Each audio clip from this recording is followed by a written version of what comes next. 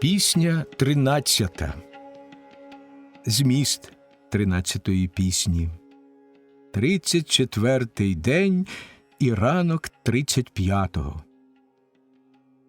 Одіссей, нагороджений щедро царем Алкіноєм, царицею Аретою і феаками, залишає з наближенням ночі їх острів. Він засинає. Тим часом корабель феакійський, швидко закінчивши своє плавання, досягає Ітаки. Наблизившись до Форкінської пристані, мореплавці виносять сонного Одіссея на берег і там залишають його з усіма скарбами, які він одержав від феаків, а самі віддаляються. Роздратований Посейдон перетворює їхній корабель у скелю. Одіссей прокидається, але не впізнає своєї землі, яку Афінна вкрила густим туманом. Богиня зустрічається з ним у вигляді юнака. Він розповідає вигадану пригоду, тоді Афіна відкривається йому, прибравши вигляд діви. Сховавши Одіссеєві скарби у гроті Наяд, богиня дає йому настанову, як помститися на женихах, перетворює його у злиденного старця і, наказавши йому йти у глиб острова до свинопаса Евмея, сама відлітає в Лакедемон до Телемаха. Відплиття Одіссея з країни феаків і прибуття до Ітаки. Так говорив Одіссей, і тиша навколо настала. Мов зачаровані всі в звечорілих сиділи покоях. Зрештою, так Алкіной, озвавшись до нього, промовив: як уступив Одіссею, на мідний поріг ти у дім мій, високоверхий, то певен я, що й до свого незабаром вернешся ти без блукань, хоч багато зазнав їх раніше. Вам же, старшино шановна, що в домі моєму іскристе п'єте пошани вино і наслухаєте співу аедів, ось що до кожного і всіх вас звертаючись маю сказати. В гладко обтесаній скрині вже складено й шати для гостя, й вироби з золота тонко відлиті, й всі інші дарунки, що поприносили ви йому, радники славних феаків. Даймо, крім того, йому по триногу великому кожен, і по котлові, а потім, з народу зібравши своїми, втрати повернем. Важкий для одного це був би дарунок. Так говорив Алкіной, і подобалось всім його слово. Потім вони спочивать по своїх розійшлися домівках. Ледве з досвітньої мли заясніла Еос розоперста. До корабля вони з мідним усі поспішили начинням.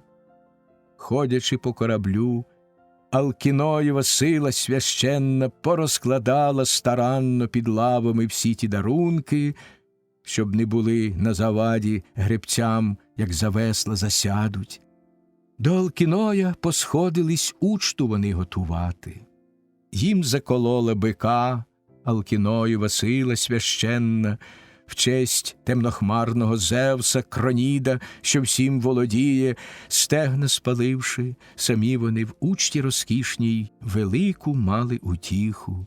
Співав перед ними співець божественний, славний між людом усім Демодок. Одіссей же до сонця ясного голову все повертав з нетерпінням, коли вже зайде воно, так прагнув він швидше від'їхати звідти. Так як ввечері жадає ратай, що майстерного плуга на новині цілий день йому тягнуть воли винно темні, І серцем радіє, коли вже на захід схиляється сонце, і близько вечеря, і вже він іде, ледве тягнучи ноги. Так же радів Одіссей, як на захід схилилося сонце.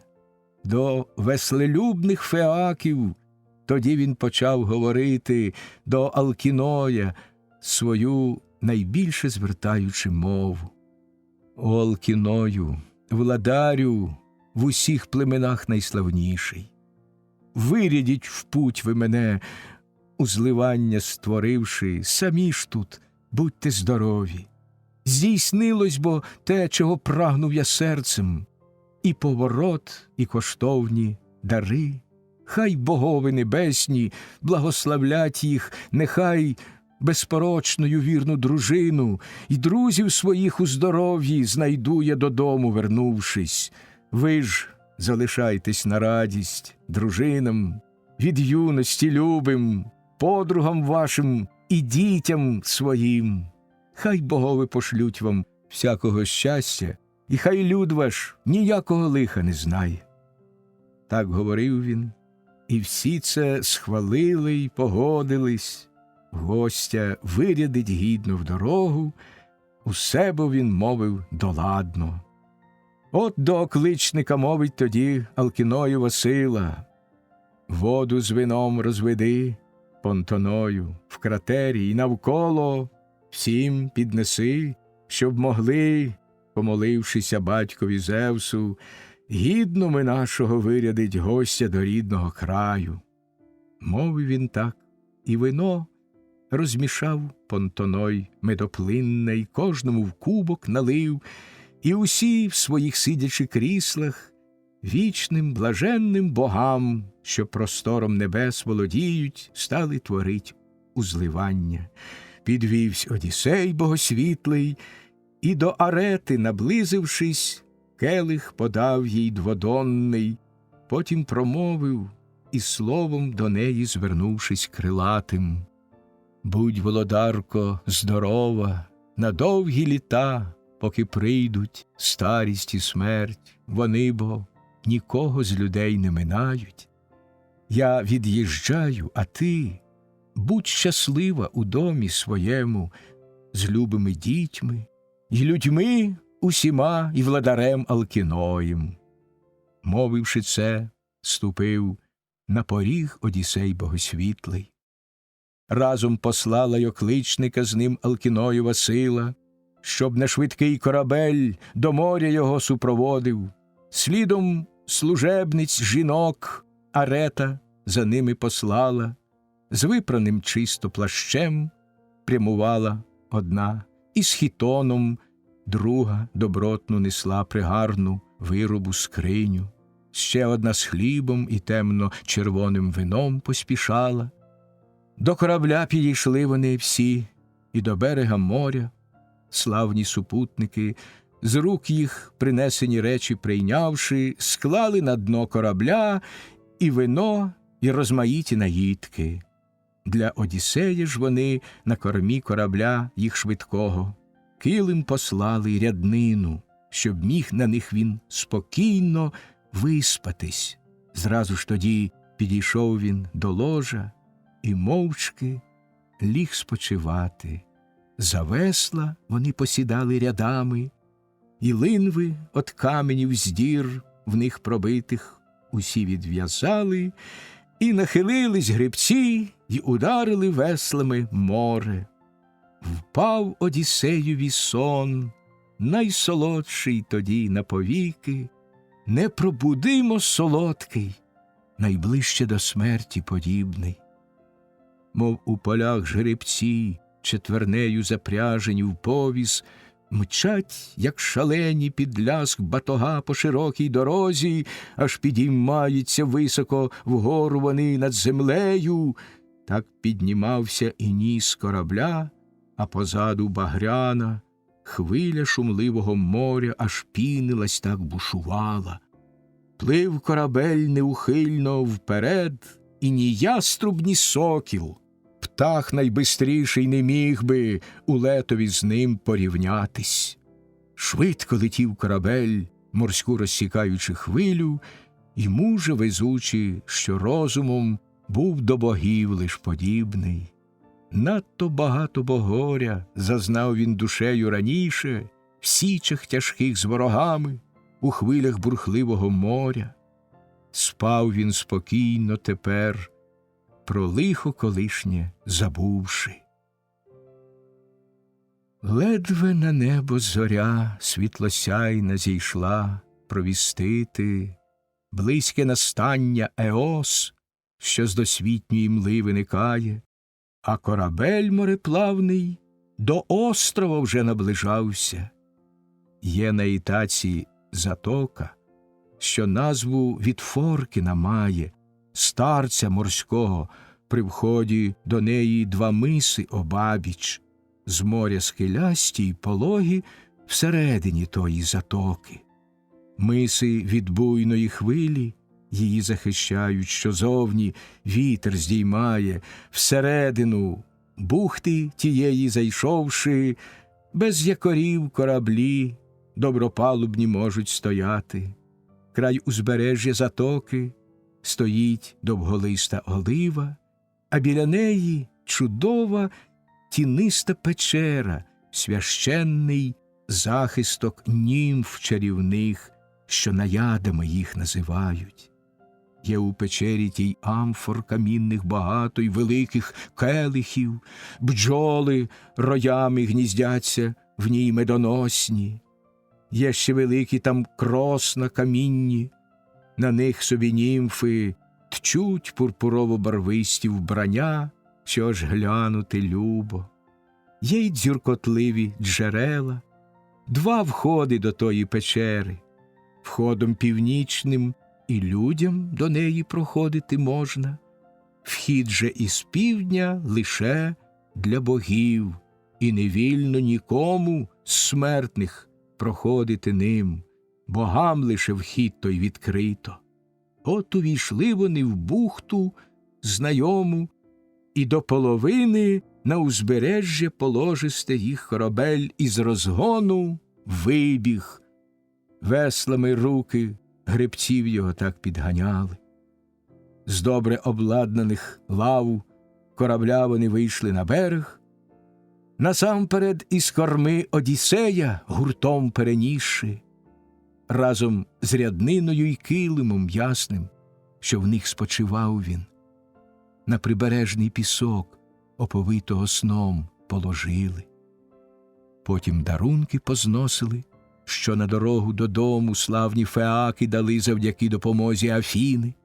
Склали докупи усе, під оливу вони довголисту, одаль дороги, щоб шкоди хто-небудь з людей перехожих не наробив, поки сам Одіссей ще від сну не прокинувсь. Зразу ж додому назад попливли. Та землі потрясатель грозьб не забув, що раніш богорівному він Одіссею ними грозив, і у Зевса тоді попросив він поради. «Зевсе, наш батьку, пошани ніякої поміж богами більше не матиму я, якщо смертні мене не шанують. Навіть феаки, що рід свій славетний від мене виводять. Я сподівався, що лиш перетерпівши лиха багато, вернеться все ж Одіссей.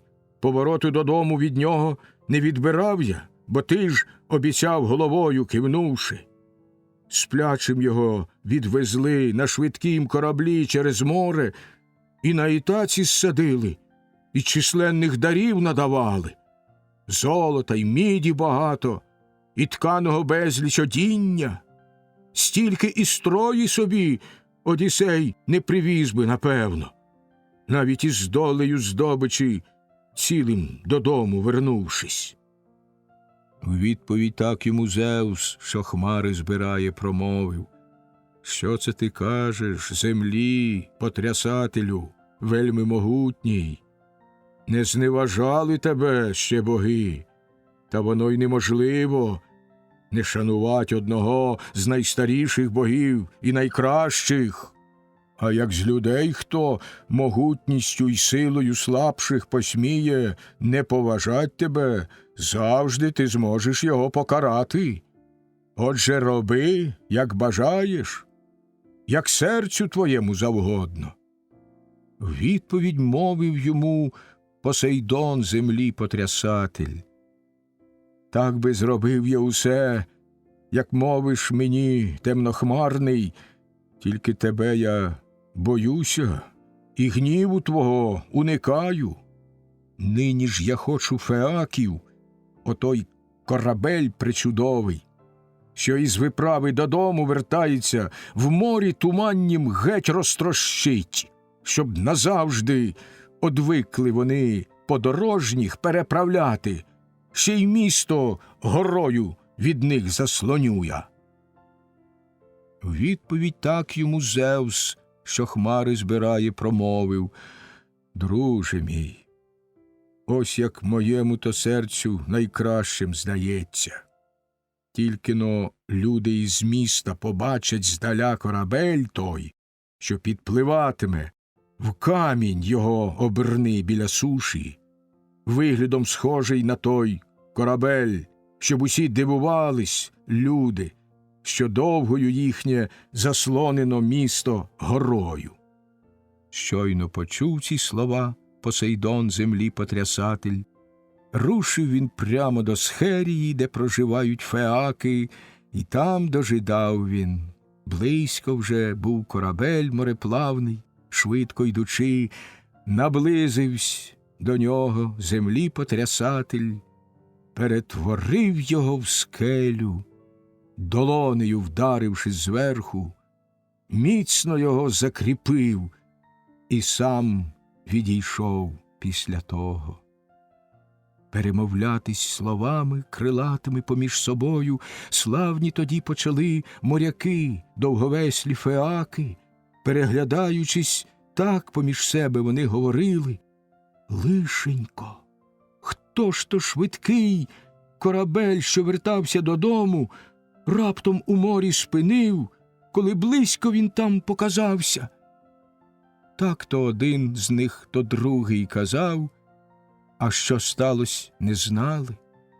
Отже, озвався тоді Алкіной і так до них мовив: горенько, ось воно давнє збулося таке віщування батька мого, що сказав: на нас Посейдон прогнівиться тим, що ми через моря перевозці для всіх безодмовні. Прийде година, казав, коли наш корабель причудовий, що повертатися буде з виправи в туманному морі, Бог нам розтрощить і довгою місто заслонить горою. Так повістив мені батько, і все це збувається нині. Отже, послухайте всі і зробіть те, що зараз скажу вам. Не перевозьте нікого з людей, хто б до нашого міста не нагодивсь. Посейдонові ж зараз 12 довірних в жертву биків принесім. Може, зглянеться він і ласкаво, міста не буде високою нам заслоняти горою. Так він сказав, і биків вони в страсі взялись готувати. Потім щиро благать почали владаря Посейдона, славні вожді та правителі всі феакійського люду, стоячи круг вівтаря. Одіссей пробудився тим часом, лежачи на вітчизняній землі, та її не впізнав він, бо не бував тут давно. Крім того, Паллада Афіна, Зевсова донька, туманом її огорнула, щоб часом хтось і його не впізнав, щоб самі йому все розказати, щоб ні дружина, ні друзі й сусіди його не впізнали, поки на всіх женихах за зухвальство їх він не помстився. Ось чому нині здавалося іншим усе владареві. бухти вигідної плесо, і видкі узбережні стежини, і скелі стрімчасті, й дерева, що порозростались навколо. Раптом підвівся і став у рідну, вдивляючись землю, і голосно він заридав, по стегнах долонями вдарив, і в невимовному жалі до себе самого промовив: «Горе мені, до кого, в яку я країну потрапив? Чи непривітні та дикі тут люди, що правди не знають? Чи доброзичливі серцем, гостинні і богобоязні? Де ці скарби я великі подіну? І де ж це нарешті я опинився? Було б таки краще мені у Феаків там залишатися. Вдався б до когось я з владців могутніх, хто полюбив би мене і до рідного вирядив краю. Де ж це сховати тепер, я не знаю, а тут залишати я б не хотів, щоб усе воно здобичу інших не стало. Горенько, несправедливі були і не дуже розумні славні вожді та правителі всі феакійського люду. Вкрай мене інший вони завезли, обіцявши на острів, видний здаля на Ітаку вести, і не дотримали слова. Зевс їм відплатить, благаючих всіх оборонець, що й інших сам назирає людей і всім віддає по заслузі. Гляну ж тим часом скарби, полічу я свої та побачу, чи не забрали феаки чого, кораблем від'їжджавши. Мовивши так, заходивсь казани і триноги лічити, й вироби всі золотії, і чудові одіння взористі. Не бракувало нічого. У тузі по рідному краю над узбережжям шумливого моря почав він блукати, тяжко сумуючи. Близько до нього підходить Афіна в вигляді хлопця, овечих отар пастуха молодого, ніжного вродою, наче якогось державця дитина, з гарним плащем добротканним на плечах і згорнутим вдвоє, з списом в руках, а ноги світлисті в сандалії взуто. Глянув на неї й зрадів Одіссей. І, підходячи навстріч, так він промовив, і словом до неї звернувшись крилатим: «Друже мій, першим тебе я у цій зустрічаю країні. Будь же здоров і не стався до мене з чуттям зловорожим, а порятуй мої речі і мене порятуй, наче Бога щиро благаю тебе, і до колін я твоїх припадаю. Ти ж мені правду усю розкажи, щоб знав я напевно, що за земля, що за край, який його люд населяє. Острів то, що звідусіль його здалеку видно, чи берег то суходолу родючого, що виступає у море?» Відповідь мовить йому ясноока богиня Афіна: «Чи не дурний ти, чужинче, та й здалеку, мабуть, прибув ти, що запитав про цю землю у мене? Отож не така, то вже й невідома вона. Багато хто знає про неї. І поміж тими людьми, що далеко живуть на схід сонця, і серед тих, що за ними на заході млистім домують. Надто скеляста вона, так що кіньми по ній не проїхать, та не така то вже й бідна, хоч, правда, не дуже простора. Хліба родить вона, і вина виноградного завжди вдосталь, бо часто й дощі тут ідуть, і роса випадає, і пасовиська для кіз, і свиней тут чудові, й багато всякого лісу навколо, й джерел із водою питною. Тимто, чужинче, і таки ім'я досягло і до Трої, що десь далеко, як кажуть, лежить від Ахейського краю. Мовила так, і незламний зрадів Одіссей богосвітлий, втішений тим, що він в ріднім краю, як йому сповістила Зевса егідодержавного донька Паллада Афіна. Отже, озвавсь він і словом до неї звернувся крилатим, та не повів усієї він правди, притримавши слово в серці, як завжди, багато ховаючи мислей лукавих. Чув про Ітаку давно я, ще бувши на Криті розлогім, в морі далекому, нині ж і сам я доплинув до неї з скарбом своїм, лишивши і дітям іще стільки само, втік я відтіль, бистроногого там Ортілоха убивши, що народився від Ідоменея і на Криті розлогім, в гонах швидких подолав навіть тих, хто й годуються з сього. Хотів бо від мене він строї привезену всю відібрати здобич, що стільки вже горя за неї зазнав я душею, в січах важких з ворогами, у хвилях бурхливого моря, бо не коривсь його батькові я, біля Трої служивши, в нього в загоні, а сам тоді власну очолив ватагу. Мідним я списом ударив його, коли він повертався з поля, а я із товаришем ждали його край дороги. Ніч тоді темна все небо вкривала, і жодна людина нас не побачила. Втайні і душу від нього забрав я. Тільки коли уже вбив Ортілоха я гострою міддю, на корабель я побіг, фінікіян славетних благати, вдар пропонуючи їм із здобичі долю чималу. Взяти благав я з собою мене й одвести аж у Пілас, чи до Еліди священної, де владарюють епеї.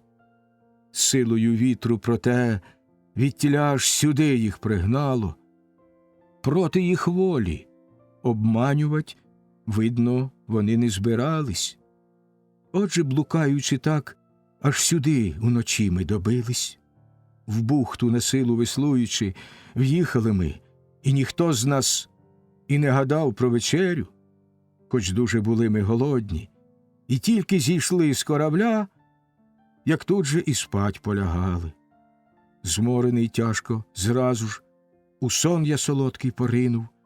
Скарб фінікіїни мій з корабля позносили швидко. І там, де лежав я, поклали усе на піску прибережнім.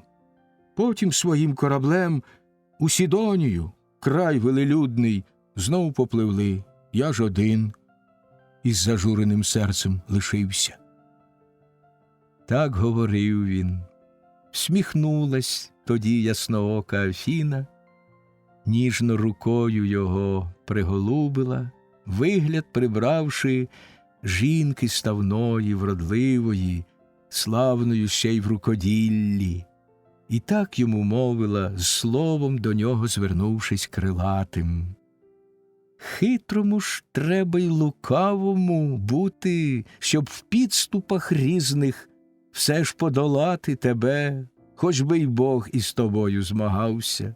Надто вигадливий ти і хитромудрий, ба навіть не хочеш, в ріднім краю опинившись, оманливих слів і лукавства, любих тобі ще й з віку дитячого, врешті зректися. Та перестань бо про це говорити. Умієм обоє ми хитрувати, і смертних ти всіх перевищував завжди в слові й пораді, а я між богами безсмертними славлюсь, розумом гострим і хитрістю вдачі. Як же це й досі Зевса дочки не впізнав ти, Паллади Афіни? Я ж завжди в скруті якійсь біля тебе і від лиха тебе захищаю.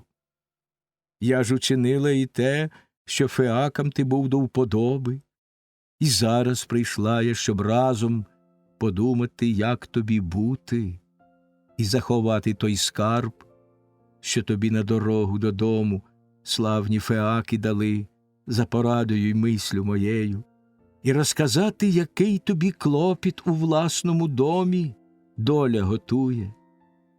Ти все оце витерпіть конче повинен, та не розказуй нікому, з жінок чи мужчин, що вернувся ти із далеких блукань, а мовчки усе й терпеливо знось із неваги і кривди, людському скорившись насильству. Відповідаючи, мовив тоді Одіссей велемудрий: важко, богине, зустрівши тебе, упізнати людині, хоч би й досвідченій. В постатях різних себе ти являєш. Знаю те добре я й сам, що була ти до мене прихильна, в дні, як під Троєю ми, Ахеїв сини, воювали, а як уже зруйнували Пріамове місто високе, й на кораблях отплили, і Бог всіх Ахеїв розсіяв, більше я, Зевсова доню, не бачив тебе й не помітив, щоб на моїм кораблі ти мене від біди захистила. Довгий бо час по світах, із розкраєним серцем у грудях я проблукав, поки з лиха богови мене врятували.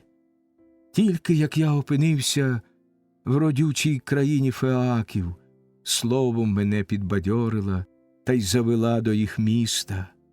Нині ж ім'ям твого батька благаю уклінно, не вірю, що на Ітаку я здалеку видну прибув, мабуть, в іншій я опинився країні, а ти, лиш глузуючи з мене, розповідала те все, щоб серце мені одурити.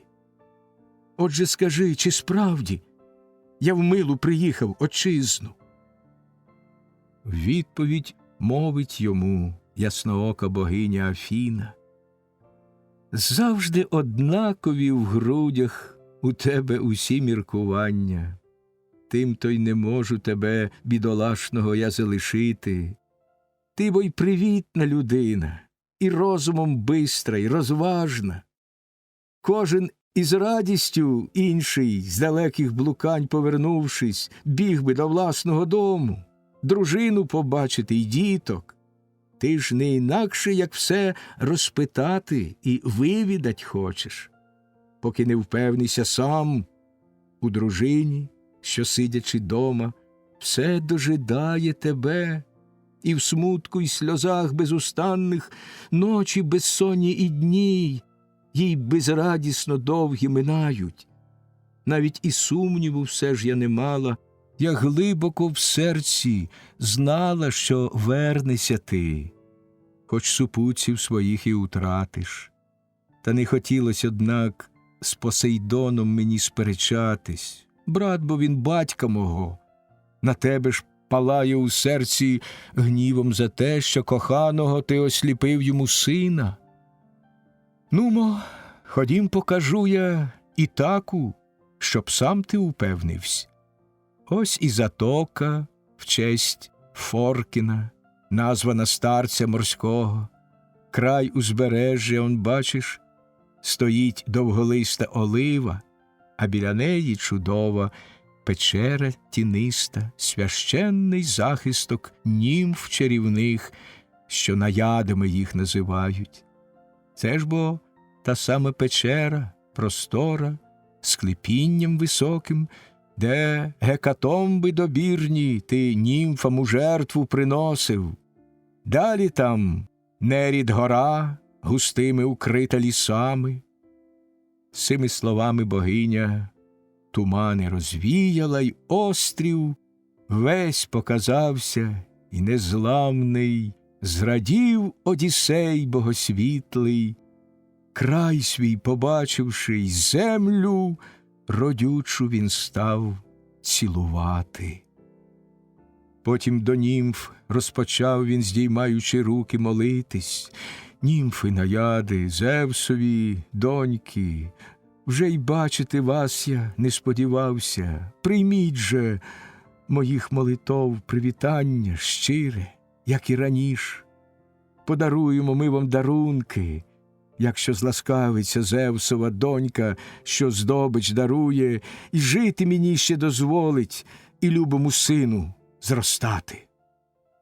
В відповідь мовить йому ясноока богиня Афіна: та не турбуйся, не цим тобі треба тепер клопотатись. Швидше сховаймо у глиб божественної цієї печери скарб твій увесь, щоб там залишатися міг він безпечно, і поміркуймо самі, як краще надалі нам бути. З цими словами богиня пройшла під похмуре склепіння, помацки в пітьмі шукаючи закутків, слідом за неї золото ніс Одіссей, із міді міцної начиння, і шати розкішні, усе, що феаки йому дарували. Все поскладали дбайливо, і скелею вхід завалила донька егідодержавного Зевса Паллада Афіна. Сидячи разом під тінню оливи священної, стали вдвох міркувати вони, як женихів знахабнілих позбутись. Першою річ почала ясноока богиня Афіна: «О Лаертід богорідний, удатний на все Одіссею, ти поміркуй, як прибрати до рук женихів безсоромних. 3 уже роки зухвало вони хазяйнують у тебе, сватають жінку твою, богорівну й дари їй приносять. Та дожидає всечасно тебе вона серцем печальним, кожному з них обіцяючи, всім подає їм надії, вісті усім розсилає, та іншого думкою прагне». Відповідаючи так, говорив Одіссей велемудрий: «Леле, то доля лиха Агамемнона, сина Атрея, так же раптово й мене спіткала б сьогодні в моєму домі, якби наперед ти, богине, про це не сказала. Дай же пораду, як краще, на них я помститися маю. Стань біля мене сама, вдихни мені сили й відваги, як і тоді, коли строї ми світлу намітку зривали. Як допоможеш так щиро й тепер ти мені, ясноока, то потолав би мужів я зо 300 удвох із тобою. Тільки б ласкаву богине владарко дала допомогу». В відповідь мовить йому ясноока богиня Афіна: «Буду весь час я з тобою, самого тебе не покину. Щойно до справи візьмемося ми, тоді, я гадаю, вже не один з женихів, що твої проїдають набутки, кров'ю і мозком своїм обрискає землю навколо. Тільки зміню тебе так, щоб люди ніяк не впізнали. Зморщу прекрасну я шкіру на тілі твоєму гнучкому, і над чолом твоїм, русе, понищу волосся, і лахміттям постать прикрию, щоб кожен, хто гляне на тебе, жахнувся. Мутними очі зроблю, раніше такі ще прекрасні, щоб і усім женихам ти на вигляд огидним з'явився, і навіть дружині і синові, що їх удома лишив ти. Сам же ти спершу знайди старого свого свинопаса, що стереже твої свині, і тобі увесь відданий щиро. Любить він сина твого і Пенелопу розважну шанує. Біля свиней його знайдеш. Там гурт їх чималий пасеться, близько воронячих скель, недалеко джерел Аретуси. Жолуді ситні їдять вони там і п'ють темно-чорну воду, Отож бо і салом жирнющим вони обростають. Там зупинись і, підсівши, про все розпитаєш у нього. Поки я в Спарту подамся, жінками вродливими славну, щоб Телемаха покликати, сина твого дорогого, що в Лакедемон просторий навідався до Менелая. Може, дізнається там, чи є ти де-небудь на світі? Відповідаючи, мовив тоді Одіссей велемудрий: чом же ти, знаючи правду, раніше йому не сказала? Чи не на те, щоб і він, в неспокійному морі блукавши, лиха натерпівся, й інші прожиток його проїдали б? Відповідь мовить йому ясноока богиня Афіна: клопіт про нього нехай твого серця тепер не турбує. Я бо сама виряджала його, щоб у цій він виправі доброї слави набув. З ним жодного лиха не сталось. В домі Атріда спокійно сидить він у повнім достатку. Правда, із чорним своїм кораблем тут чигають на нього молодики, щоб раніше убить, ніж в отчизну приїде. Тільки не буде цього. Земля бо раніше покриє не одного з женихів, що набутки твої проїдають. Мовивши це, Одіссея жезлом доторкнулась Афіна, зморшками вкрилась на тілі гнучким його шкіра прекрасна, і над чолом його русе облізло волосся, і постать згорбилась раптом уся, так неначе в одряхлого старця. Вмить помутніли і очі, раніше такі ще прекрасні. Дране лахміття брудне, і хітон вона зовсім дірявий, димом пропахлий гірким, подала наготу йому вкрити. Зверху ж на плечі йому облізлу накинула шкуру оленя бистрого, палку дала йому в руки й за спину, латані вбогі сакви на вірьовці за місто ременю. Змовившись так, розійшлися вони, подалася Афіна в Лакедемон прекрасний, щоб сина вернуть Одіссею. Пісня 14. Зміст 14-ї пісні. День 35. Одіссей приходить до Евмея. Поснідавши з ним, він намагається запевнити старого свинопаса, що володар його незабаром повернеться, і підтверджує це клятвою, але Евмей йому не вірить. Одіссей розповідає вигадану пригоду про себе. Увечері й інші пастухи повертаються з пасовища, Евмей вбиває на вечерю вгодовану свиню. Холодна ніч. Одіссей вигаданою про себе історією спонукає Евмея дати йому теплу карею на ніч.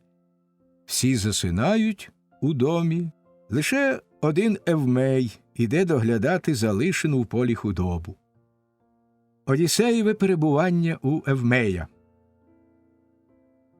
Стежкою йшов кам'янистою сам Одіссей від затоки на верховини лісисті, бо там, як мовляла Афіна, жив свинопас богосвітлий, що дбав про майно свого пана, так як ніхто із челядників слуг в Одіссеєвім домі.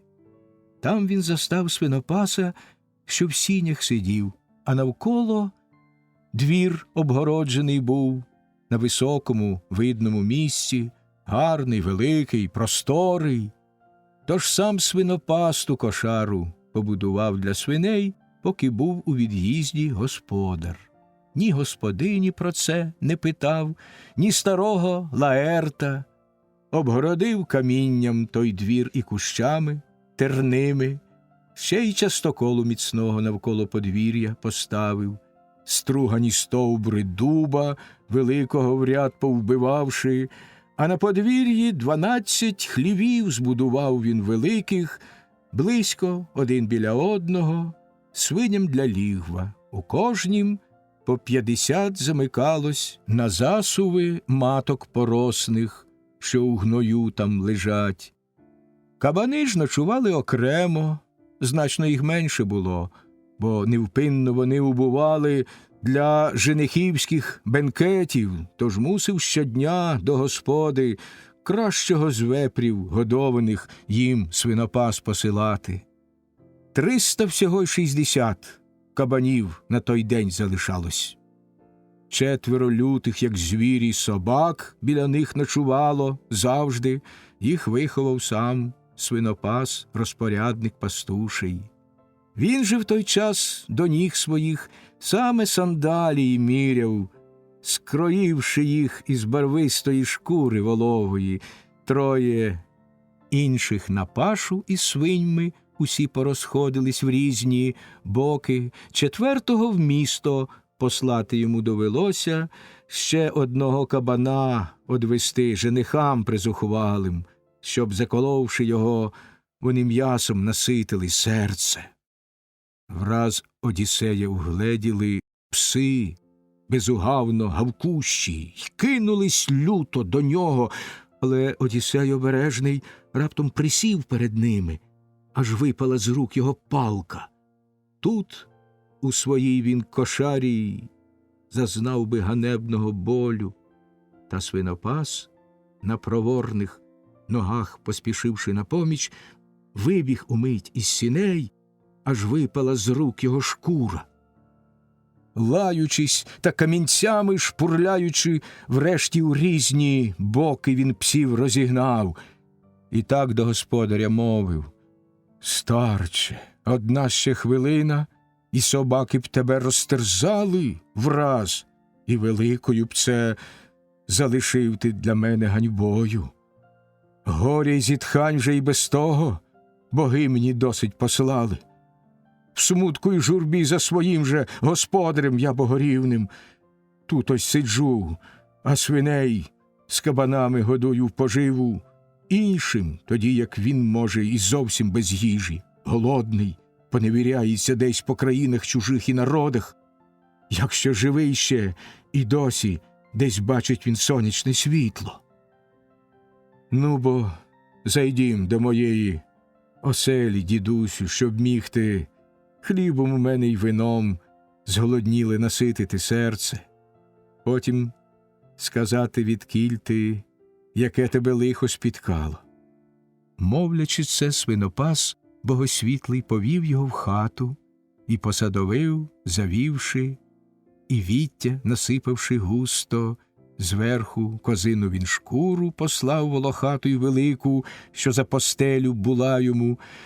Дуже гостинністю цею втішений був Одіссей, і так він до нього промовив: «Хай тобі, друже, сам Зевс і всі інші богови безсмертні все, чого прагнеш, дадуть за щиру гостинність до мене».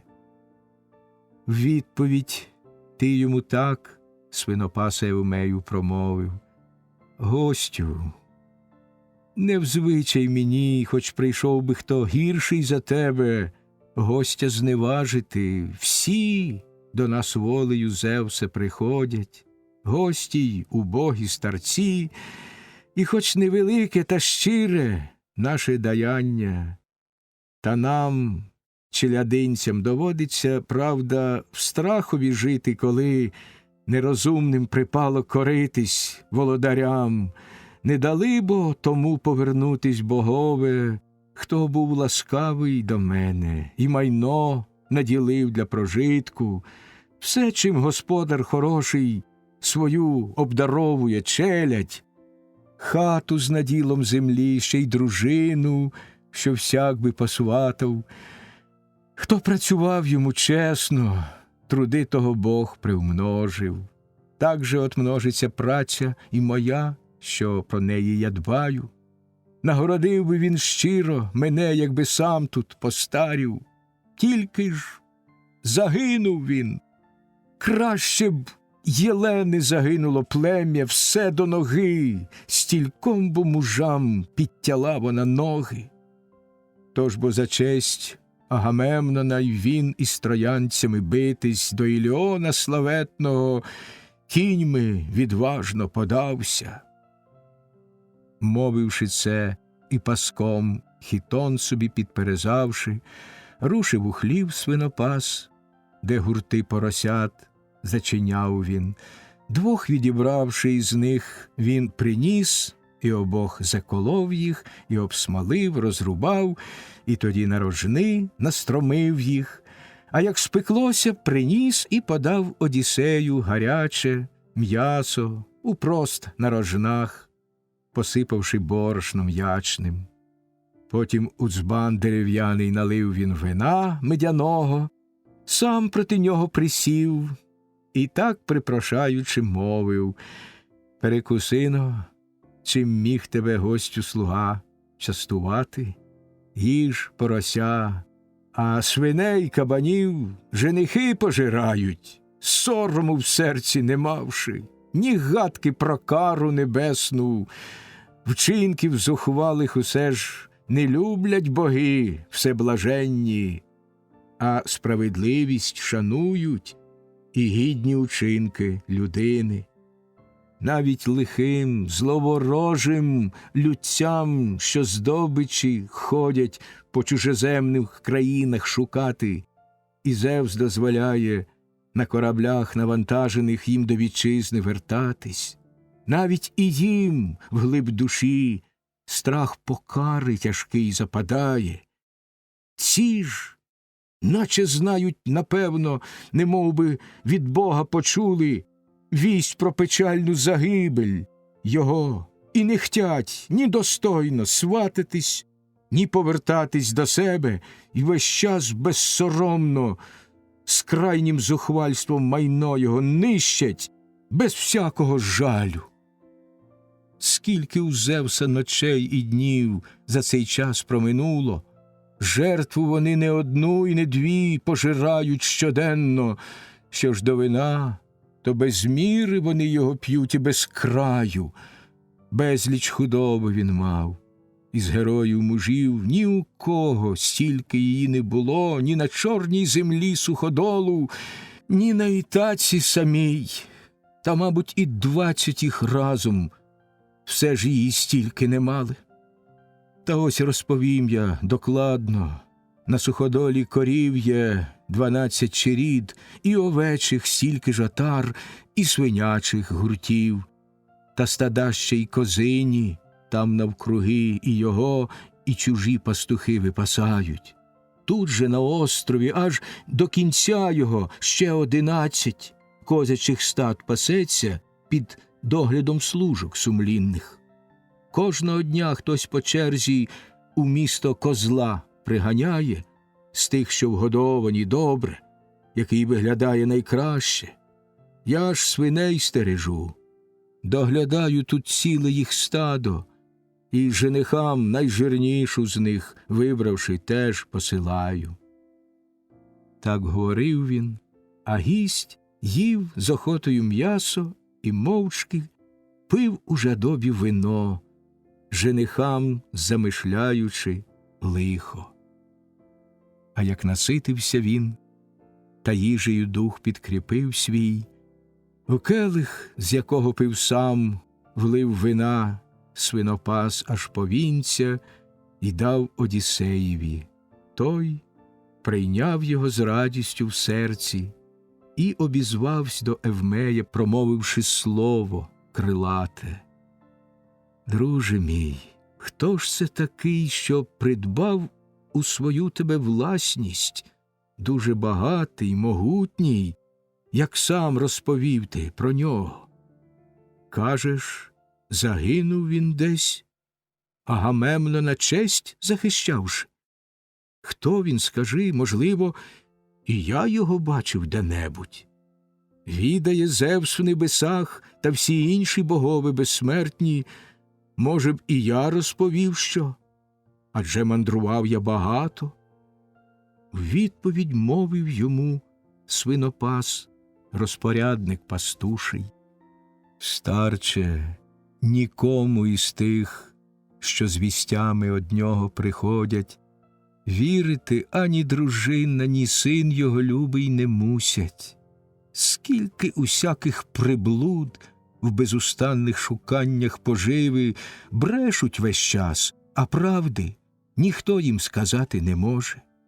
Кожен приблуда такий, заблукавши до нас на Ітаку, до господині приходить моєї й плете небилиці. Добре прийнявши, про все вона довго розпитує в нього, і тяжко сумуючи, ронить рясні із повік вона сльози, як і годиться дружині, що десь чоловік її згинув. Байку і ти, стариганю, якусь уже скласти готовий. Тільки б хтось дав тобі плащ із хітоном та інше одіння. Мабуть, давно вже пси із хижими птахами в нього шкіру обдерли з костей, що душа вже від них відлетіла. Може, десь риби морські його з'їли, а кості на суші досі й піском занесло на далекім морськім узбережжі. Так і загинув він там, а друзів журитись покинув. Всіх, особливо ж мене. Ніде не знайду вже такого доброго серцем господаря в світі, куди б не пішов я. Навіть коли б я до батька і матері знову дістався в дім, у якому вони й народили мене і зростили. Отже, за ними не так я журюся, хоч дуже хотів би в рідну країну, вернувшись, на власні їх бачити очі. За Одіссеєм, що безвісти зник, мене жаль гортає. Ні, хоч нема його тут, називать на ім'я його просто я не наважусь. Любив він мене, вболіваючи серцем. Я дорогим його зву, хоч немає його і понині. Відповідь мовив незламний йому Одіссей богосвітлий. Друже мій, все заперечуєш ти і говорити не хочеш про поворот його, серце з невір'ям наповнене в тебе. Я вже не просто кажу тобі, клятву я дати готовий, що Одіссей таки має вернутись. За звістку приємну, зразу ж, як тільки сюди він повернеться і прийде додому, ти одягнеш мене в плащ із хітоном, прекрасне одіння, хоч і в великій нужді раніш не візьму я нічого. Так же, як брама Аїдова, той ненависний для мене, хто на свої, посилаючись, злидні плете небилиці, свідком хай Зевс мені буде найперше, і стіл цей гостинний, і Одіссеєве вогнище це, що до нього прийшов я. Збудеться справді усе воно так, як тобі оце мовлю. Отже, повернеться знов Одіссей ще цього ж таки року. Місяць один тільки зникне у небі, а другий настане. Вернеться він додому, і на кожному з тих він помститься, хто зневажає дружину його і пресвітлого сина.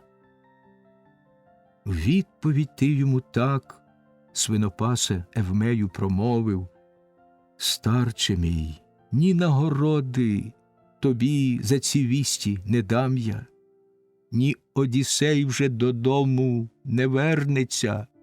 Отже, спокійно, пий і почнімо про інше розмову. Про це ж мені більше вже не нагадуй, бо серце у грудях моїх від печалі ниє, коли про господаря доброго хтось нагадає. Годі нам клятви давать.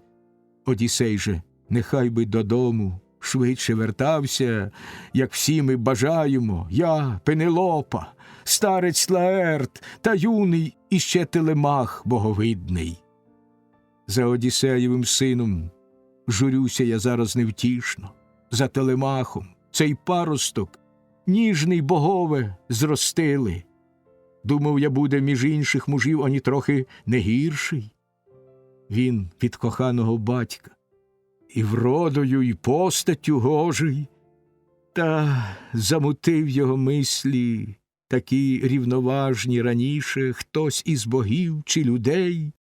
Він вісті про батька збирати в Пілос священний подавсь.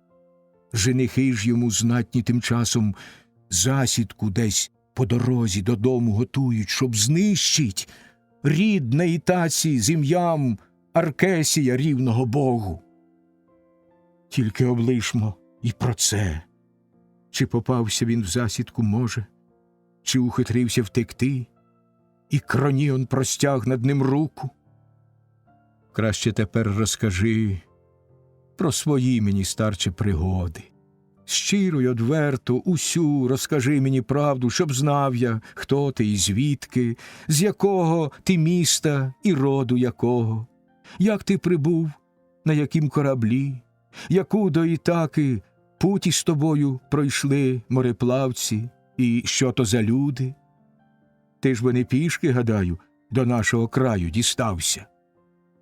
Відповідаючи, мовив тоді Одіссей велемудрий: зараз одверто і щиро всю правду тобі розповім я.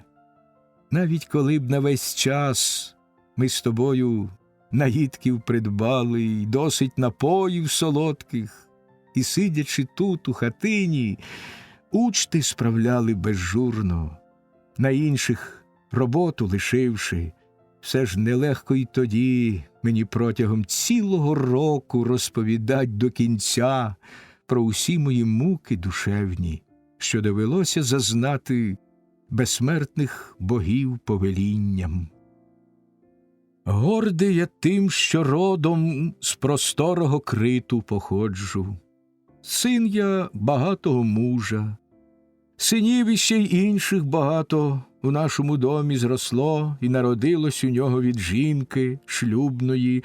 Мати ж моя була лиш наложниця, батьком куплена, та шанував мене в рівні з законними дітьми Кастор, що сином Гілаковим був, і гордий вести я рід свій від нього. На Криті його шанували як Бога і за багатство, і за щастя, і за славних синів благородних, кери смертельні по нього прийшли, і в оселю Аїда перенесли його. Діти його гордовиті відразу ж поміж собою усе поділили майно жеребками. Тільки мені дуже мало дали та будинок лишили. Взяв я дружину, проте із чужого заможного роду за доброчинність мою не був ні на розум я вбогим, ні боягузом у битвах. Тепер уже все це минуло, та й на стерню ти, гадаю, поглянувши, можеш пізнати колос. Зазнав, бо донині я надто багато нещастя. Силу богове Арей і Афіна мені дарували, і мужню відвагу. Скільки разів я з загоном довірних воїв у засідках був, ворогам готувавши загибель. Думка про смерть мені серця відважного все ж не смутила. Першим я кидався в бій, і кожного між ворогами, хто мені швидкістю ніг поступавсь, досягав своїм списом. Був я такий у боях, ні домашньої, ні польової не полюбляв я роботи, що множить добробут родини. Любими завжди для мене були кораблі многовеслі, стріли разючі, списи мідногострі й бої з ворогами. Речі страшні, що для інших жахливими завжди здавались. Я ж полюбив їх, поклав, бо любов до них Бог мені в серці. Інша людина й утіхи у іншому ділі шукає. Ще перед тим, як Ахеїв сини виступали на Трою, 9 разів на швидких кораблях із мужами ходив я в землі чужинних мужів, привозив із здобич велику, сам, що подобалось, брав, та й розподілу за жеребками теж припадало багато. Так множилась дому заможність. Скоро накриті й боятись мене почали, шанувати. А після того, як Зевс громозвучний страшну нам намислив, путь, що стільком у недовзі мужам підтяла на ноги, з Ідоменеєм славетним мені кораблі довелося до Іліона вести. Але й відмовлятись від цього ніяк було. Поголоска пішла б у народі й не слава. 9 під Троєю літ ми, Ахеїв сини, воювали, а на 10-й, узявши Пріамове місто високе, на кораблях отпливли, і Бог скрізь Ахеїв розсипав. Та від порадника Зевса найбільше мені, бідоласі, випало лиха. Із місяць пробув я з дружиною дома, дітьми й достатком своїм утішаючись, та після того серце штовхнуло мене, швидкі кораблі спорядивши, і богорівних супутців узявши в Єгипет податись. 9 я взяв кораблів, негайно зібралися й люди, товариші мої любі, ще цілих 6 днів після того учти справляли, а я поставляв безустанно худобу, щоб і для жертви богам, і для учт їм самим вистачало.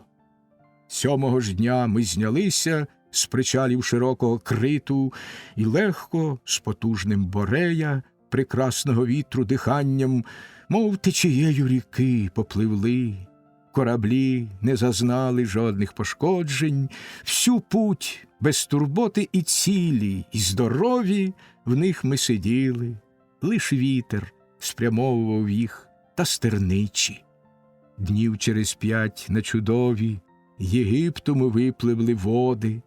Став на Єгипті ріці з крутобокими я кораблями, потім на берег звелів супутникам витягти вірним наші усі кораблі і самим біля них залишатись, а спостерігачам вийти звелів на чатівні дозорні. Та у зухвалій відвазі, на власні довірившись сили, кинулись раптом вони єгипетські ниви чудові скрізь грабувати. Жінок з немовлятами всіх полонили і повбивали мужів, сягали до міста їх крики. Гомін, почувши на поміч, єгиптяни їм на світанку вибігли. Відблиском міді і брязкотом кінних і піших сповнилось поле. Зевс, громовладний в лихе боягузтво, ввергнув супутників наших. Ніхто проти вражої сили з них не устояв. Страшне звідусюди грозило їм лихо. Дуже багато тоді полягло нас від гострої міді, інших до праці гіркої примусили, взявши живими. В серці ж моєму сам Зевс такий утворитися зволив думці, було б мені краще умерти в Єгипті, знайти там долю свою. Нове вже мені готувалося горе. Вмить з голови я шолом свій чудового виробу скинув, разом із щити з плечей, і спис я жбурнув свій далеко. Кинувсь до коней державця тоді, і коліна з риданням став цілувати йому. Змилосердився він, і, піднявши, в повіз мене посадив, і повіз до своєї домівки. З натовпу ще ясиновими кидали в мене списами, вбити бажаючи, надто усі, бо вони розлютились. Він же мене прикривав, боячися усе ж прогнівити Зевса гостинного, котрий карав за вчинки негідні. Там я 7 років пробув, і чималий зібрав я достаток серед єгиптян, вони бо з охотою все дарували.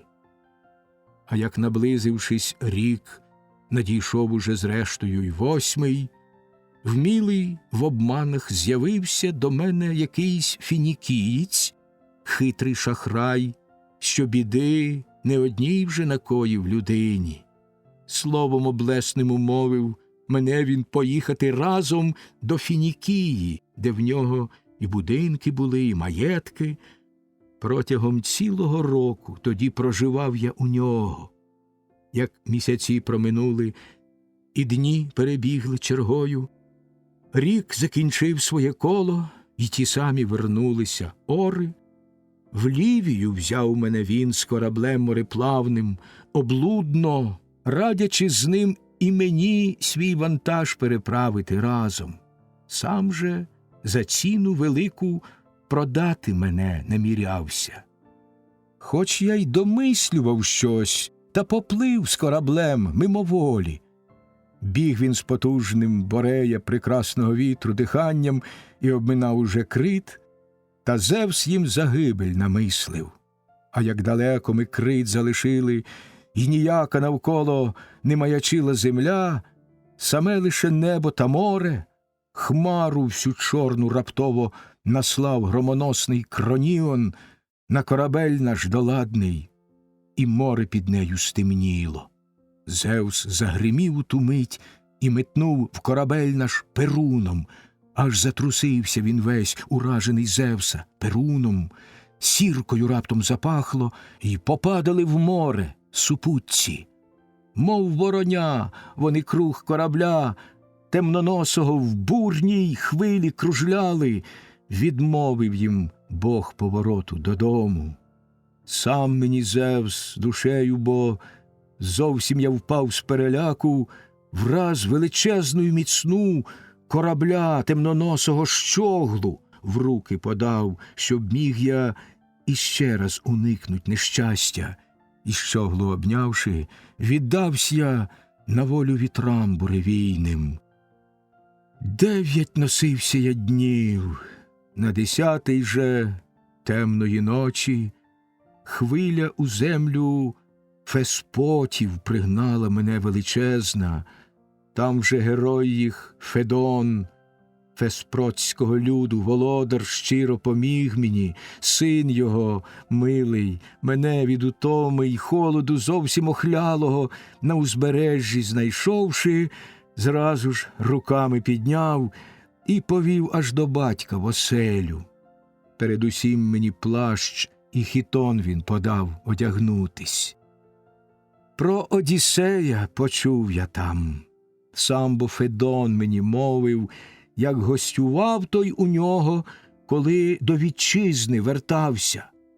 Отже й скарби показав він мені, Одіссеєм здобуті, золото й мідь, і ретельно оброблене куте залізо. В іншого 10 могло б поколінь з того легко прожити, стільки усякого скарбу поклав він у домі державця. Сам Одіссей, говорив він, в Додону поїхав, щоб з листя дуба священного там віщування від Зевса почути, як йому краще на землю і таки родючу вернутись. Після відсутності довгої, явно, чи, може, таємно, клявся мені він також, узливання у домі вчинивши, що й корабель уже спущено, і люди усі вже готові, щоб відвести Одіссея до любого рідного краю. Та відіслав він раніше мене. Корабель бо Феспроцький трапився тоді у Дуліхій, що був на пшеницю багатий. Отже, доставити конче мене до Акасти державця він наказав, та гребцям непутящим лиха до вподоби думка припала. Ще гіршій біді мене в здобич отдати. Щойно від берега зовсім відплив корабель морехідний. День мені рабства тяжкого поклали вони учинити. Плащ і хітон мій, всю одіж із мене вони поздирали, і дране лахміття брудне, і хітон мені зовсім дірявий кинули.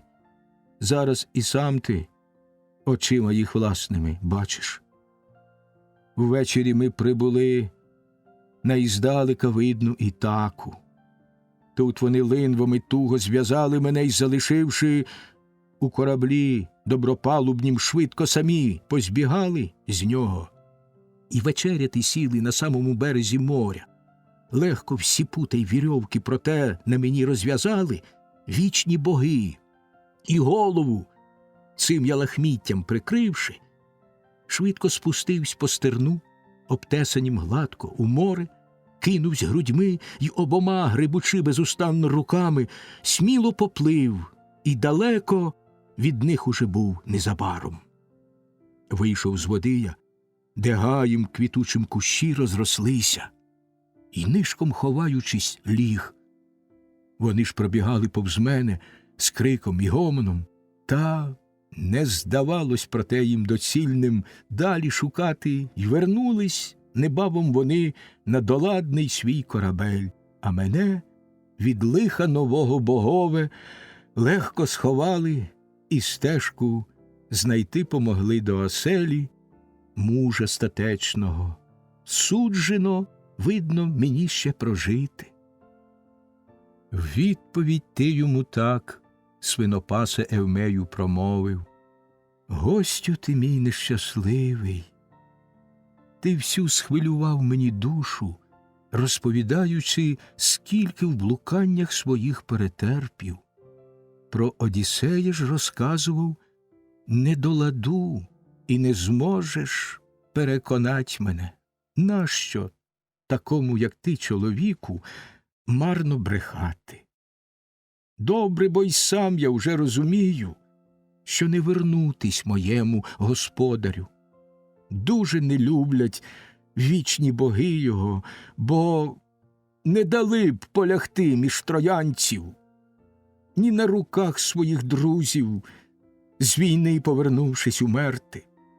Пагорб могильний над ним насипали б там Псеахеї, синові славу велику він сам залишив би навіки.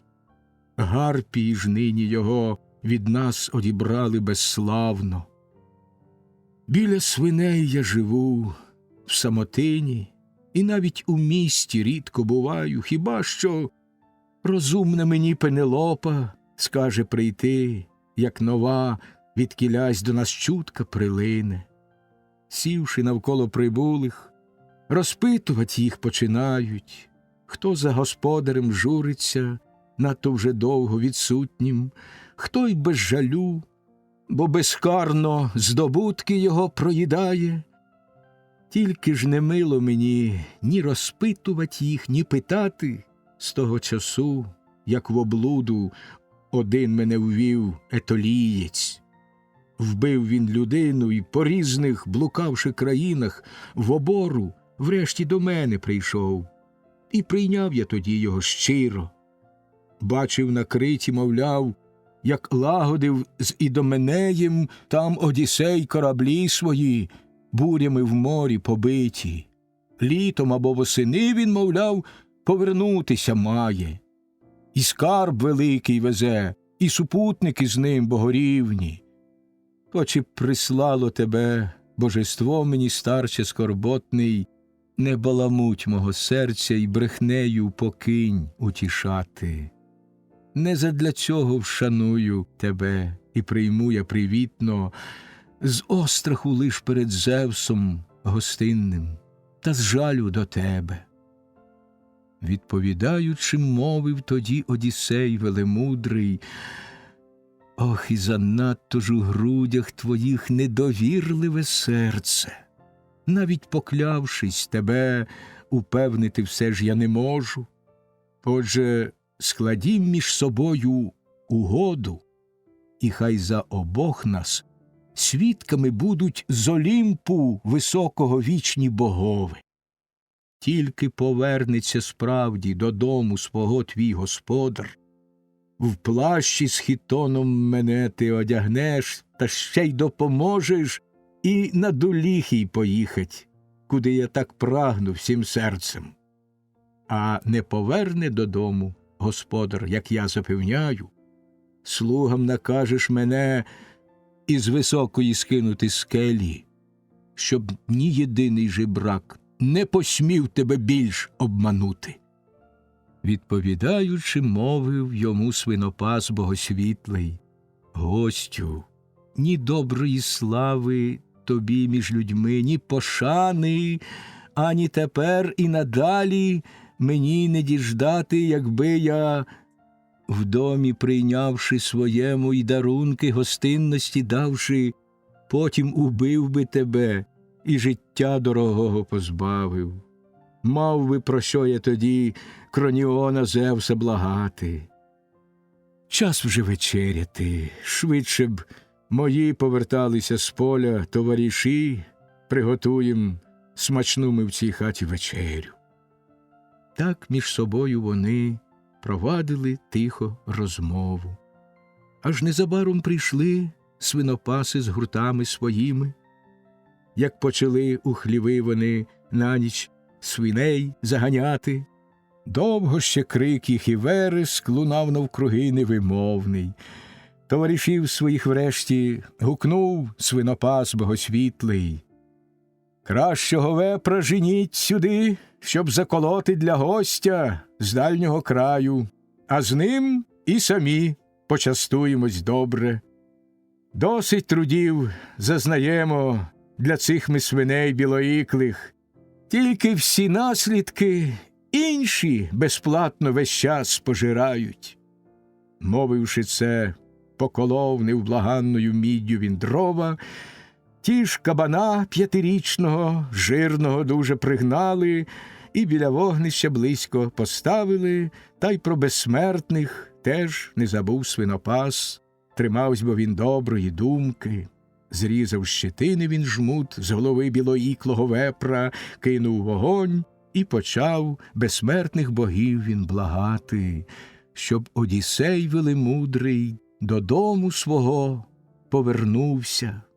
Вдарив тоді кабана він дубовим поліном по лобі, і дух з його вилетів. Зразу ж добили його, обсмалили і на шматки розрубали.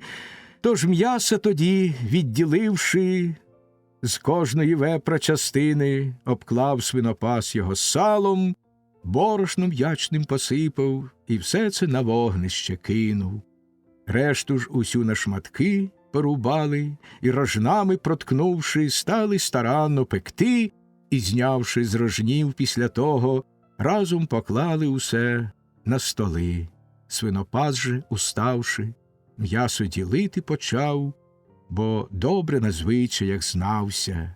7 відділивши однакових часток, він тут же розклав їх, першу частину німфам і синові Зевса Гермесу, сам, помолившись, поклав і присутнім роздав тоді решту, а Одіссея довженним хребтом білоїклого вепра ушанувавши, тим серце свого він господаря втішив. Отже, озвавшись до нього, сказав Одіссей велемудрий: «О, коли б батькові Зевсу такий ти був любий, Евмею, як і мені, то такою мене ти пошаною втішив».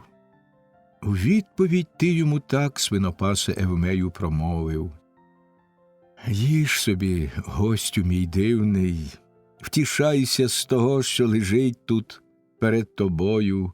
Бог нам дає і від нас відбирає. Як він у серці захоче, усе бо для нього можливе». Мовивши це, жертовні богам попалив він початки і, узливання вчинивши іскристим вином, Одіссею, городоборцеві, келих подав, і за звичаєм сів той. Хліб поділив поміж ними Месавлій, якого у поміч сам свинопас у відсутність господаря мусив придбати, ні господині, ні старця Лаерта про це не питавши.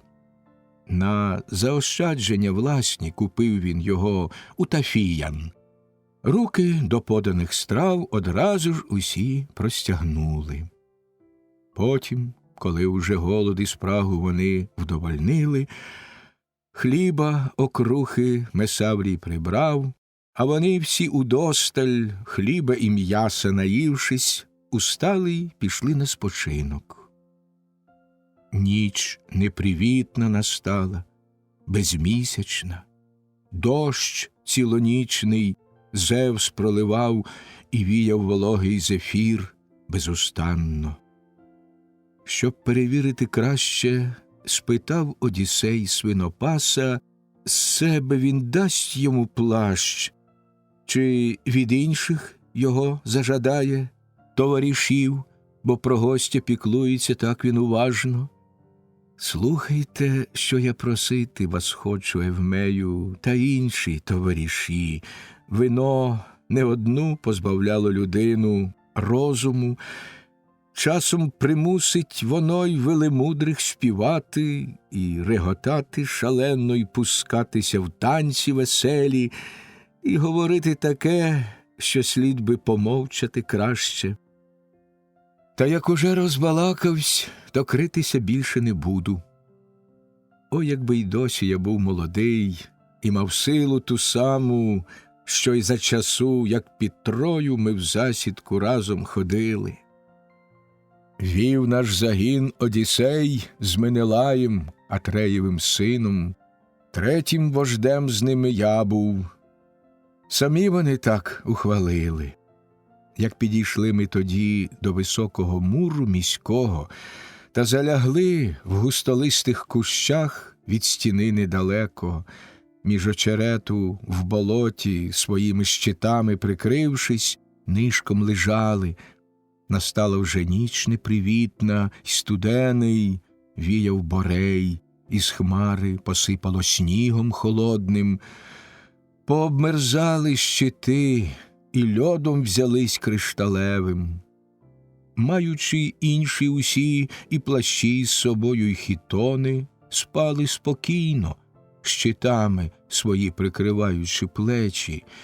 Я ж у ту засідку, йшовши, свій плащ залишив необачний товаришам, не подумав, що мерзнути так доведеться. Взяв із собою один тільки щит я та пояс блискучий. Ночі була вже остання третина, і схилялися зорі. Ліктем штовхнувши, я мовив тоді Одіссеєві тихо, що недалеко від мене лежав.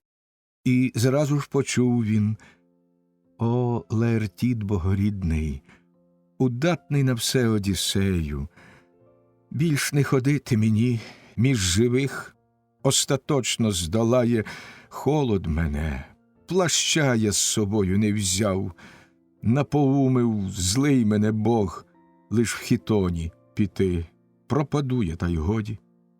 Так говорив я, і зразу ж таке він у мислях придумав. Завжди таким бо й в пораді бував і в бою з ворогами. Близько до мене схилившись, він так мені пошепки мовив: «Тихше, мовчи, щоб хтось із ахеїв тебе не підслухав».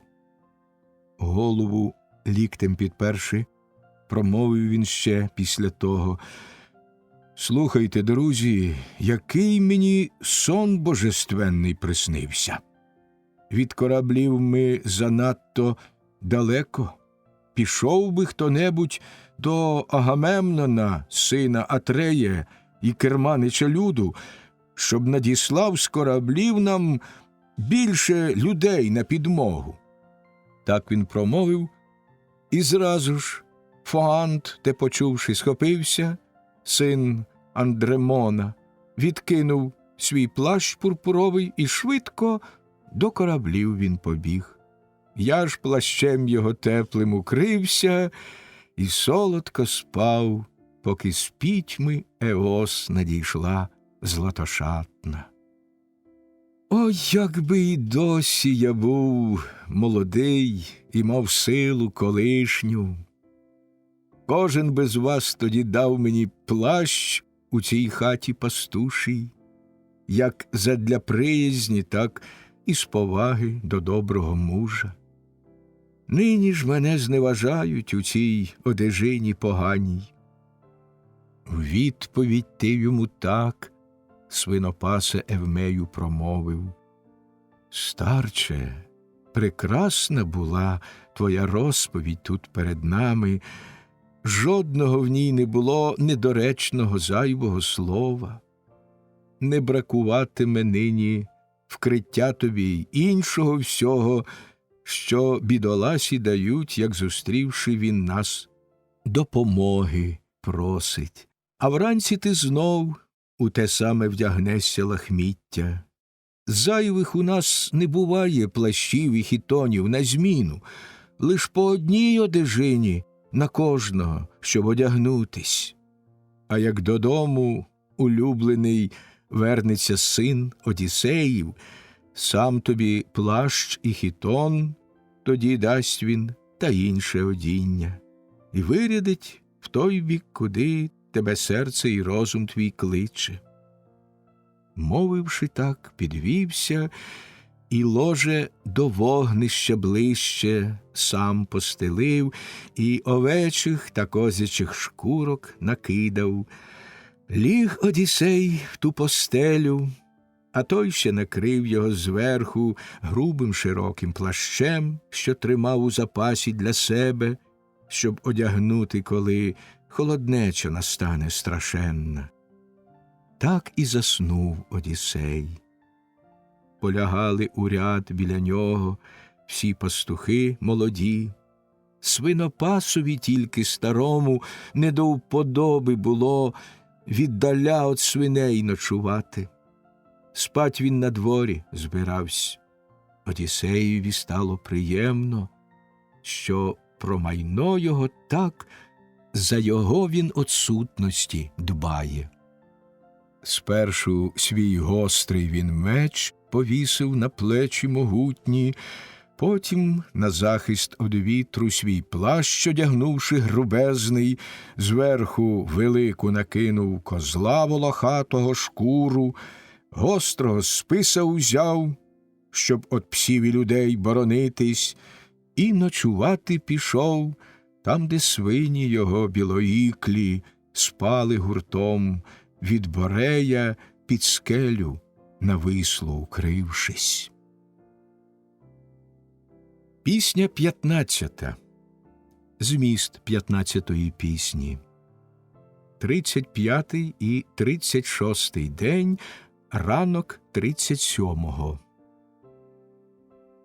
Афіна, з'явившись у вісні Телемахові, спонукає його повернутися на батьківщину. Щедро винагороджений Менелаєм і Єленою, він разом з Пісістратом залишає Лакедемон. Нічліг у Діокла. На другий день, минувши Пілос, Телемах сідає на корабель, бере з собою Теоклімена і вирушає в море. Тим часом Одіссей розповідає Евмеєві про свій намір іти до міста жебрачити і стати на слугування до женихів. Евмей затримує Одіссея в себе і радить йому дочекатися повернення Телемаха. За проханням Одіссея він розповідає йому про його батька й матір і про те, що з ним самим траплялось у житті. Телемах, прибувши рано вранці до берегів Ітаки, посилає свій корабель до міста, а сам іде до Евмея. Прибуття Телемаха до Евмея. У Лакедемон просторий, тим часом Паллада Афіна рушила, щоб Одіссея, відважного світлому сину, про поворот нагадати і схилить його швидше відплисти. У передпокій ввійшла в Менелая славетного домі, де Телемах і осяяний Нестора син спочивали. Тільки один Несторід тоді ніжним був сном оповитий, а Телемахових вій на солодний ще сон не торкався. Батькові злидні будили його цілу ніч божественну. Ставши край ложа його, ясноока сказала Афіна: «Годі тобі, Телемаху, далеко від дому блукати. все в своїм домі добро, на поталу покинувши людям надто зухвалим. Коли б не рознесли вони й не поїли всього добра твого, вся тоді путь твоя марною буде. Швидше додому тебе відпустити проси Менелая, голосномовного, щоб бездоганну там матір застати. Наполягають батько й брати, щоб ішла вона заміж за Еврімаха, дарами, бо шлюбними всіх переважив він женихів, готовий ще й збільшити викуп за неї. Не повиносили б часом без тебе майна твого з дому. Знаєш бо й сам ти, яке у жінки є серце у грудях. Дбати волітиме дому того вона, з ким одружилась, а про померлого юності, друга й дітей своїх перших не пам'ятає і нікого про них не розпитує навіть. Отже, вертайся додому і за всім доручи доглядати тій із служебниць, яку ти визнаєш сам за найкращу. Поки дружину тобі не вкажуть богове достойну, інше скажу тобі слово, а ти заховай його в серці.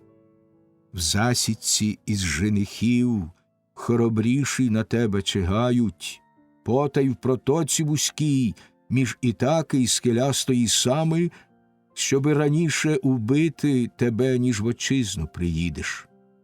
Тільки не буде цього. Земля бо раніше покриє не одного з женихів, що набутки твої проїдають. Далі з доладним своїм кораблем островів тих тримайся і обминай уночі їх. Пошле тобі вітер попутний, той із безсмертних, хто завжди рятує тебе й захищає. А як дістанешся ти до першого мису Ітаки, товаришів з кораблем твоїм виряди разом до міста, сам же раніше за все до старого прямуй свинопаса, що стереже твої свині. Зичливий до тебе він щиро.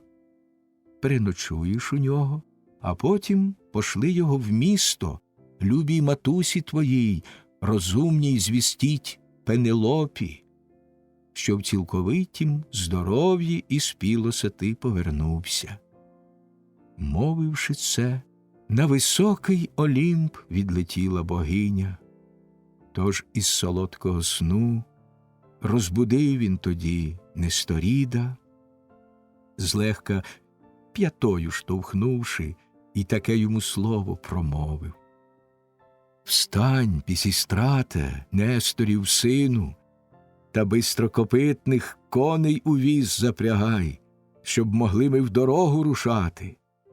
Та Несторід Пісістрат йому так в заперечення мовив: «Хоч би як, Телемаху, спішили ми все ж вирушати в путь серед темної ночі, не слід, адже скоро світанок. Краще завжди, поки гарні, тобі принесе подарунки. Славний з писами Атрід Менелай покладе в колісницю і у дорогу вирядить з лагідним словом напутнім. Згадувать гість мандрівний і з подякою буде щоденно мужа гостинного, котрий так щиро приймав його в себе». Так говорив він, і скоро Еос надійшла златошатна. Близько тоді підійшов Менелай до них голосномовний, з ложа уставши, що з ним пишнокоса ділила Єлена. Щойно побачив його улюблений син Одіссеїв, тої ж хвилини блискучий хітон одягнув, на своє він тіло, на плечі могутні накинув просторий та довгий плащ і в двері назустріч до нього виходячи мовив: «Паростку Зевсів, владарю людей, Менелаю Атріде, та відпустив же мене до любого рідного краю, тож поривається дух мій вернутися швидше додому. Відповідає тоді Менелай йому голосномовний: «Мій Телемах дорогий, Одіссея божистого сину, тут я тебе, Телемаху, вже більш не триматиму довго. Скоро додому ти прагнеш. Звичайно, обурююсь сам я мужем гостинним, чи то вже занадто привітності в нього, чи нелюб'язності, краще в усьому дотримувати міри. Зле бо однаково в путь випроваджувать гостя, що хотів би ще залишитись, чи втримувать тих, що від'їхати прагнуть. Гостя прийми, що прийшов, а схоче піти, не затримуй. Краще завжди принесу я тобі в колісницю дарунки гарні. Поглянь на них оком своїм, а жінкам накажу я приготувати обід вам з запасів, що є в моїм домі.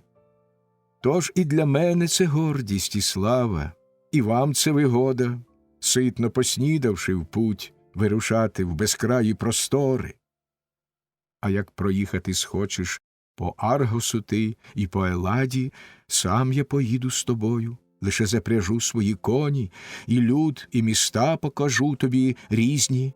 Ніхто без дарунків нас не відпустить, а дасть тобі винести кожен щонебудь, як не казан, то триніжок з чудової зроблений міді, пару до запрягу мулів чи з золота чистого келих. Відповідаючи так, Телемах тямовитий промовив: «Паростку Зевсів, владарю морів, Менелаю Атріде, хотів би вернутись до себе я, бо, від'їжджаючи з дому, жодної там не лишив над майном я своїм охорони. Якби шукавши божистого батька, я й сам не загинув. Чи у Господі моїй ще й скарб мій коштовний загине?» Слухав уважно весь час Менелай його голосномовний і наказав негайно дружині своїй та служницям приготувати обід із запасів, що мав він у домі. І управитель тоді надійшов, Етеон, син Боетів, вставши з своєї постелі. Він жив недалеко від нього. Каже розкласти вогонь, Менелай йому голосномовний, та готувати печеню, і все той виконував радо. А Менелай до комори своєї пішов запашної, ще й не один, і з ним разом Єлена пішла з Мегапентом. Щойно в комору спустились вони, де скарби зберігались, в руки узяв сам Атрід Менелай тоді келих дводонний, синові ж свому звелів Мегапентові внести кратеру срібну. Єлена тим часом сама біля скринь зупинилась, де різнобарвні лежали вбрання, що сама вона ткала. Вибравши врешті одне з них, Єлена в жінках богосвітла винесла найкрасивіше узором, найдовше одіння, наче зоря яснобарвне, воно аж на споді лежало. Так через весь вони дім перейшли з подарунками разом до Телемаха, і мовив йому Менелай русокудрий: «Хай, Телемах, поворот твій додому, якого ти прагнеш, Гери божистої муж, здійснить тобі Зевс громозвучний.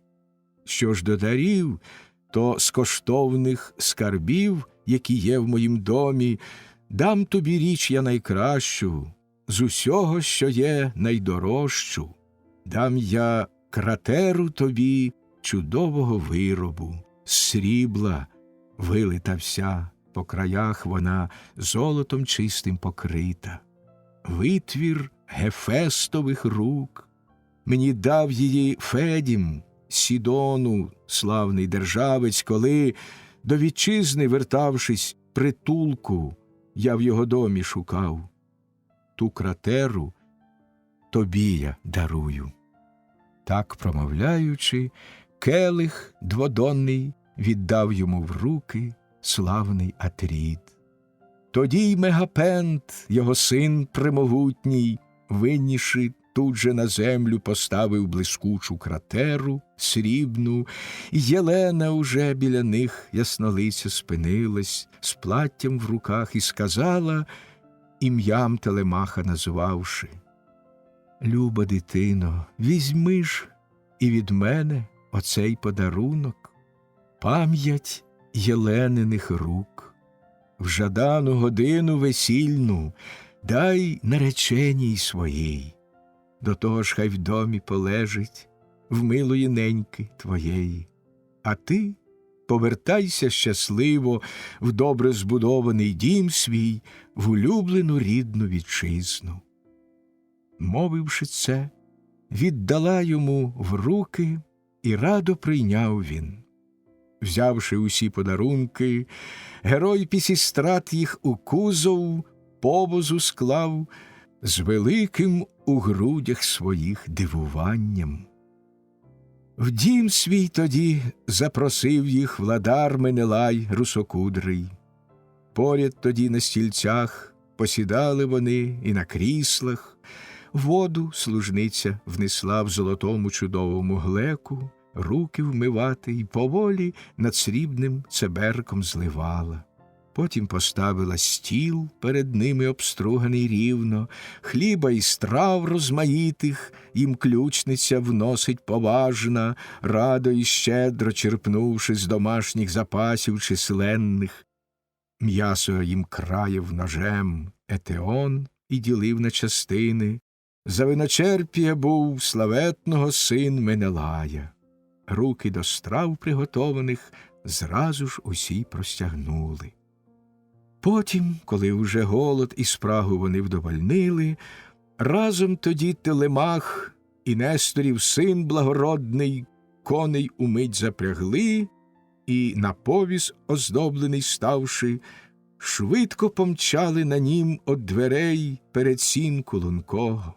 Вслід за ними виходить Атрід Менелай русокудрий, в правій руці золотий із вином, наче мед той солодким, келих тримаючи, щоб узливання вчинить на дорогу.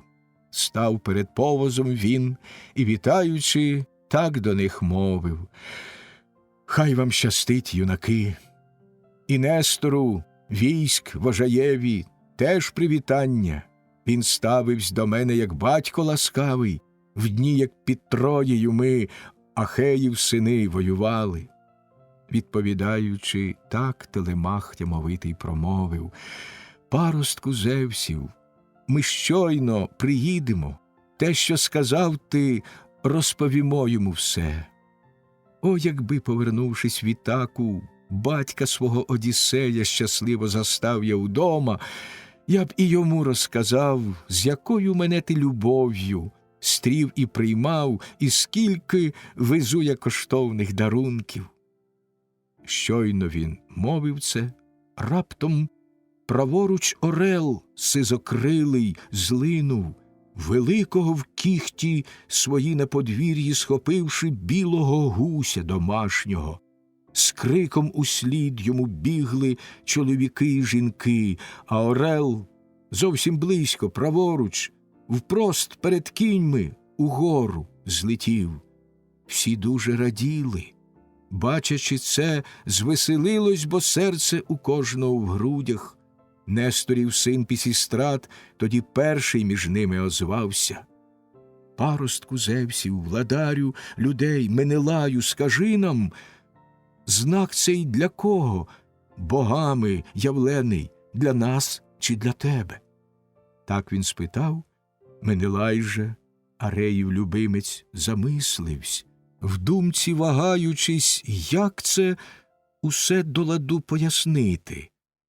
Та довгошатна Єлена раніше від нього озвалась: «Слухайте, я вам повім віщування, що вічні богове вклали у серце мені, і, як я гадаю, все й буде. Як між годованих в домі орел оцей вихопив гуся, з гір прилетівши, де сам народився і дітей повиводив, так Одіссей проблукавши, багато й багато зазнавши, в дім свій повернеться й помсту здійснить, можливо, вже й зараз. Дома лиху він усім женихам затіває погибель. Відповідаючи так, Телемах тямовитий промовив: «Дав би це муж мені Гери божистої, Зевс громозвучний, щиро тоді, як богині, я там би тобі помолився». Мовивши це, він стьобнув батогом, і ступотом коні швидко помчали навскач через місто до рівного поля. Ярмами так цілий день своїми вони потрясали. Сонце тим часом зайшло, і тінями вкрились дороги, поки у Фери вони прибули у дім до Діокла. Сином він був Ортілоха, що сам народився от Алфея. Там вони ніч пробули, і гостинно прийняв той прибулих. Ледве з досвітньої мли заясніла Еос розоперста, коней вони запрягли, і на повіз оздоблений ставши, швидко помчали на нім од дверей перед сінку лункого. Дзвінко похльостував бич, і коні охоче летіли. В Пілос, місто високе, вони прибули незабаром. Отже почав Телемах тоді з Нестора сином розмову. «Чи обіцяєш мені, Несторіде, одне лиш прохання виконать? Ми ж пов'язані узами дружніми здавна, з приязні наших батьків, та й однолітки ми із тобою. Спільна ж ця подорож нині ще збільшує дружбу між нами. Прямо на мій корабель і сади мене, паростку Зевсів, щоб не затримав мене твій батько старенький у домі, щоб не почав частувати, якнайшвидше я їхати мушу». Так він сказав.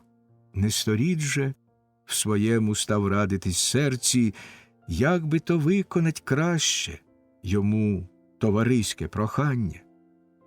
Поміркував, і ось що він визнав тоді за найкраще.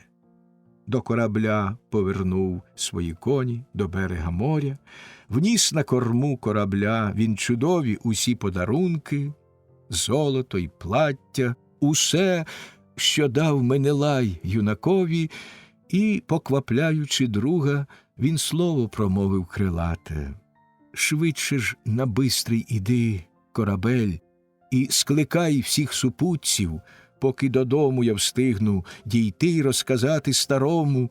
Добре, бо знаю я те, і серцем своїм, і душею, дуже завзятий, палкий в нього дух, він тебе не відпустить. Сам він запрошувать прийде сюди, і я певен, без тебе він не повернеться, в кожному разі розсердиться дуже».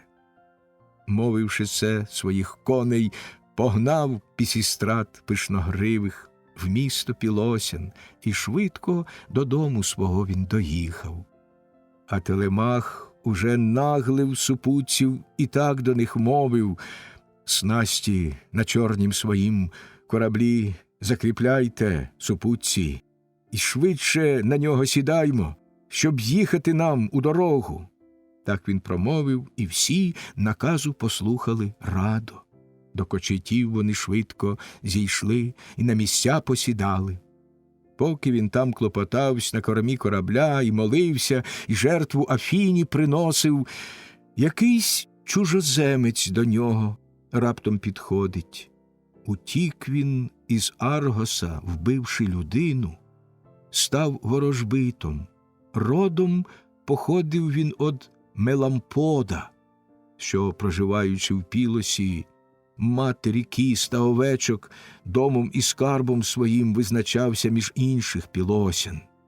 Потім до інших країн він поїхав, з вітчизни утікши, від найсильнішого в людях Нелея, відважного духом, котрий маєтки його, відібравши, тримав їх насильно Протягом року, в той час, Мелампот у Філаковім домі, в'язнем у путах тяжкої зазнав невимовної муки через Нелеєву доньку й облуду гірку, що підступно вклала Ерінія в серце йому ця богиня жахлива. Кери, проте він уник, і ревучих корів із Філаки впіло спригнав, і за вчинок негідний помстивсь на Нелеї. Він богорівному і молоду свою братові жінку в дім упровадив, а сам до іншого краю подався, в Аргос на коні багатий. Це там йому доля судила жити й численного люду Аргеїв володарем стати. Там одруживсь він, і дім збудував собі високоверхий, 2 могутніх синів, Антіфата і Мантія мав він, а Антіфат породив Оїкла, відважного духом. Амфіарай називавсь син Оїкла, підбурювач воїн. Люблений був він і Зевсом, егідодержавним, і любий був Аполлонові. Старості все ж не дійшов він порога. В фівах жіноча згубила його до дарунків прихильність. 2 синів, Алкмеон з Амфілохом, родилися в нього. В Мантія теж було 2 синів, Поліфіт був із Клітом. Викрала Кліта на небо Еос, златошатна богиня, задля краси його, щоб увійшов він до кола безсмертних. А Поліфіда відважного зразу ж по батьковій смерті сам Аполлон ворожбитом зробив поміж ними найкращим. До Гіпересії він, посварившись із батьком, від'їхав. Там, живучи, тоді смертним, почав він усім ворожити. Син Поліфіда, відомий із іменем Теоклімена, до Телемаха в той час підійшов, як молився він саме, та узливання чинив на швидкім кораблі чорнобокім. Став біля нього він близько і слово промовив крилате. Друже мій, що застаю я тебе за принесенням жертви, Богом тебе заклинаю, і жертвою цею до того, ще й головою твоєю й супутників тих, що з тобою. Відповідь щиру й правдиву ти дай на мої запитання. Хто ти і звідки? З якого ти міста і роду якого? Відповідаючи так, Телемах тямовитий промовив. Щиро й одверто, чужинче, все зараз тобі розповім я. Родом я сам із Ітаки. Звуть батька мого Одіссеєм. Звали вірніш, бо тепер десь лихою він смертю загинув. Тим-то супутників взявши в своїм кораблі чорнобокім, я й приїхав вістей про загиблого батька питати. Відповідь Теоклімен промовив йому боговидий. Поза вітчизною й сам я, тепер чоловіка убивши одноплемінного в нього ж, у Аргосі кіньмі багатім, досить братів і рідні, що їм влада в Ахеїв належить. Їх уникаючи разом від смерті й чорної Кери втік я. Тепер моя доля між люду чужого блукати. Щиро благаю, візьми на швидкий корабель свій вигнанця, щоб не убили мене, бо знаю, женуться за мною.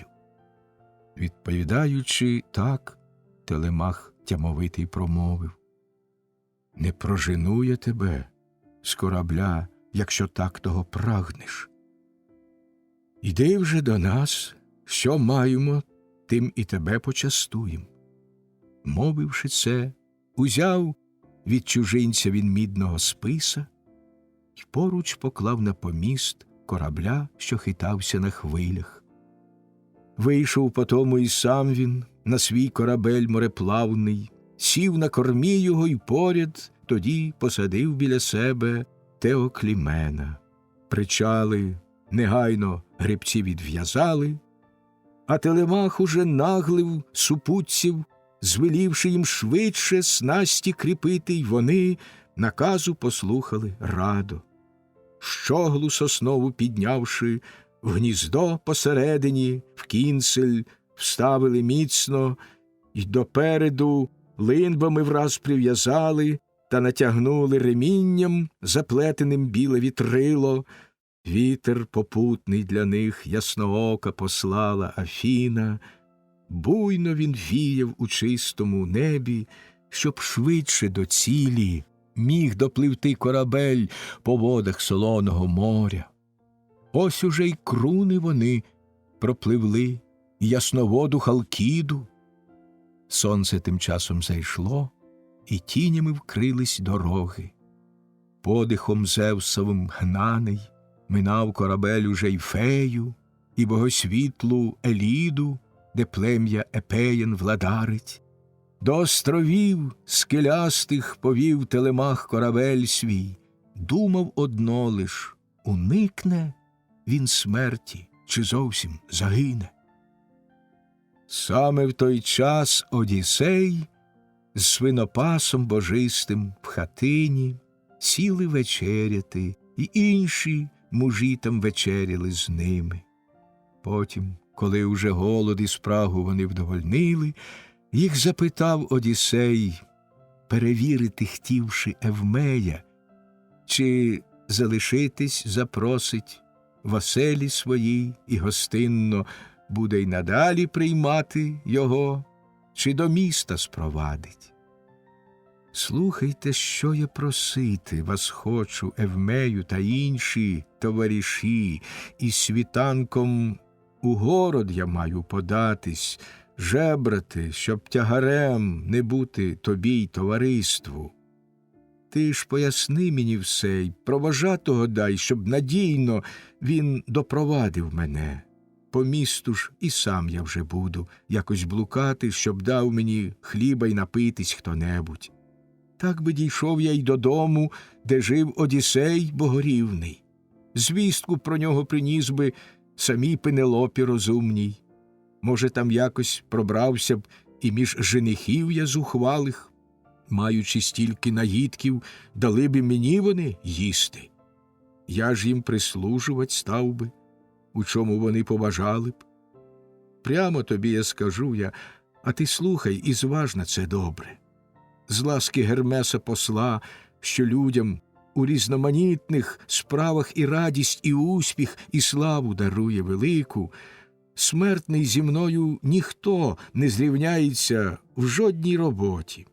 Швидко розкласти вогонь, сухих на те дров нарубати, різати й смажити м'ясо, вино розливати по кубках. Все, що на службі в заможних людина виконує просто. З прикрістю ти йому так, свинопасе Евмею, промовив: горенько ж ти, моє гостю, і звідки ця думка у тебе виникла в серці? Невже ти там зовсім загинути хочеш, що заманулось тобі в юрбу женихів замішатись? Буйство бо їх і зухвалість залізного неба сягають. Їм услуговують слуги нітрохи на тебе не схожі, а молоді все, одягнені в гарні плащі і хітони. Голови в них аж блищать від оливи й обличчя красиві. Ось хто вслуговує їм.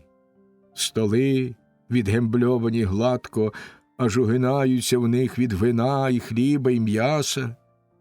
Краще у нас залишайся. Нікого бо ти не обтяжиш, ані мене, ані інших, що тут проживають зі мною. А як повернеться врешті улюблений син Одіссеїв, сам він одягне і плащ, і хітон тобі, й інше одіння, і спорядить, куди прагнеш ти серцем своїм і душею. У відповідь мовив незламний йому Одіссей богосвітлий: о, якби став ти, Евмею, і Зевсові батькові любим, як і мені. Ти ж бо край моїм мукам поклав і блуканням. Гіршого в світі нема за таке от життя мандрівниче. Задля утроби проклятої безліч доводиться людям лиха терпіти, і блукання, і злидні, і всяке нещастя. А що затримуєш ти мене тут, щоб я ждав Телемаха, то хоч про матір скажи Одіссея, подібного Богу, і батька його. На порозі, бо старості він їх покинув. Чи вони й досі живі ще під сонячним світлим промінням, чи повмирали уже і домують в оселі Аїда? Відповідь мовив йому свинопас, розпорядник пастуший. Щиро й одверто, мій гостю, все зараз тобі розповім я. І досі живий ще Лаерт. У своєму він домі всечасно Зевса благає, щоб швидше узяв його душу із тіла.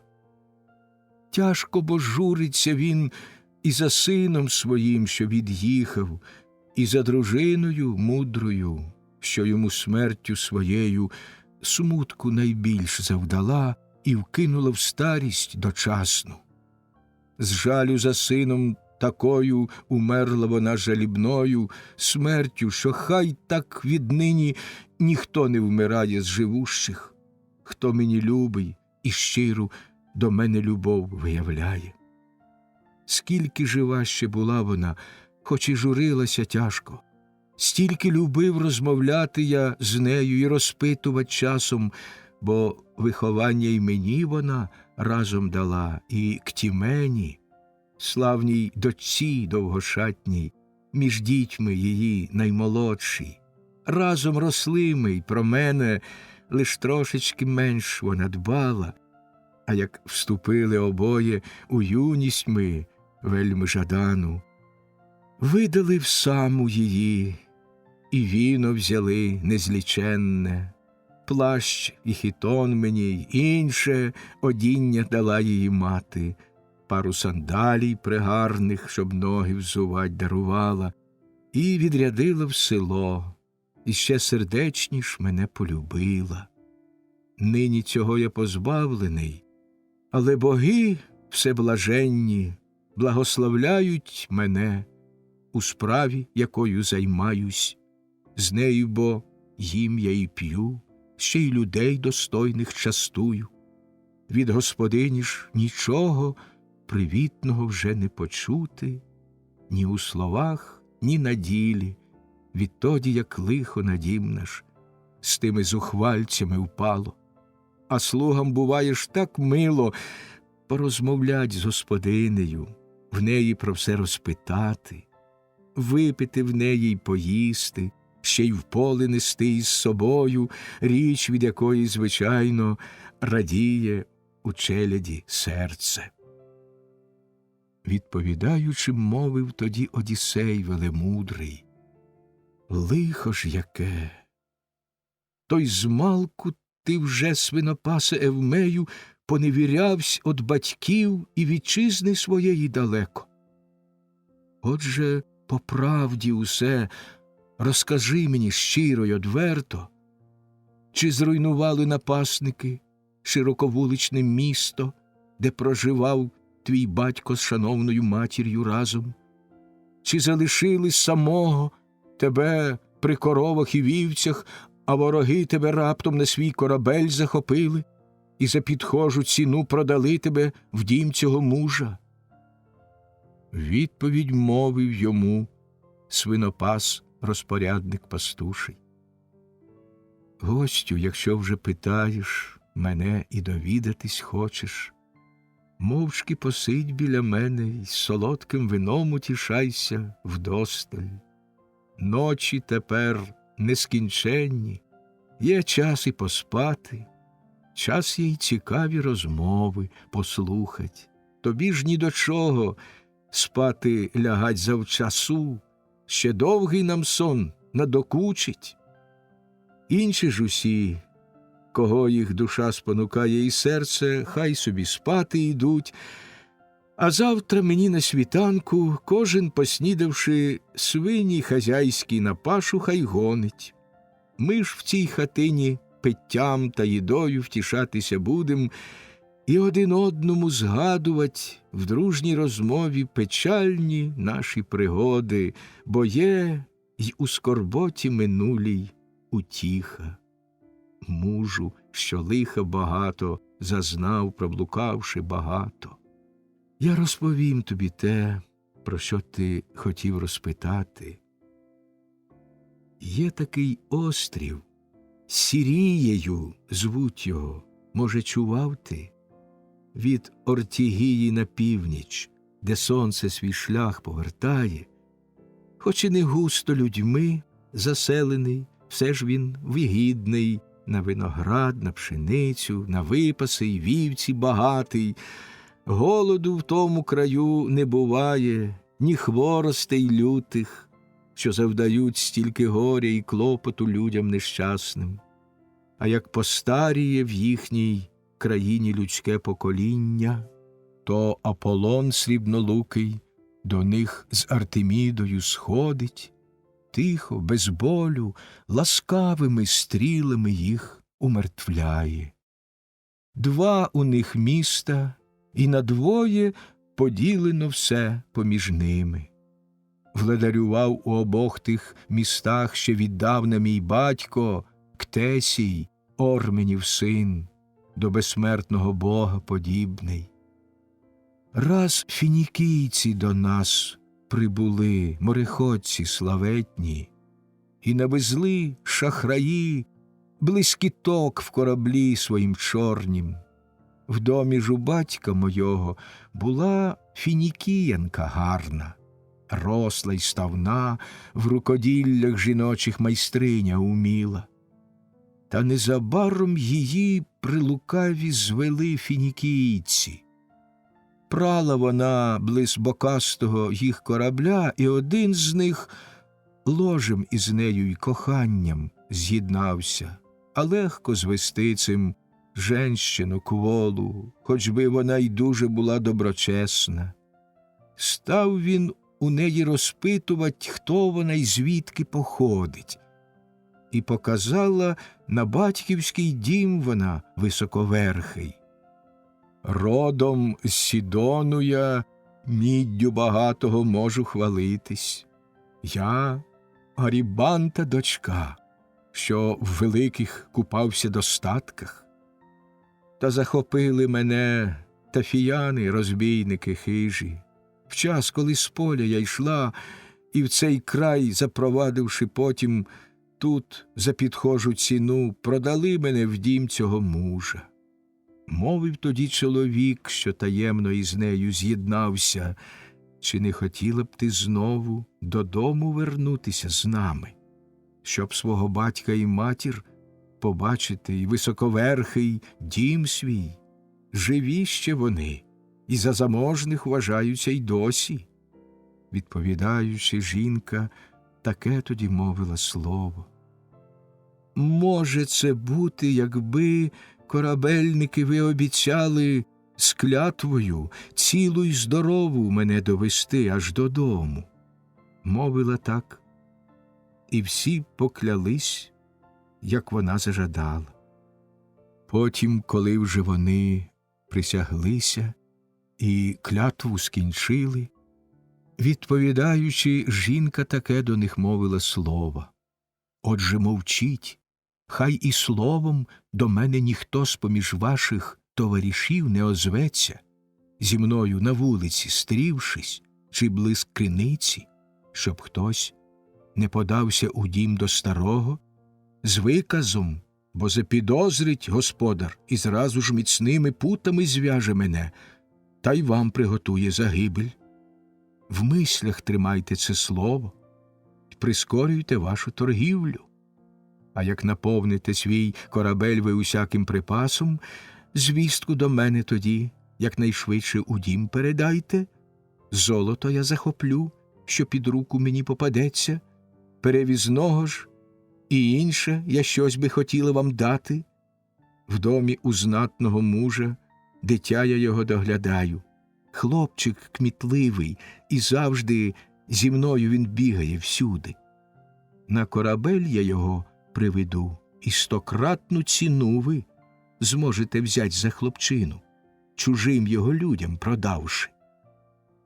З цими словами вернулась вона у дім мого батька. Протягом цілого року лишались у нас фінікійці, різних товарів багато в місткий корабель закупили. А завантаживши свій корабель крутобокий, щоб їхать, вісника зразу ж послали до жінки про це їй сказати. Вельми хитрющий прийшов чолов'яга у дім мого батька. Мав золоте він на продаж намисто в янтарній оправі.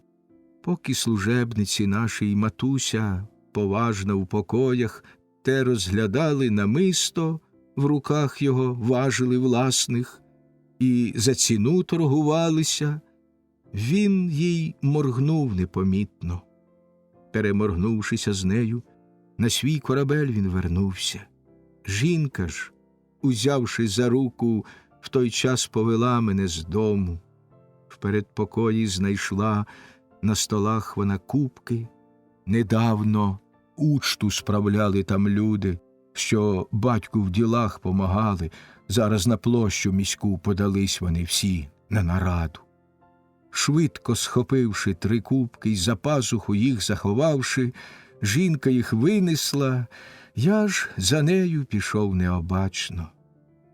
Сонце тим часом зайшло, і тінями вкрились дороги. Кроком поспішним славетної пристані ми досягнули, де бистрохідний вже нас дожидав корабель фінікіян. Сіли на нього вони й попливли усі шляхом вологим, нас посадивши. Зевс їм послав тоді вітер попутний. 6 уже діб, ніч і день ми по морю пливли безнастанно, а як і 7-й ще день надіслав тоді Зевс нам Кроніон. Вбила стрілою ту жінку сама Артеміда лучниця. Хлюснула, наче та чайка морська, уропувана трюмну. І кинули в море її на поживу тюленям та хижим рибам, а я в кораблі засмученим серцем лишився. Аж до Ітаки нас вітер попутний і хвилі пригнали. Тут-то Лаерт і придбав мене, з власних достатків сплативши. Так і оцю я країну побачив своїми очима. Відповідь так промовив йому Одіссей богорідний. Дуже мій дух схвилював ти, Евмею, мені так докладно, всі розповівши нещастя, що духом ти їх перетерпів. Та до лихого тобі і хорошого трошки добавив Зевс, бо, зазнавши біди, до ласкавого в дім ти потрапив мужа, який і питтям, і їдою тебе забезпечив вдосталь. Живеться у нього тобі непогано, а я от тільки по довгих блуканнях сюди наостанку потрапив. Так між собою вони провадили стиха розмову. Зрештою й спати лягли, та лише на часину коротку, бо вже Еос надійшла златошатна. Тим часом до суші товариші Телемаха дійшли й відв'язали вітрила, щоглу спустили й на веслах до пристані вже підпливали. Кинули котву камінну, причали міцні закріпили і повиходили всі на берег шумливого моря, приготували сніданок, іскристе вино замішали. Потім, коли уже голод і спрагу вони вдовольнили, так говорити до них розпочав Телемах тямовитий. Ближче до міста ви наш корабель чорнобокий, спрямуйте. Сам же в поля до своїх пастухів я негайно подамся. Ввечері в місто вернусь, як огляну свої володіння. Завтра ж уранці, в подяку, за поміч в дорозі я добру, учту спеченею вам і солодким вином улаштую. Відповідь Теоклімен промовив йому Боговидий: «Любе дитя, а мені ж то куди уже йти? До чийого дому? До тих, що кермують на цій кременистій ітаці? Може, навпрост додому твого і твоєї матусі?» Відповідаючи так, Телемах Тямовитий промовив: «Іншим я разом і сам запросив би тебе завітати в нашу оселю. Гостинності нам не бракує, а зараз гірше було б це й для тебе. Мене там немає, й матусі ти не побачиш. Нечасто з світлиці униз вона сходить до женихів, на кроснах від них вона тче, як надалі. Іншого мужа тобі я вкажу, до якого ти зайдеш, це Еврімах, Поліба розумного син благородний. Дивляться, наче на Бога, тепер і такійці на нього. Краще й за інших, бо він женихів, і прагне найбільше матір узяти мою й Одіссеєве місце зайняти. Та лиш один у ефірі те відає Зевс Олімпієць, чи не настигне його загибелі день замість шлюбу». Так говорив він, і раптом злетів перед ними праворуч яструб, поровісник швидкий Аполонів. Тримаючи в кігтях дику голубку, терзав він нещадно, і сипалось зверху пір'я поміж кораблем і самим Телемахом на землю. Теоклімен тоді нишком у бік юнака відкликає. Взявши за руку його і на ім'я називаючи, мовить: «Знай, Телемах, не без Бога та птиця злетіла праворуч. Глянувши, тільки збагнув я, що віщий то птах перед нами. Роду, що владним більше від вашого був би, немає в цілій ітаці, от всіх, бо ви завжди були найсильніші». Відповідаючи так, Телемах Тямовитий промовив: «О, якби слово твоє та справдилося, друже мій гостю! Скоро відчув би ти приязнь мою, і дарунків багато мав би від мене, і кожен тебе називав би щасливим».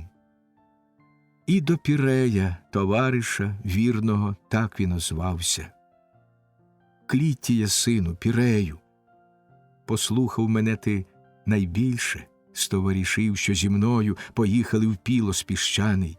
Отже й зараз послухай, в свій дім заведи цього гостя, щиро прийми й почастуй його, поки я сам повернуся».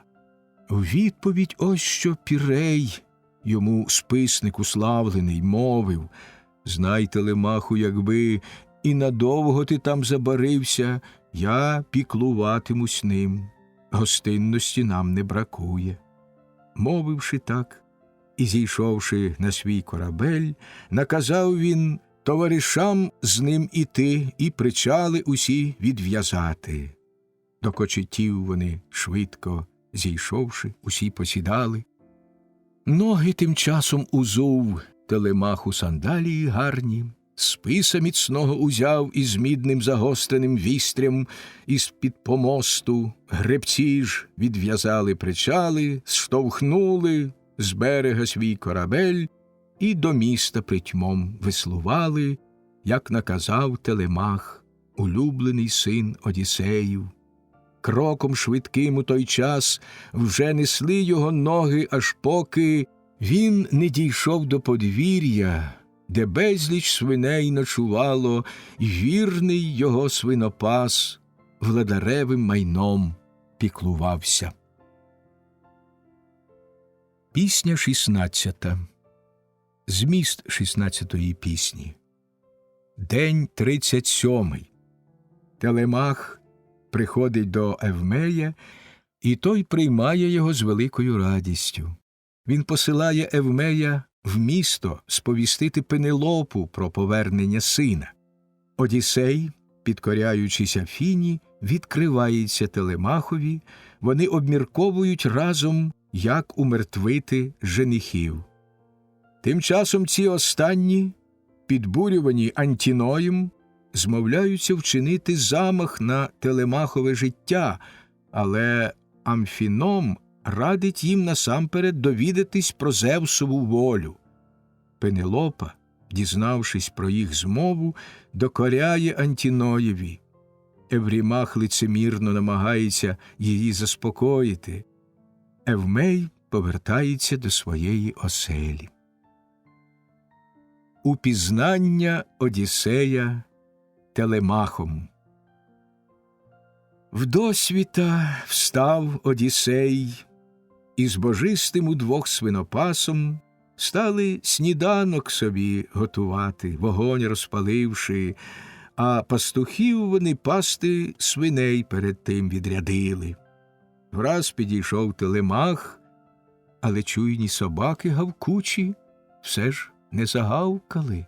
Та спостеріг Одіссей богосвітлий, пси завиляли хвостами, і кроки людини почув він, і до Евмея озвався, промовивши слово крилате: «Хтось там, Евмею, до тебе прийшов? Якийсь твій товариш? Чи із знайомих хто-небудь? Не гавкають чуйні собаки, тільки хвостами виляють, та й кроки чиїсь то я чую». Ще не скінчив він і мови цієї, як син його любий, став на поріг. Свинопас здивовано з місця схопився і виронив посуд із рук, в якому іскристе вино він саме з водою мішав. До господаря кинувсь назустріч, голову став цілувати, ясних його ока обидва, і руки обидві, а з лиць його сльози рясні збігали. Так, наче батько, що рідного в щирій любові вітає сина, який з чужини по 10-му році вернувся, одинака, що пізно родився, тривоги завдавши, так Телемаха божистого став свинопас богосвітлий, і обнімати, і всього цілувать, наче смерті уник він. Врешті спромігся крізь сльози промовити слово крилате: «Світло ясне моє, ти вже вернувсь, Телемаху. Не думав я тебе бачити з дня, як відплив з кораблем ти на Пілос.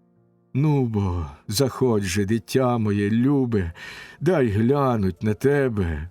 Втішитись дай, що ти прямо сюди з чужини повернувся. Ти бо не часто у нас, пастухів, тут у полі буваєш, більше у місті живеш. І як тобі не остогидне бачити там увесь час юрбу женихів знахабнілих?» Відповідаючи так, Телемах тямовитий промовив: «Так воно й буде, татуню. Прибув я сюди задля тебе, щоб і побачити навіч тебе, й твоє слово почути. Чи то удома ще мати моя? Чи, може, із нею інший же хтось одружився? Одіссеєве ж ложе самотнє, навіть уже й не застелене, лиш павутинням запнуте?» Відповідь мовив йому свинопас, розпорядник пастуший: «Досі душею незламна вона, і весь час непохитна, дома сама пробуває, і в смутку й сльозах безустанних ночі безсонні й дні їй безрадісно довгі минають». Мовив так він, од нього прийняв мідногострого списа, і через камінний поріг Увійшов Телемах тоді в хату, з місця свого підвівсь перед ним Одіссей, його батько. Та Телемах його стримав і мовив, озвавшись до нього: «Гостю, сиди, для себе ми й інше тут знайдемо місце в нашій хатині. Ось чоловік цей мене десь посадить». Так говорив він, і сів той на місце своє. Свинопас же свіжого віття накидав, овечим накрив його руном. Сів на цім місці тоді й улюблений син Одіссеїв. Потім в мисках дерев'яних подав свинопас їм печене м'ясо, яке від вечері вчорашньої в нього лишилось. В кошики плетені хліба зверхом поклав їм небавом, в чаші кленовій вино розмішав їм, як мед той солодке. Справивши все це, він проти божистого сів Одіссея, руки до поданих страв одразу ж усі простягнули. Потім, коли уже голод і спрагу вони вдовольнили, богоподібного врешті спитав Телемах свинопаса: «Звідки, татуню, прибув цей чужинець, і як мореплавці в нашу Ітаку його привезли, і що то за люди? Вже ж бо не пішки сюди, я гадаю, до нас він дістався». Відповідь ти йому так, свинопас Евмею, промовив: «Зараз, дитя моє любе, всю правду тобі розповім я». Хвалиться він, що родом з просторого Криту походить, що в багатьох він містах побував серед різного люду, в довгих блуканнях таку божество йому випряло долю. Зараз же він з корабля переїжджих весь протів утікши, в хату до мене прийшов. Його я тобі доручаю. Зробиш, як знаєш, а він допомоги благає твоєї». Відповідаючи так, Телемах тямовитий промовив: «Словом Евмею своїм боляче мені серце ти вразив. Як же у домі своєму чужинця я можу прийняти? Ще молодий, бо на руки свої я покластись не можу, щоб захиститись од мужа, що кривдити нас починає. Мати моя своїм серцем і досі ще надвоє важить. Чи залишатись зі мною і дому свого пильнувати, ложе шануючи мужеве й славу свою у народі, чи за котримсь із Ахеїв піти найзначнішим між тими, хто її сватає, з тим, хто дарунків приносить найбільше? Гостя ж чужинця, якщо вже прибув до твого він дому, в плащ і хітон одягну, та в інше одіння красиве, меч йому дам двоєсічний і пару сандалій на ноги, і споряджу, куди серцем своїм і душею він прагне. А якщо хочеш, то сам в цій хатині ти ним попіклуйся. Я ж йому й одіж сюди надішлю, і все, що потрібно для харчування, щоб ти з товариством своїм не втрачався. До женихів же у місто, і ти йому в кожному разі я б не дозволив, бо надто нахабні вони і зухвалі. Не поглумились би з нього на прикрість мені і досаду. А одному, хоч би й дужому, проти громади такої важко що-небудь зробить. Все одно вони будуть сильніші». Відповідь мовив незламний йому Одіссей богосвітлий: «Друже, якщо і мені тут вільно втрутитися в мову, любе моє виривається серце з грудей, коли чую, скільки безчинств женихи, як розказуєш ти, натворили в домі твоїм проти волі такого, як ти, чоловіка. Ось що скажи мені, ти добровільно піддався їм, чи, може, всі тебе люди ненавидять, голосом ведені Божим? Чи на братів нарікаєш, бо вправі на них покладатись, кожен в борні, хоча б і яка була бійка велика. Був би такий, як ти, молодий, і з такою ж душею. Чи Одіссея б я був, бездоганного син, а чи й сам він вернеться ще він з блукань, ще дає на те доля надію. Хай мені голову вражий зітне чужеземець, якщо я з губою сам не нагряну на всіх женихів знахабнілих. До Одіссея, сина Лаерта, у дім увійшовши, хоч би юрбою мене одного вони всі й подолали, краще убитим у домі своєму волів би я бути і трупом лягти, ніж без краю на їхні безчинства дивитись, як зневажають гостей моїх, як по світлицях чудових наших челядниць, служебних жінок безсоромно безчестять, як розливають вино і всі проїдають припаси, так безрозсудно, безтямно, без краю кінця і без глузду. Відповідаючи, так Телемах тямовитий промовив: «Зараз, чужинче, одверто всю правду тобі розповім я. Ні ворожнечі до мене в народі, ні гніву немає. Не нарікав на братів я, що вправі на них покладатись, кожен в борні, хоча б і яка була бійка велика. Одинаками бо вів нам Кроніон усі покоління. Мав одного лише сина, Лаерта, мій прадід Аркесій, мав одного й Одіссея, Лаерт. Одіссей же мене лиш мав одного, і того на недолю він дома покинув. Тим-то й багато так люду ворожого в нашому домі. Скільки на цих островах державців не є можновладних, з Сами до Ліхію, і Закіту, густо укритого лісом, скільки їх тут не кермує на цій кременистій Ітаці, всі мою сватають матір і дім мій нещадно грабують. Шлюбу ж бридкого вона ні відкинуть не сміє, ні краю їх домаганням покласти не може. Вони ж об'їдають весь мій маєток і скоро і самого мене пошматують.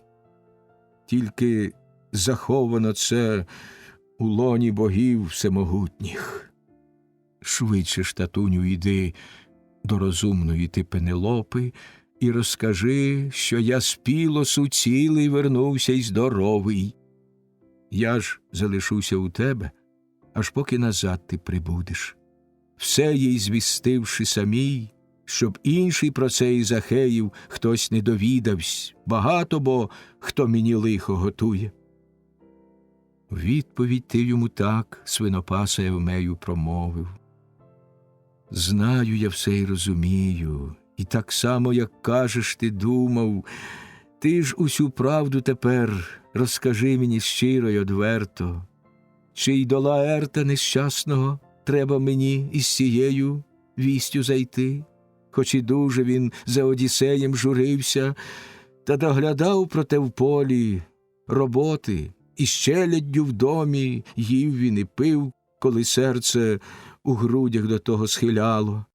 З того ж часу, як своїм кораблем ти у Пілос подався, більше він, кажуть, не їсть і не п'є, як звичайно бувало. Не доглядає й роботи, а тільки з плачем та зітханням в смутку сидить і в'яне, усе на костях його тіло. Відповідаючи так, Телемах тямовитий промовив: шкода, та все ж залишімо його, хоч і як це нам гірко. Тільки б од власного вибору щось нам залежало смертним. Спершу обрав би лиш день я повернення батька додому. Матері все сповістивши, вертайся назад. До Лаерта ж сам у полях не блукай. А їй ти скажи, щоб до нього ключницю нашу, служебку, вона якнайшвидше послала, потай од інших, а та хай старого про все повідомить.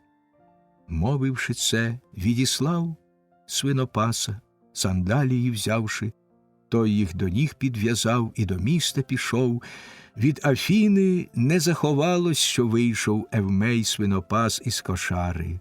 Ближче вона підійшла, на вигляд, мов жінка прекрасна, росла й ставна, в рукоділлях жіночих майстриня уміла.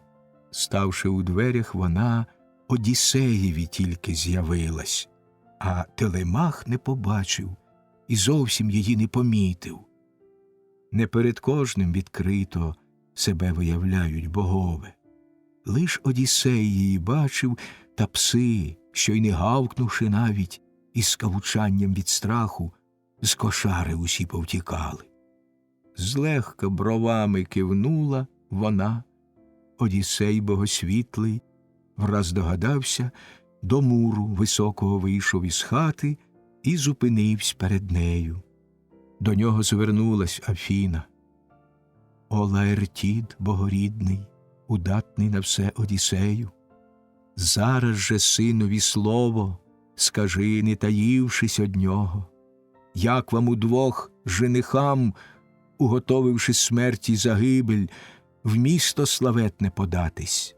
Сама ж бо від вас я недовго осторонь буду. Готова я поряд із вами до бою». Тут Одіссея жезлом золотим доторкнулась Афіна. Випраним чисто плащем і хітоном вона йому спершу у плечі укрила й осанку, ставну й моложавість вернула. Знову смуглявий він став, і повніш заокруглились лиця, чорною знов бородою усе обросло підборіддя. Все це зробивши, вона відійшла.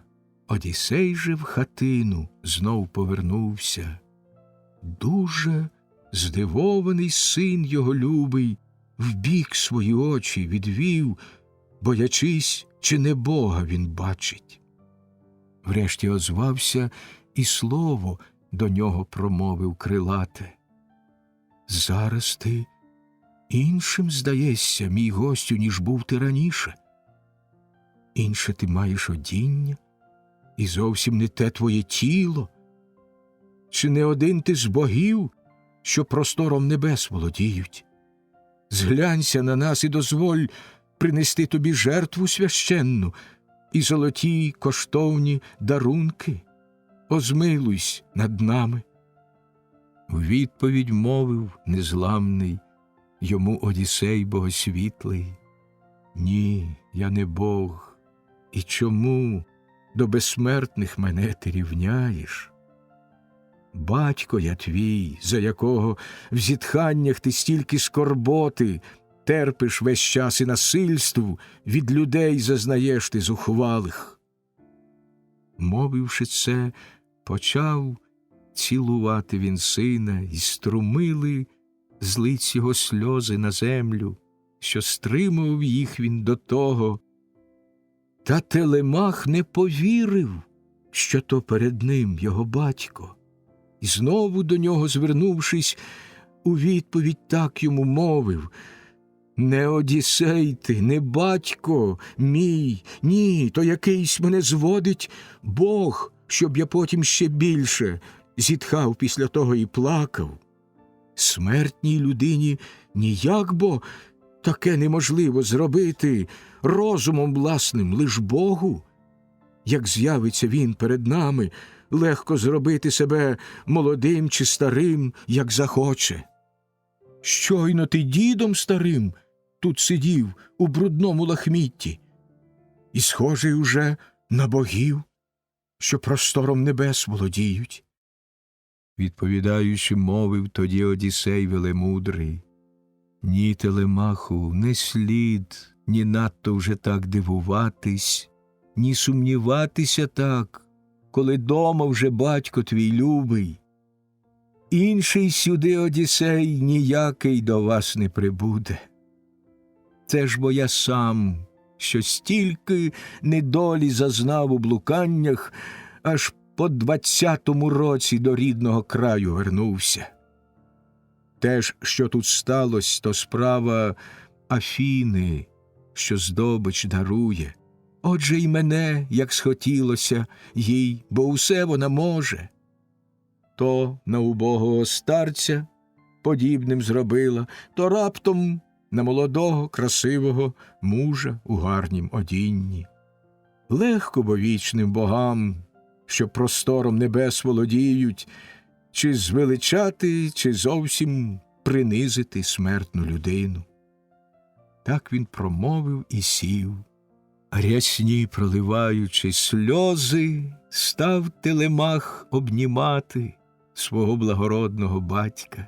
Стриматись більше не в силі, обидва вони заридали.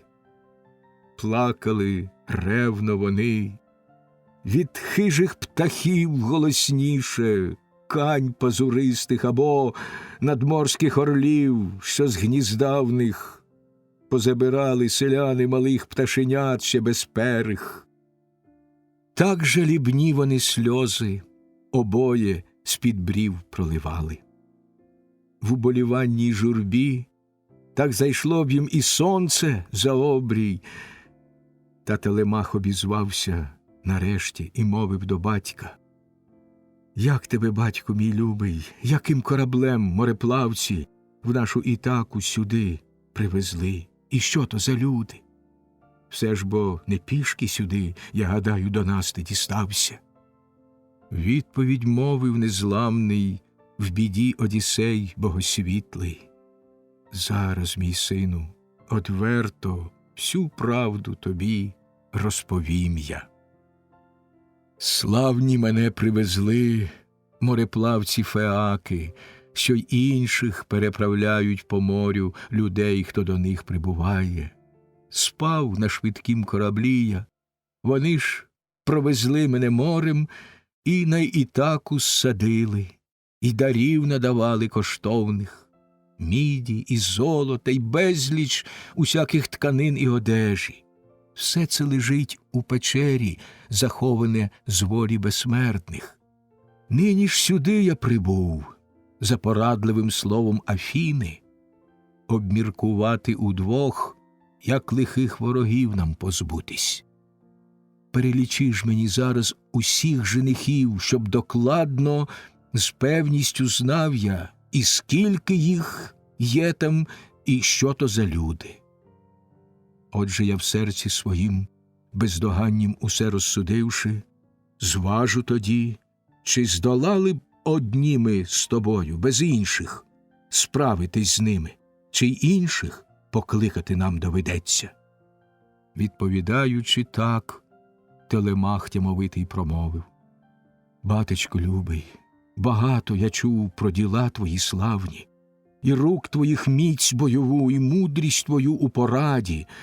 Все ж я дивуюсь, сказав ти занадто, адже неможливо проти такої їх сили змагатися двом чоловікам. Тих женихів не один, бо десяток, не два, а багато більше. От зараз чисельність їх знатимеш ти докладніше. Тільки з Доліхією тут 52 добірних є юнаків, а з ними ще і 6 є челядинців. Саме їх 24 сюди прибуло чоловіка. З Закінту 20 ахеїв, до того ж наїхало юних, та й самої Ітаки 12 мужів найзнатніших. Є з ними разом окличник, Медонт і пісняр божественний. Є ще й прислужники 2, досвідчені різати м'ясо. Отже, якби ми наважились вийти на всіх, хто є в домі, не довелось би зазнать нам гіркої страшної відплати. Краще зміркуй, чи не можна знайти нам собі оборонців. Зваж, хто душею прихильний до нас, в обороні нам став би». Відповідь мовив незламний в біді Одіссей богосвітлий: «Тим то й скажу тобі я, ти ж послухай мене й пам'ятай це. Зважно, чи досить того, що й батько наш Зевс і Афіна нам допоможуть. Чи треба нам інших шукать оборонців? Відповідаючи так, Телемах Тимовитий промовив: ті, кого ти називаєш, найкращі для нас оборонці. Хоч вони й високо в хмарах живуть, на людей вони інших і на безсмертних богів свою владу відтіль простягають.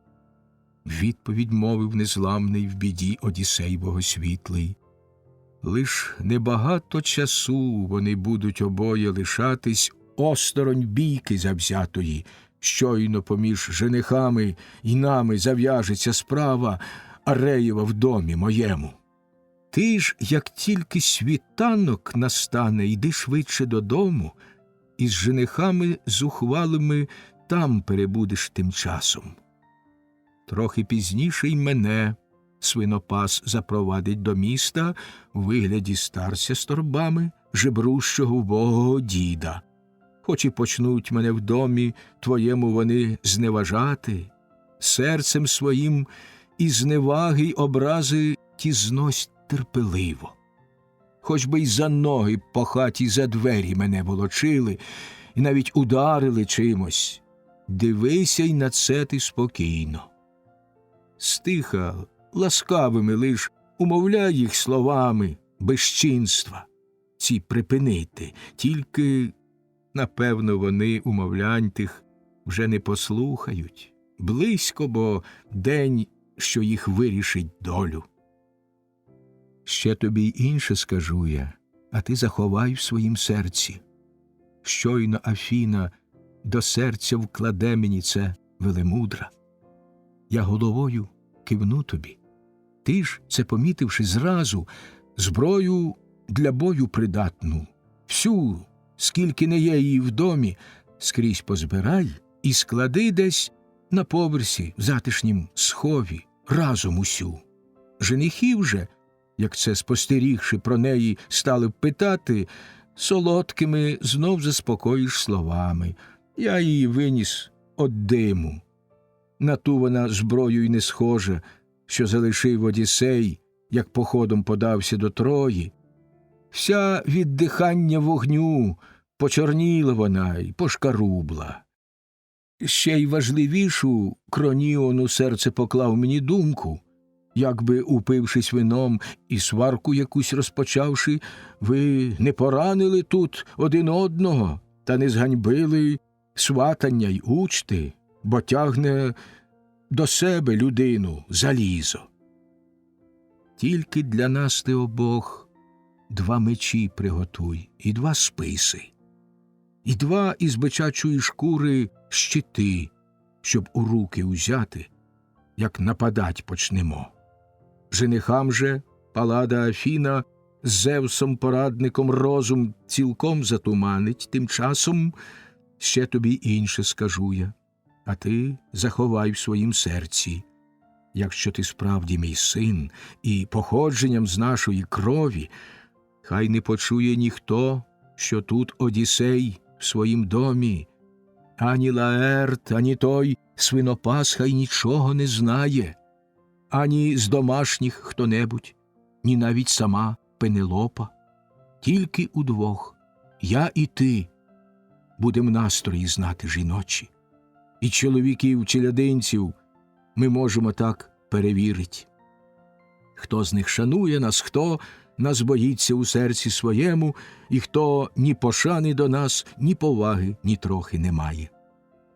Відповідаючи, син йому ось що промовив Пресвітлий: батьку мій, в твердості серця мого ще не раз, ти, гадаю, впевнися, досі у нім легкодухості ще не бувало. Та невелика, проте ж, і користь для обох нас, гадаю, буде із того. Подумати трохи і над цим попрошу я. Довго тобі по своїх довелось би ходить володіннях, поки про кожного все б ти розвідав, а в домі спокійно нищили б наше тим часом майно ті зухвальці без жалю. Що ж до жінок, то їх перевірити й зараз прошу я.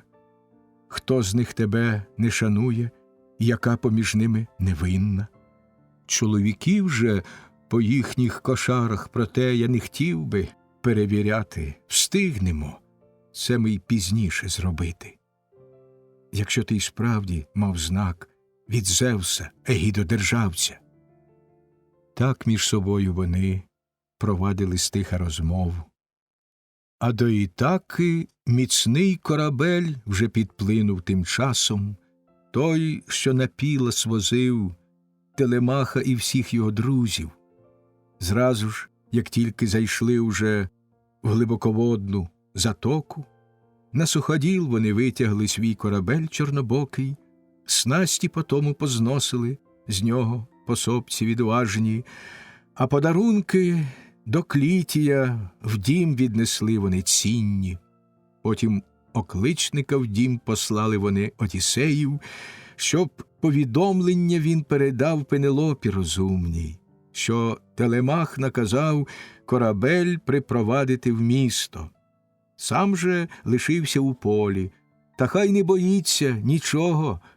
Мужня владарка, і слізьми вона ревними хай не вмліває. Отже, зустрілись окличник, тоді й свинопас богосвітлий, що з однаковою вістю до жінки тоді поспішали. А до домівки божистого володаря підійшовши, перед всіма на подвір'ї жінками окличник промовив: «Вже твій улюблений син, володарко, додому вернувся». До Пенелопи тоді свинопас підійшов і тихенько все розповів їй, що син її любий звелів розказати. А як доручення повністю виконав, зразу ж подався він до свиней своїх, дім і подвір'я її залишивши. А женихи зажурились, уражені звісткою тою. Натовпом вийшли вони з господи за мур височенний, і кружкома проти брами вхідної усі посідали. Перший тоді Еврімах, син Поліба, між ними озвався: «Друзі, велику вдалось Телемахові справу здійснити, путтю відбувши зухвалу. А ми ж говорили, не вдасться. Отже, на воду чорний спустім корабель, що найкращий, вірних зберім веслярів і вирядім їх якнайшвидше, хай сповістять вони тих, щоб негайно додому вертались». Ще не скінчив він і слів цих, коли Амфіном, обернувшись, вгледів, що вже корабель їх у глибоководній затоці, і люди спускають вітрила, і весло вже прибирають. Він од душі розсміявся і так до присутніх промовив: «Нічого їх сповіщати, ось тут вони вже, у затоці. Може, з богів хтось сказав їм, а може, й самі вони в морі бачили той корабель, а догнати його не здолали». Так він сказав, а вони повставали й на берег побігли. На суходіл уже витягли, там корабель чорнобокий, всі уже й снасті позносили з нього пособці відважні, потім юрбою на площу самі подалися, нікому, ні з молодих, ні з старих, не дозволивши з ними сидіти. Саме тоді Антіной, син Евпейта, до них обізвався: «Горе, боги із біди чоловіка цього врятували. Цілими днями на скелях, овіяних вітром, сиділи наші дозорці позмінно. А вже як заходило сонце, ми не на суші спокійно проводили ніч, а на морі, в бистрім своїм кораблі дожидали ясного світанку, на Телемаха чигаючи, щоб захопить його й тут же вбити. А Бог тим часом додому його допровадив. Отже, подумаймо, як Телемахові тут учинити злую загибель, щоб він її вже не уникнув. Я певен, поки живий він, не вдасться нам діло своє довершити. Сам бо розумний уже, і в думках він своїх, і в порадах. Люди ж тутешні до нас прихильності не виявляють. Діймо ж раніше, ніж сам він Ахеїв до площі міської всіх позбирає, бо гаятись довго не буде, я певен. Гніву свого не гамуючи, перед всіма він розкаже, як готували ми смерть йому, наглу, але не устигли. Люди ж ті нас не похвалять, про намір лихий наш почувши. Як би нам лиха вони не вчинили, та нас не прогнали з нашого краю, тоді в чужину нам іти доведеться. Упередить його треба, і за містом схопити у полі чи у дорозі. Скарби всі й запаси його заберемо, і між собою по згоді поділимо ми, а домівку ненці його віддамо і тому, хто одружиться з нею. А як моя ця порада вам не до вподоби, і ви хотіли б, щоб залишився він живий і добром володів би отецьким, то перестаньмо збиратись і серцю приємні достатки тут проїдати. Нехай її кожен із власного дому сватає, віном її добиваючись. Вийде за того, заміж вона, хто більш принесе, і хто їй судився. Так говорив він, і всі у глибокім сиділи мовчанні.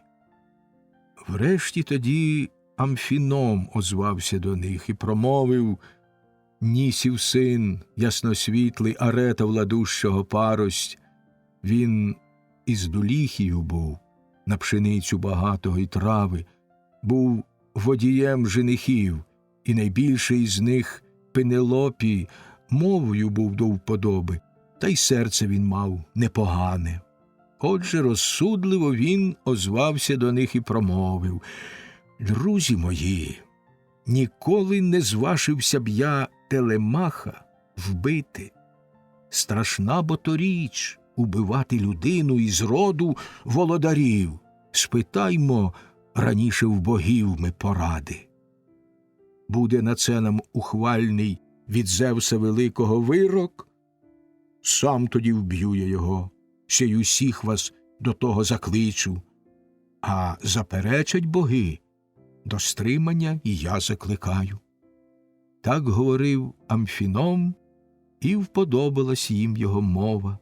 З місць повставали усі і подалися у дім Одіссеїв, та, увійшовши у кріслах, вони посідали різьбленних. Спало тим часом на думку тоді Пенелопі розумній до женихів проте вийти, надмірно уже знахабнілих. Знала вона, що для сина її тут загибель готують.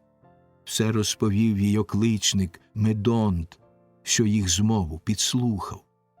Входить владарка в кімнату з жінками служебними разом, до женихів увійшовши, і з ними в жінках богосвітла стала вона під одвірком, що дах підпирає надійно, й лиця закривши собі світлистим ясним покривалом, до Антіноя з докором звернулася й так говорила: «Гей, Антіною, підступний, зухвальцю, кажуть про тебе люди ітакські, що ти між ровесників найвидатніший, радою й словом розумним. Та зовсім не так воно справді. Як божевільний посмів Телемахові ти готувати смерть і загибель? Чи зважив на тих, що моляться, в кого свідком є Зевс? Це ж нечестя для іншого коїти лихо. Мабуть, забув, як батько до нас утікав твій от страху перед своїми ж людьми. Страшний він на себе накликав гнів їх за те, що до зграї тафійських піратів приставши, лиха накоїв Феспротам, що з нами були у союзі. Хотіли убить його, і любе з грудей його вирвати серце, ще й всю поїсти у нього завидну худобу численну. Та Одіссей не пустив їх і стримав, хоч як намагались. Ти ж його дім об'їдаєш безчесно, шлюбну дружину сватаєш, сина шукаєш убити і смутиш мене тяжко. Тож перестань, вимагаю, та й іншим звели схаменутись. Відповідь так Еврімах, син Поліба, до неї промовив. Мудра Ікарія, донько, славетна умом Пенелопого, будь спокійна, нехай твоє тим не тривожиться серце. В світі такого нема і не буде, такий не родився, хто б на сина твого Телемаха смів руку підняти. Поки живу на землі, і поки ще світ я цей бачу, от що скажу я тобі, і справді це так воно й буде. Кров його чорна відразу ж на списі моїм заструмує.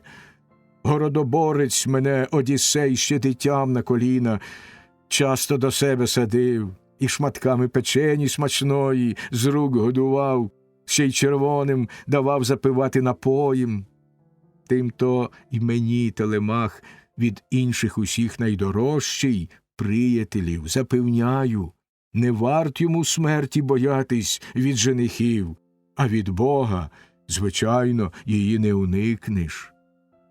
Так заспокоював він, а сам готував йому згубу. Вийшла тоді Пенелопа наверх у світлисті покої, і за Одіссеєм, за мужем коханим там плакала, доки сон їй солодкий навії звела ясноока Афіна. До Одіссея й до сина прийшов свинопас богосвітлий ввечері, в час, як вони, заколовши свиню однорічну, вже готували вечерю. Тим часом Афіна близенько до Одіссея, сина Лаерта, тоді підійшовши, вдарила злегка жезлом і знов обернула у старця в рваннім лахмітті на те, щоб не міг свинопас упізнати і не побіг би у дім до розважної він Пенелопи з вістю, якої б у серці своїм не здолав затаїти. Перший тоді Телемах озвався до нього й промовив. Ти вже прийшов, богосвітлий, Евмею, що чути у місті? Чи повернулись додому оті женихи гордовиті? З засідки вже, чи й досі чатують, хоч я уже дома? У відповідь ти йому так, свинопасе Евмею, промовив. Якось не спало на думку питати про це і дізнаватись, містом ішовши. Серце мене, як мерщій, спонукало переказати сповіщення й швидше додому вернутись. Товаришів твоїх бистрий посол на путі мені стрівся, вісник. Про все він раніше від мене звістив твою матір. Знаю я інше також, бо власними бачив очима. Як повертався й над містом вже був я, де пагорб Гермесів, раптом побачив швидкий відтіля корабель, що входив в нашу затоку. Багато людей метушилось на ньому, аж угинався від щитів він, увесь із списів двоєсічних. Мабуть, вони це й були, я гадаю, напевне ж, не знаю. Мовив він це, і Телемахова сила всміхнулась священна. Глянув він нишком на батька, щоб лиш свинопас не помітив. Всю закінчивши роботу, вечерю вони зготували, і сіли вечеряти, й кожен в вечері тій рівну мав долю. Потім, коли уже голод і спрагу вони вдовольнили, всі про постелю згадали і сну спожили подарунки. Пісня 17. Зміст 17-ї пісні. День 38. Телемах іде до міста, наказавши Евмеєві провести туди і свого гостя. зустрінутий радісно матір'ю і домашніми, він потім іде на площу й приводить звідти собою Терклімена. Пенелопа розпитує його про те, що з ним було під час подорожі. Теоклімен пророкує їй повернення Одіссея. Тим часом Евмей вирушає з Одіссеєм до міста. По дорозі вони зустрічають Мелантія, який обох їх ображає. Прийшовши до свого дому, Одіссей бачить у подвір'ї свого старого собаку, який, упізнавши його, вмирає. Він входить у бенкетну господу і просить милостині в женихів. Антіной, лаючись з ним, кидає в нього ослоном. Пенелопа кличе його до себе, щоб розпитати про Одіссея. Він обіцяє прийти до неї ввечері. Повернення Телемаха на Ітаку. Ледве з досвітньої мли заясніла Еос розоперста. Встав Телемах, дорогий божественного син Одіссея. Пару сандалій до ніг своїх швидко тоді підв'язав він. Списа міцного узяв, що якраз до долоні приходивсь, і, виряджаючись в місто, він так свинопасові мовив: «Йду я, татуню, до міста, побачитись там із моєю матір'ю. Тож не раніше, гадаю, вона перестане гірко ридати за мною і сльози рясні проливати, аніж побачить мене. Тобі ж доручаю я ось що. В місто нещасного гостя цього відведи, на прожиток хай собі жебрає там. Подадуть йому й хліба, хто схоче, й келих вина, а мені тут людей всіх самому приймати вже не доводиться, і так від клопоту гірко на серці. А як образиться гість наш на це, то тим гірше самому буде йому. А я тільки правду люблю говорити». Відповідаючи, мовив йому Одіссей велемудрий: «Друже мій, тут залишатися і сам я не дуже хотів би. Краще у місті, аніж у полях жебракові прожиток, десь собі жебрати. Кожен подасть мені там, хто захоче.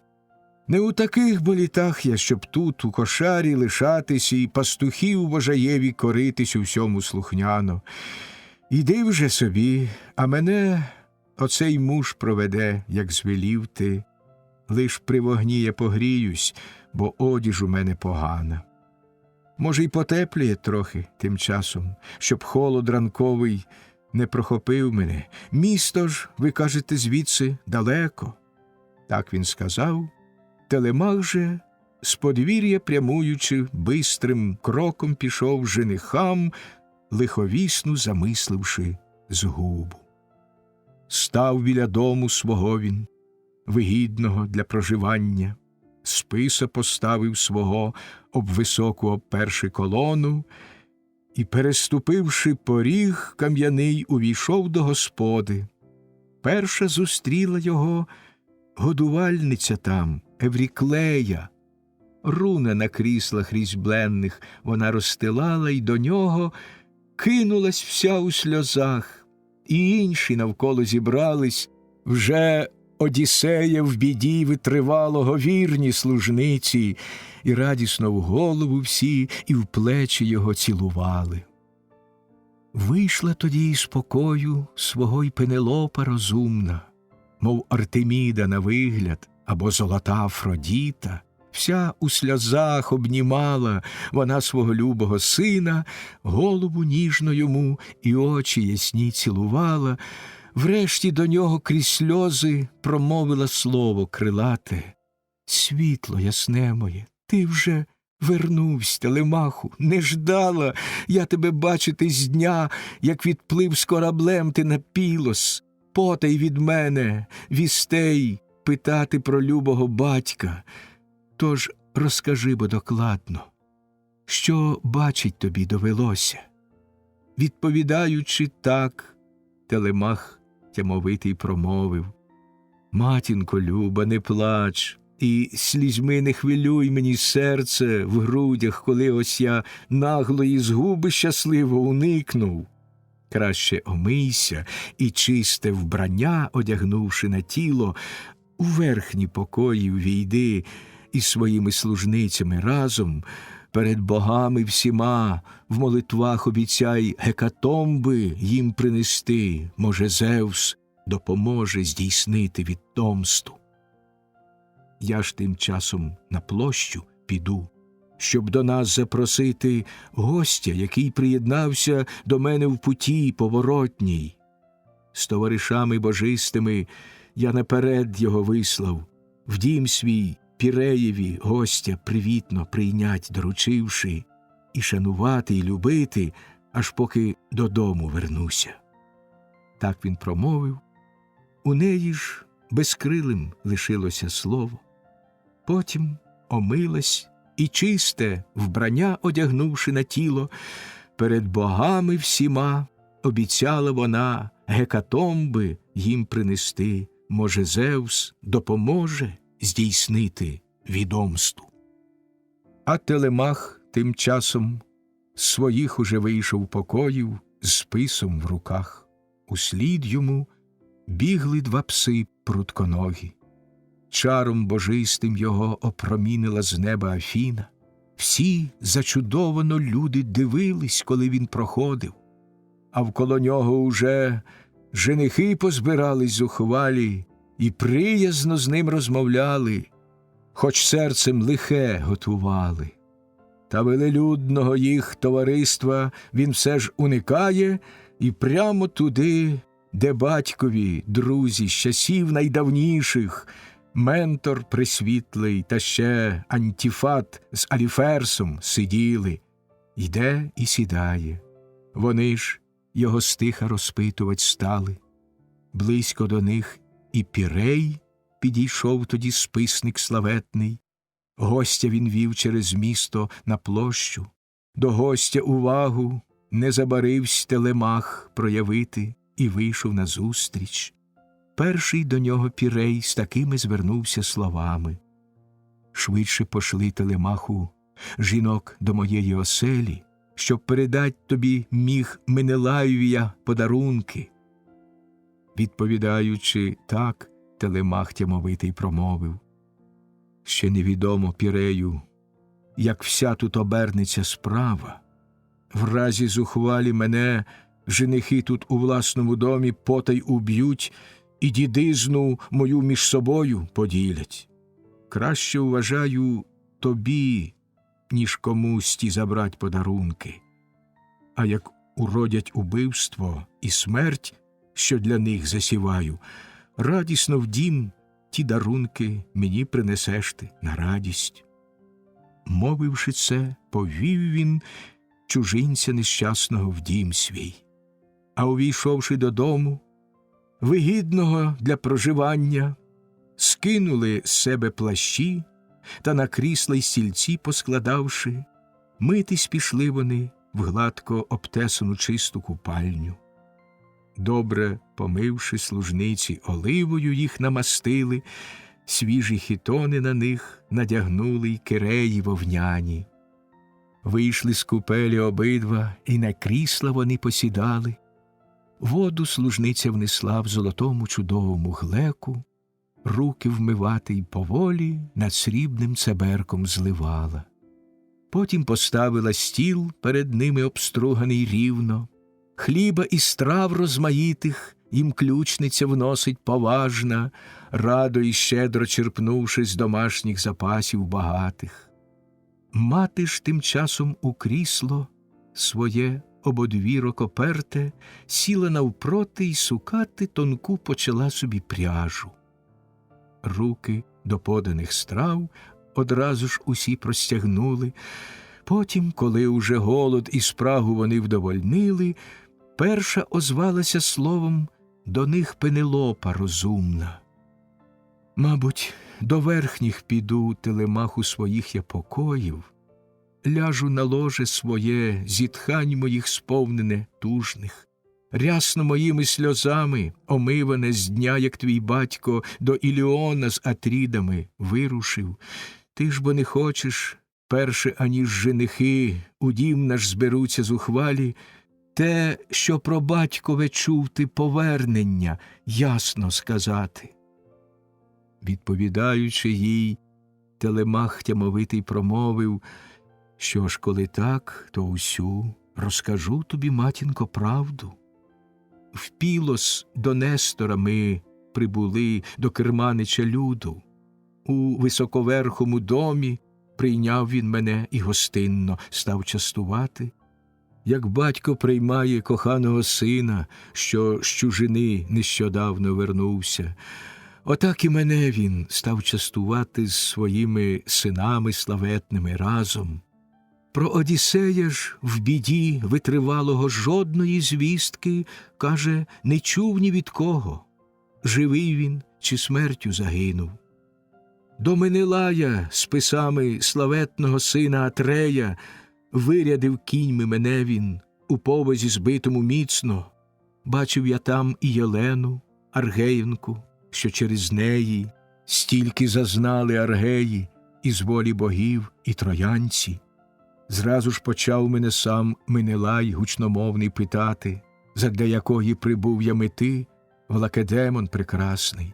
Щиро й відверто йому всю правду тоді розповів я.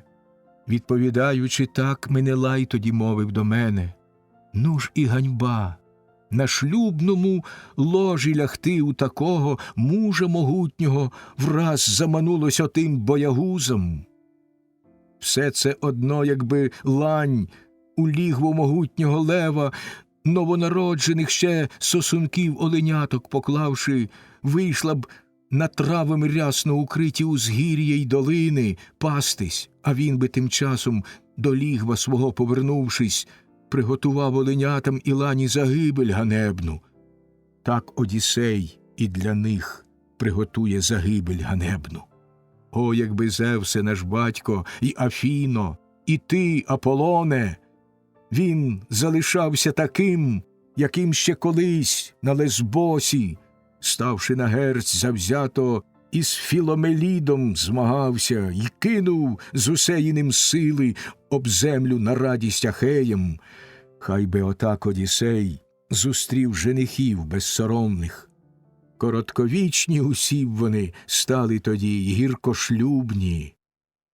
Ну, а про те, що мене ти питаєш і просиш, будь певен, не ухиляючись, правду скажу я тобі, не злукавлю. З того всього, що морський оповів мені старець правдивий, не приховаю нічого, і слівця не втаю я від тебе. Мовив мені, що його у сльозах на острові в домі бачив у німфи Каліпсо, яка силоміць його й досі держить у себе, і не може він в рідну країну вернутись. Ні кораблів веслохідних немає він там, ні супутців, що помогли б йому їхати лоном широкого моря. Так Менелай, син Атрея, сказав йому, славний списами. Я ж, свої справи скінчивши, відплив, дали нам богове вітер попутний, і скоро я в любу вітчизну вернувся. Так він промовив, і серце у грудях її схвилював він. Словом до неї звернувся тоді Геоклімен боговидий. Гідна пошани жоно Одіссея, сина Лаерта. Знай він все ж небагато. Мого ще ти слова послухай. Все я тобі розповім, не втаївши від тебе нічого.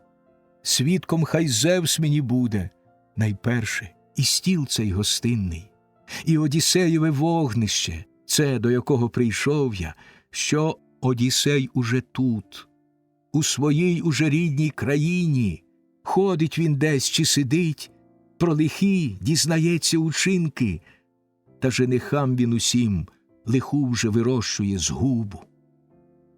Ще в кораблі добропалубнім, сидячи, все оце знав я, з льоту пташиного, і зразу ж про це Телемахові крикнув. У відповідь знов розумна сказала тоді Пенелопа: «О, якби слово, чужинче, твоє та на ділі здійснилось! Знав би мою ти прихильність тоді, і багато дарунків мав би від мене, і кожен тебе називав би щасливим». Так між собою вони провадили стиха розмову. А женихи тим часом всі бавились там, де звичайно, при Одіссеєвім домі, на втоптаній добре площадці, диски й списи вони кидали, там, як і завжди, зухвалі. Вже наближалась обідня пора, звідусіль повертались з паші отари, що гнали для них пастухи, як звичайно. До женихів тут озвався Медонт. Він найбільше подобавсь їм із окличників інших, і в учтах він брав з ними участь. «Що ж, юнаки, а чей вдовольнили ви іграми серце? Отже, вертайтесь у дім та почнім готувати собі учту. Річ непогана обід, якщо поданий саме у пору». Мовив він це, і всі пішли з ним, цієї послухавши ради. А увійшовши додому, вигідного для проживання, скинули з себе плащі та на крісла й стільці, поскладавши, різати жирних овець почали та козлів гладкобоких. Різали вепрів годованих, ялову вбили корову, учту готуючи всім. Тим часом із поля до міста вже Одіссей вибирався іти свинарем богосвітлим. Перший озвався тоді свинопас, розпорядник пастуший.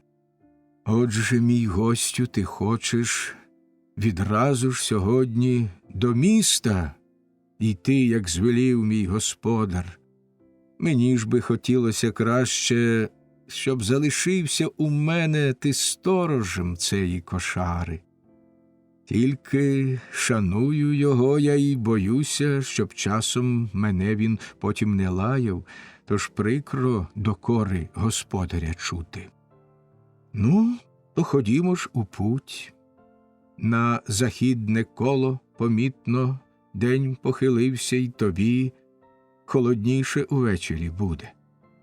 Відповідаючи, мовив йому Одіссей велемудрий: «Знаю я все й розумію, і так само, як кажеш ти, думав. Отже, ходім, дорогу ж мені увесь час ти показуй. Палицю дай мені в руки, як зрубана знайдеться в тебе, щоб опиратись, бо дуже слизька тут, казав ти, дорога».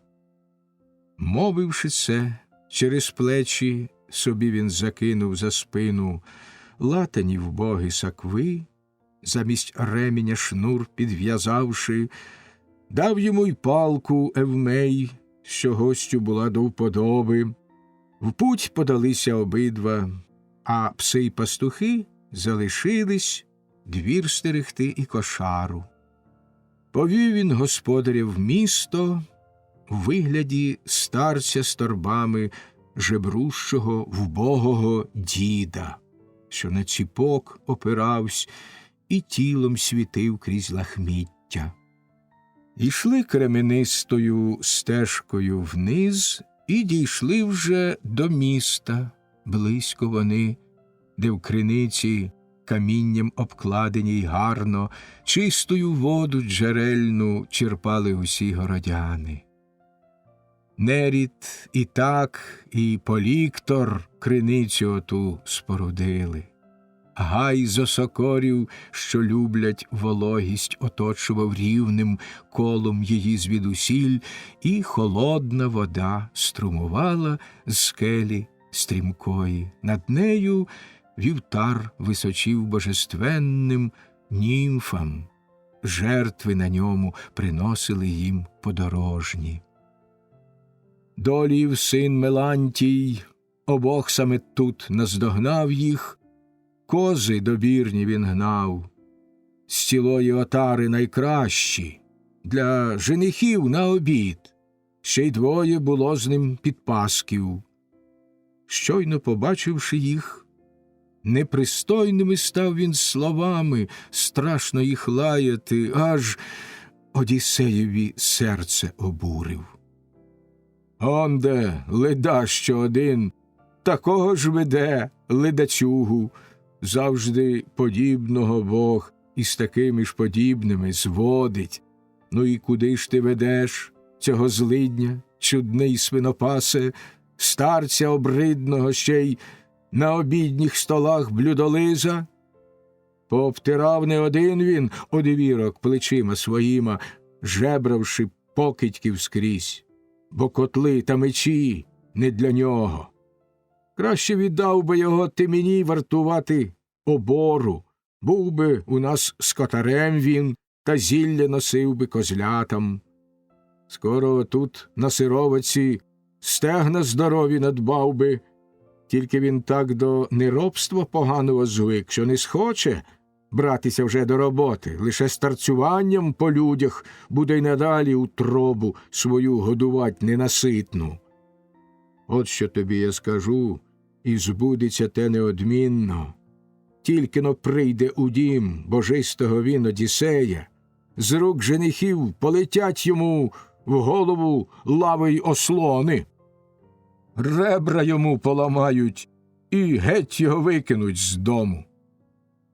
Так цей недоумок мовив і, мимо пройшовши, ударив п'яткою в стегна, та стежки його не здолав і зіпхнути. Встояв на ній він нерушно. І от Одіссей лиш вагався, чи то із києм напасти і витрусить душу із нього, чи ухопити за ноги і об землю жбурнуть головою.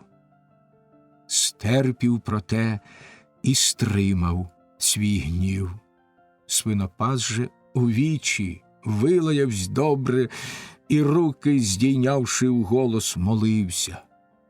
Зевсові донечки, німфи, джерельні, якщо Одіссей вам стегна козлинні палив і баранячі, жиром ще й зверху пообкладавши їх, тож уволіть моє виблагання.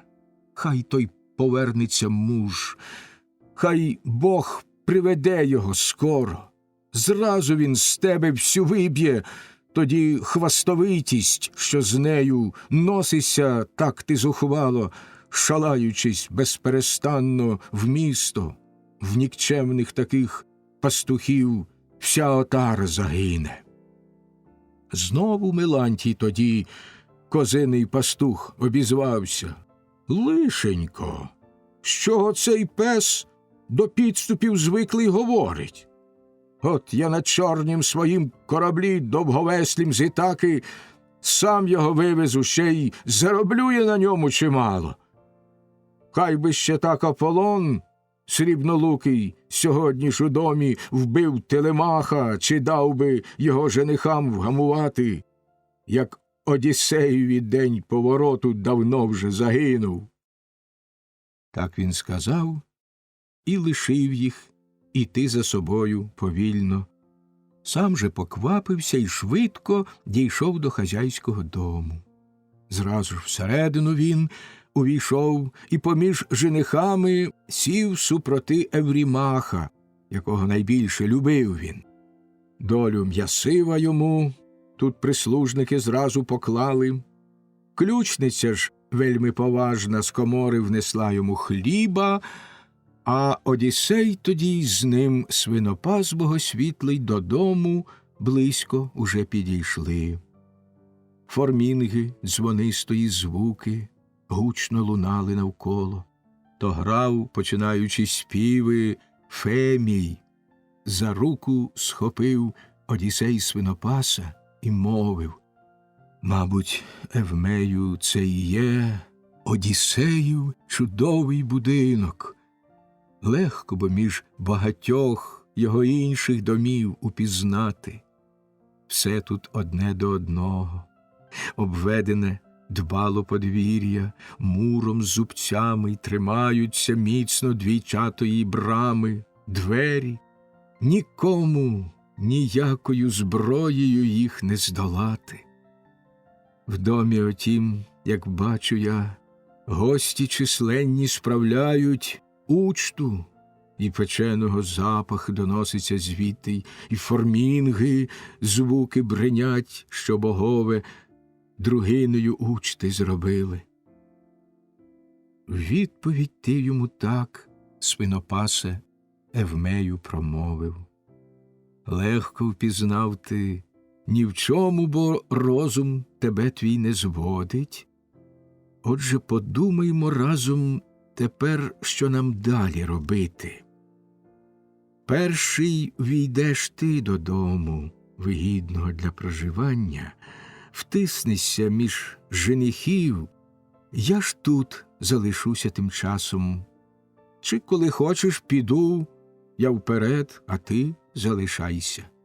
Тільки не гайся, щоб хтось із дому тебе не побачив, та не побив би, не вигнав. Отож і над цим ти подумай. Відповідь мовив незламний в біді Одіссей богосвітлий. Знаю я все й розумію, і так само, як кажеш ти, думав, йди уже ти уперед, а я тут залишусь тим часом. Не новина вже мені і оті стусани та побої.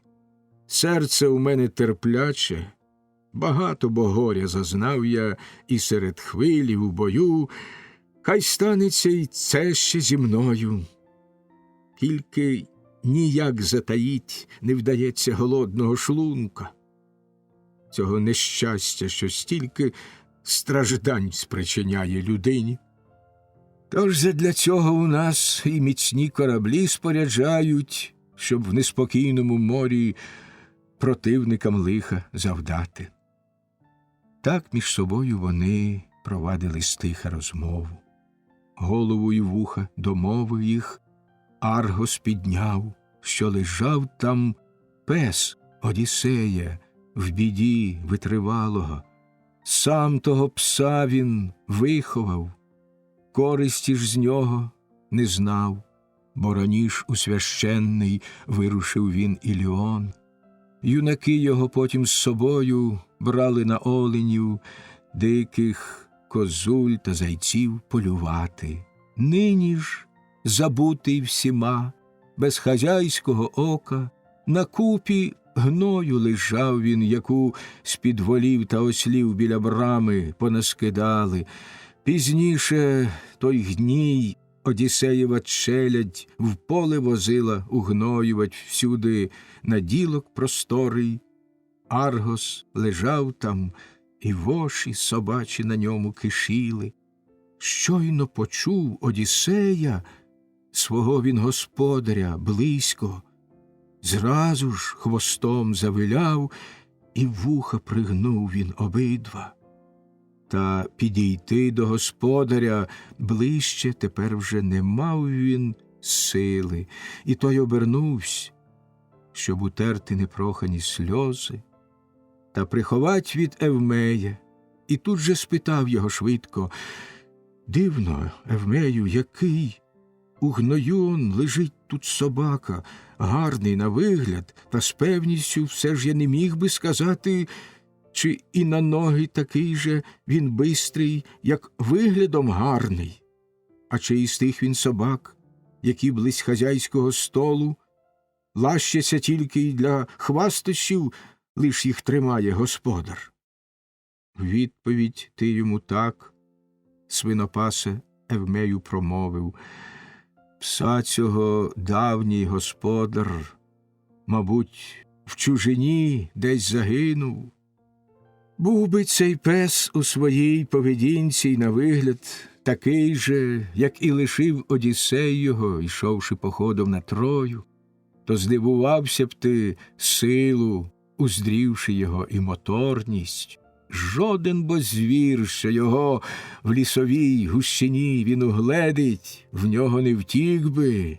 Чуйно умів і сліди він шукати. Нині ж погано йому, десь господар загинув далеко, на чужині, а жінки безтурботні про нього не дбають. Челядь, яка над собою не чує хазяйської влади, зовсім не квапиться те, що належить їй вчасно робити.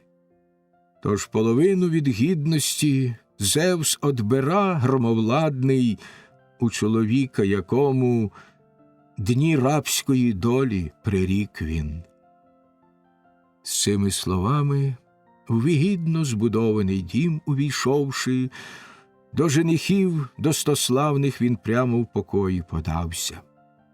Аргоса ж чорної смерті недоля спіткала відразу, тільки-но по 20 він роках Одіссея побачив. Перший тоді Телемах боговидний узрів свинопаса, що увіходив у дім, і до себе його підізвав він, зразу ж кивнувши йому. А той, озирнувшись навколо, крісло узорчате взяв. Сидів на нім кравчий, звичайно, що роздавав женихам покраєне м'ясо на ушті. Взявши те крісло, поставив він перед столом Телемаха і сів проти нього якраз. Окличник подав йому долю, м'яса печеного і хліба поклав йому з кошика вдосталь.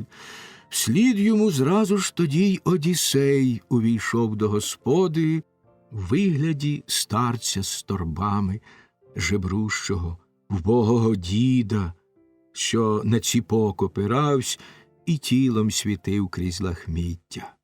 Сів на порозі обтесанім він під самими дверима, на кипарисний опершись одвірок. Колись його Тесля гладко увесь обтисав і вирівняв точно по шнуру. Отже, підкликав до себе тоді Телемах свинопаса, вийняв з чудового кошика ще не почату хлібину, і м'яса, що зміг обома охопити руками, і мовив: «Гостеві це віднеси», і, подавши, порадь йому нишком всіх обійти женихів, прохаючи в них жебранини. Вбогим бо людям не личить соромитись свого убоства. Так він сказав, свинопас же, слова ті почувши близенько, до жебрака підійшов і слово промовив крилате. «Гостю мій, все це тобі Телемах посилає і радить всіх обійти женихів, прохаючи в них жебранини. Вбогим, сказав він, не личить соромитись свого убоства». Відповідаючи, мовив йому Одіссей велемудрий: «Зевсе, владарю, пошли Телемахові щастя між смертних. Хай йому збудеться все, чого він душею жадає». Мовивши так, обома охопив він той даток руками і біля ніг своїх склав на палатану торбу нужденну. Їсти почав він. Тим часом Аед заспівав у покоях. А як скінчив споживати, замовк і співець божественний. Гамір щинили в той час женихи у покоях, Афіна ж до Одіссея, до сина Лаерта, наблизившись тихо, хліба тоді в женихів просити йому наказала, щоб розпізнать, хто із них справедливий, а хто нечестивий. Та боронити від лиха вона не збиралась нікого. З правого боку почавши, до кожного так він підходив, руку свою простягнувши, мов здавна і звик жебрувати. З жалю вони подавали йому і дивувалися з нього, і один в одного стали розпитувати, хто він і звідки. Отже, Мелантій, козиний пастух, тоді слово промовив. «Слухайте, бо женихи, володарки славетної, що я вам про чужинця скажу. Його й перед цим я вже бачив. То свинопас його наш в цю господу привів. А яким би родом він міг похвалитись, того я докладно не знаю». Так він сказав. Антіной тоді лаять почав свинопаса. «Знаємо добре тебе, свинопасе, навіщо його ти в місто привів? Чи своїх волоцюг тут не досить блукає? Цих жебраків надокучливих, цих блюдолизів на учтах? Чи не замало тобі, що господаря твого надбання стільки тут люду з'їдає? То ще одного запросив ти?» Відповідь ти йому так, свинопаса Евмею промовив. «Ти хоч і знатного роду, та зле говорив, Антіною. Хто б це чужинців шукав, щоб до себе запрошувати в гості? Крім хіба тільки таких, що для діла бувають потрібні. Чи ворожбитів, чи теслів, а чи лікарів від хвороби, чи піснярів божественних, щоб радість приносили співом. Скрізь по безкраїй землі для смертних вони є жадані. Вбогого ж старця ніхто не запросить собі на досаду. З-поміж усіх женихів до слуг Одіссеєвих завжди ти найсуворіший був, особливо до мене, проте я цим не журюсь, поки в домі своїм Пенелопа розважна ще проживає, і при ній Телемах тут живе боговидий». Відповідаючи, так Телемах тямовитий промовив. «Краще помовч, не марнуй з ним багато часу на розмову.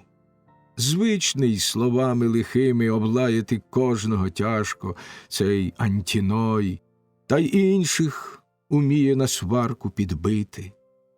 Мовив цей до Антіноя і словом звернувся крилатим. «Дбати про мене, як батько, про сина ти став, Антіною.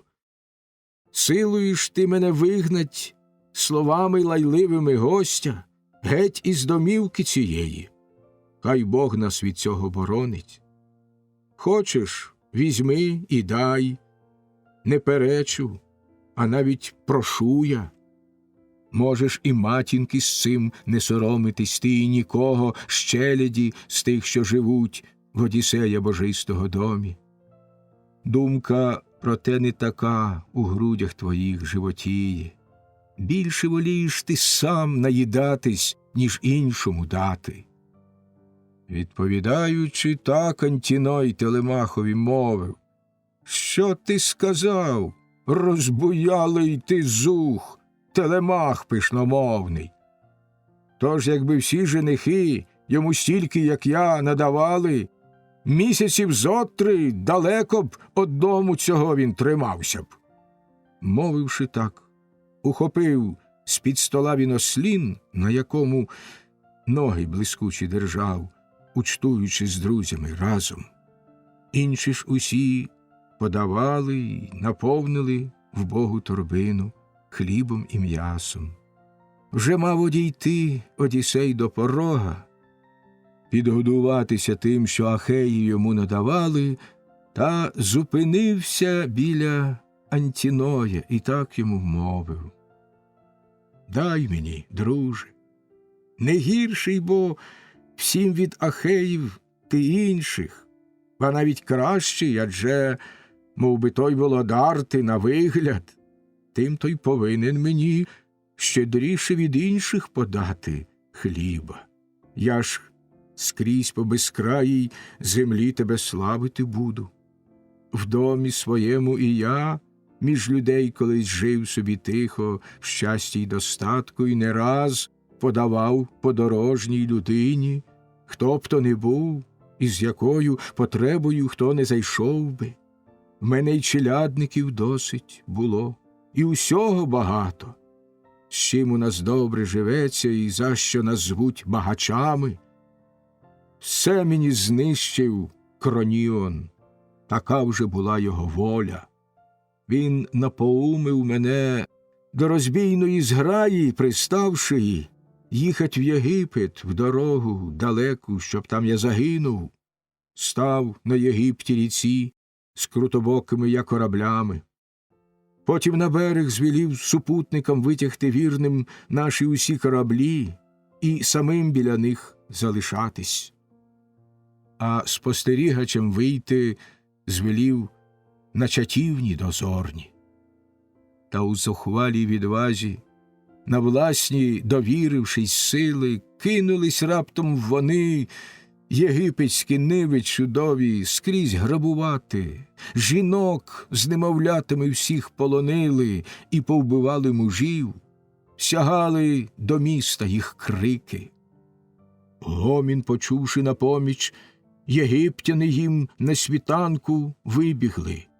Відблиском міді і брязкатом кінних і піших сповнилось поле. Зевс громовладний в лихе боягузтво ввергнув супутників наших. Ніхто проти вражої сили з них не устояв. Страшне звідусюди грозило їм лихо.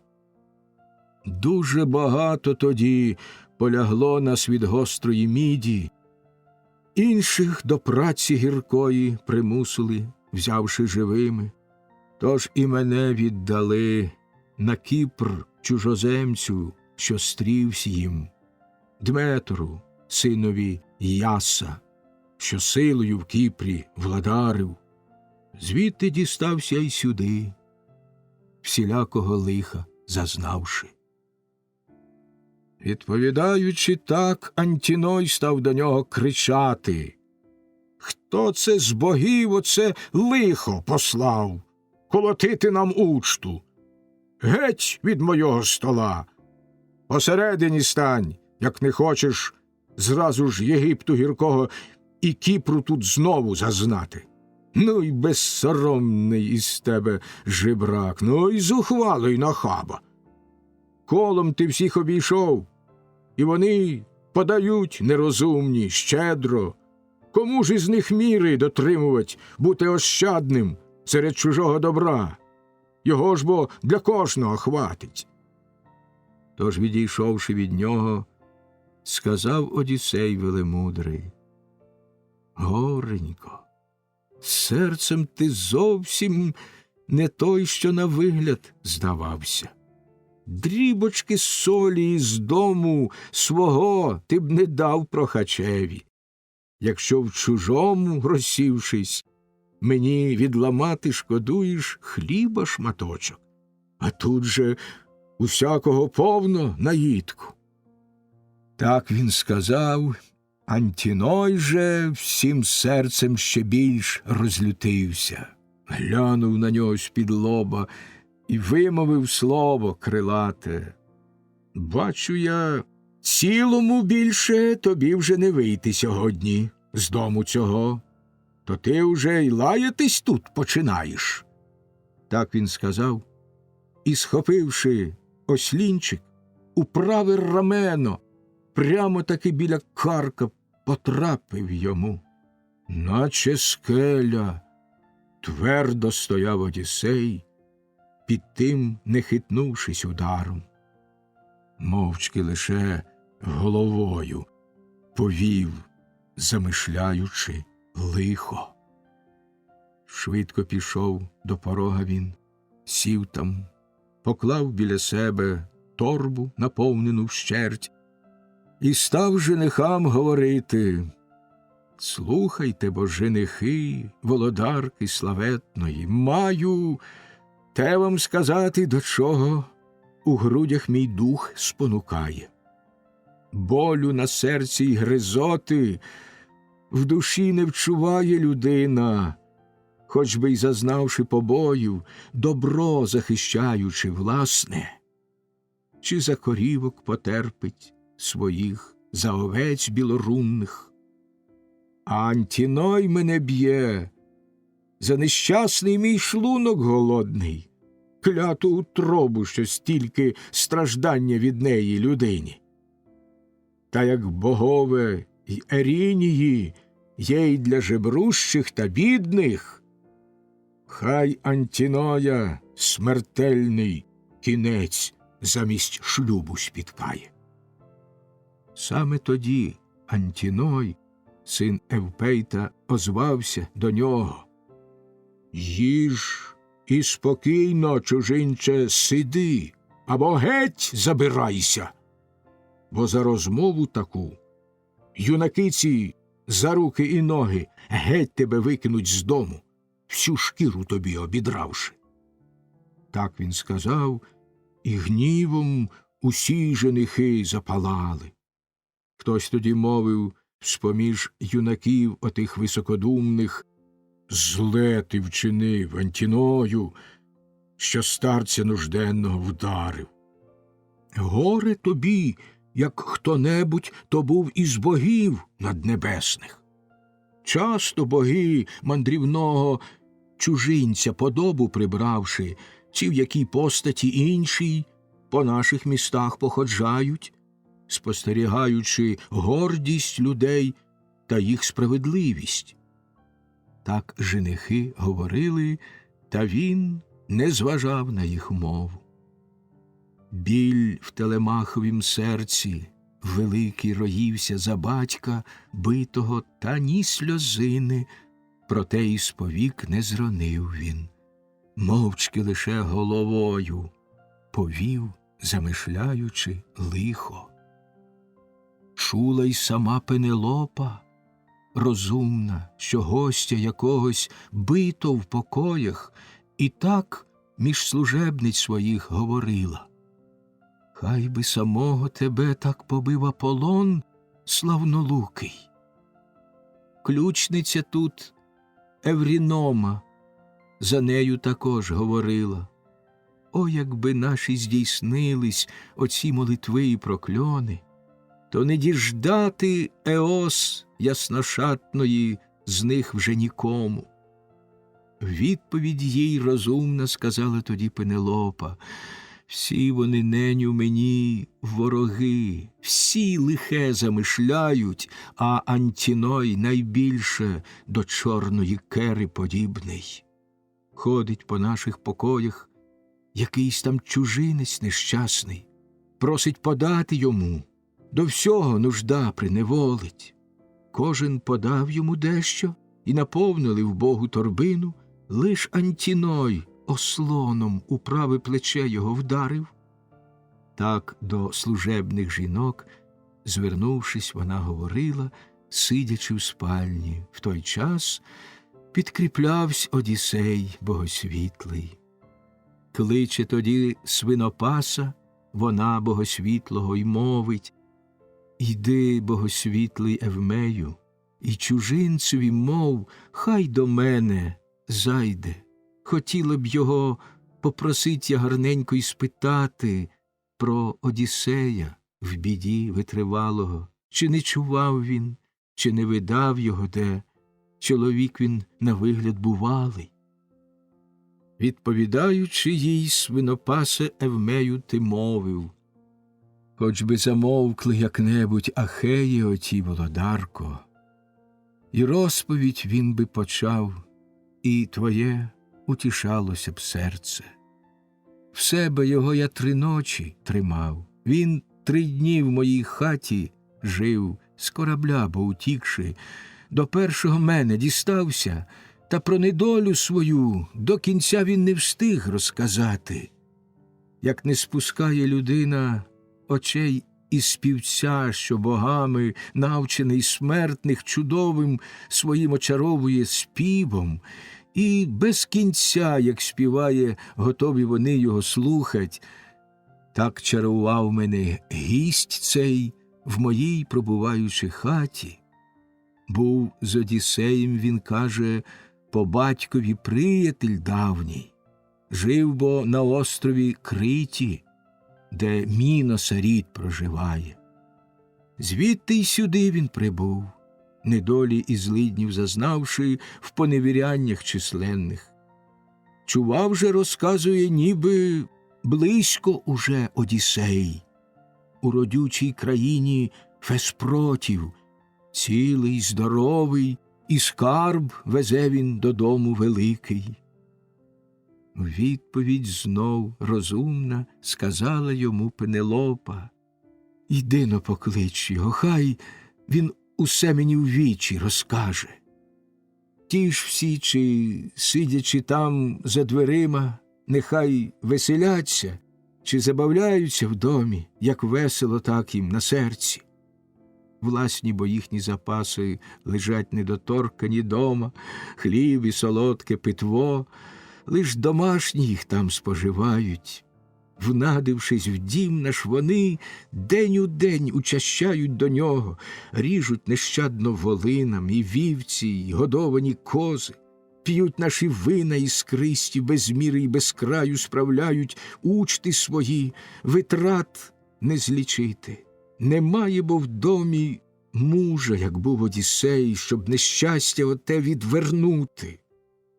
В разі б вернувсь Одіссей і прийшов на свою батьківщину, швидко б із сином своїм він помстивсь на мужах за насильство». Так вона мовила.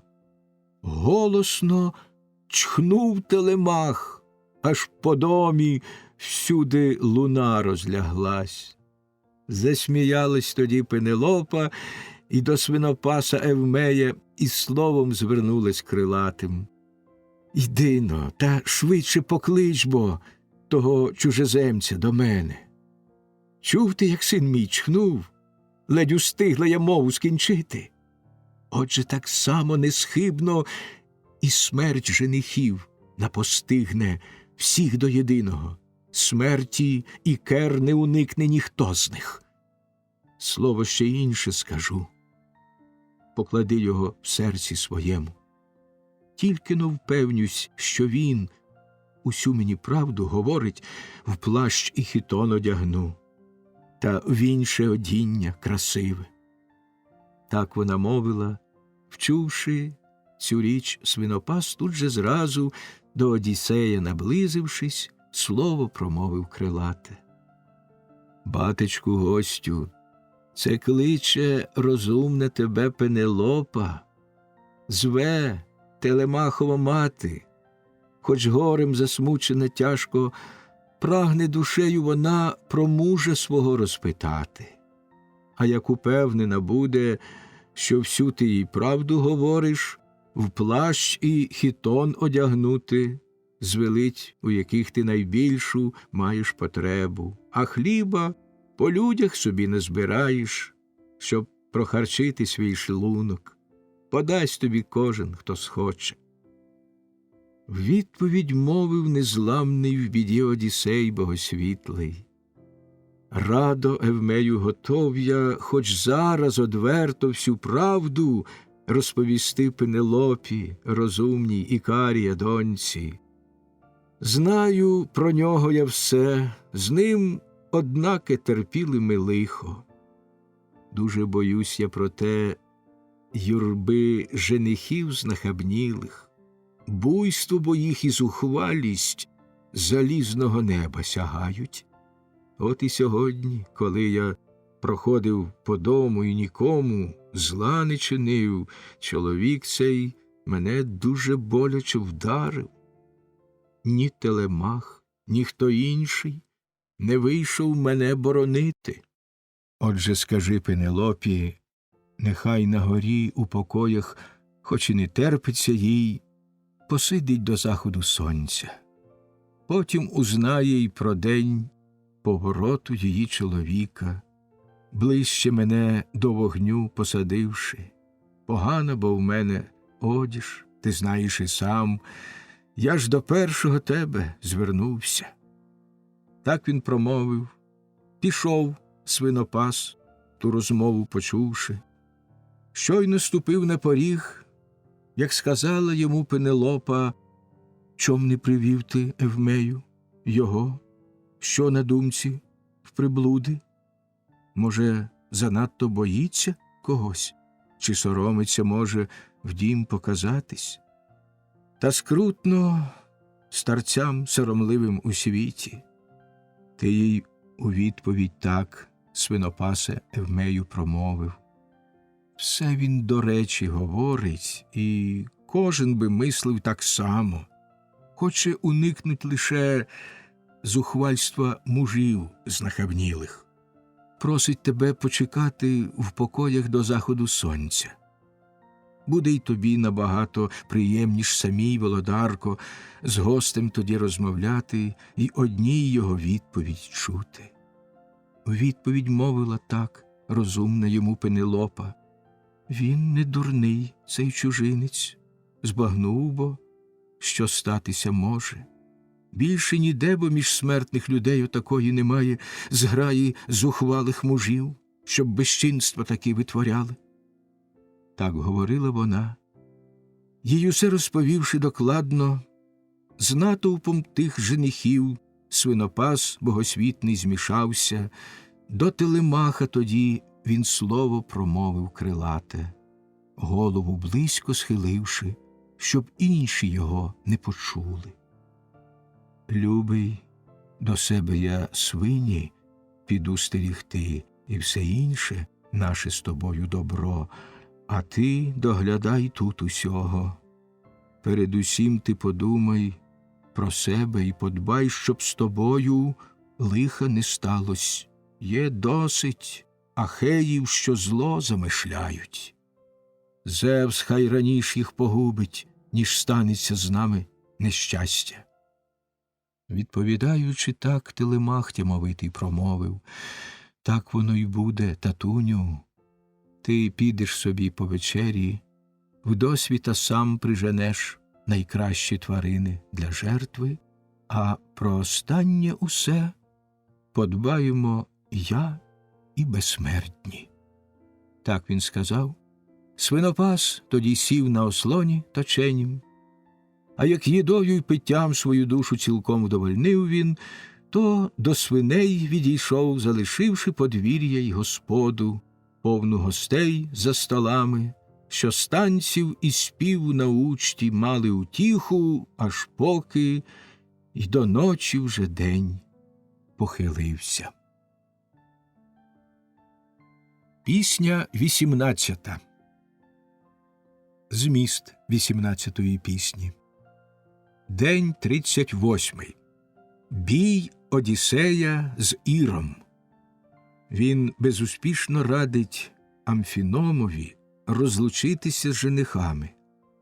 Пенелопа подає їм надію на шлюб у найближчому майбутньому. Вони приносять їй подарунки. Меланта ображає Одіссея. Еврімах кидає в нього ослоном.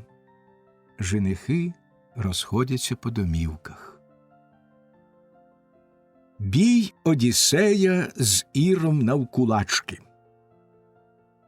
В двері ввійшов жебрак, всім відомий, Ітакою містом, скрізь він по жебрах блукав, а черево мав ненаситне, їсти і пити був завжди готовий. Сили і моці в ньому, проте, не було, хоч на вигляд він був величезний. Звався Арнеєм. Його від народження мати поважна так називала, та молодь уся його кликала Іром. Кожному вісті розносив, бо він, що йому доручали.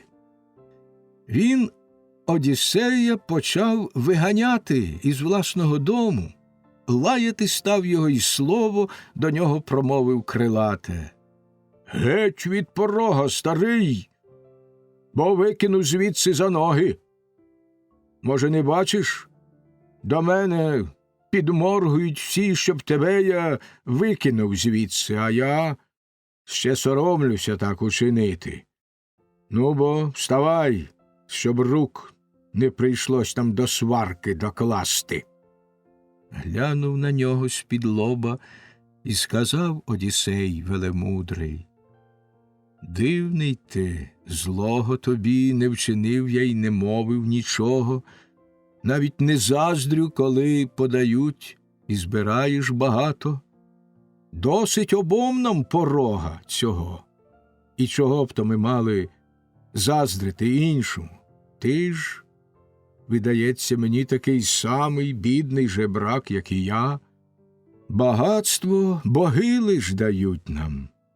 Ти ж не занадто вимахуй руками, щоб я не розсердився.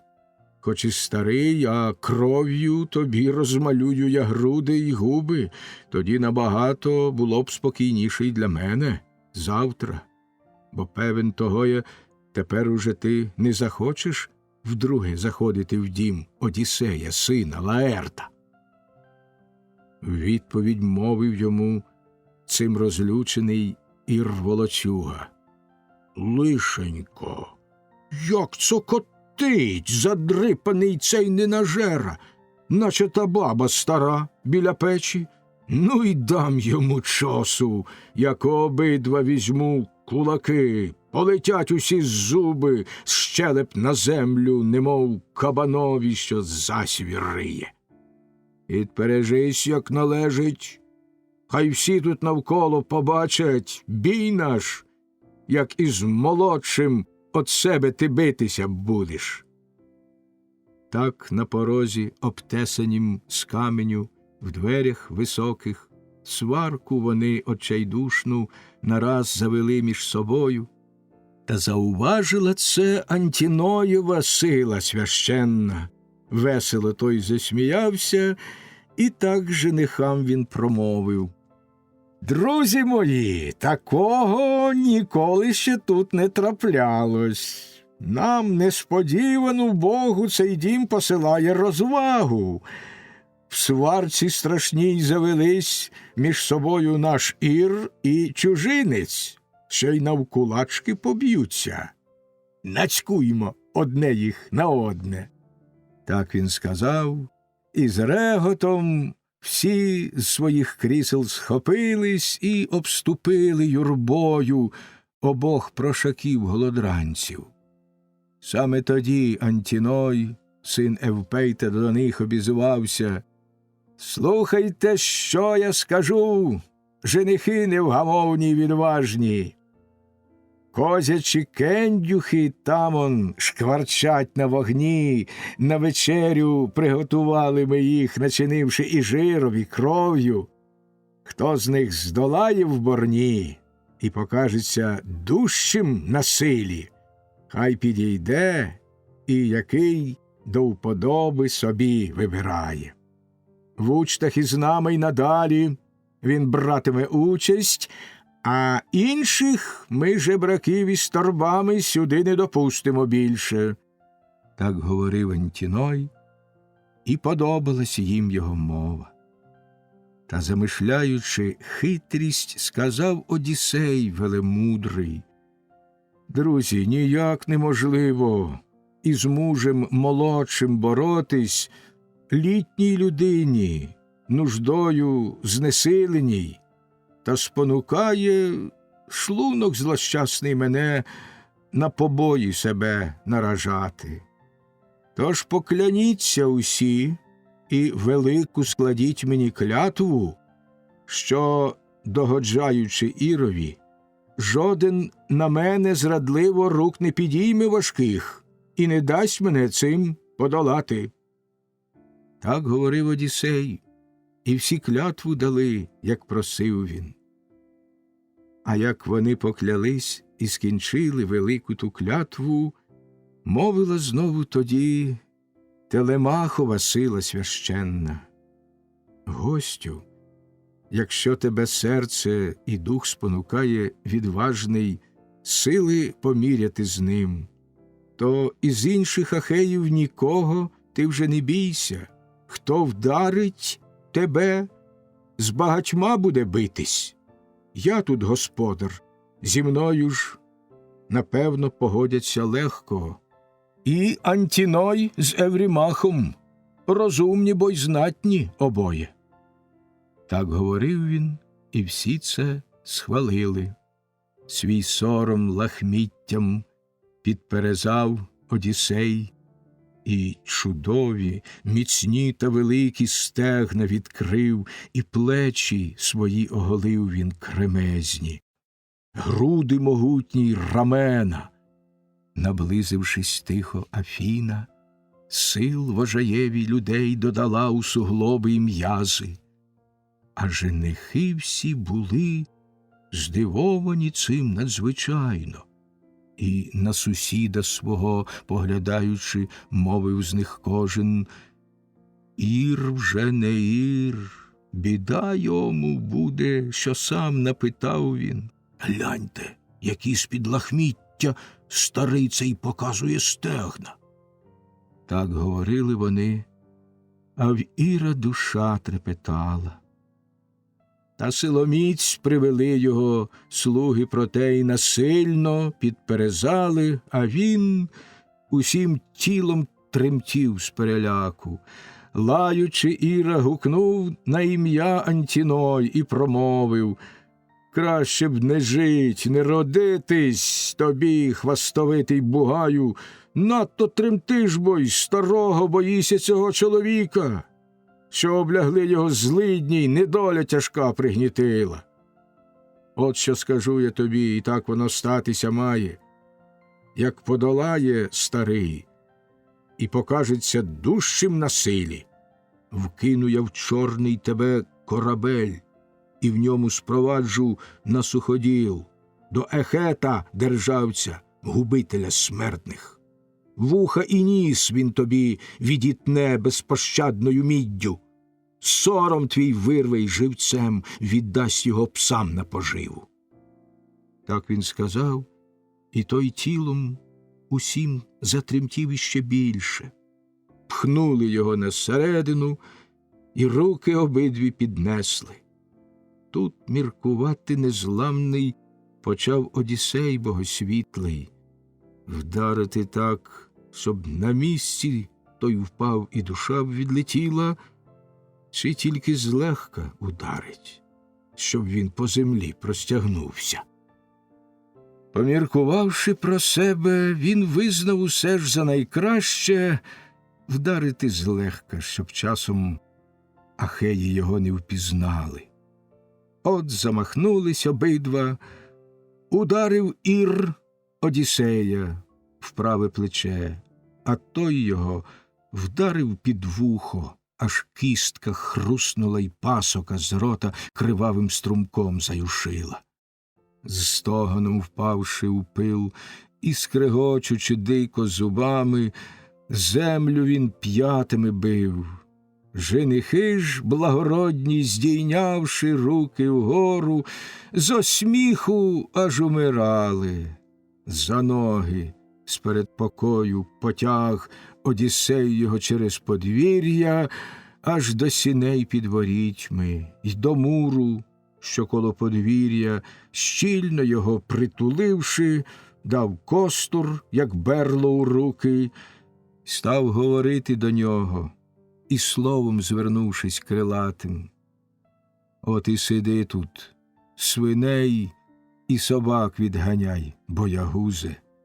Більше вже верховодом не бути тобі над старцями і жебраками, щоб лихо ще гірше тебе не спіткало».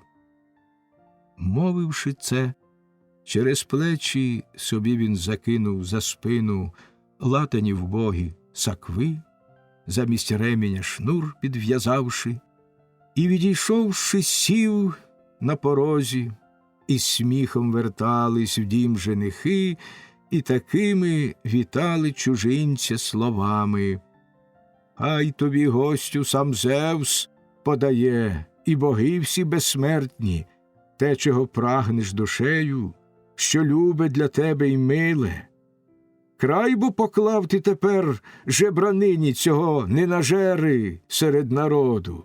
Спровадимо скоро цього ми приблуду на суходіл до Ехета, державця, губителя смертних». Так вони мовили, і рад був з їх слів Одіссей богосвітлий. А після того підніс Антіной йому кендюх великий, жиром і кров'ю начинений, ще й Амфіном 2 хлібини, з кошика взявши, подав Одіссеєві із золотої, випивши чаші, вітав його, і так він до нього промовив: «Радуйся, батьку чужинче, нехай тобі випаде щастя, хоч на майбутнє, бо й досі біди зазнаєш ти багато». Відповідаючи, мовив йому Одіссей велемудрий: «Дуже, здається, розсудливий ти чоловік, Амфіноме. Батька такого ж ти син, хороша бо слава й про нього. Нісій з Дуліхію чув я, і доблесний муж, і заможний. Кажуть, ти син його, схожий бо і ти на розумну людину. От чому дещо скажу тобі, ти лиш послухай і зваж це. Серед істот, що їх живить, земля, що тут повзають, дишуть, слабшої годі знайти за оту жалюгідну людину. Поки боги їй удачі дарують і носять коліна, навіть не мислить вона, що їй випаде лихо небавом. А як нашлють їй нещастя і злиднів боги всеблаженні, то мимоволі вона терпеливо їх зносити мусить. Думка в людей на землі такою буває, яку їм батько безсмертних і роду людського в той день посилає. Так от і я себе міг до щасливих колись зачисляти, та на свою покладаючись силу і владу, на батька і на братів своїх здавшись, вчинив безрозсудств я багато. Несправедливим не слід, проте бути нікому й ніколи, мовчки приймаючи те, що боги нам дають у дарунок. Скільки безчинств, як погляну, творять женихи в цьому домі, як тут багатство марнують і як зневажають дружину, мужа, якому, я певен, недовго вже бути далеко від батьківщини і друзів. Він близько. Тебе ж хай додому хтось із богів відведе, щоб із ним тобі тут не зустрітись в день, коли він у свою повернеться милу вітчизну. Бо не безкровно тоді, я вважаю, розв'яжеться справа між женихами і ним, як у рідну домівку він прийде. Мовивши це, узливання вчинив і випив вина він, медосолодкого, і келих віддав розпоряднику в руки. Той через дім весь пішов, і смутком у любому серці, голову низько схиливши, відчув щось лихе він душею. Смерті ж проте не уникнув.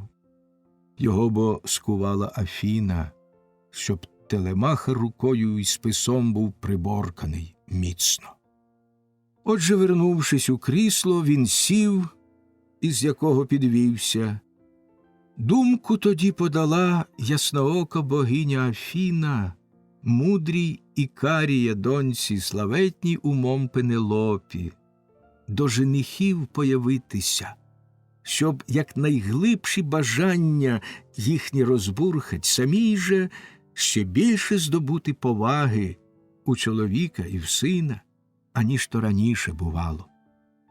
Ключницю кличе вона і, усміхнувшись, удавано каже: «Серце мені, Евріномо, велить, як раніш не бувало, до женихів появитися, хоч і гордую я ними. Синові слово скажу я, і воно йому буде корисне. Краще йому з женихами зухвалими спілки не мати. Гарно бо мовлять вони, а за спиною зле замишляють». Відповідаючи, мовила ключниця їй Еврінома: «Так, все це правда, дитино, усе до ладу ти говориш. Іди ж бо і синові все розкажи, не таївши нічого, тільки омийсь перед тим, і як слід намасти собі щоки, щоб не виходить на люди з обличчям укритим слідами сліз, не гаразд бо і плакать усе без кінця й сумувати. Син твій дорослий уже, тож таким ти найбільше бажала, бачить його, про такого ти здавна благала безсмертних. Відповідаючи, мовила їй Пенелопа розумна: не переконуй мене, Евріномо, щоб я у печалі тіло своє омивала й мастила оливою щоки. У мене й любов до краси відібрали боги олімпійські з днини, коли в кораблях крутобоких відплив чоловік мій. Гіподамею, проте і Автоною поклич, хай до мене прийдуть, щоб разом зі мною вони побували в Господі. Я бо ні за що не вийду сама до мужчин, адже сором. Так вона мовила, і ключниця вийшла старенька з кімнати переказати жінкам, щоб піднятись наверх поспішали.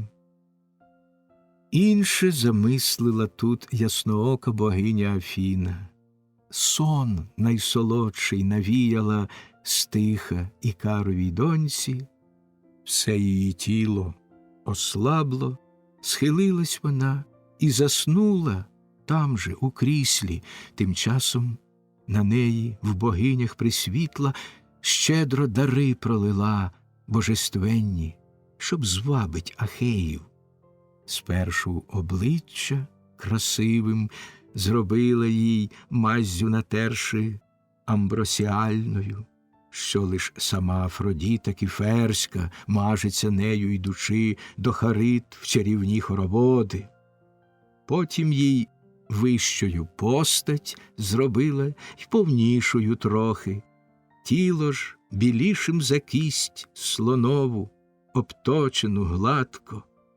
Швидко зробивши це все, відійшла у богинях присвітла. Голосно мовлячи тут, увійшли до кімнати служниці білораменні, і сон відігнали від неї солодкий. Щоки долонями злегка потерла вона і сказала: лагідний сон охопив мене глибоко, змучену горем. Хай таку ж лагідну смерть Артеміда мені непорочна зразу пошле, щоб я більше свого не печалила серця й віку собі не збавляла за любим сумуючим мужем. Повен бо доблесті був, видатний між усіх він Ахеїв. З цими словами зійшла вона з верхніх покоїв світлистих, ще й не сама, з нею разом додолу зійшли й дві служниці. До женихів увійшовши, і з ними в жінках богосвітла, стала вона під одвірком, що дах підпирає надійно.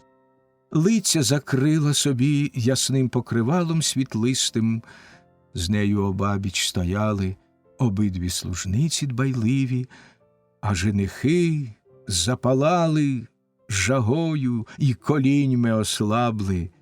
Всі з Пенелопою ложе жадали вони розділити. До Телемаха вона свого любого сина озвалась: щось не твердий, Телемаху, і розумом став ти, і духом. Хлопчиком бувши, ти в серці мудріші поради знаходив.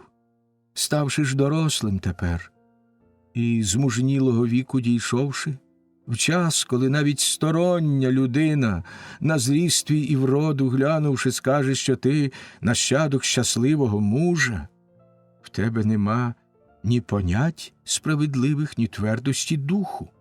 Як це у нашому домі могла така статись подія? Як ти дозволити міг так зневажити нашого гостя? Що ж тепер буде, коли, пробуваючи в нашому домі, прийдеться гостові ще й знущань зазнавати нестерпних? Сором тоді від людей, ганьбу ти навернеш на себе. Відповідаючи так, Телемах тямовитий промовив: матінко люба, не смію твоїм я перечить докорам. Добре усе я в своїй розумію душі, і чудово знаю, що добре, що зле. Давно бо вже я не дитина. Та не у всьому я й розумом можу своїм розібратись. Ті, що сидять он з лихими думками, то в той бік, то в інший часто збивають мене, і порадника в них не знайду я. Не із вини женихів, ота бійка чужинця із Зиром трапилась тут, тим більше, що виявився дужчим чужинець.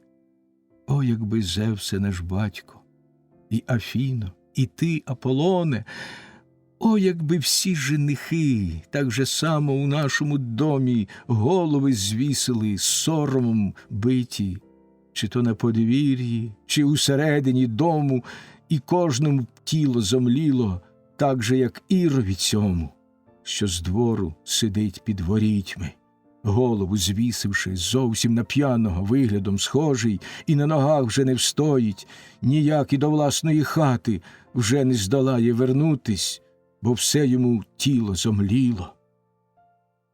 Так між собою вони провадили стиха розмову. До Пенелопи тоді почав Еврімах говорити: «Мудра Ікарія, донько, славетна умом Пенелопо, глянуть на тебе Ахеї, ясійського Аргоса діти, то женихів іще більше у нашому домі від ранку учти справлятиме тут, над всіма бо жінками найвища, вродою й постаттю ти, особливо ж розумом світлим». Відповідаючи, мовить йому Пенелопа розумна: «Всю мою вроду й красу, Еврімаху, мій зовнішній вигляд, вічні богови забрали від дня, коли збройні аргеї на Іліон попливли, і Одіссей, чоловік мій, із ними. От якби він повернувся, і життя моє взяв би в опіку, краще жилося б мені, і значніша була б моя слава. В смутку тепер я, якесь божество мені горя наслало, як покидав чоловік мій кохану свою батьківщину, взяв за зап'ястям мою він правицю і так мені мовив: не сподіваюсь, дружино, щоб всі із-під Трої Ахеї у наголінниках мідних вернулися цілі й здорові. Кажуть, що люди троянські, народ бойовий, войовничий, битися вміють списами і стріли із лука пускати. На колісницях проворні їздці, а це найбистріше бою вирішує хід в обопільнім змаганні великим. Отже, не знаю, чи Бог нам повернення дасть, чи загину десь я під Троєю. Ти ж тут сама уже всім потурбуйся, тож пам'ятай і про батька, і про матінку в їхньому домі, так, як тепер, навіть більше. Коли мене тут вже не буде, а як побачиш, що в сина борідка почне виростати, можеш лишити мій дім, іди заміж за кого захочеш». Так говорив він тоді. І тепер от збувається все це. От вже й ненависна ніч настає, коли шлюб отой має статись проклятій мені, бо Зевс мене щастя позбавив. Ще в мене біль є, що тисне на серце і душу тривожить. У женихів не такі, бо звичаї віддавна бували. Хто за дружину для себе дочку із заможного роду взяти бажав, той мусив із іншими ще позмагатись. Кожен биків приганяв, баранів і овець найжирніших, рідним відданий на учту, і дарунки приносив коштовні, а не маєтки чужі задарма отак проїдали. Мовила це, і незламний зрадів Одіссей богосвітлий, як подарунки вона в них виманює, як їх словами лагідно влещує, зовсім не те замишляючи в серці. Відповідаючи, мовив тоді Антіной, син Евпейта: «Мудра Ікарія донько, славетна умом Пенелопо, хто із Ахеїв, які не приніс би тобі подарунки, ти їх приймай, не слід бо хорошого дару цуратись. Ми не вернемось до справ і до інших не підем відданок, поки не вийдеш сама за кращого ти із Ахеїв». Так говорив Антіной, і всім це було до вподоби. Кожен окличника по дорогій послав подарунки. Плащ принесли Антіноєві гарний, барвисто-узорний, кроєм широкий, 12 уздовж його пряжок ясніло з золота кутих, при кожній гаплик був красиво загнутий. Від Еврімаха також принесли причудове намисто, золота чистого й зерен янтарних, що сяють, як сонце. Еврідамантові слуги, мов сплетену з тутових ягід, з темних трійчастих перлин принесли йому пару сережок. Володареві ж Пісандру, Поліктора сину, коштовний уклад нашийний, оздобу його принесли найдорожчу. Інші Ахеї ще й інші дари принесли причудові. В верхні покої пішла після того в жінках богосвітла, вслід їй обидві служниці несли дорогі подарунки. Бавитись танцями знов почали всі, і співом, що млостю сповнював їх, і так вечорової ждали години. Поки вони забавлялись, той вечір насунувся темний. 3 жаровні великі тоді встановили в господі, щоб освітлить її, скалок сухеньких наклали навколо з висхлого дерева, свіжо наколотих гострою міддю, смольних лучин додали. Розпалювать стали по черзі кілька служниць Одіссея в біді витривалого. З словом паросток Зевса звернувся до них Одіссей велемудрий. От що, служниці, давно вже відсутнього тут Одіссея. В верхні кімнати ідіть, де поважно сидить володарка, пряжу свою біля неї прядіть та її розважайте. Сидячи там у покоях, чи вовну чесати беріться, сам замість вас тут вогонь для всіх я підтримувати буду. Навіть якби до зорі златошатної там не лишались, втома мене не здолає, занадто бо я витривалий. Так говорив він, вони ж засміялися й перезирнулись. Лайкою відповіла йому червоновида Меланта. Долій був батько її, виховання ж дала Пенелопа. Пестила, наче дитину свою, убрання дарувала. Та Пенелопою зовсім про те не журилась Меланта. Із Еврімахом бо знатися краще воліла й кохатись. Лаять вона почала Одіссея і так докоряти. З глузду останнього зовсім ти з'їхав, приблудо нещасний. Чом ти не хочеш піти ночувати де-небудь до кузні чи до заїзду, а тут розмовляєш занадто зухвало? Між цих численних мужів ані трохи не маючи страху в серці. Чи це так вино помутило твій розум, чи завжди в тебе такий він, що ти без кінця нісенітниці мелиш? Чи вже й себе ти не тямиш, що Іра здолав волоцюгу? А чи не встигне хтось інший? Небавом, Заїра сильніший. Так тобі в щоки обидві долонями дужими дасть він, щоб полетиш ти за двері, увесь об'юшений кров'ю. Глянув на неї з-під лоба і сказав Одіссей велемудрий: «Зараз же, суко, піду і про все Телемахові мовлю, що говорила ти, й він розірве тебе вмить на шматочки». Страху великого цими словами нагнав на жінок він. Швидко побігли вони по покоях, і з остраху кожній гнулись коліна, боялись, що справдить свою він погрозу. Він же підтримував світло в жаровнях, палаючих ясно, і поглядав на присутніх, а сам в глибині свого серця вже обмірковував те, що здійснитися мало небабом. А женихам гордовитим Афіна тим часом не дуже стримання в їхні знущання вкладала, хотіла, щоб більше смутку і болю у серці відчув Одіссей, син Лаертів.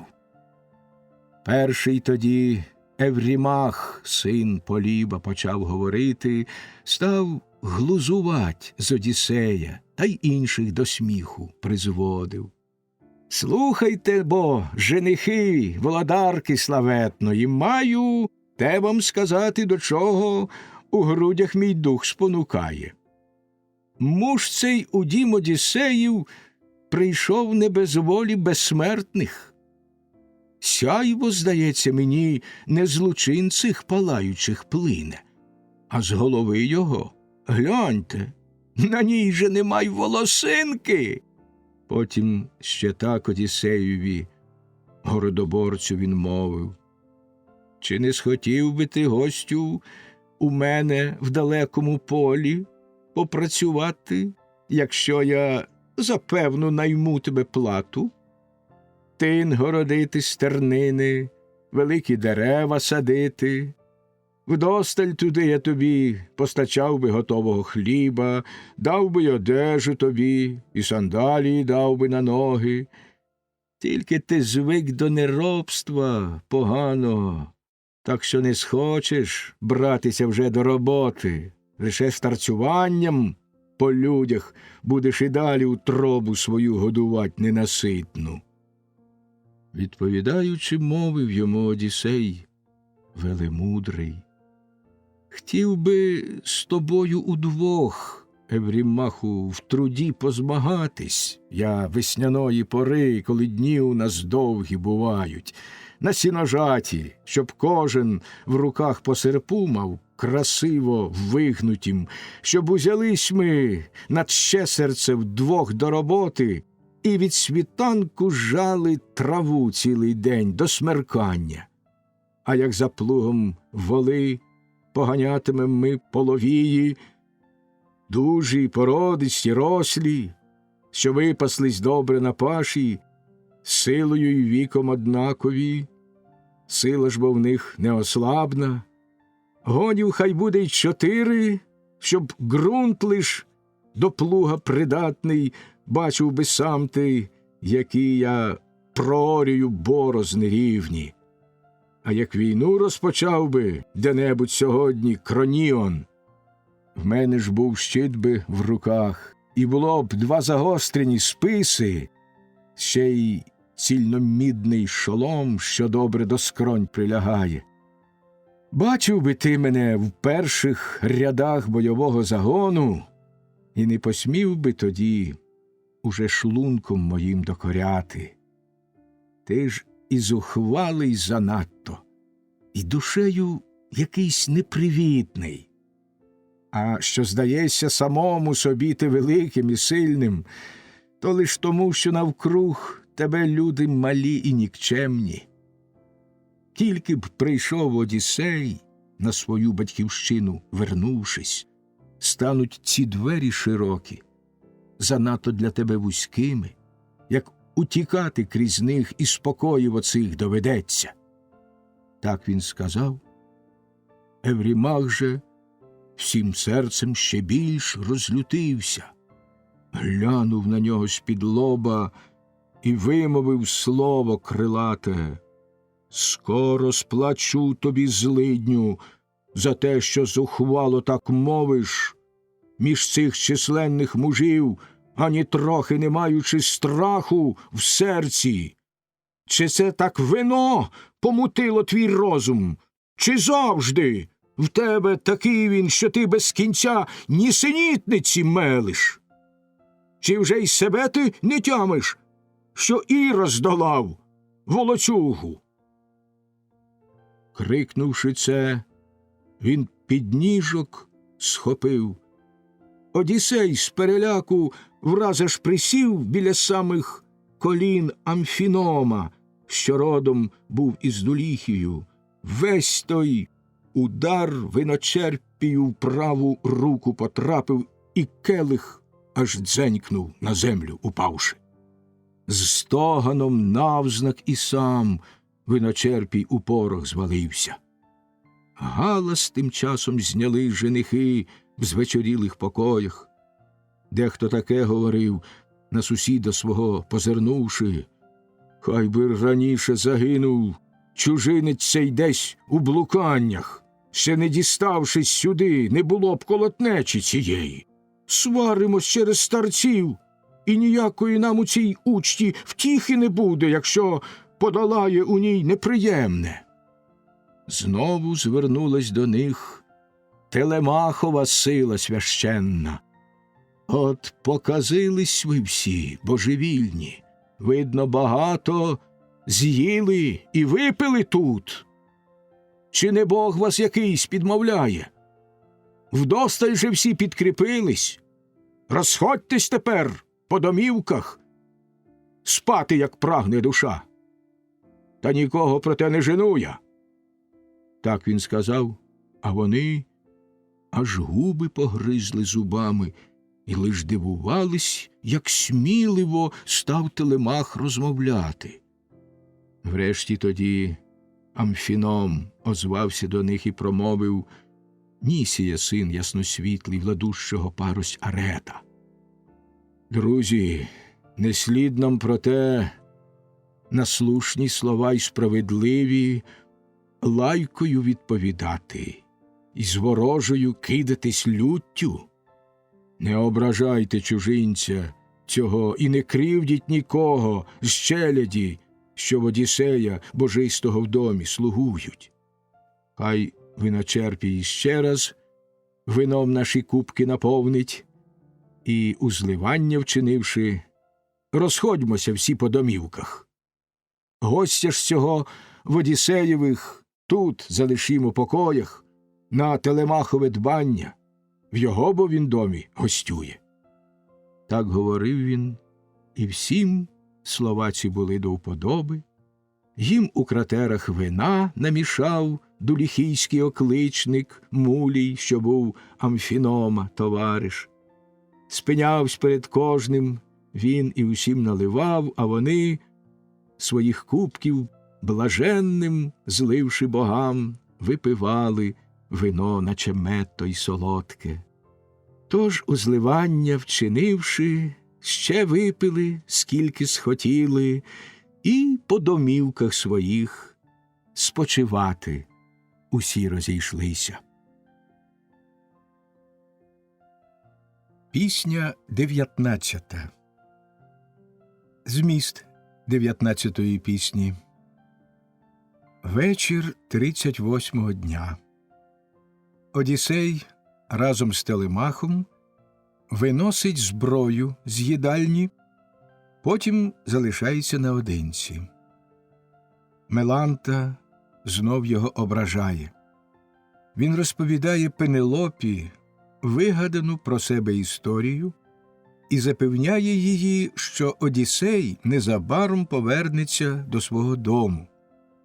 Евріклея впізнає його по рубцеві на нозі. Він наказує їй мовчати. Пенелопа розповідає йому сон свій, потім каже, що віддасть свою руку тому з женихів, котрий переможе інших стрільбою з Одіссеєвого лука. Нарешті Пенелопа йде геть. Зустріч Одіссея й Пенелопи. Умивання ніг. Сам у Господі тим часом зоставсь Одіссей богосвітлий. Смерть бо усім женихам готував із Афіною разом. До Телемаха він швидко із словом звернувся крилатим. Час Телемаху відціль бойову повиносити зброю разом усю. Женихів же, як це спостерігши про неї, стали б питати, солодкими знов заспокоїш словами. Я її виніс від диму. На ту вона зброю й не схожа, що залишив Одіссей, як походом до Трої подався.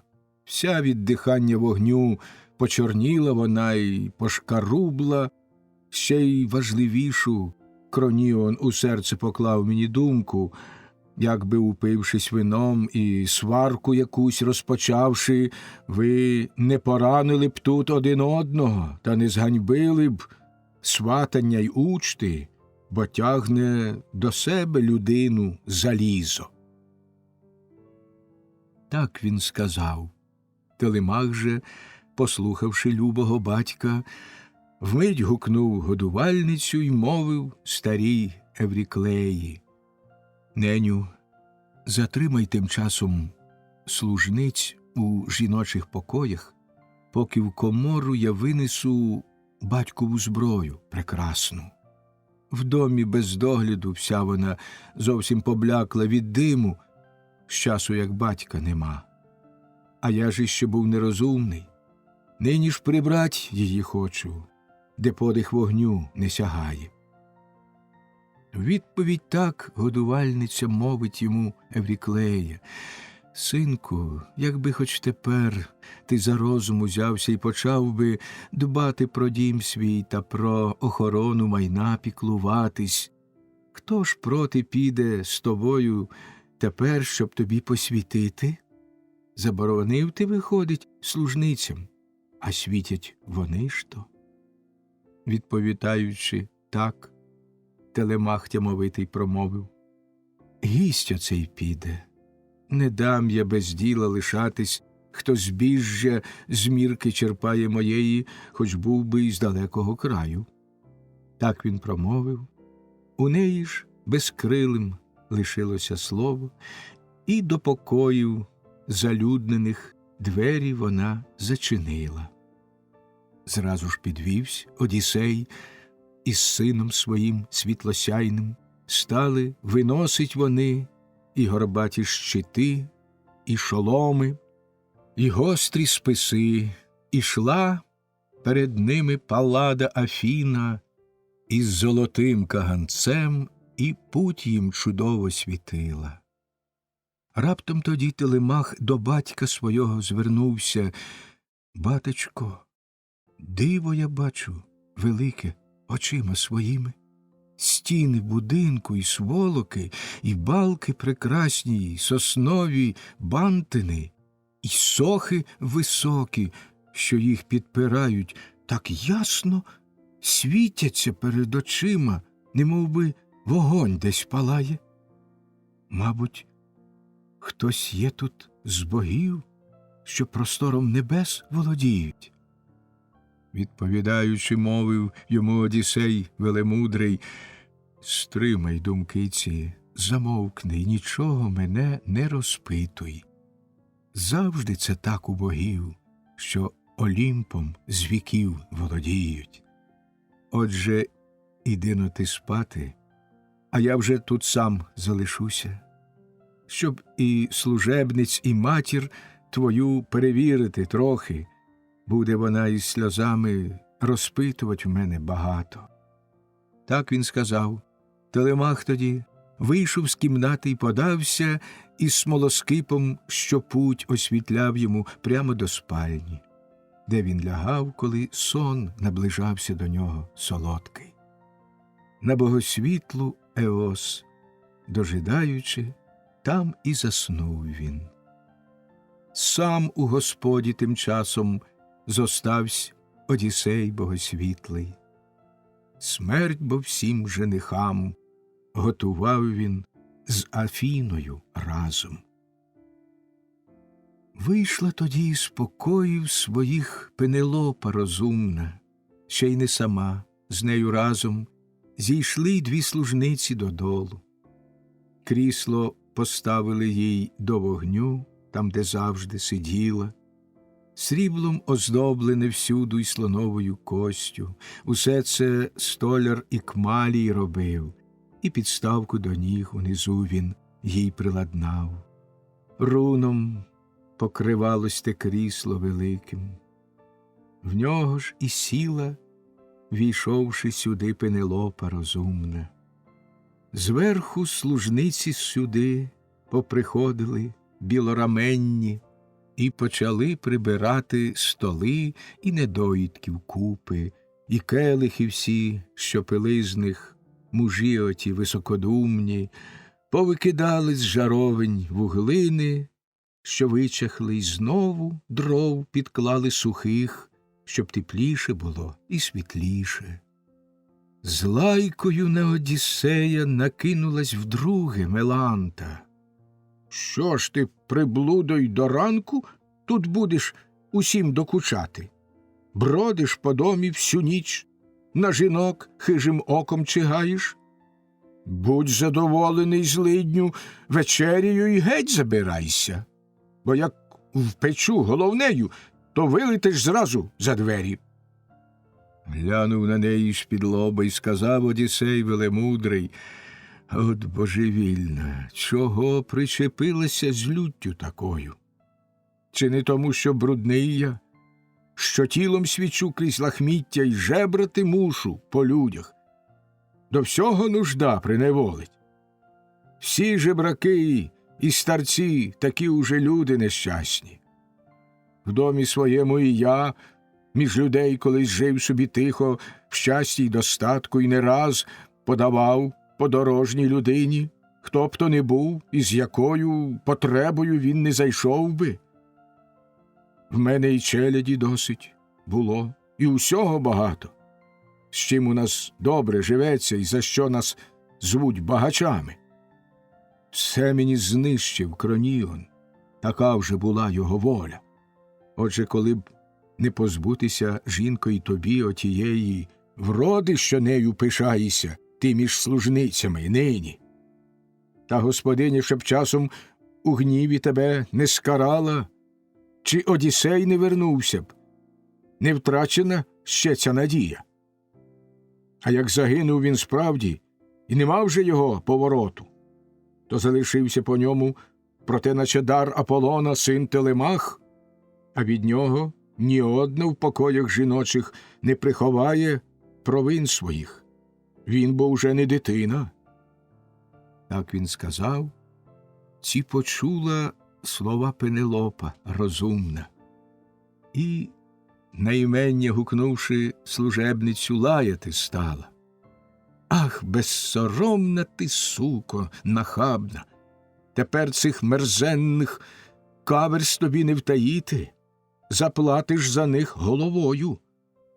Добре ти знала усе, тобі я сама говорила. Маю цього я чужинця в господі своїй розпитати про чоловіка мого, за яким я сумую так тяжко». Ключницю потім вона Евріному гукнула й сказала: «Стільчик внеси, Евріномо, й руном застели його зверху, щоб посадить мого гостя, а він говорив би зі мною і відповідав мені: хочу його розпитати докладно».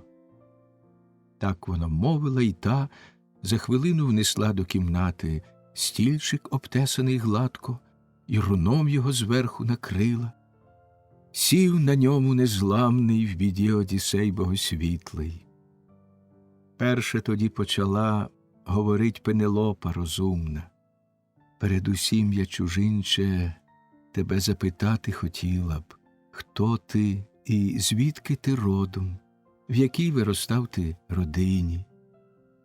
Відповідаючи, мовив тоді Одіссей велемудрий: «Жінко, із смертних про тебе ніхто на землі неосяжній злого не скаже. Слава твоя аж до неба сягає.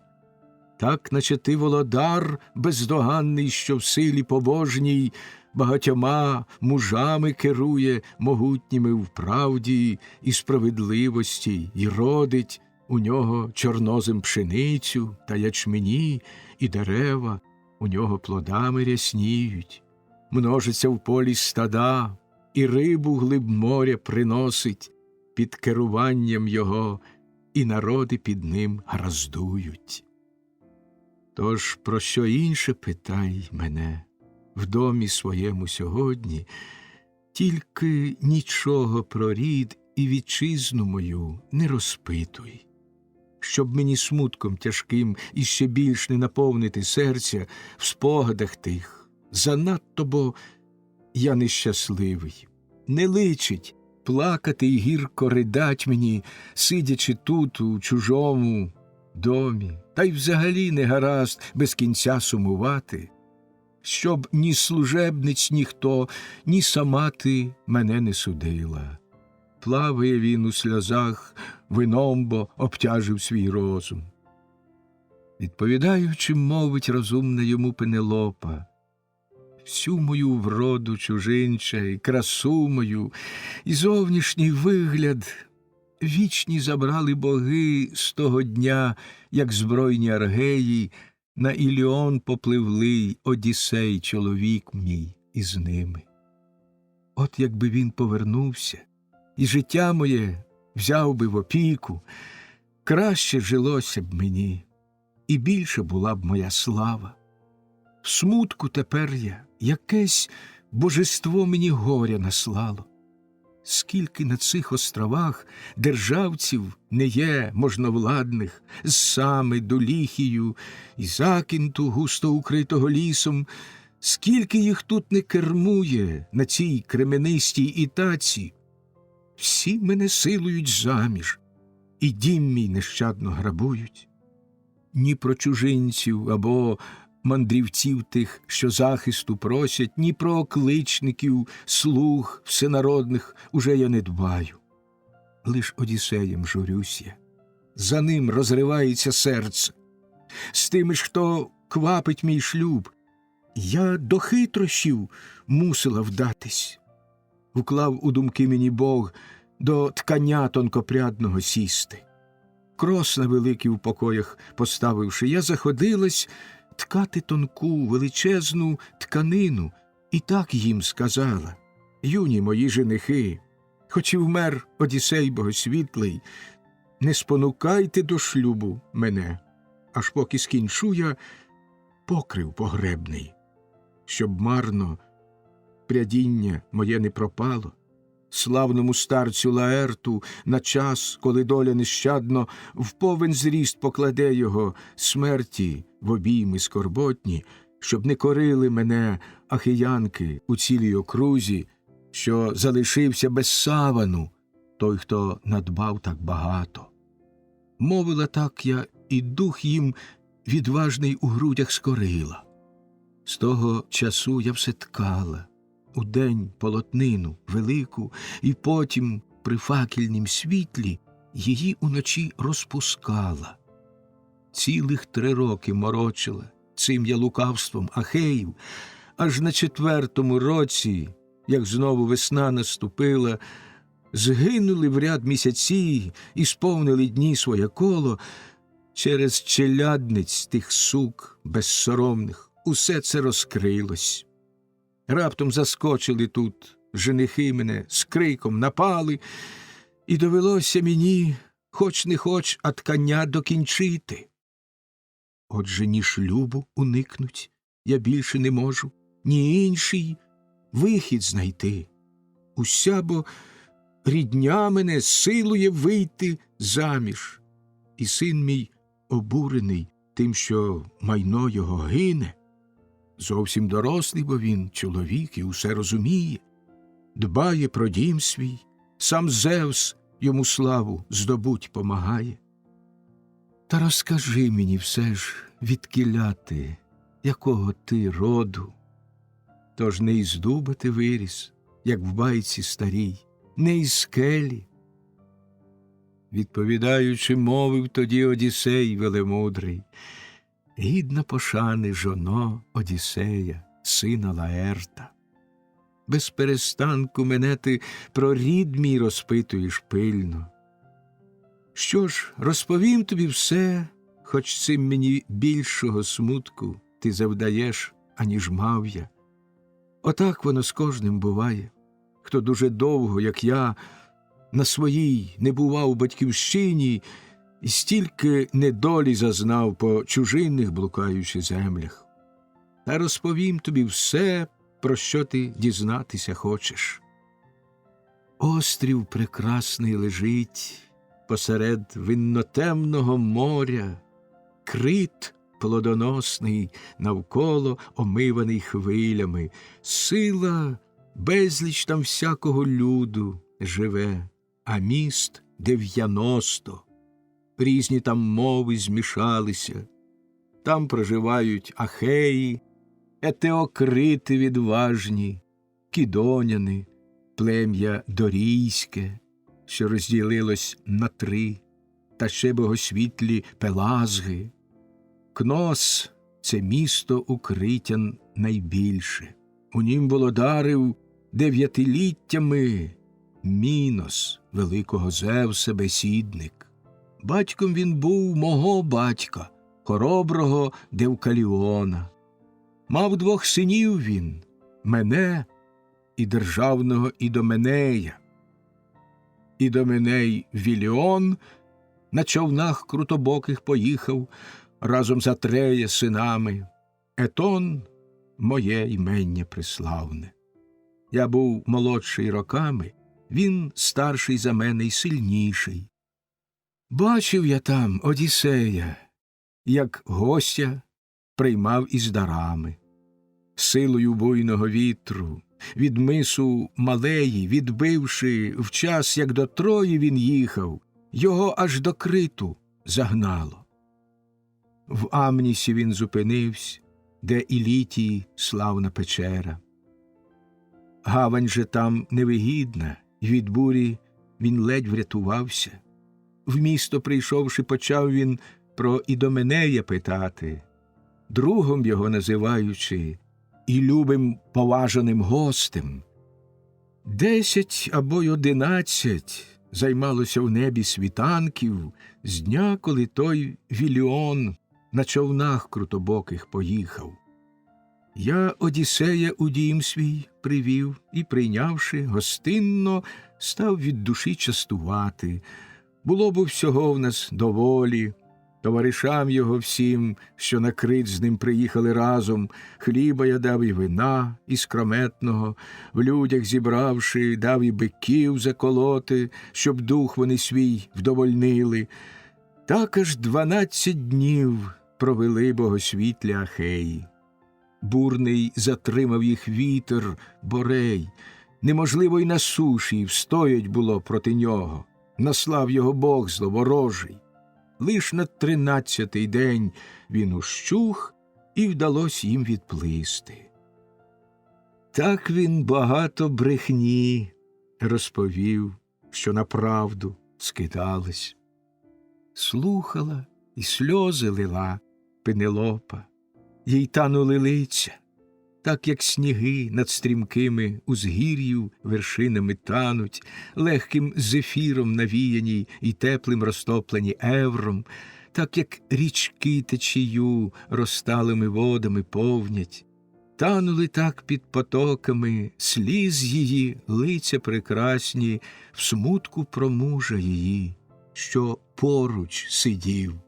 Одіссей же з цілого серця жалів дружину, що гірко ридала, та наче роги оті, чи залізо були нерухомі очі його у повіках. Старанно він стримував сльози. А вдовольнивши зажурене серце плачемного слізним, знову до нього звернулась вона із такими словами: «Хочу тепер я, чужинче, тебе перевірити трохи. Кажеш, приймав ти мого чоловіка у домі своєму й товаришів його, кажеш, і з ним частував богорівних. Отже, скажи-но, яку поверх тіла носив він одежу, сам він на вигляд який, і які прибули з ним супутці?» Відповідаючи, мовив тоді Одіссей велемудрий: «Жінко, нелегко про це говорить, тож багато відтоді часу пройшло. Минає 20-й вже рік після того, як відтіля він поїхав і нашу вітчизну покинув. Та розповім тобі все, що пам'ять моя зберігає. Плащ пурпуровий подвійний носив Одіссей богосвітлий, з вовни м'якої. На нім золота була пряжка, на пару вушок застебнута, й зверху оздоба тонкої роботи. В лапах передніх у пса оленя трепетало плямисте, з іклів його вириваючись.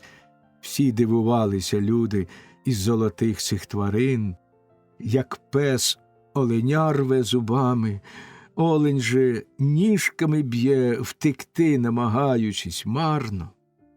Бачив також і хітон я блискучий на тілі у нього. Так він лиснів, як лушпиння тонке з цибулини сухої. Ніжна й м'яка ця тканина, немов би те сонце, сіяла. Отже, на пишний хітон цей багато жінок задивлялось. Ще тобі інше скажу я, а ти заховай в своїм серці. Я вже не знаю, чи дома носив Одіссей цю одежу, чи дарував хто із друзів її, коли плив з кораблем він, чи десь одержав як гість, бо друг Одіссей був хороший для багатьох, адже мало подібних було між Ахеїв. Подарував йому мідний я меч і прекрасний подвійний плащ пурпуровий, до того й хітон аж до п'ят довжелезний, і шанобливо в міцнім кораблі його вирядив далі. З ними окличник був трохи молодший за нього, що їхав разом із ним. Я можу сказати тобі, як виглядав він. Був він у плечах сутулий, смуглявий з лиця, кучерявий. Звали його Еврібат. Його вирізняв з-поміж інших товаришів Одіссей, бо думками були вони схожі. Так говорив він, її ж все сильніші ридання душили, бо впізнавала вона всі прикмети в словах Одіссея. А вдовольнивши зажурене серце плачемного слізним, врешті до нього звернулася знов із такими словами: «Досі, чужинче, лише співчуття викликав ти у мене. Зараз жаданим стаєш в моїм домі й поважаним гостем. Одіж бо ту, про яку говорив ти, сама я ретельно складену внесла з комори і пряжку блискучу пришила, щоб за оздобу була. Та ніколи його не зустріну. Вже не вертатись йому до рідного краю додому. Злою керований долею на кораблі своїм утлім, в зло Іліон той, бодай би не згадувати, муж мій поїхав». Відповідаючи, мовив тоді Одіссей велемудрий: «Гідна пошани жоно Одіссея, сина Лаерта, не убивайте своєї краси, не печаль свого серця смутком за мужа. Не буду за це я тобі дорікати. Кожна сумує жона, і не такого, утративши мужа, надто ж коли і дітей з ним родила. в любові з'єднавшись. А Одіссей, як казала ти, був до безсмертних подібний. Та перестань уже плакать, і мови моєї послухай. Щиру я правду тобі розкажу, не втаївши нічого. Чув я, що твій чоловік додому вернутися має, близько уже Одіссей, у родючій країні Феспротів, цілий, здоровий, і скарб везе він додому великий, що не збирав поміж різних народів, а вірних супутців і корабель загубив він місткий в іннотемному морі. Щойно Тринакію острів покинув, бо гнівались дуже Гелій із Зевсом за те, що корів вони вбили священних. Товариші його всі потонули в шумливому морі, тільки його із розтрощеним кілем закинула хвиля в землю феаків, що їх ріднею вважають безсмертним. З цілого серця феаки, як Бога його шанували, безліч дарунків дали і самі побажали додому вирядить. Отже, давно Одіссей вже додому вернутись мав би, але вигіднішим він визнав у серці своєму ще попоїздить по світі, багатства ще більш назбирати. Щодо знання своїх вигід та їх розуміння між смертних ще не бувало нікого, хто б міг з Одіссеєм зрівнятись.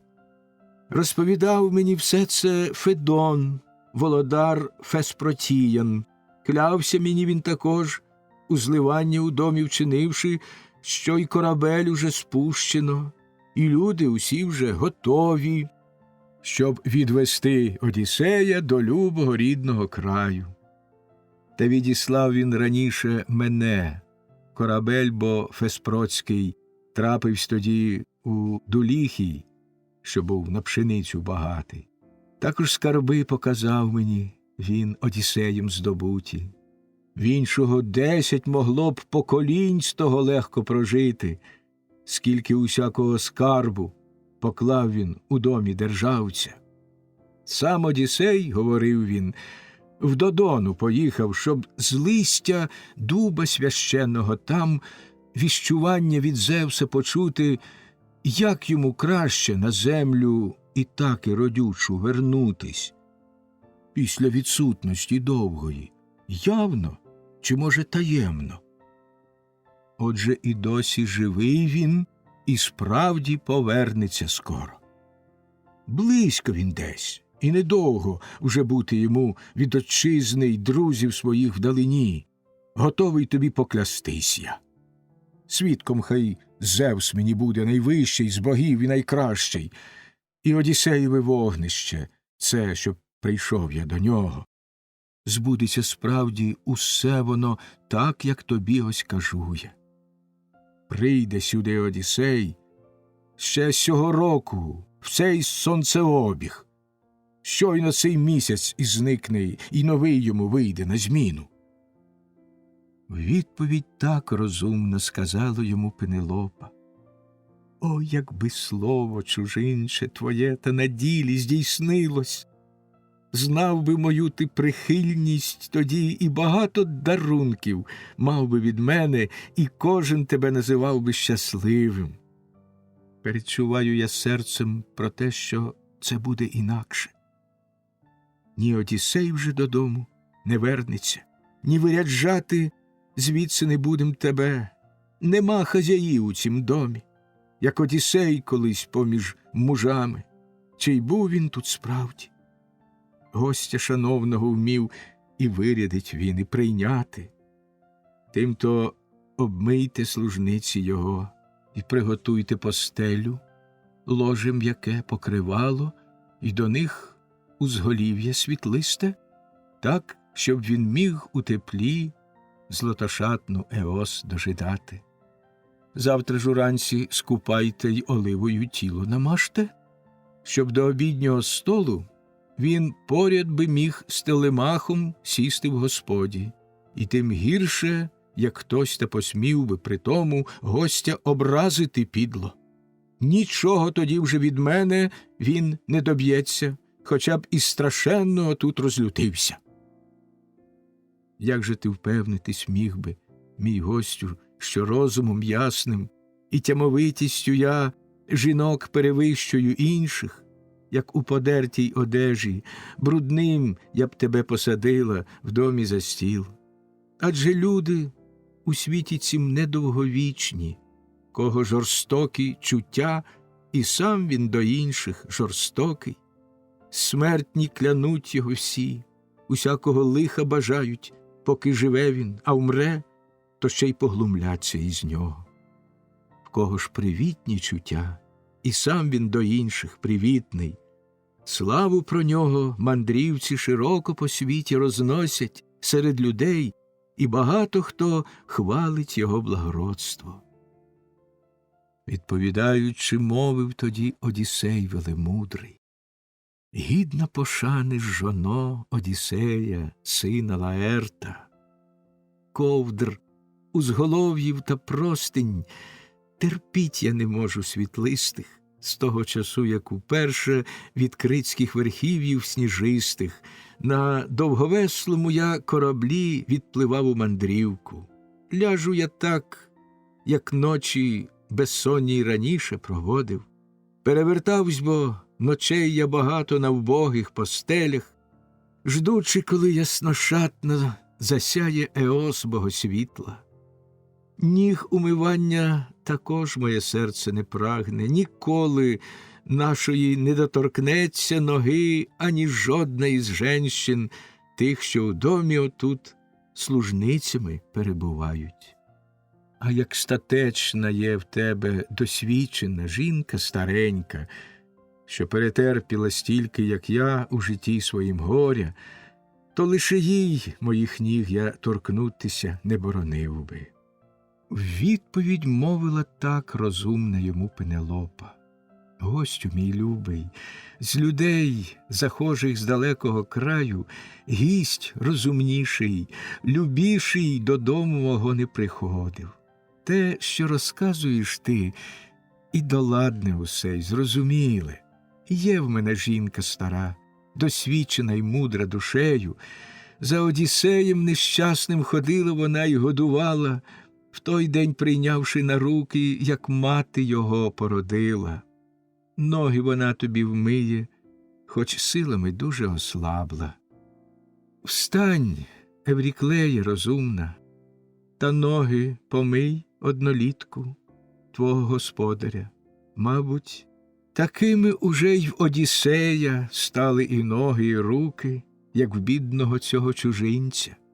Швидко, бо в горі і злигоднях старіє смертна людина». Так промовляла вона, затуливши руками обличчя, сльози гарячі старенька лила й говорила журливо: «Горе, дитино моя, я ж безсила. Найбільше із смертних Зевс тебе досі ненавидить, хоч його й вірно шануєш. Хто бо із смертних де-небудь такі громовержцеві тучні стегна палив, хто приносив добірні такі гекатомби, як доставляв йому ти, благаючи щиро при тому старість безжурну зустріти й славетно виховать сина. Та в одного лиш тебе день повернення Зевс відбирає. Може, служебні жінки із Одіссея, що в дальніх блуканнях до іменитих заходив домів, так само глумились, як безсоромна ці суки із тебе знущаються. Зараз ти, уникаючи їхніх зневаг і образ, не дозволив навіть обмить їм тебе. Я ж готова для тебе зробити те, що звеліла Ікарія, мудра дочка Пенелопа. Ноги тобі я помию не тільки задля Пенелопи, а й для самого тебе. Печаллю глибокою дух мій в грудях свильований. Слухай уважно, що буду казати. Скільки чужинців нужденних сюди не заходило досі, на Одіссея ніхто признаюся, не був такий схожий постаттю, голосом, гостю, як ти, навіть ноги ті самі. Відповідаючи, мовив тоді Одіссей велемудрий: всі це, старенька, кому нас доводилось бачити разом, кажуть водно, що дуже один ми на одного схожі з вигляду, як і сама зауважила ти справедливо. Так він сказав, а старенька, узявши блискучу мідницю, що умивала в ній ноги, холодної досить вливає в неї води і гарячої ще додає. Одіссей же, сівши до вогнища, швидко від світла у тінь одвернувся, в думці побоювавсь він, щоб старенька, вмиваючи ногу, шраму на ній не впізнала. Усе тоді зразу б розкрилось. Ближче вона підійшла, щоб помити, і зразу впізнала шрам на нозі, де кабан колись іклами білими вдарив. Він із синами Автоліка раз полював на Парнасі, був це отець його матері, що між людей вирізнявся клятвопорушенням здавна й злодійством. Це все від Гермеса мав він. Годив йому тим, що з козляти овечок жертовні стегна палив, і Гермес був у всьому до нього прихильний. Саме тоді на Ітаку родючу Автолік приїхав, як його рідна дочка породила Лаертові сина. Після вечері назвала його на ім'я Евріклея, і на коліна поклавши йому немовлятко, сказала: «Винайди сам ти імення, Автоліку, те, яке хотів би, синові дати своєї дочки, що його так жадав ти». Відповідаючи їй, озвався Автолік і мовив: «Зятю і доню моя, назвіть немовля, як скажу я. Їдучи у вашу країну, по всій я землі многоплідній, чоловікам багатьом і жінкам одворотний був досі. Зветься нехай Одіссей, одворотний. Коли ж підросте він, та в материнську велику оселю до мене приїде, аж на Парнас, де коштовні я скарби свої зберігаю, дам я дарунків йому, і він, радіючи, рушить додому». От Одіссей і приїхав по ці подарунки славетні. Дуже гостинно Автолік з синами прийняв Одіссея. Щиро й руками вони його й словом ласкавим вітали, а Амфітея, бабуня, по матері внука обнявши, голову ніжно йому і очі ясні цілувала. Сам же Автолік, синів своїх гожих гукнувши, звелів їм приготувати обід, і вони послухали радо. Миттю пригнали гладкого вола 5-літнього з поля, шкуру всю геть облупили, а тушу почетвертували, та, нарубавши кусків, на рожен настромили їх ловко, вміло підсмажили м'ясо і на частки дрібні поділили. Потім усі цілий день, аж до самого заходу сонця, учту справляли, і ніхто не був на тій учті забутий. Сонце тим часом зайшло, і темрява все огорнула, всі полягали тоді, щоб сну споживати дарунки. Ледве з досвітньої мли заясніла Еос розоперста, вибігли гончі собаки, і сини всі Автоліка вийшли на полювання, і з ними тоді й Одіссей богосвітлий вийшов на влови, сп'ялись на стрімкі верховини Парнасу, лісом укриті, невдовзі дійшли до ущелин тінистих. От як промінням новим уже сонце осяяло ниви, випливши з глибокоплинного плеса ріки океану, вийшли мисливці тоді до долини, попереду бігли пси по слідах, а за ними Сини йшли Автоліка юні на полювання. Далі ішов Одіссей богосвітлий, ближче до псів, потрясаючи списом своїм довготінним. З лігвом у хащах густих там ховався кабан величезний. Їх не проймала ні вогка вітрів буревійних потужність, ані сягало їх сонця яскравого світла проміння. Не проникали й дощі поміж них гущиною такою, віття сплилося, і листя велика там купа лежала. Тупіт і гомін людський, і гавкіт собачий навколо. Все наближалось до вепра, і з хащі він вийшов назустріч, весь наїжачив хребет свій, та, блиснувши дико очима, став перед ними, і списом, довженним в могутній правиці, кинувся перший на вепра того Одіссей, щоб звалити звіра відразу. Раніше кабан проте встиг його вдарить вище коліна і вихопив іклами м'яса чимало. Збоку рвонувши, та мужеві кості усе ж не торкнув він. Спритним ударом у праве плече Одіссей його ранив, вістрям блискучого списа пройняв йому наскрізь лопатку. З рохканням в порох кабан повалився, й дихання не стало. Любі Автоліка діти відразу ж його оточили, славному серед богів Одіссеєві мужньому рану перев'язали майстерно і чорною кров замовлянням затамували, й швиденько до отчого дому вернулись. Там Одіссея Автолік синами від ран лікували, потім дарами коштовними щедро його наділили і допомогли йому виїхать скоро на рідну Ітаку з радісним серцем. А дома отець його й мати поважна радісно сина зустріли й розпитувать стали у нього, як він придбав отой шрам. Він усе розповів їм докладно, як білим іклом на ловах кабан його дикий ударив в час, коли він на Парнас із синами Автоліка вийшов. Жінка старенька тим часом, до шраму торкнувшись руками, зразу впізнала його і ногу із рук опустила. Впала в мідницю нога Одіссеєва, і мідь задзвеніла. Посуд убік нахилився, і на землю вода розлилася. Радість і сум охопили їй душу. Очі сльозами зразу наповнились, голос дзвінкий, мов застряг їй у горлі.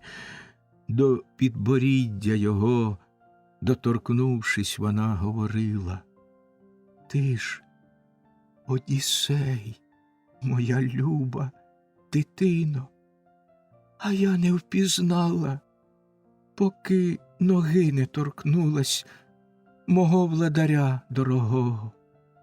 Мовила і на Пенелопу своїми зирнула очима, наче сказати бажала, що тут чоловік її любий.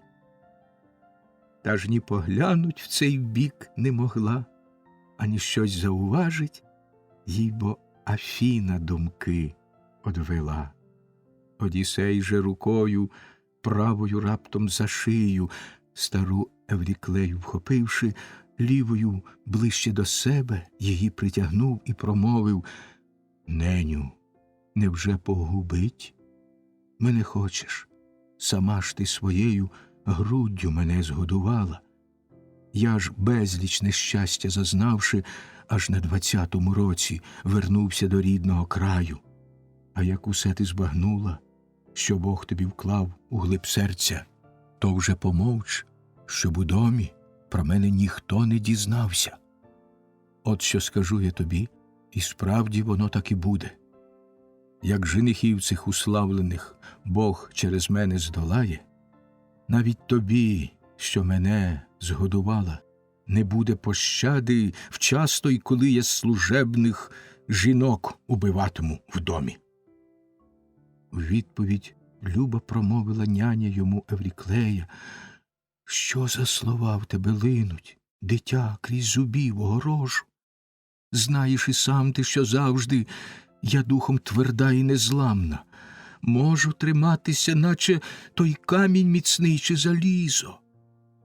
Ще тобі інше скажу, а ти заховай в своїм серці. Як женихів тих уславлених Бог через тебе здолає, перелічу тобі всіх я служебницю нашому домі, котра безчестить тебе і котра ні в чому не винна. Відповідаючи, мовив тоді Одіссей велемудрий: Неню, навіщо про них говорить? Цього зовсім не треба. Добре, я й сам роздивлюсь, і про кожну дізнаюсь напевно. Ти ж усе краще мовчи, і на богів щодо іншого здайся. Так говорив він, і вийшла старенька, води для вмивання знов до кімнати внести, попередня, бо вся розлилася. Ноги помила вона йому й жиром, як слід їх натерла.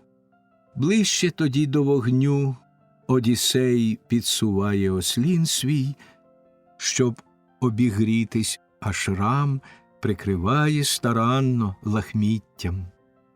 Знову тоді почала говорить Пенелопа розумна: Гостю мій, дещо у тебе і сама б я хотіла спитати.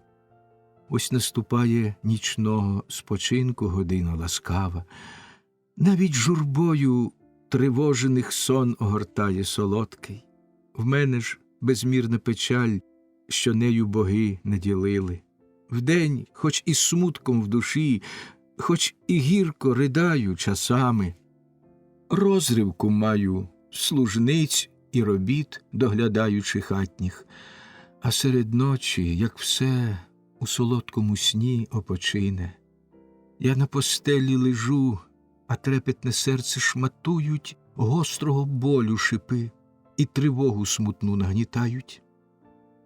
Як Аедона, дочка Пандарея, дзвінкий соловейко, жовто-зелений весною виспівує пісню чудову у густолистім гаю між розквітлих дерев затаївшись, і щохвилини коліна, міняючи, плине луною в тузі за сином коханим від зета вождя за і тілом, що необачно сама його гострою міддю убила, так же надвоє й моє у журбі розривається серце. Чи залишитися з сином моїм і всього пильнувати, високоверхого дому й служниці маєтку цілого, мужеве ложе шануючи й славу свою у народі, чи за найкращого вийти Захею, що в дім цей до мене, шлюбне складаючи віно, приносять дари незлічені. Син мій в ту пору, коли він ще підлітком був нетямущим, заміж іти заважав мені, й дім чоловіків лишати. Ставши ж дорослим тепер, із мужнілого віку дійшовши, сам уже зрештою хоче, щоб вийшла із цього я дому, дуже обурений тим, що Ахеї майно в нас грабують. Ти ж но послухай мій сон і з'ясуй, що він значити має. 20 гусей мені снилось, пшеницю з води вибирають в нас на подвір'ї, а я лиш дивлюся на них і радію. Раптом з-за гір вилітає великий орел криводзьобий, шиї поскручував їм і усіх повбивав. Скрізь валялись купами гуси, а він в світлосяйному зникнув ефірі. Плакала гірко крізь сон я і, ридаючи в тузі, кричала. Враз позбігались до мене ахеїнки всі пишнокосі, теж у сльозах за гусей, орлом несподівано вбитих. Раптом вернувся орел і, сівши на гребінь над дахом, голосом людським мені, утішаючи, став говорити: «Твердості більше, Ікарія, далекославного доню. Це ж бо не сон, а ява прекрасна, і збудеться все це. Гуси твої женихи, а я був орел дужокрилий. Ну, а тепер ось я твій чоловік, що додому вернувся, і женихам знахабнілим ганебну готує недолю. Так він сказав, і покинув тоді мене сон найсолодший. Я роздивляюсь довкола і бачу, у нас на подвір'ї гуси так само пшеницю з ночовок клюють, як раніше. Відповідаючи, мовив тоді Одіссей велемудрий: жінко, тлумачити сон цей інакше ніяк неможливо. Сам бо тобі Одіссей роз'яснив, як усе це небавом статися має. Усіх женихів тут настигне загибель, всіх до єдиного смерті і кер тут ніхто не уникне. Відповідь так розумна сказала йому Пенелопа: гостю мій, сняться нам сни і порожні, які аж нічого нам не віщують, та сон, і не кожен збувається людям. Дві неоднакові брами для снів у нас є безтілесних. Зроблена з рогу одна з них, а друга з слонової кості. Сни, що крізь браму проходять різьблену слонової кості, правду лише заслоняють, в облуду й оману заводять.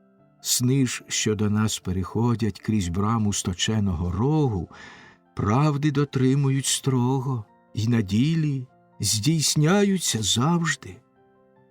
Та не крізь браму останню, гадаю я, сон цей жахливий виплив, хоч як ми того не бажали, і сама я, і син мій. Ще тобі інше скажу, ти ж до серця візьми оце слово. Ранок надходить уже злоіменний, і дім Одіссеїв мушу покинути я. Призначаю змагання сьогодні на топорах. 12 сокир Одіссей в своїм домі в ряд установлював, як корабельного острова ребра. Ставши здаля, він усі їх прострелював з лука стрілою. Маю таке женихам призначити сьогодні змагання.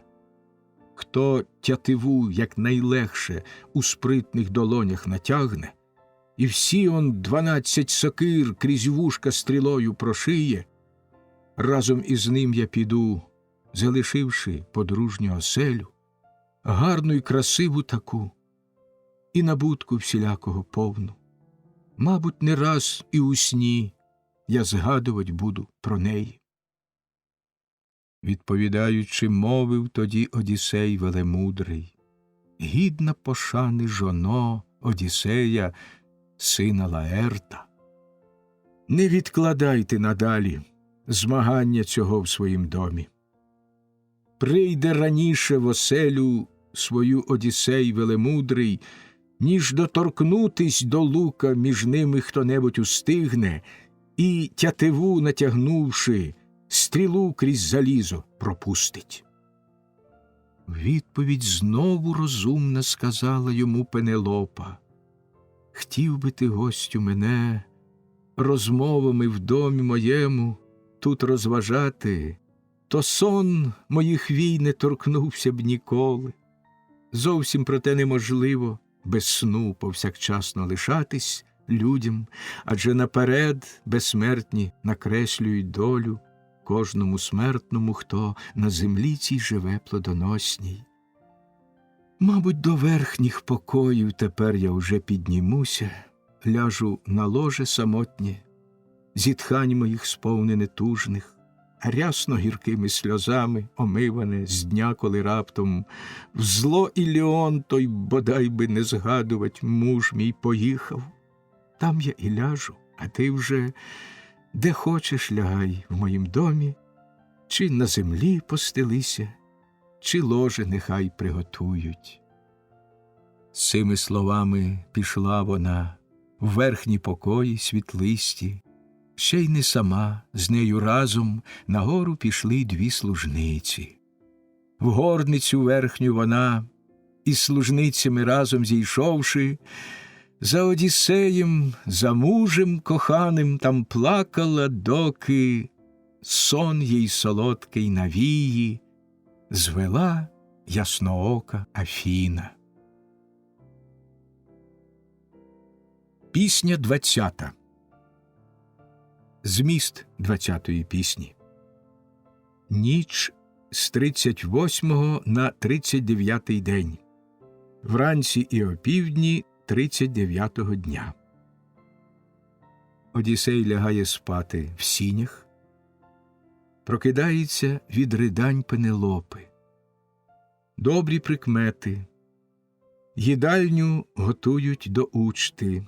З'являється спочатку Евмей, потім Мелантій, який знову ображає Одіссея, і нарешті Філотій, що наглядає череди корів. Змагання стримує женихів, які мали намір умертвити Телемаха. За столом Ктесіп ображає Одіссея. Серед женихів замішання. Теоклімен провіщає їм близьку загибель. Перед убивством женихів. В передпокої стеливсь на спочин Одіссей богосвітлий. Шкуру волову під низ постелив сиром'ятну, а зверху руна поклав від овець, що їх повбивали ахеї. А коли ліг він плащем, окрила його Еврінома. Там і лежав Одіссей, женихам намишляючи згубу. В тиші безсонній. Тим часом служебні жінки, що й раніше, любо снімали зв'язки з женихами, з кімнат вибігали, перекидаючись сміхом і жартами поміж собою. А Одіссеєві в грудях з обурення серце кипіло. Довго в думках міркував він і духом своїм ще вагався кинутись зразу на них і до одної всіх повбивати, чи допустити, щоб ніч провели вони цю з женихами зарозумілими, тільки ж востаннє, а серце гарчало в грудях, немов над сліпими щенятами кволими сука грізно гарчить, на прохожих готово накинутись люто. Так же гарчало в нім серце, обурене цим непотребством.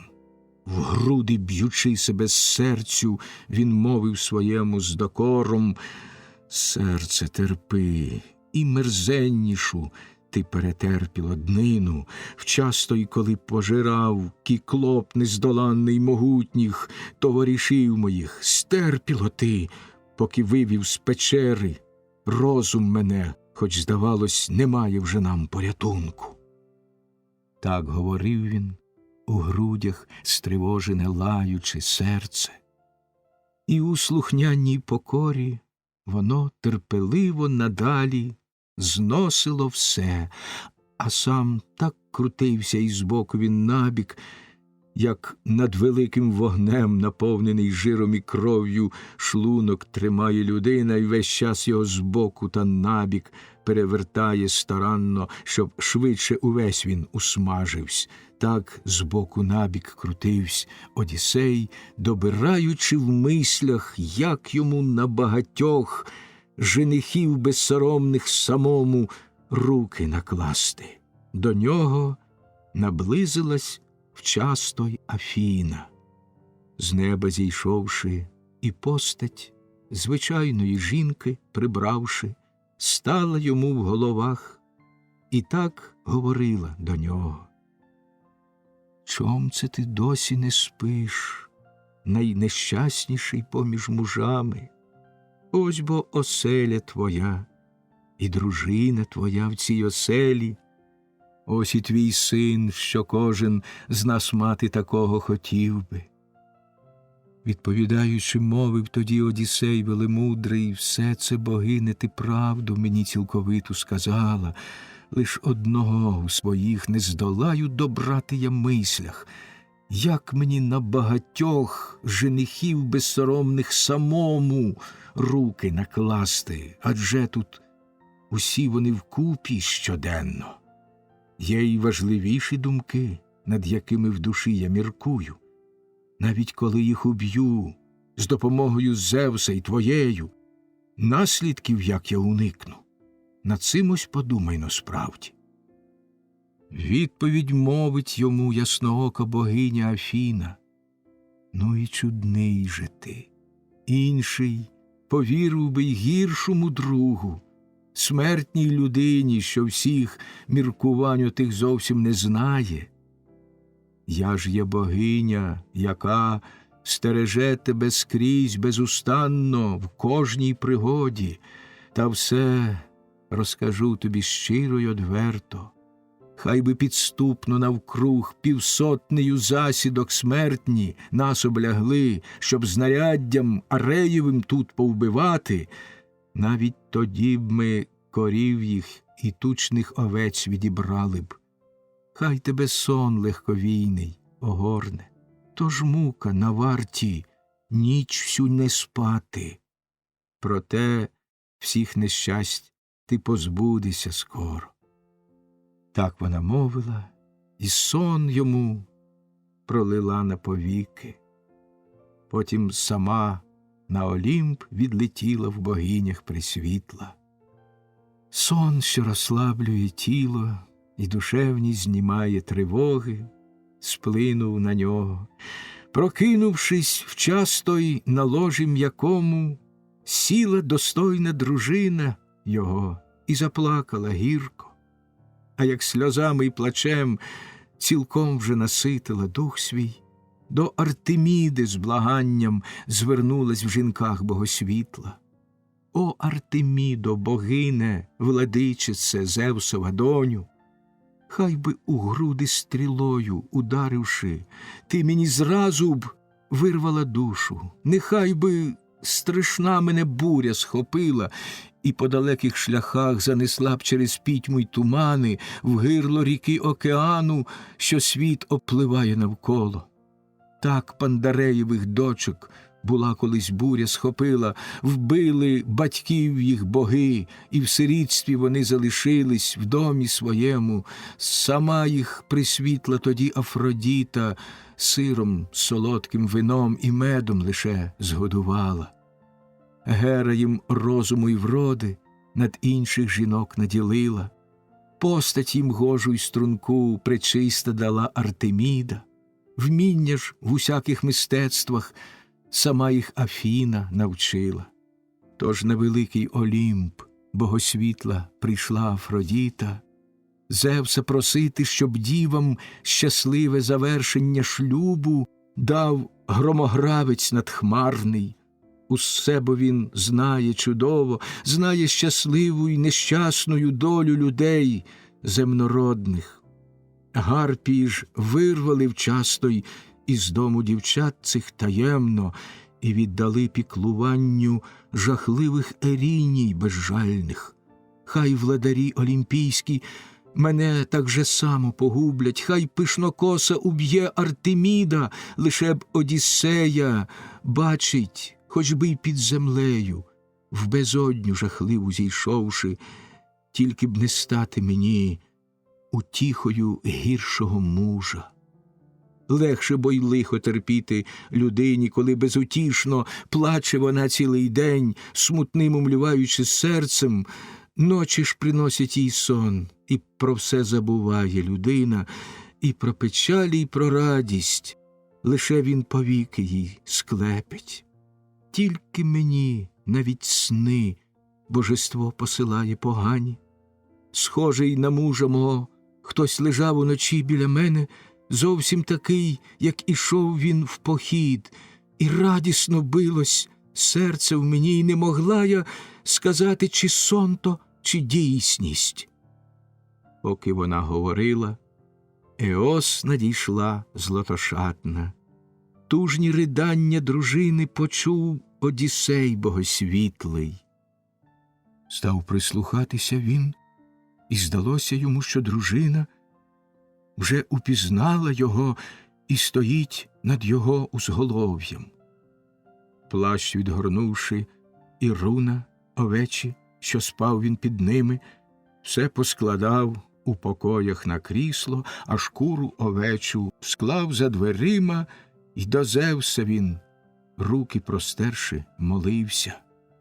Зевсе наш батьку, якщо суходолом і морем вернути зволили в рідний ви край мене, злигоднів стільки завдавши, хай тоді хтось із оселі, прокинувшись, ясно для мене голос подасть, а з надвору хай Зевс дасть провіщення інше. Так він молився тоді, і зглянувся Зевс наймудріший, і загримів з висоти верховин світлосяйних Олімпу, з хмари ясної, і вельми зрадів Одіссей богосвітлий. Голос служниці млинарки в той час пролунав недалеко з дому, де жорна мололи муку вожаєві народу.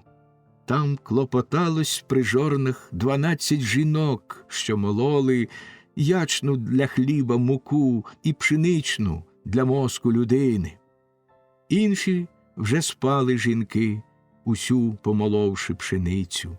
Тільки одна не скінчила, бо слабша була, і біля жорна, стоячи, мовить слова, що були Одіссеєві знаком. Зевсе наш батьку, богів і людей, володарю могутній, як загримів ти нежданно з укритого зорями неба, хмари ж на ньому нема, комусь сим провіщення дав ти.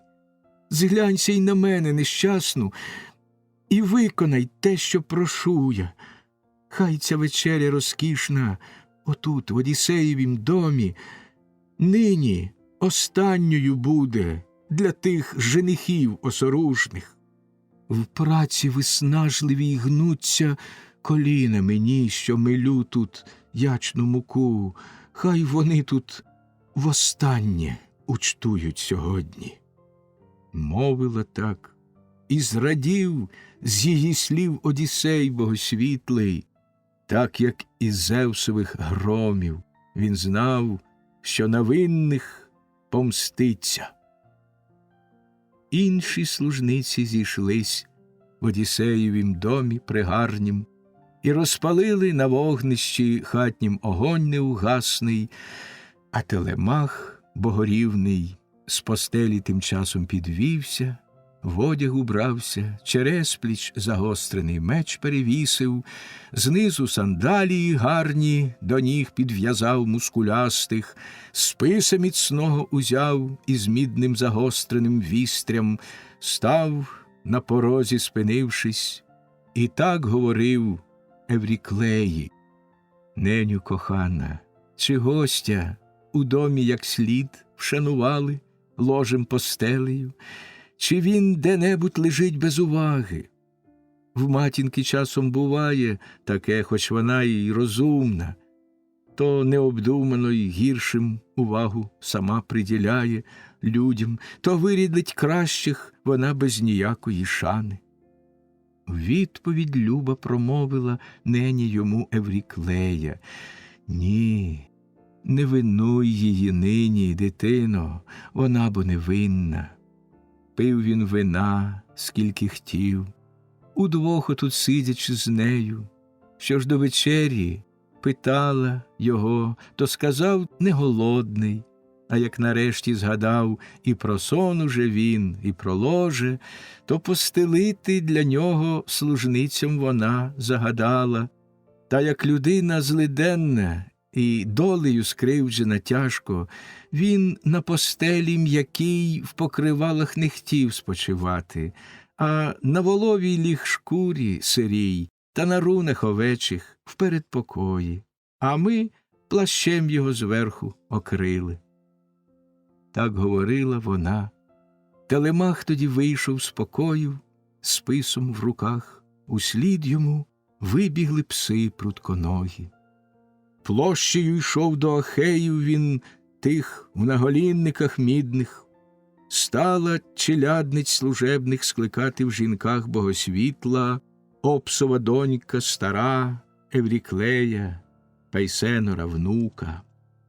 Гей, покропіть у покоях одні, та жваві ж підмітайте. Потім на крісла різьбленні стеліть покриття пурпурові. Губками другі гарненько столи постирайте обідні, чаші помийте і кубки тонкої роботи і подвійні, келихи вимийте чисто. А треті – по воду джерельну, йдіть до криниць та глядіть мені, швидше додому вертайтесь. Тож женихи тут сьогодні недовго баритися будуть. Рано вони поприходять, для всіх бо тут свято сьогодні. Так вона мовила, і радо послухали всі її мови. 20 пішли до джерел, де вона у криницях темніла, інші ж у домі старанно тоді почали прибирати. Потім і слуги Ахеїв прийшли і стали старанно дрова колоть. Тим часом жінки від джерел із водою вже поприходили. Згодом прийшов свинопас, із кошари 3 кабанів він пригнав, із стада цілого найкращих. Випустив їх на подвір'я, попастись в кошарі чудовій. Сам же він до Одіссея звернувся і мовив привітно: «Гостю, чи трохи ласкавіш на тебе тут дивляться нині? Чи так же само, як вчора, в цім домі тебе зневажають?» Відповідаючи, мовив йому Одіссей велемудрий: «Хай би Евмею на них помстились богове за все те, що натворили злочинно ці люди нахабні й зухвалі, в домі чужому, не маючи сорому ані краплини». Так між собою вони провадили стиха розмову. Саме тоді підійшов козопас до них близько, Мелантій. Кози добірні він гнав, що найкращі з цілої отари для женихів на обід. Ще й 2 було з ним підпасків. Під гомінким передсінком вони своїх кіз прив'язали. Сам же Мелантій тоді Одіссеєві мовив глузливо: «Що ж ти, приблудо, у домі тут будеш усім докучати жебрами цими? А чи не забрався б відсіль ти за двері? Не розминутися нам із тобою, я бачу, сьогодні, поки моїх кулаків не скуштуєш. Вже надто нахабно жебраєш ти. Тож учти, і в інших бувають Ахеїв». Так він кричав, але змовчав йому Одіссей велемудрий, лиш головою хитнув, лихе замишляючи в серці.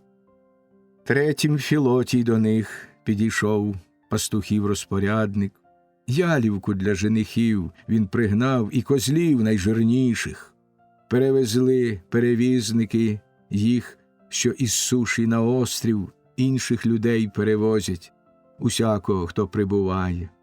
Під гомінкий передсінок худобу свою прив'язав він, сам підійшов до Евмеї й почав свинопаса питати: «Що це за гість, свинопасе, останніми днями з'явився в нашому домі? З люду, якого походження може він похвалитися? Звідки він родом? Де батьківська нива?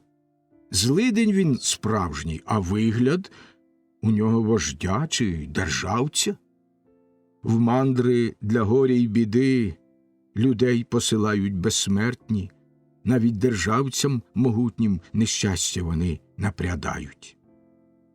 Мовивши це, привітав рукою він правою гостя, сам же озвався до нього і слово промовив крилате: «Радуйся, батьку чужинче, нехай тобі випаде щастя хоч на майбутнє, бо зараз біди зазнаєш ти багато. Зевсе, наш батьку, немає від тебе жорстокіших в небі. Ти не жалієш людей, хоч сам же на світ породив їх. Всякого лиха й болючих скорбот завдаєш ти нещасним. потом мене пройняло, як я глянув на тебе, й гарячі сльози побігли з очей, коли я згадав Одіссея. Мабуть, і він десь так само в лахмітті по людях блукає. Якщо живий і досі ще бачить десь сонячне сяйво, а як умер уже він, і в оселю Аїда спустився, згадувать буду повік бездоганного я Одіссея. Хлопчиком ще у краю Кефаленським мене він поставив пасти корів. Розплодились вони надзвичайно, ні в кого більш не знайти череди із корів таких широколобих. Люди чужії велять у поживу собі приганяти нашу худобу. Ні сина його, не соромлячись в домі, ані страхаючись кари богів, давно вже хотілось їм поділити державця відсутнього спадок багатий. Дух мій у грудях не раз тривожиться мислю такою. Дуже погано було б при сині господаря власнім десь в чужину до інших людей з чередою всією звідси піти, а ще гірше з худобою тут, залишившись, сісти й журитися тим, як чужі її люди марнують. Міг би давно вже до когось із інших державців могутніх я утекти. До такої вже міри це стало нестерпним. Та сподіваюся все, що повернеться, може, нещасний, і розжене женихів осоружних по їхніх домівках. Відповідаючи, мовив йому Одіссей велемудрий: ні на дурну, ні на злу ти людину, пастуше, не схожий. Сам переконуюсь я, що мудрість війшла в твоє серце. Ось що тобі розповім, велику приймаючи клятву. Свідком хай Зевс мені буде найперше, і стіл цей гостинний, і Одіссеєве вогнище це, що до нього прийшов я. Ще ти не підеш відсіль, як уже Одіссей буде вдома. Сам бо, якщо то схочеш, на власні ти очі побачиш, як убиватиме він женихів, що тут господарять. В відповідь мовив йому чередник, що корів випасає: о, якби слово твоє та виконав гостю Кроніон, переконався б ти сам, що є в мене сила і руки. А після того й Евмей до безсмертних усіх помолився, щоб якнайшвидше додому вернувся Одіссей велемудрий. Так між собою вони провадили стиха розмову, а женихи Телемахові смерть і загибель тим часом вже готували. Раптом ліворуч злетів перед ними високолетний орел, сполохану ніс він голубку. До женихів звернувся тоді Амфіном і промовив: друзі мої, нічого із замірів наших не вийде. Нам Телемаха не вбити. Подумаймо краще про учту. Так говорив Амфіном, і подобалась їм його мова. В дім Одіссея вони богорівного всі повернулись, скинули з себе плащі та на крісла й стільці поскладавши, різати жирних овець почали та козлів гладкобоких. Різали вепрів годованих, вбили й корову зі стада, тельбухи спікши, вони поділили їх поміж собою, в чашах змішали вино, свинопас уже й кубки подав їм, в кошиках гарних філотій усіх пастухів розпорядник, хліб розставляв по столах, вино розливав їм Мелантій. Руки до поданих страв одразу ж усі простягнули.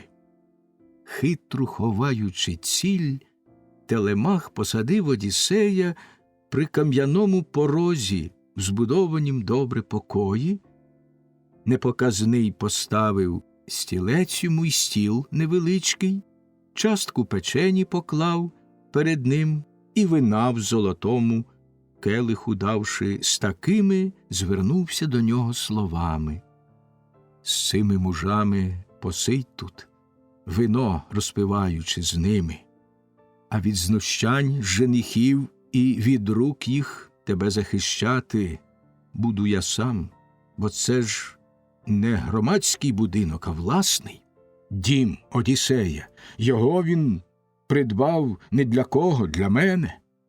Вас же прошу, женихи, язики свої стримуйте й силу рук своїх, щоб ні до звади у вас не дійшло, ні до бійки». Так він сказав, а вони аж губи погризли зубами і лиш дивувались, як сміливо став Телемах розмовляти.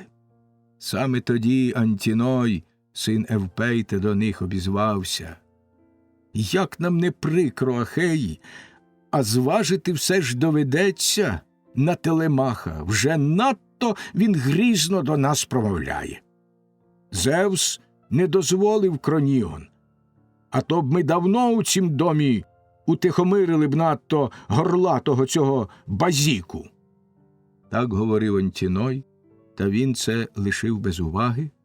Вчасто й окличники гнали крізь місто худобу жертовну для гекатомби святої. Кудряви збирались Ахеї в тінявий гай Аполлона, що стрілами влучно сягає. М'ясо тим часом чудове спекли, із рожен познімали, кожному долю дали, і почалася в них учта преславна.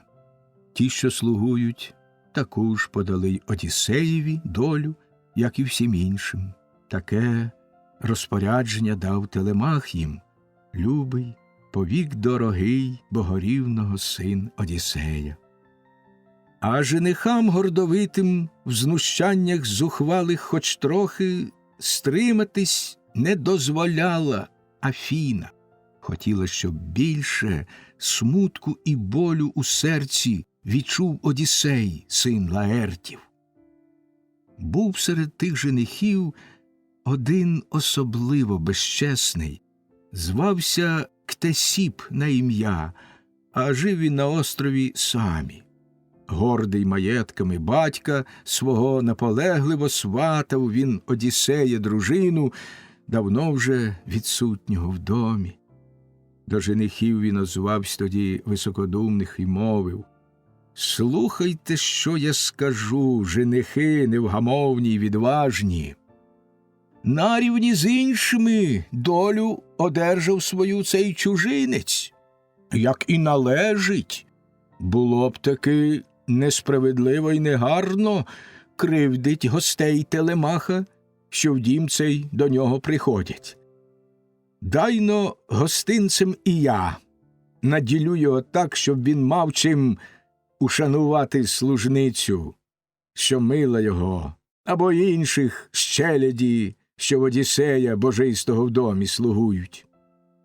Мовивши це, рукою міцною вхопив він з корзини ногу голячу й жбурнув в Одіссея, а той, відхиливши голову спритно, уникнув удару і лиш усміхнувся в серці глузливо. Нога ж та улучила в мур непохитний, а Телемах до Ктесіппа озвався тоді і промовив: «Щастя твоє, Ктесіппе, що ти у мойого не влучив гостя, бо все ж, отхилившись, твого він удару уникнув. Сам же тебе я тоді простромив би загостреним списом. Мусив би батько тоді не весілля для тебе справляти, а похорон твій. Більше ніяких безчинств у цім домі я не терпітиму. Добре усе розумію й чудово. Знаю, що зле, що хороше. Давно я уже не дитина. Досить бо зносити все терпеливо і тільки дивитись, як ви нам ріжете вівці, вино в нас п'єте і наїдки нищите. Важко змагатись мені з багатьма самотою, та ворожнечі й кривд вже не будете ви тут чинити. А як самого мене убити ви прагнете міддю, то я ж і сам того хотів би. Умерти мені приємніше, ніж на безчинства ганебні отут безустанно дивитись, як зневажають гостей моїх, як по світлицях чудових наших челядниць, служебних жінок безсоромно безчестять. Так говорив Телемах, і тиша навколо настала. Зрештою, Демасторід Агелай до присутніх озвався. Друзі, не слід нам проте на слушні слова й справедливі лайкою відповідати і з ворожою кидатись люттю. Не ображайте чужинця цього і не кривдіть нікого з челяді, що в Одіссея божистого в домі слугують. Дам Телемахові я і його матінці добру пораду. Може, обом їм до серця вона припаде й до вподоби. Поки ще жевріла в грудях у вас хоч маленька надія, що до свого Одіссей велемудрий повернеться дому, доти не слід нам гнівитись було, що держали нас марно в наших домах та усе зволікали. Було б таки краще, щоб повернувся Одіссей і раптом прийшов би додому. Зараз же ясно цілком, що додому йому не вертатись. Йди ж бо посидь із матусею, і заміж за того порадь їй вийти, хто найзнатніший із нас, на дарунки щедріший. Щоб ти дідизною міг, радіючи, сам володіти, їсти і пити, вона ж господарити в іншому домі. Відповідаючи, мовив йому Телемах тямовитий. Зевсом клянусь, Агелаю, і стражданнями рідного батька, що від Ітаки далеко загинув чи десь ще блукає, матері заміж іти не перечу я, сам умовляю вийти за кого бажає, ще й дам їй багаті дарунки, а спонукати словами її проти волі тікати з дому свого я не смію, хай Бог нас від цього боронить. Так говорив Телемах. В женихів же Паллада Афіна сміх розводила нестримний, і всі їм думки помішала. Реготом, мов би чужі, зайшлись у них щелепи дужі, їли сиреване м'ясо криваве, рясними сльозами повнились очі, серця бо їх передчували ридання. Словом озвався до них тоді Теоклімен боговидий.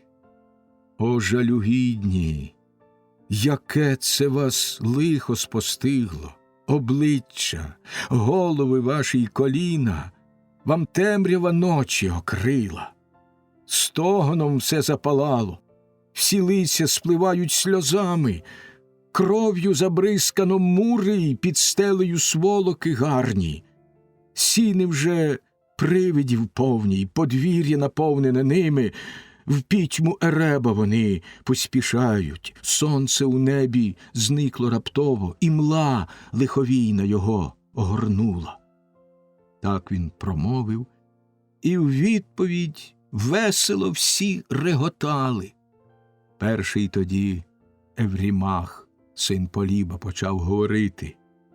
Він збожеволів цей гість, що прибув з чужини нещодавно. Треба мерщій, юнаки, його з дому спровадить за двері. Хай собі йде на майдан, якщо тут уже ніч він побачив. В відповідь знову озвавсь тоді Теоклімен боговидний. Ні, Еврімаху, твоїх не треба мені проважатих. Є бо ще й очі у мене, і вуха, і ноги обидві. Власний є в грудях моїх нічим не ушкоджений розум. З ним я й піду відсіля, як побачу, що вас настигає лихо, якого уже не втекти, не уникнуть нікому з вас, женихів, що в оцім Одіссея божистого домі кривдите й досі людей і вчиняєте всякі безчинства. Мовивши так, він вийшов з цього велелюдного дому і до Пірея пішов, що прийняв його дуже привітно. Переглядатись тоді женихи почали між собою, та Телемаха чіпать і гостей його глумом діймати. Дехто й таке говорив з женихів отих високодумних: не пощастило ж бо справді тобі на гостей, Телемаху, маєш бродягу між ними брудного, що знає одно лиш жебрати їжі й пиття, до роботи ж і вміння, і сили в нього бракує. Це зайвий тягар лиш обтяжує землю. Другий встає й починає пророцтва якісь віщувати. Хоч би мене ти послухав, було б набагато це краще. Вмить цих чужинців на дно корабля многовеслого киньмо і відішлім на Сікелію. Там за них добре заплатять. Так говорили вони, та він це лишив без уваги. Мовчки дивився на батька, лише дожидаючи, поки той накладе свої руки на цих женихів безсоромних.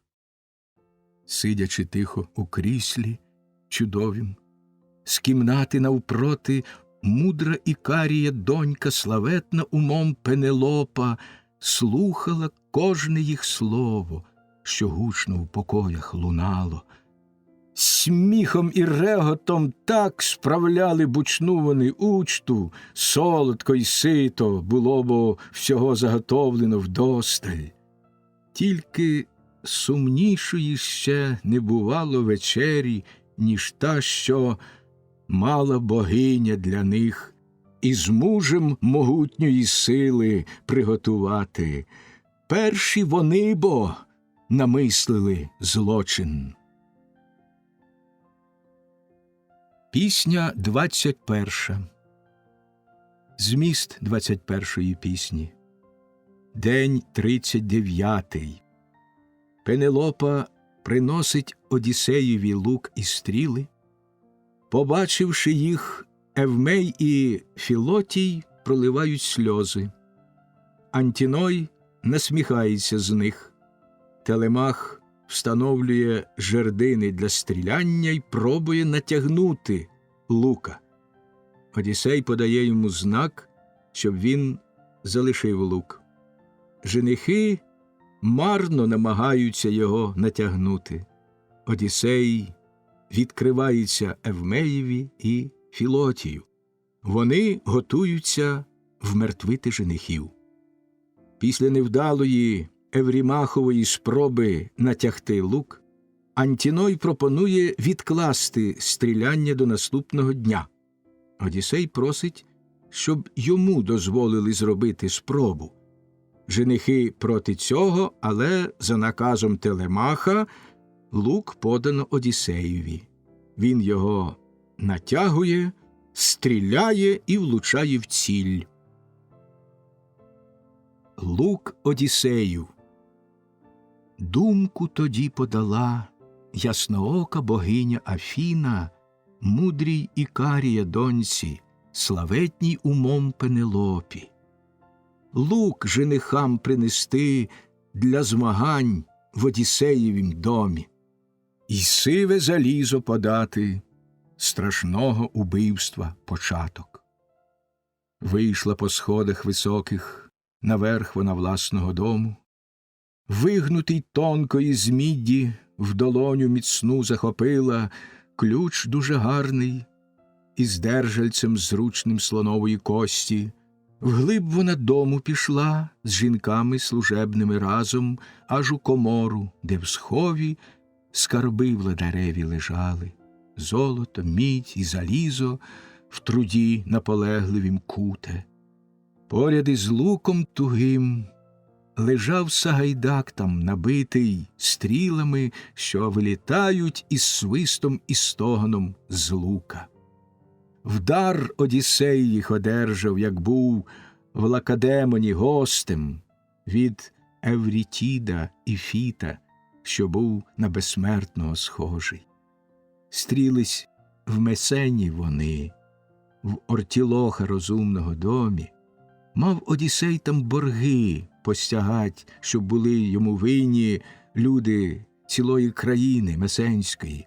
Перевезли, бо на кораблях многовеслих з Ітаки до себе месенці 300 овець густорунних, ще й разом із їх пастухами. Ще юнаком Одіссей у цій справі послом до них їздив в дальню дорогу. Старійшини й батько його посилали. Що ж до Іфіта, він коней шукав, аж 12 пропало в нього кобил та мулів, придатних уже до роботи. Згодом вони до недолі і смерті його спричинились, в час, коли з Зевсовим сином, відважним душею Гераклом, славним у подвигах мужніх, він бачивсь, до нього прийшовши.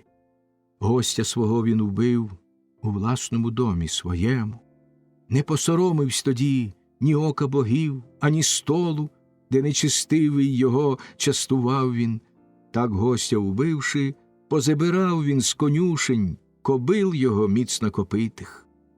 Отже, шукаючи їх, Іфіт з Одіссеєм зустрівся, дав йому лука, що вдар від великого мав він Евріта.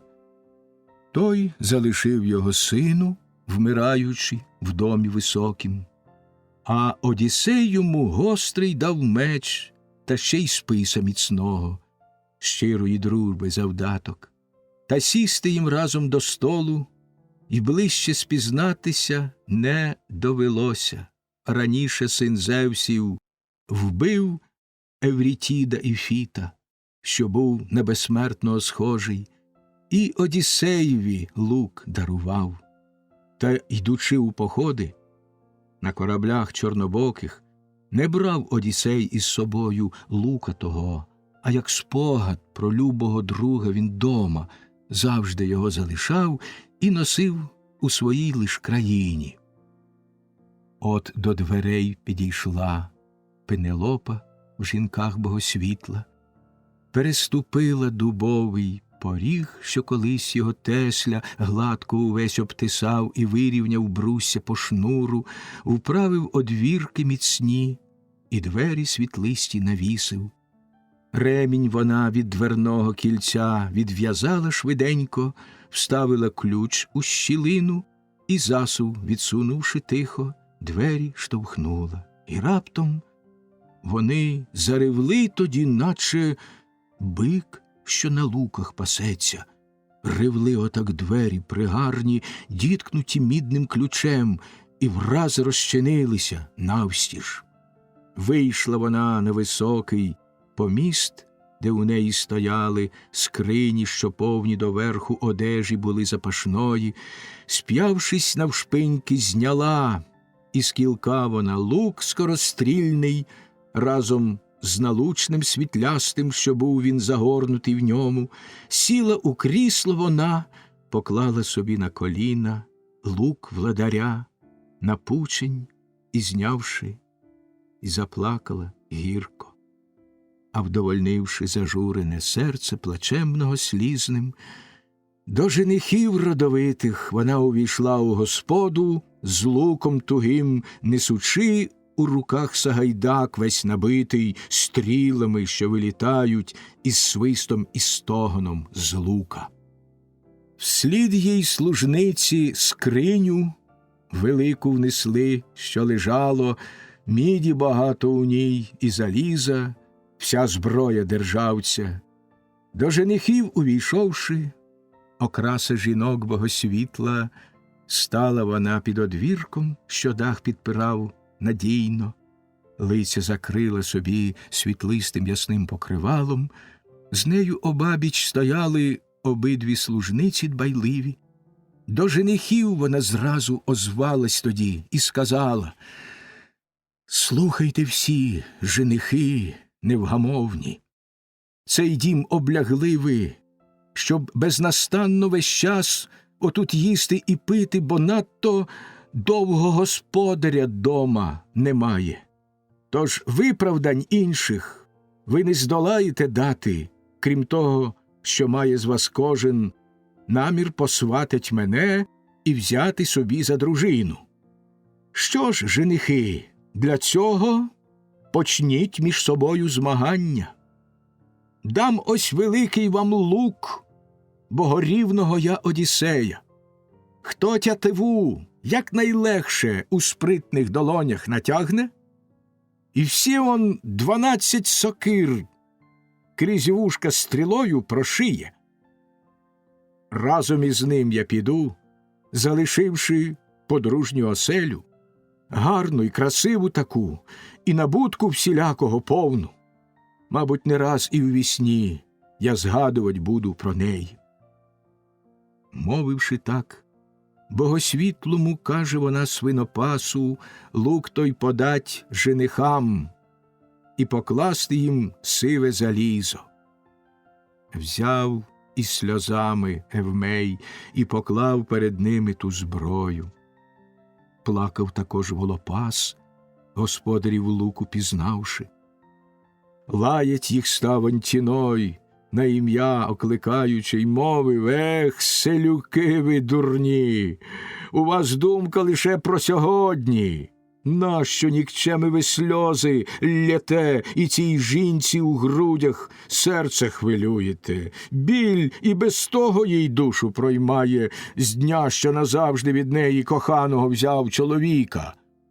Отже, сидіть собі мовчки та їжте, а плакать за двері геть забирайтесь відсіль, тільки лук не забудьте лишити, щоб женихи до змагань могли стати безпечно. Нелегко, думаю, буде нам лук цей натягувать, струганий гладко. Поміж усіх тут присутніх немає бо жодного мужа, як Одіссей був. На власні я очі колись його бачив і пам'ятаю, хоч сам іще хлопцем малим тоді був я». Так говорив він, а серцем у грудях плекав ще надію, що тятиву він натягне і стрілу крізь залізо пропустить. Справді ж, то перший стріли разючої мав скуштувати сміливих рук Одіссея, якого у нього ж у домі так він безчестив, ще й інших на те підбиваючи друзів. Отже, озвалась до них Телемахова сила священна. «Горенько, розуму зовсім мене сам Кроніон позбавив. Матінко, люба моя, розсудлива завжди й розумна. Каже, що заміж виходить, за іншого й дім покидає. Я ж тільки знаю, сміюсь, та серцем безумним радію. Що ж, женихи, починайте змагання за цю нагороду. Жінки такої тепер не знайти ні в Ахейській країні, ні у священному Пілосі, ні в Арголіді й Мікенах, ні на Ітаці самій, ні на чорній землі Суходолу. Знаєте це ви й самі. Навіщо ж хвалить мені матір? Не допускайте ж п'яних відмовок і не відкладайте лучних надалі змагань, щоб могли ми їх бачити врешті. Спробую я в стрілянині із лука і сам позмагатись, як тятиву б натягнув я і стрілу пропустив крізь залізо. То не смутила б тоді моя мати мене, і за іншим з дому тоді не пішла б. Раз уже вмію тримати прекрасну я батькову зброю». З цими словами він раптом підвівся і з плечей своїх скинув плащ пурпуровий і гострий свій меч, що висів на раменах. Передусім поставив сокири, для них прокопавши довгий рівчак, рядком усі вирівняв їх він по шнуру, і землю кругом утоптав. Усі дивувались Ахеї, як їх поставив доладно, хоч досі цього й не бачив. Він відступив до порога, щоб спробувати лук натягнути. Тричі з великим зусиллям зігнути його намагався, тричі снаги бракувало, але не втрачав він надії і тятиву натягнути й стрілу пропустить крізь залізо. Може б, її натягнув учетверте, напруживши сили, та Одіссей, лиш кивнувши чолом, намагання ці стримав.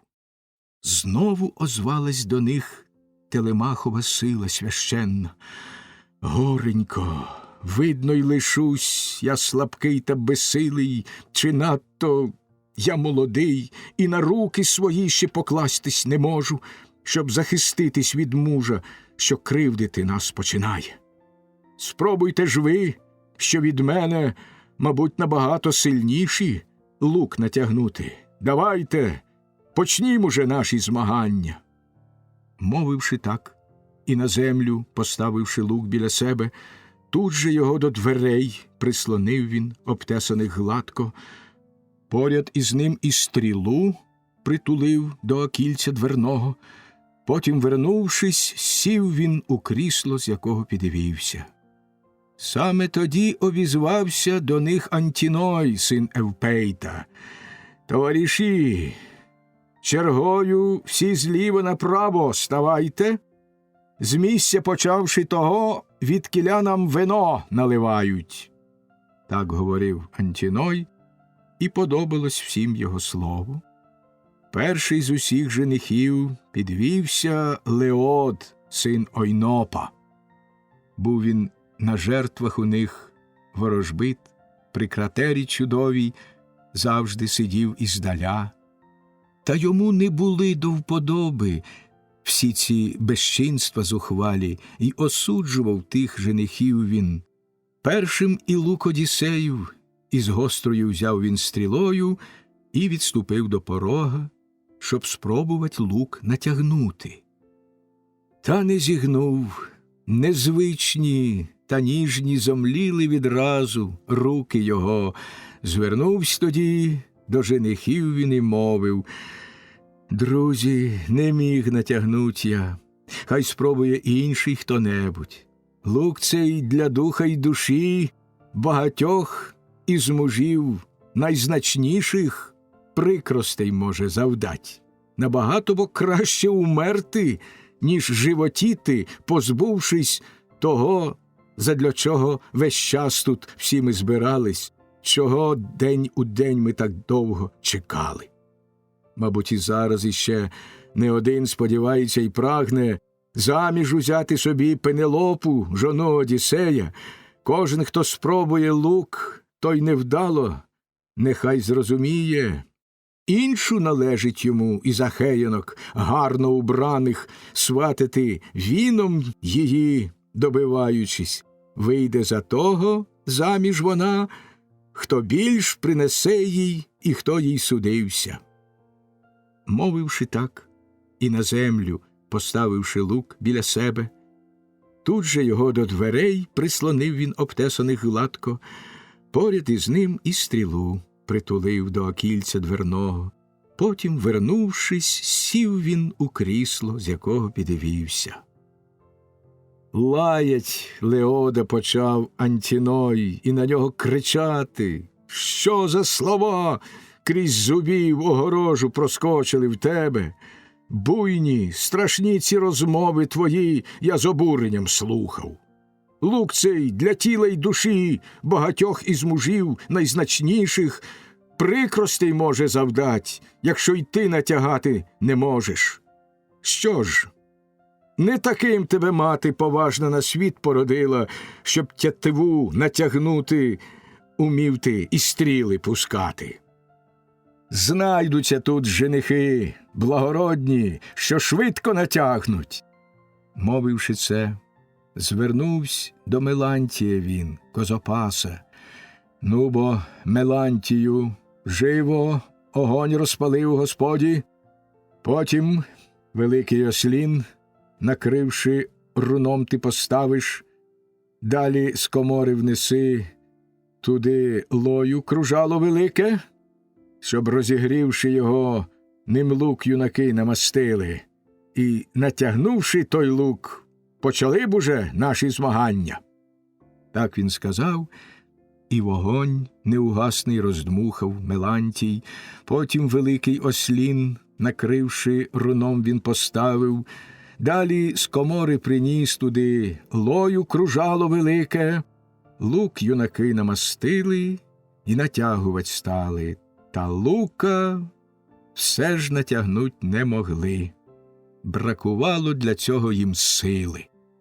Лиш Антіной з Еврімахом на Бога подібним не брались, два женихів ватажки, відвагою й родом знатніші. Вийшли тоді одночасно з господи тієї обоє, і Волопас, і свинар Одіссея божистого вірний. Вийшов за ними услід і сам Одіссей богосвітлий. Як за дверима уже опинились вони й за подвір'ям, словом ласкавим озвався до них Одіссей і промовив: «Хотів би я щось, Волопасе і свинарю, сказать вам, та, може, краще мовчать, але дух мій мене говорить спонукає. Чи помогли б Одіссеєві ви, якби тут він нежданно сам з'явився між нами, якимось приведений Богом? Чи женихам ви тоді помагали б, а чи Одіссею? Прямо скажіть ви мені, як дух вам наказує і серце». Відповідаючи так, воловий пастух йому мовив: «Зевсе наш батьку, якби ж то ти справді здійснив це бажання, хай би вернувся цей муж, хай Бог приведе його швидше. Сам би тоді ти побачив, які в мене сила і руки». Отже, так само й Евмей почав до безсмертних молитись, щоб якнайшвидше в свій дім Одіссей велемудрий вернувся. Лиш після того, як справжні, він сам у них вивідав мислі, в відповідь знову до них із такими звернувся словами: «Це ж бо я сам перед вами, багато недолі зазнавши, аж через 20 я років вернувся до рідного краю. Знаю, з челядників всіх в моїм домі приїзд мій жаданий, вам лише двом. Не чув я, щоб інший хто-небудь між ними вічних благав би богів додому мене повернути. Як воно статися має, всю правду обом вам скажу я.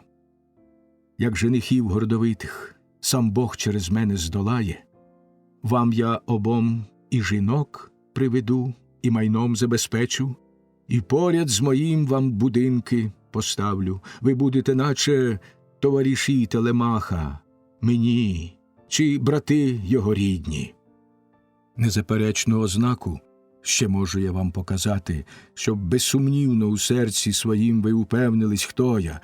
Шрам на нозі, де кабан колись іклими білими вдарив, як із синами Автоліка я полював на Парнасі».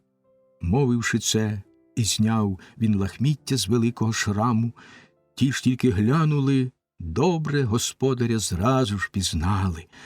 Мудрого стали вони Одіссея слізьми обнімати, в голову й плечі з любов'ю обидва його цілували. В відповідь сам Одіссей цілував їм і голови, і руки, в уболіванні й журбі. Так зайшло б їм і сонце за обрій, та Одіссей їх і сам уже стримувать став і промовив: «Годі вже плакати вам і зітхать, а то хтось ще побачить, вийшовши з дому сюди, і всім, хто там є, розголосить: входьте ж по одному в дім, та разом удвох не заходьте. Перший я, а за мною вже ви, і такий буде знак вам. Мабуть, ніхто із присутніх отут женихів благородних дати мені не дозволить ні лука, ні стріл в Сагайдаку. Отже, тоді, богосвітлий Евмею, ти через Господу лук принесеш і даси мені в руки. Жінкам же накажеш позачиняти всі двері в Господу на засуви щільно. А як котра з них чи стогін почує, чи крик чоловічий замкнених наших покоїв, ні одна з кімнати за двері хай не виходить, хай тихо сидить біля праці своєї. Ти ж, богосвітлий Філотію, маєш на брамі з надвору засув засунутий зразу ж вірьовкою перев'язати. Словом цим в дім увійшов, побудований зручно й вигідно, а увійшовши, сів він у крісло, з якого підвівся. За Одіссеєм божистим услід його слуги вернулись. А Еврімах уже лука в руках повертав усіляко. Звідси то звідти його на вогні нагрівав він, та лука все ж натягнути не міг, аж серцем стогнав гордовитим. Навіть розсердився він, і нарешті озвався й промовив: «Горе, одна лиш гризота за себе мені і за всіх вас. Я вже не так отим шлюбом журюсь, хоч і це мені прикро. Є бо ще й інших багато ахеюнок тут, на Ітаці, морем омитій, і всюди, по інших містах і країнах. А що такими себе слабосилими тут показали проти божистого ми, Одіссея, що й лук натягнути ми не змогли, то вічна ганьба нам у всіх поколіннях». Знову озвався до нього тоді Антіной, син Евпейта: «Ні, Еврімаху, не буде цього, ти ж і сам розумієш. Нині вшановують люди на честь Аполлона велике свято. Хто ж лука у день цей натягувать мав би? Спокійно це відкладім. А сокири, що тут їх у ряд встановили, хай залишаються, їх бо, гадаю, ніхто не украде. До Одіссея, сина Лаерта, в господу зайшовши. Ну ж бо, хай келихи нам виночерпій налє аж повінця, щоб узливанням почавши, ми й лука того відклали. А на світанок Мелантію ми Козопасові скажем кіз добірних пригнати, з цілої отари найкращих, стегна їх ми славнолукому в жертву складемо Аполлону, потім візьмемось за лук і закінчимо наші змагання». Так говорив Антіной, і подобалась їм його мова. Воду окличники стали на руки тоді їм зливати, понаповняли кратери питвом юнаки аж повінця, і між всіма розділили, по келихах рівно розливши. По узливанні й самі вони випили, скільки хотіли. Тут, замишляючи хитрість, сказав Одіссей велемудрий: «Слухайте бо, женихи, володарки славетної, маю те вам сказати, до чого у грудях мій дух спонукає. А особливо тебе, Еврімаху, й тебе, Антіною, богоподібний, благаю, подав бо ти слушну пораду, лук залишити сьогодні, на волю богів це поклавши. Завтра ж нам Бог перемогу пошле, кому забажає. Дайте ж но лук мені гладко обточений, щоб перед вами спробувать руки і міць свою міг я. Чи є ще у мене сила, що мав я раніше колись у гнучких своїх м'язах, чи змарнували її недоля моя і блукання?» Так він сказав. Женихи ж обуренням всі запалали з страху, що справді він зможе обточений лук натягнути. Лаять чужинця почав Антіной і на нього кричати: «Ах, приблудо нещасний! Ти розуму зовсім позбувся. Мало тобі, що на учті спокійно між нас, благородних, ти ось сидиш і їси безборонно, і наші розмови, і бесіди слухаєш тут. Адже досі ніхто із чужинців, а з жебраків особливо, не слухав ще наші розмови. Медосолодким вином одурманений ти, воно шкодить кожному, хто його п'є, на всю пельку, не знаючи мір. Славному Еврітіону, кентаврові, як до лапітів, та до відважного духом вождя їх прибув Пірітоя, шкоди воно ж завдало, вином затуманивши розум, бешкету в буйстві накоїв він в домі того Пірітоя. Гнівом охоплені з місць своїх разом схопились герої, витягли разом за двері його і нещадною міддю вуха і ніс відтяли. А він, одурманений зовсім, так і пішов з божевіллям в своєму безумному серці. От між людей і кентаврів відтоді пішла ворожнеча. Перший же лиха собі і завдав він, вином тоді впившись.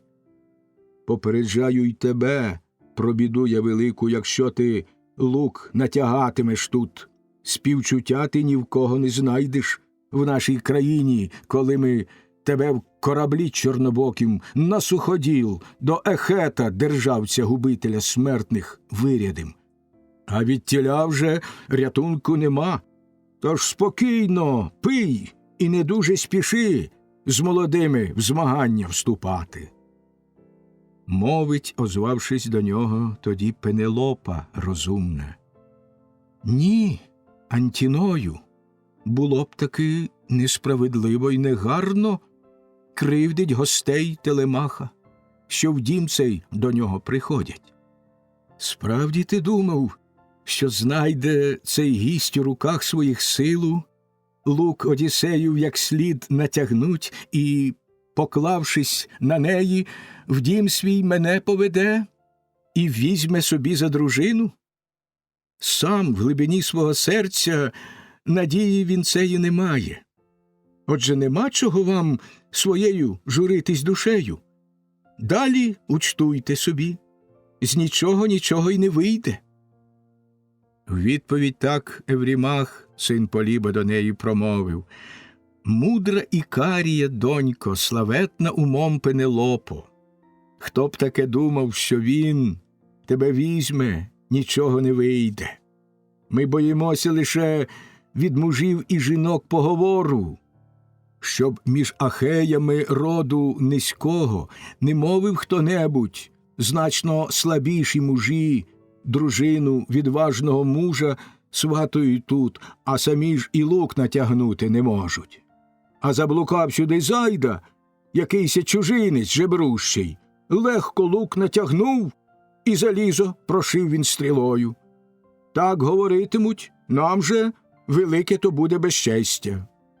Відповідаючи, мовить йому Пенелопа розумна: «Ні, Еврімаху, для тих уже досить неслави в народі, хто не соромиться дім і маєток увесь об'їдати славного мужа. Яке ж ви вбачаєте в тому безчестя? Цей же чужинець із ростом високий і постаттю дужий, і запевняє, що знатним він може хвалитися батьком. Дайте ж бо лук йому гладко обточений, хай вже побачим. От що скажу я тобі, і справді воно так і буде. Якщо натягне він лук і дасть Аполлон йому славу, в плащ і хітон одягну його, і в інше одіння красиве. Гострого дам йому списа, від псів і людей захищатись, меч йому дам я досічний, і пару сандалій на ноги. І споряджу, куди серцем своїм і душею він прагне».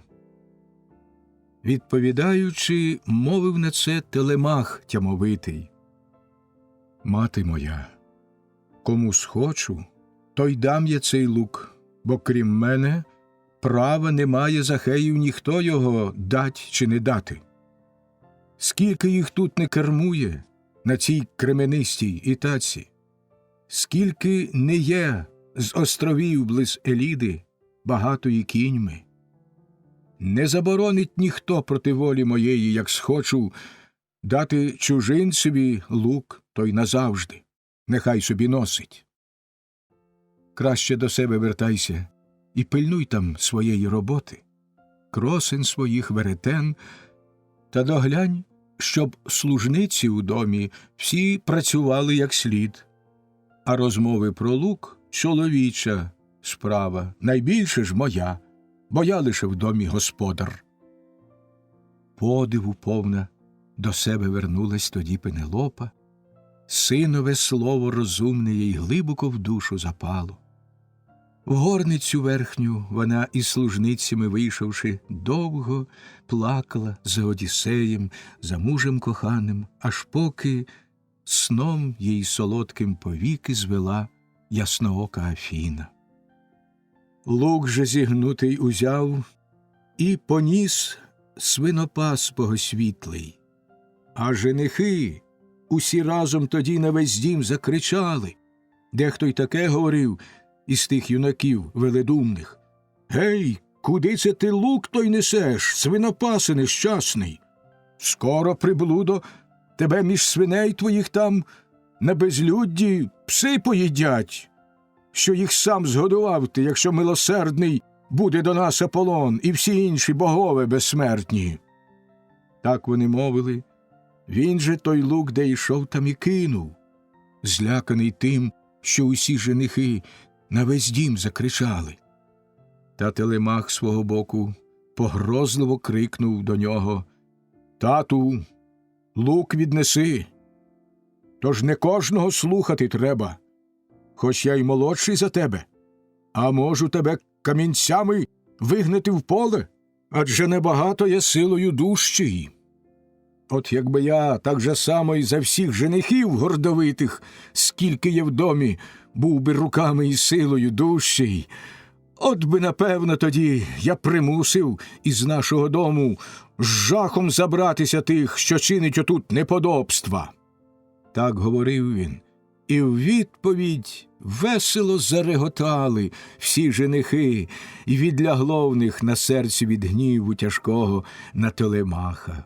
Свинар поніс тоді через господу лук і його велемудрому дав Одіссеєві в руки. Вмить він гукнув годувальницю і мовив старій Евріклеї: «От що звелів Телемах, розумна моя Евріклеє, позачиняй усі двері в господу, на засуви, щільно. Вчуєш, яка ще рядинок, чи стогін, чи крик чоловічий в замкнених наших покоях, ні одна з кімнати за двері хай не виходить, хай тихо сидить біля праці своєї». Так він промовив, у неї ж безкрилим лишилося слово, і до кімнат, де жили вони, двері сама зачинила. Вискочив мовчки тоді із дому Філотій за двері і браму замкнув, що веде в обгороджене муром подвір'я. Біля сіней корабельна там линва лежала, з начосів звита папірусних, нею він засув зв'язав на воротях, а, повернувшися, сів у крісло, з якого підвівся. І на Одіссея зорив, а той на свій лук роздивлявся, так його й сяк, уважно з усіх розглядаючи боків, чи не сточили ще рога відсутність господаря черви. Дехто й таке говорив, на сусіда свого позирнувши: знається, видно, й на луках приблуда цей злодійкуватий. Думати можна, що й дома у нього є лук такий самий, чи й змайструвати такого ж він хоче. В руках бо все крутить, так уже й сяк його, цей от на збитки удатний бродяга. Інші й таке говорили із тих юнаків велемудрих. Хай би так само йому і назавжди в усьому щастило, як коли-небудь він лука здолає цього натягнути. Так женихи говорили. В той час Одіссей велемудрий, лук свій узявши великий, увесь його пильно оглянув, як чоловік у грі на формінзі і співах умілий, легко струну на кілочок новий натягнути здолає, скручену кишку овечу з кінців із обох прив'язавши, так без зусилля свій лук натягнув Одіссей велемудрий. Зразу ж тоді й тятиви правицею злегка торкнувся, дзвінко вона пролунала, мов ластівки голос чудесний. Смуток великий серця охопив женихам, їх обличчя зблідли. Сам Зевс громозвучну тут виявив з неба ознаку. Серцем зрадів витривалий в біді Одіссей богосвітлий, з того, що син гнучкомудрого Кроноса дав це знамення. Бистро узяв він стрілу, що самотньо одна лиш лежала з краю стола, усі інші в місткому були Сагайдаку сховані, їх на собі ахеї ті мали зазнати. Взявши за держално лук, почав тятиву від зазубрин сидьма натягувать він, і, націлившись, випустив бистру з лука стрілу. Ані трохи не схибив він, жодного вушка не зачепив у сокирах, усі їх стрілою прошивши мідно тяжкою. Тоді Одіссей Телемахові мовив: «Не осоромив тебе, Телемаху, твій гість, у покоях, сидячи цих, несхибно у ціль я улучив, недовго лук цей натягував я, ще сила моя збереглася. Марно мені женихи докоряють, даремно безчестять. Ну, а тепер і вечерю вже час готувати ахеям, поки ще видно, а потім ще й іншої втіхи спожити. У співах з Формінгою це наймиліше є учти окраса». Мовивши так, він бровами повів, мечем мідногострим підперезавсь Телемах, богорівного син Одіссея, в руки взяв списа свого і ззаду за батьковим кріслом став поблизу біля нього, озброєний сяйною міддю. Пісня 22. Зміст 22-ї пісні. День 39. Одіссей вбиває Антіноя, відкривається женихам і відкидає мирні наміри Еврімаха. Телемах приносить зверху зброю. Він забуває зачинити двері, і в них входить Мелантій, який забезпечує женихів зброєю. Але згодом його схоплюють Евмей з Філотієм і, зв'язавши, зачиняють на горі. Поява Афіни, спочатку у вигляді ментора, потім у вигляді ластівки, серед женихів замішання. Усіх за винятком окличника Медонта і співця Фемія забито. Одіссей наказує повиносити трупи з їдальні.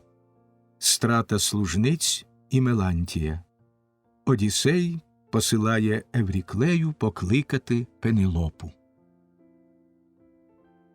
Побиття женихів.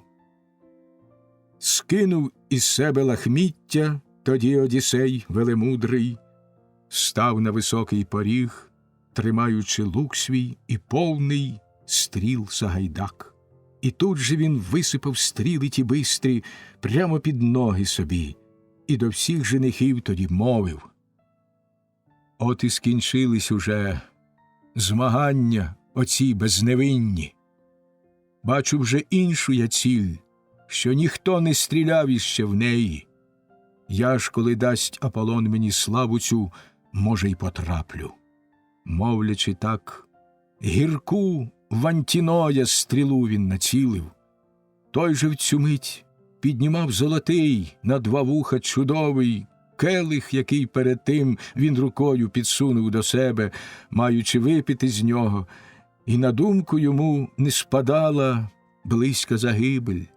Та й хто ж би з присутніх на учті подумав, що пощастить одному, хоч який би не був він могутній, смерть нещадиму стільком і чорною керу наслати. Цілячись, влучив замить Одіссей Антіноєві в горло. Вістря крізь ніжне надпліччя на виліт пройшло юнакові. Навзнак упав Антіной, і келих із рук його раптом випав струмками густими, із ніздрів його полилася кров чоловіча, рухом ноги, ненароком штовхнувши, стіл перекинув він, страви попадали всі на підлогу. Хліб і печеня, усе забруднилось, по цілому домі крик женихів залунав. Побачивши, як їх товариш впав, вони з крісел схопились, забігали всі в замішанні і зиркали всюди в тривозі по стінах, збудованих міцно, та не було ні щита, ані списа на них бойового. З гнівною лайкою стали вони Одіссея корити. Зле собі вдіяв, бродяго, що мужа ти вбив, на змаганнях не виступать тобі більш, не мене тебе вірна загибель. Кращого боюнака ти із знатних мужів на Ітаці вбити посмів. Сьогодні ж терзатимуть труп твій шуліки. Так гомоніли вони, бо гадали, що він ненавмисно мужа убив, та не знали дурні, що над ними самими злої загибелі сіті давно вже грізно нависли. Глянув з-під лоба і мовив тоді Одіссей велемудрий: «А, собаки, не думали ви, що я цілий додому з краю вернуся троянського? Дім мій ви тут руйнували, гвалтом на ложе до себе моїх витягнули челядниць, ще за життя мого сватать мою намагались дружину, і не боялись богів, що простором небес володіють, ані того, що спостигне їх помста людська коли-небудь. Злої загибелі сіті давно бо над вами нависли». Так говорив він, і острах блідий усіх огорнув їх. Всяк оглядавсь, де рятунок знайти від загибелі злої. Тільки один Еврімах у відповідь так йому мовив: «Якщо насправді це ти, Одіссею Ітакський, вернувся, то справедливо сказав, що Ахеї отут натворили в домі багато безчинств, і в маєтку так само багато.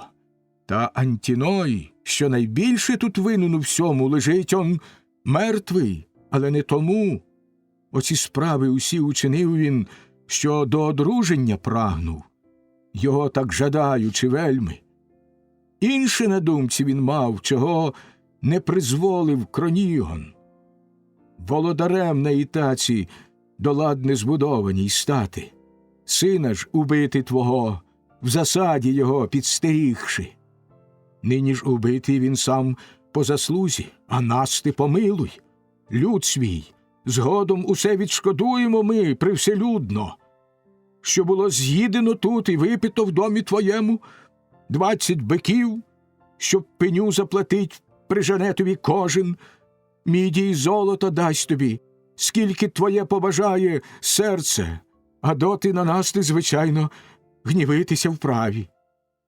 Глянув з-під лоба і мовив тоді Одіссей велемудрий: «Навіть якби, Еврімах, мені батьківське все віддали ви, те, що тепер у вас є, і що могли б ви до нього додати, все ж і тоді своїх рук не стримав би я від убивства, поки на всіх не помстився б нарешті за ваше зухвальство. Нині ж одно вам із двох залишається – битись зі мною чи утікать, може смерті і кер котрий-небудь уникне, та не втекти вже нікому із вас від загибелі злої». Так він промовив, у них же серця й коліна зомліли. Вдруге до них Еврімах із такими звернувся словами: «Друзі, цей муж своїх рук уже більш не складе непоборних. Раз Сагайдак уже й гладко обтесаний лук захопив він, з рівного буде порога стріляти, аж поки усіх нас не повбиває. Згадаймо ж про запал ми свій войовничий, вихопіть спіхов мечі, мов щитами від стріл смертоносних загородіться столами. Щосили натиснім на нього, разом усі, щоб з порога його і від дверей відігнати. Киньмося потім до міста і галас мерщій учинімо. Муж цей востаннє тоді стрілятиме з лука сьогодні». Проголосивши це, гострий із піхов він вихопив меч свій, мідний, на леза обидва відточений, і на сміливця кинувся з криком страшенним. В ту мить Одіссей богосвітлий стрелив із лука і в груди якраз під сосок йому влучив. Прямо в печінку стріла уп'ялася швидка, і на землю меч із руки його впав, а сам, похитнувшись у корчах, він через стіл повалився і, геть поскидавши наїдки, келих дводонний з вином розілляв. Об підлогу обличчям в муках він бивсь перед смертних, ногами ж ударивши в крісло, перевернув його раптом, і морок заслав йому очі. Вмить Амфіном тоді з піхов загострений вихопив меч свій, і Одіссеєві славному кинувся він навперейми, щоб від дверей відштовхнути мерщій. Та до того раніше списом ударив його Телемах мідногострим іззаду поміж плечей, і спис той на виліт пройшов через груди. З грюкотом впавши, об землю ударився він цілим обличчям. Зразу ж відскочив тоді Телемах, але спис довготінний в трупі лишив Амфіномовім, щоб із Ахеїв хто-небудь раптом не вдарив мечем або списом його не поранив, поки, нагнувшися, він витягатиме спис довготінний. Швидко він бігти пустився, і до любого батька прибігши, став біля нього близенько і слово промовив крилате: «Батечку, щит принесу я тобі і два загострені списи, ще й цільномідний шолом, що добре до скронь прилягає. Сам я озброюсь піду і дам свинопасові зброю, і чередникові також, і зброєю буде нам краще». Відповідаючи, мовив йому Одіссей велемудрий: «Швидше неси, поки досить є стріл ще для захисту в мене, не відштовхнули б мене від дверей, коли сам залишуся». Так він сказав. Телемах же, послухавши любого батька, швидко в комору побіг, де зброя славетна лежала. Виніс 4 щити відтіля він і 8 списів, також із кінськими гривами мідних шоломів 4. Швидко це все захопивши, до любого батька прибіг він. Передусім же і сам одягнувся в озброєння мідне, в лати чудові, й обидва його челядинці, убравшись, хитрого та промітного, обстали вони Одіссея. Сам же він, поки ще стріл було досить для захисту в нього, безперестанно стріляв женихів тих одного по однім. Цілячись влучно, вони ж усі покотом падали мертві. А як уже в ледареві не стало чим більше стріляти, він до одвірка свій лук прислонив при стіні блискітливій і залишив там стояти, у зладнанім добре покої, плечі покрив після того щитом собі четверошкурим, а на могутнє чоло шолом він добірний насунув з кінським хвостом, що страшливо над гребнем вгорі розвівався. Взяв ще 2 списи міцні із мідним відточеним вістрям. Вихід там був боковий у добре збудованім мурі, біля самого порогу, до зладених добре покоїв, хід до вузького проходу крізь міцно навішені двері. Ходу цього пильнувать Одіссей доручив свинопасу, що близь дверей тих стояв, бо єдиний лишався то вихід. Мовив тоді Агелай, до всіх женихів обізвавшись: «Друзі, крізь двері бічні, чи не вибіг би звідси хто-небудь з міста гукнути людей і галас мерщій учинити? Муж сей востаннє тоді стрілятиме з лука сьогодні». Знову до нього Мелантій, козиний пастух, обізвався: «Ні, Агелаю, паростку Зевсів, не можна, страшенно близько до двору, красиві ті двері, вузький із них вихід. Стримає там багатьох одна лише дужа людина. Та постривайте, внесу для озброєння вам обладунок я із комори. Там, я гадаю, не в іншому місці зброю сховав Одіссей з Телемахом із сином пресвітлим». Мовивши так, Мелантій, козиний пастух, вже пробрався до Одіссея в комору, крізь отвір вузенький іззаду, взяв там 12 щитів, і списів він узяв стільки ж само, стільки ж із гривами кінськими міддю окутих шоломів. Швидко вернувшись назад, ту зброю роздав женихам він. У Одіссея ж і любоє серце, й коліна замліли. Щойно побачив він, як одягли вони зброю, і списами довгими вже потрясали. Не в жарт оберталася справа. До Телемаха тоді він із словом звернувся крилатим.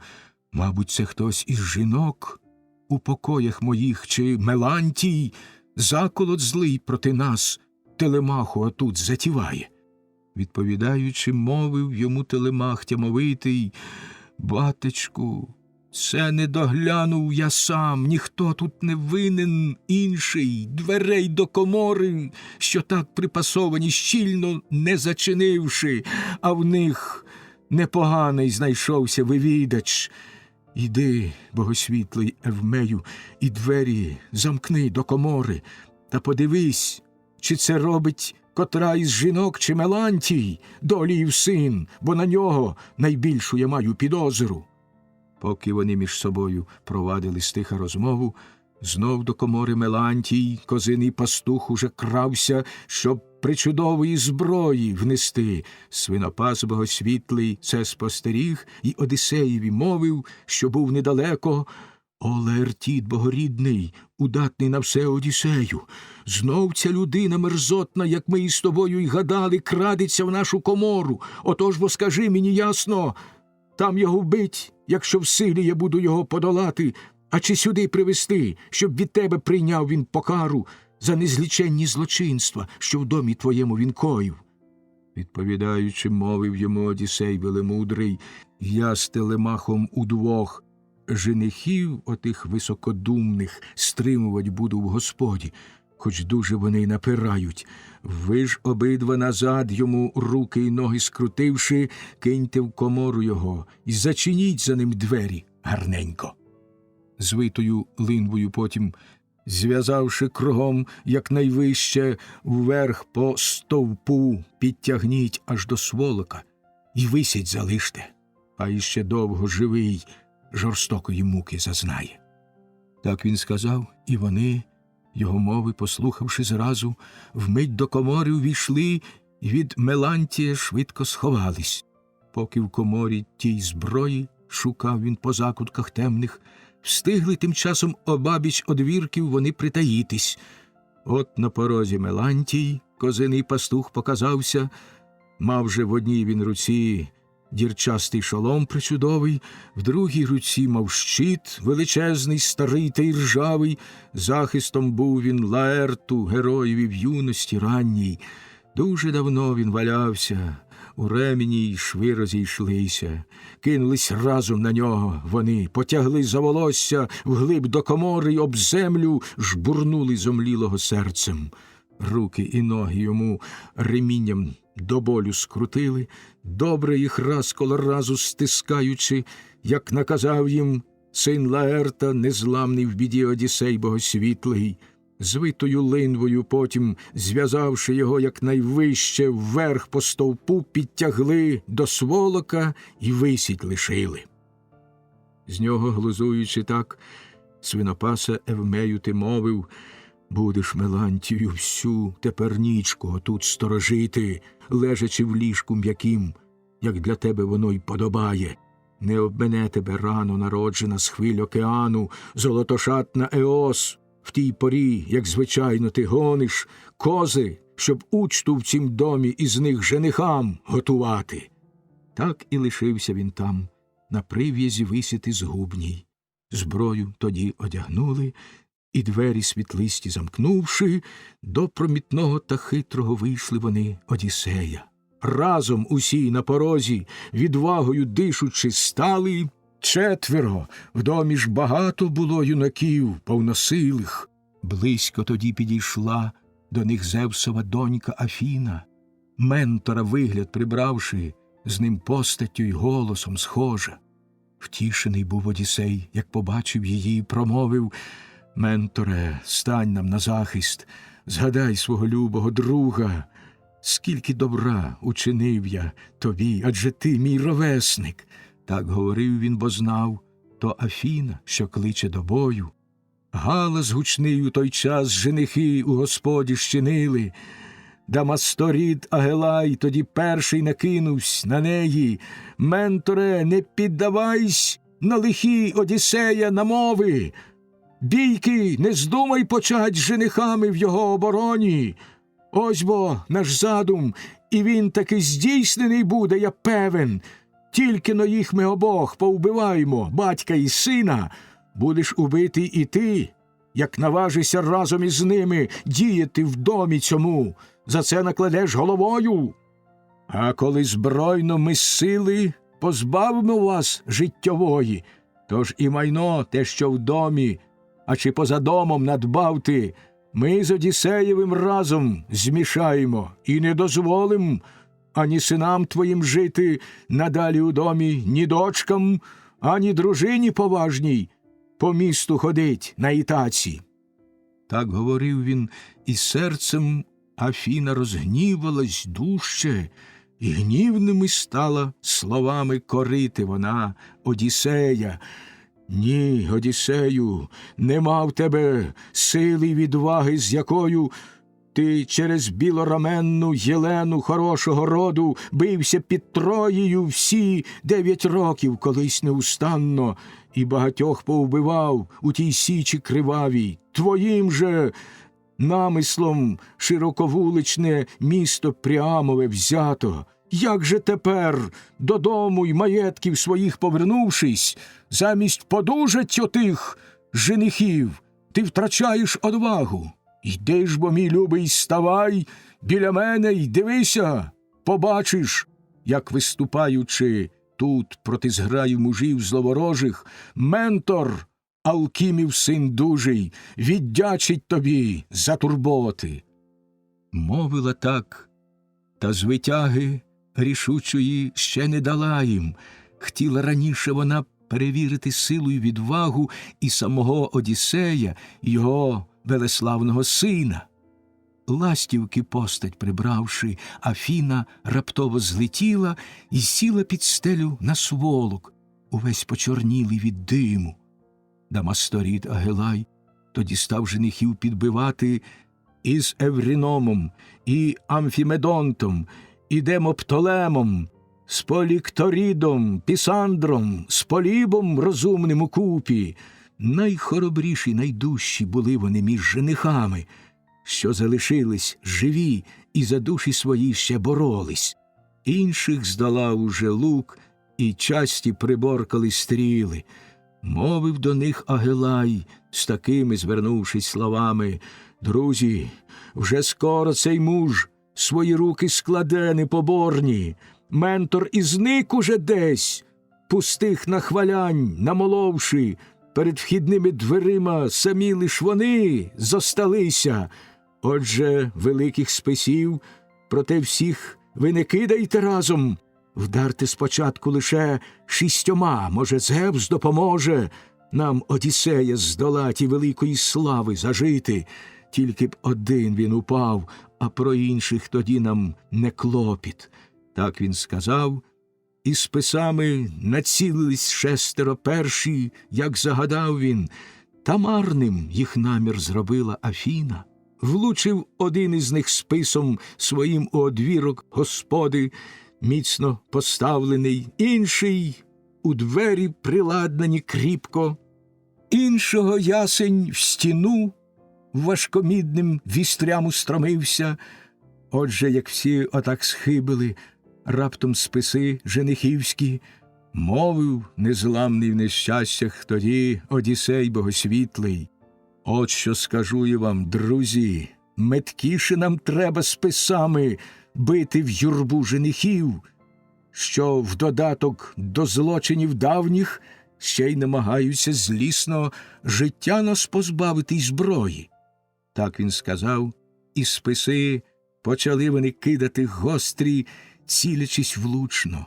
Поліг тоді враз від руки Одіссея Депоптолем, Евріад від руки Телемаха, Елата вбив свинопас, а Пісандра – пастух, що корів випасає. Всі вони землю безкрайню, попадавши, гризли зубами. Інші вглиб дому юрбою тоді женихи відступили. Товариші ж Одіссеєві з трупів списи вже виймали. Знову тоді женихи, націлившись, кинули разом гострі списи, і знову марним їх намір зробила Афіна. Влучив один із них списом своїм у одвірок господи, міцно поставлений інший, у двері приладнані кріпко, іншого ясень в стіну важкомідним вістрям устромився. Амфімедонт Телемахові влучив у руку й зап'ястя. Трохи дряпнув, ледь шкіри, торкнувшися гострою міддю. Списом довженним Ктесіп, над щитом у Евмея метнувши, ранив плече йому спис, пролетів і ударився об землю. Ті, що круг хитрого та промітного були Одіссея, гострі списи в женихів, націлившись, кинули разом. Еврідаманта убив Одіссей тоді, городоборець. Амфімедонта убив Телемах, свинопас же Поліба. Списом довженним своїм пастух, що корів випасає, вдарив Ктесіпа у груди і так, похваляючись, мовив: «Син Поліферса, глузливий, отож бо не слід так ніколи кидать безглуздо слова велимовні. Краще облиш їх вічним богам промовляти, вони ж набагато сильніші.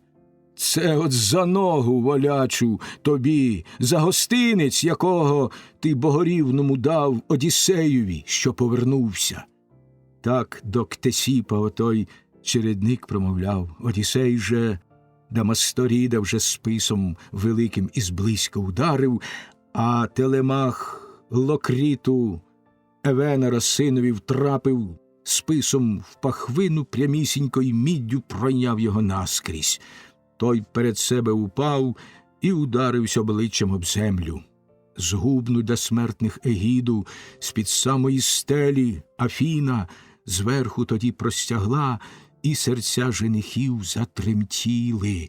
Порозбігались вони по господі, як в стаді корови, бистрим полохані оводом, що нападає і гонить їх весняної пори, коли дні у нас довгі бувають.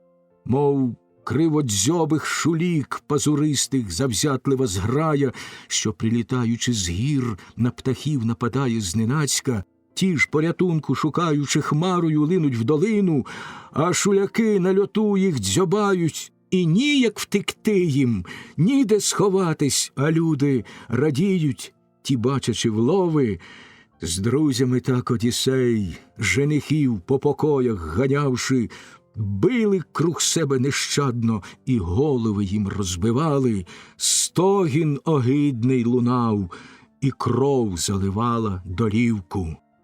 До Одіссея підбіг тут Леот і, обнявши коліна, слізно благати почав, і слово промовив крилате: «Біля колін я твоїх, Одіссею, озмилуйся, зглянься, жодної жінки в цім домі ні словом, ні ділом ганебним. Правду кажу, не чіпав я ніколи, ще й інших при тому. Я гамував женихів, коли хто учиняв щось подібне.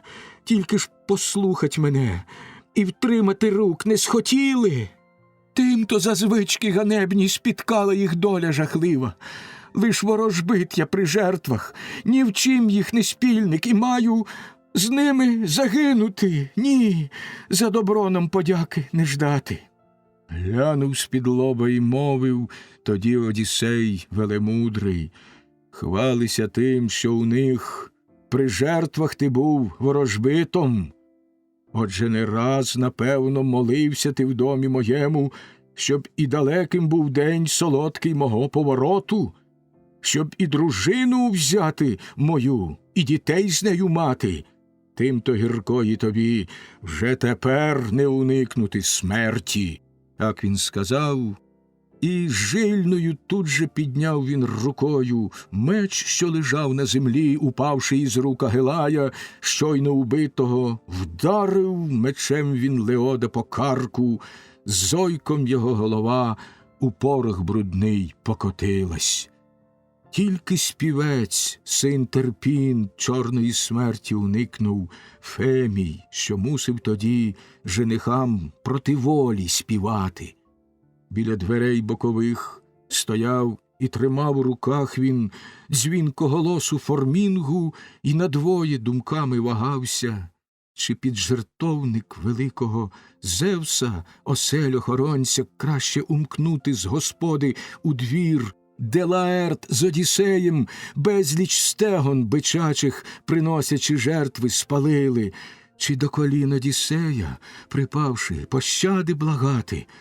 Поміркував так, і ось що він визнав тоді за найкраще.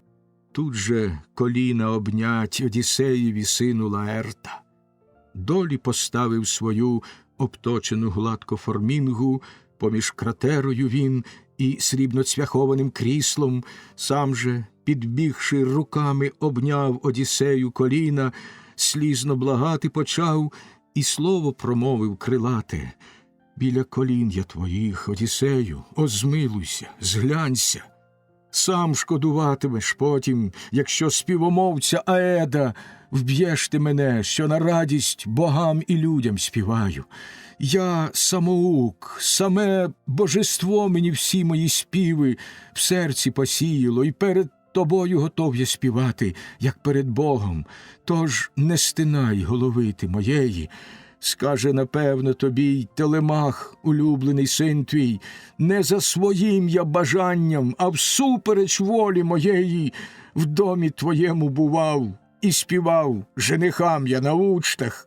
Їх же багато, сильніші вони, то й примусити вміли». Так він сказав. Телемахова чула це сила священна, і мовив тоді він до батька, що близько стояв біля нього: «О, зупинись, не вбивай безневинного гострою міддю, та пощадімо й Медонта, окличника. В нашому домі з років дитинства лише піклування зазнав я від нього.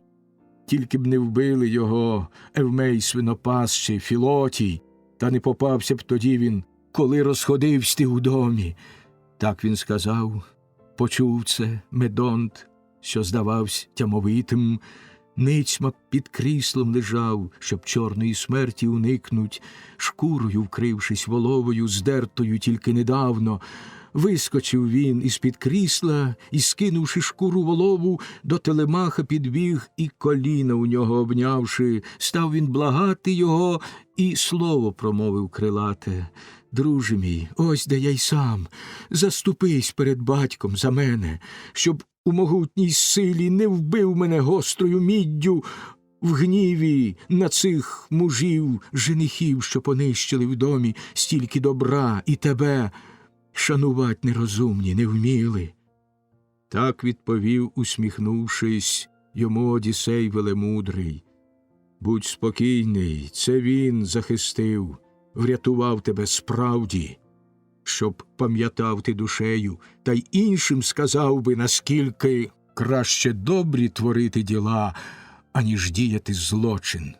Вийдіть, проте, із господи у двір, і далі від вбивства сядьте собі за дверима, і ти, і Аед піснемовний, щоб я тим часом устиг у домі, що треба зробити».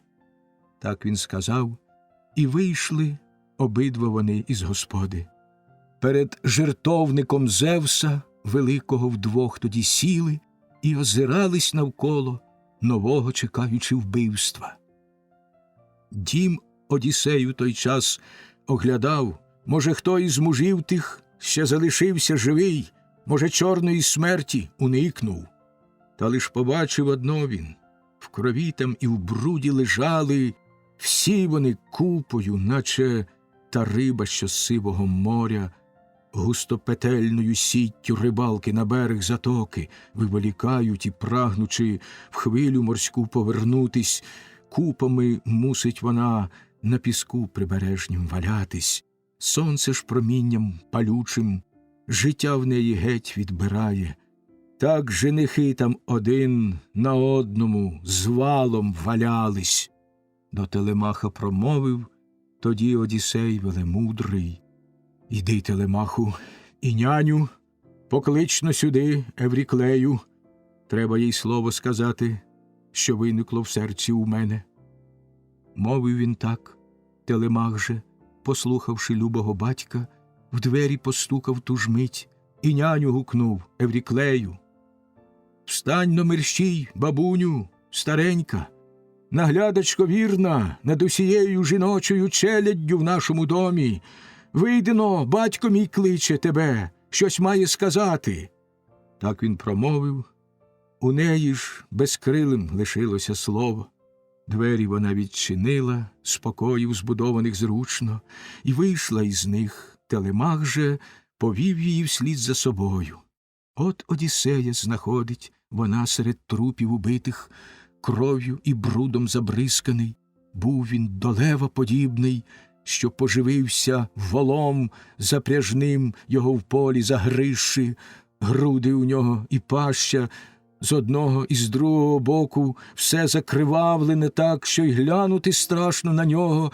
Так Одіссей у крові замастив свої руки і ноги. Трупи, угледівши мертві потоки пролитої крові, мало не скрикнула няня, велике побачивши діло, та Одіссей її стримав, її перебив поривання і, промовляючи словом, до неї звернувся крилатим: «Тільки душею, бабуню, радій, але стримайсь від крику. Тож не годиться над трупами вбитих мужів похвалятись. Воля богів та вчинки лихі їх на смерть засудили. Не шанували нікого вони із людей земнородних, хто б не зайшов до них злидень який чи людина статечна. От за зухвалість таку і спіткала їх доля ганебна.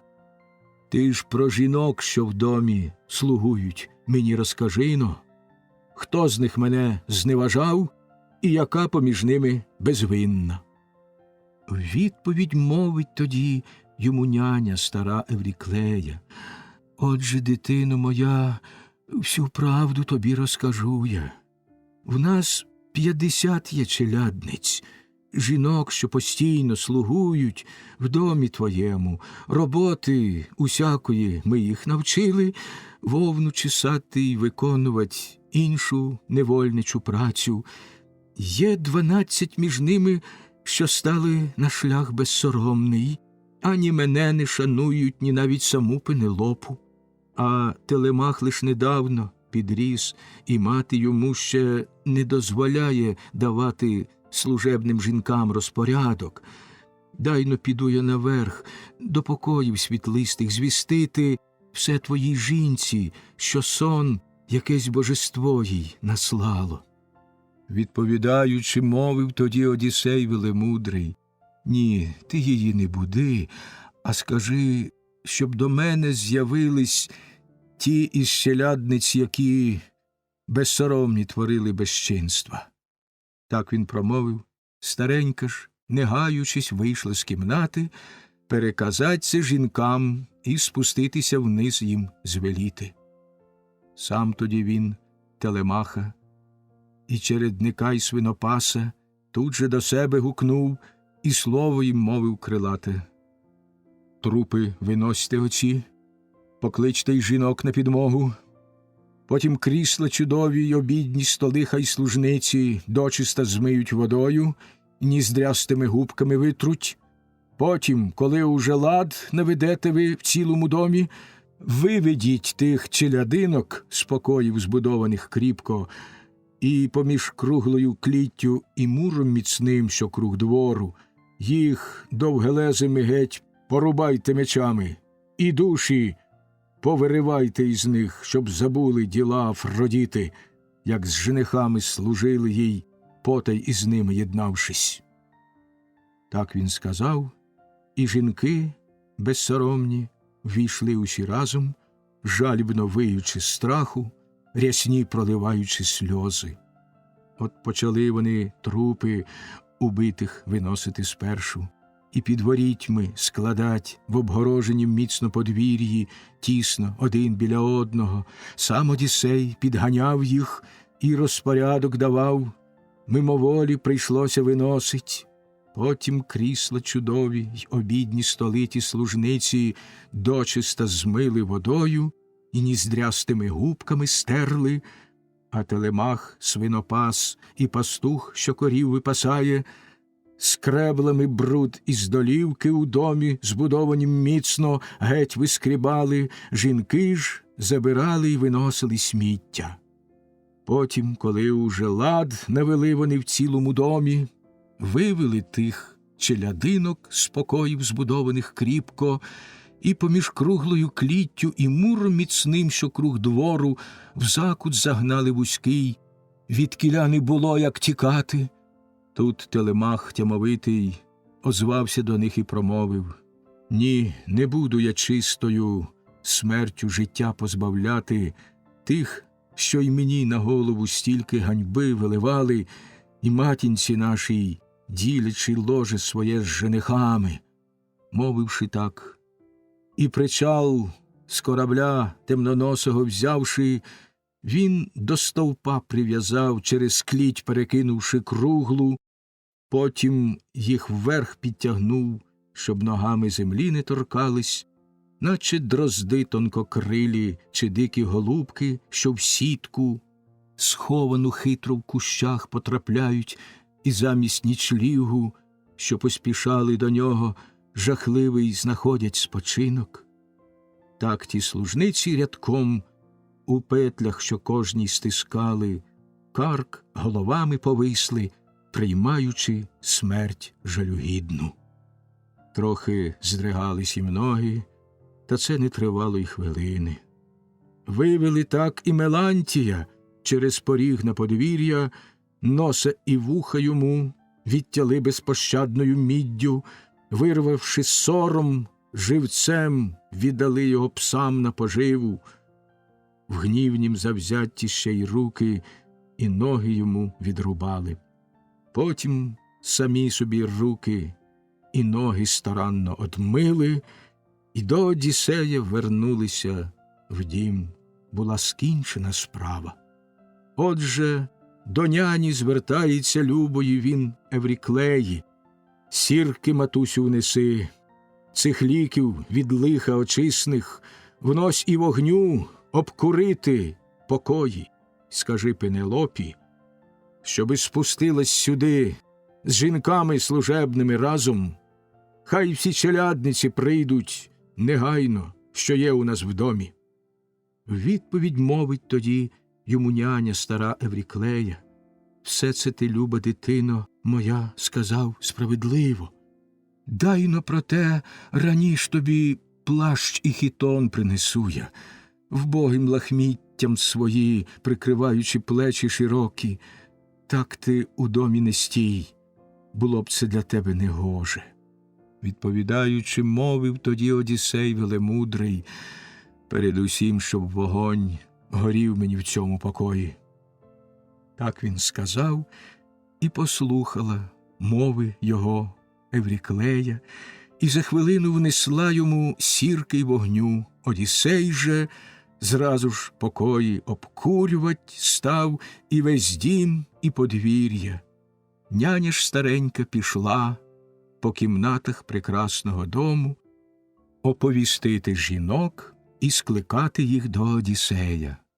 Кожна із світлом в руках, вони сходились з різних покоїв і, обступивши кругом, почали обнімать Одіссея, голову й плечі йому з любов'ю усі цілували, брали за руки, його ж охопило солодке бажання плакати ревно й ридати, бо серцем усіх пізнавав він.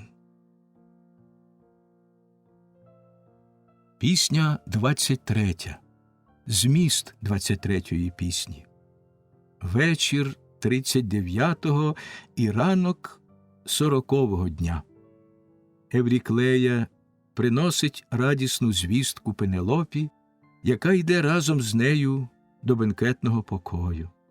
Пенелопа не зразу впізнає свого чоловіка. Щоб обманути жителів міста, Одіссей розпочинає шумний танок. Обмившись у купальні, він повертається до Пенелопи і, відкривши їй таємницю, розвіює всі її сумніви. Усі лягають спати.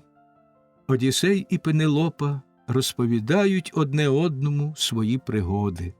З настанням ранку Одіссей іде до свого батька Лаерта. Пенелопа впізнає Одіссея. Вийшла, радіючи серцем, до верхніх покоїв старенька, оповістить господині, що дома вже муж її любий. Жваво коліна їй рухались, ноги її поспішали. Стала вона в головах господині і так їй сказала: «Встань, Пенелопо, дитя моє, любе, на власні очі зараз побачиш того, за ким увесь час так тужила. Вдома вже твій Одіссей, хоч і пізно, але повернувся. Поубивав женихів він, зухвалих, що дім руйнували, нищили наше надбання, над сином насильства чинили». Мовить, озвавшись до неї, тоді Пенелопа розумна: «Матінко люба, чи розум тобі не боги помутили? Можуть безумних вони із великорозумних зробити, і безрозсудну людину вчинити розважною можуть. Розум ушкоджено твій, а був він у тебе здоровий. Нащо глузуєш ти з мене, коли так болить мені серце? Мову облудно ведеш і притьмом от солодкого будеш сну, що усю огорнув мене, любі склепивши повіки. Я ще ніколи так міцно не спала від дня, коли раптом в зло Іліон той, бодай би не згадувать, муж мій поїхав. Отже, спускайся назад і до нижніх вертайся покоїв. Хай би-но інше з жінок із моїх челядинок прибігла з вістю такою до мене й отак би від сну розбудила. Я б насварила її і зразу б тоді відіслала знов до кімнати. Тебе лише старість від цього боронить». Відповідь мовила їй тоді няня стара Евріклея: «Я не жартую, дитя моє, любе, але ж бо насправді дома вже твій Одіссей. Кажу тобі, він повернувся. Це той чужинець, якого у домі всі так зневажали. Знав те давно Телемах, що він повернувся додому, тільки розважно дотримував батькових намірів тайну, щоб на зухвалих мужів він помститися міг за насильство».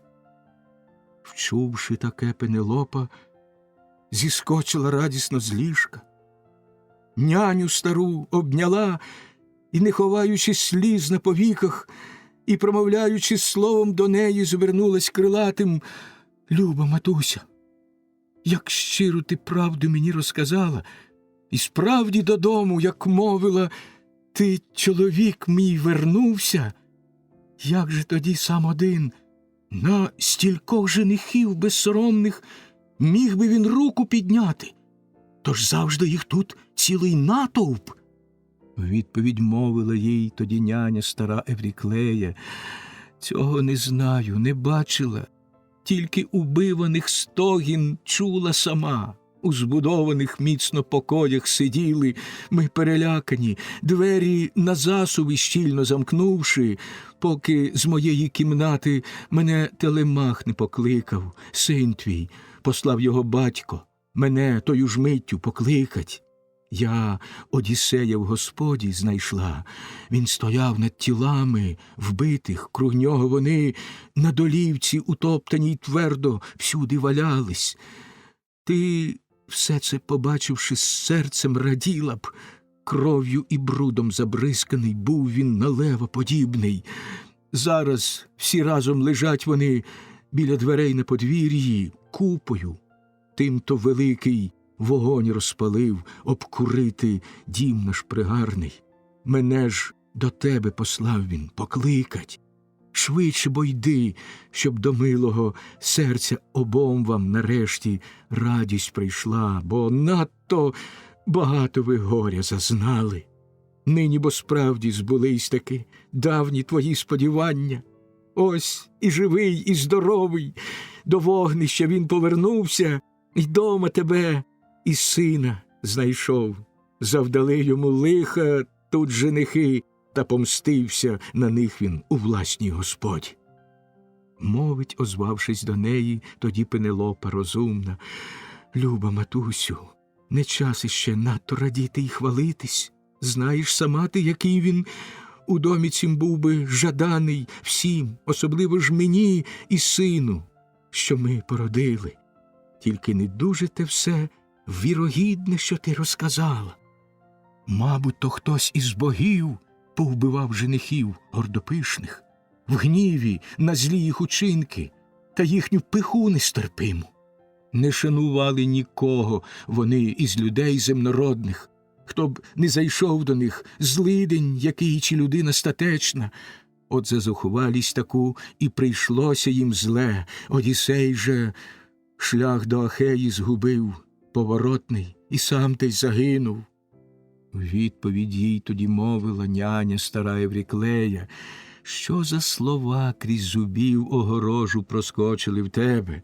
Тут чоловік твій, до вогнища він повернувся, а ти й досі вірний меш. Яке недовірливе серце у тебе! Отже, ознаку тобі я скажу, яку легко впізнати. Шрам на нозі, де кабан колись іклами білими вдарив.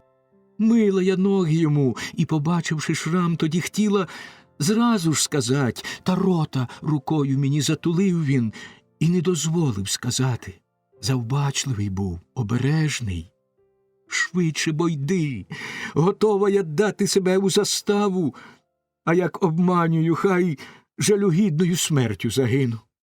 В відповідь їй тоді мовила так Пенелопа розумна: «Люба матусю, хоча б і яка будь досвідчена, важко замисли вічно живущих богів напереду гадати. Але ходімо, проте, до сина мого, щоб побачить вбитих мужів женихів і глянуть на того, хто вбив їх». Мовивши так, зійшла вона з верхніх покоїв та дуже серцем вагалась здаля розмовляти своїм чоловіком чи підійти і, взявши за руку, чоло цілувати. Переступивши поріг кам'яний, увійшла до господи і сіла у світлі вогнистім вона супроти Одіссея біля стіни, а він, на колону зіпершись високу і погляд свій опустивши, сидів і чекав, що дружина скаже поважна його, на власні побачивши очі.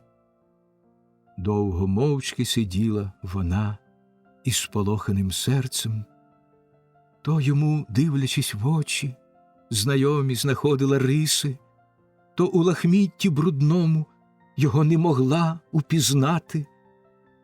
Врешті озвався Телемах, і так він до неї промовив: «Матінко, горенько мати, яке в тебе серце не чуле!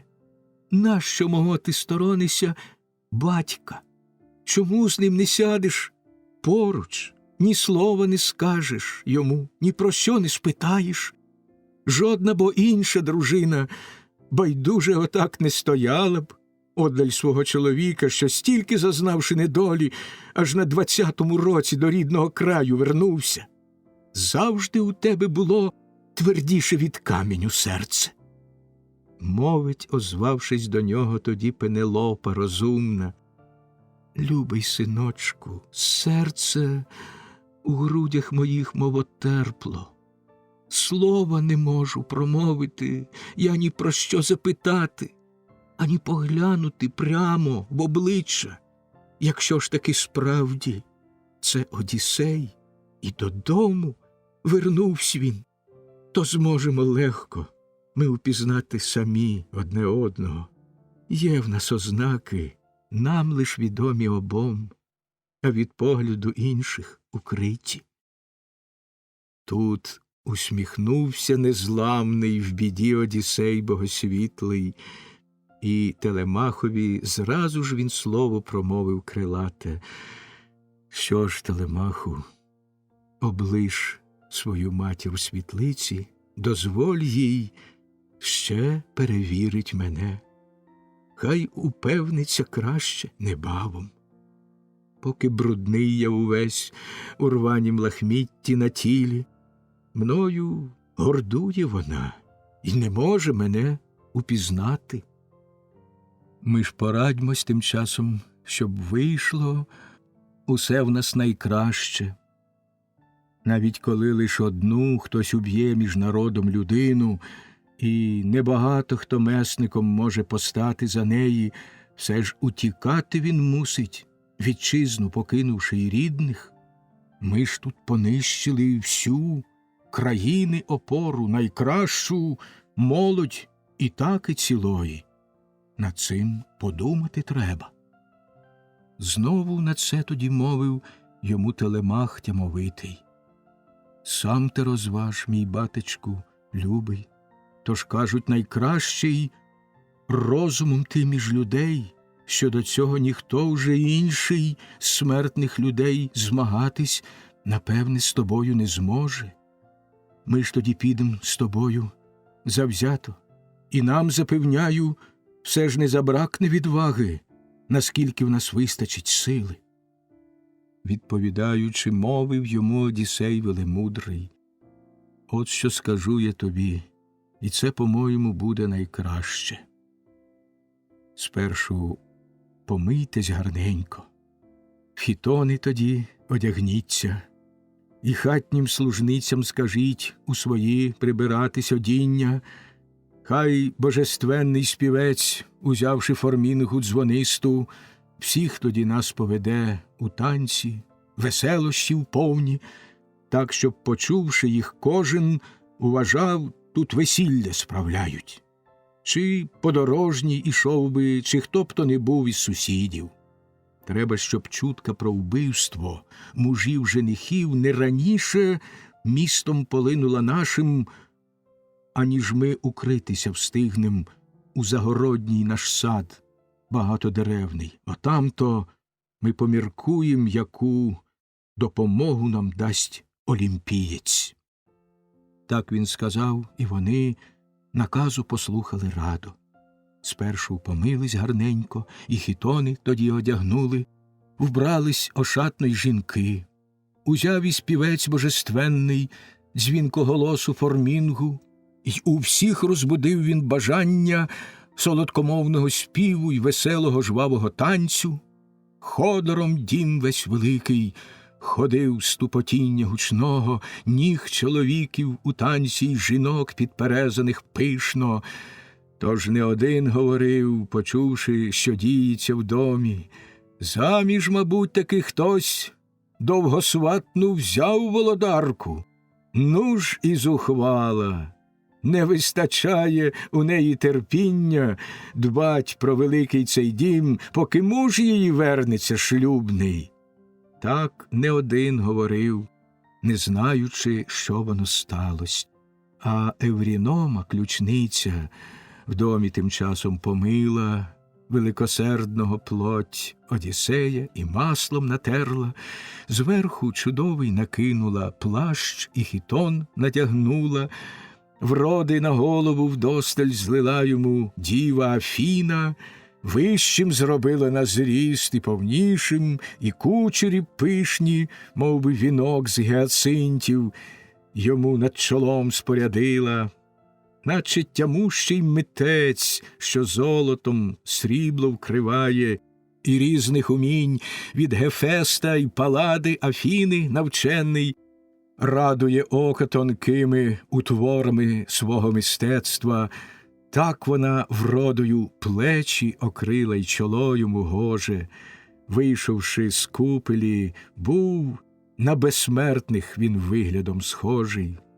Знов після того у крісло, з якого вставав нещодавно, сів навпроти дружини, і так він до неї промовив: «Дивна ти жінка, між кволих жінок тобі найтвердіше серце дали божественні висот олімпійських осельці.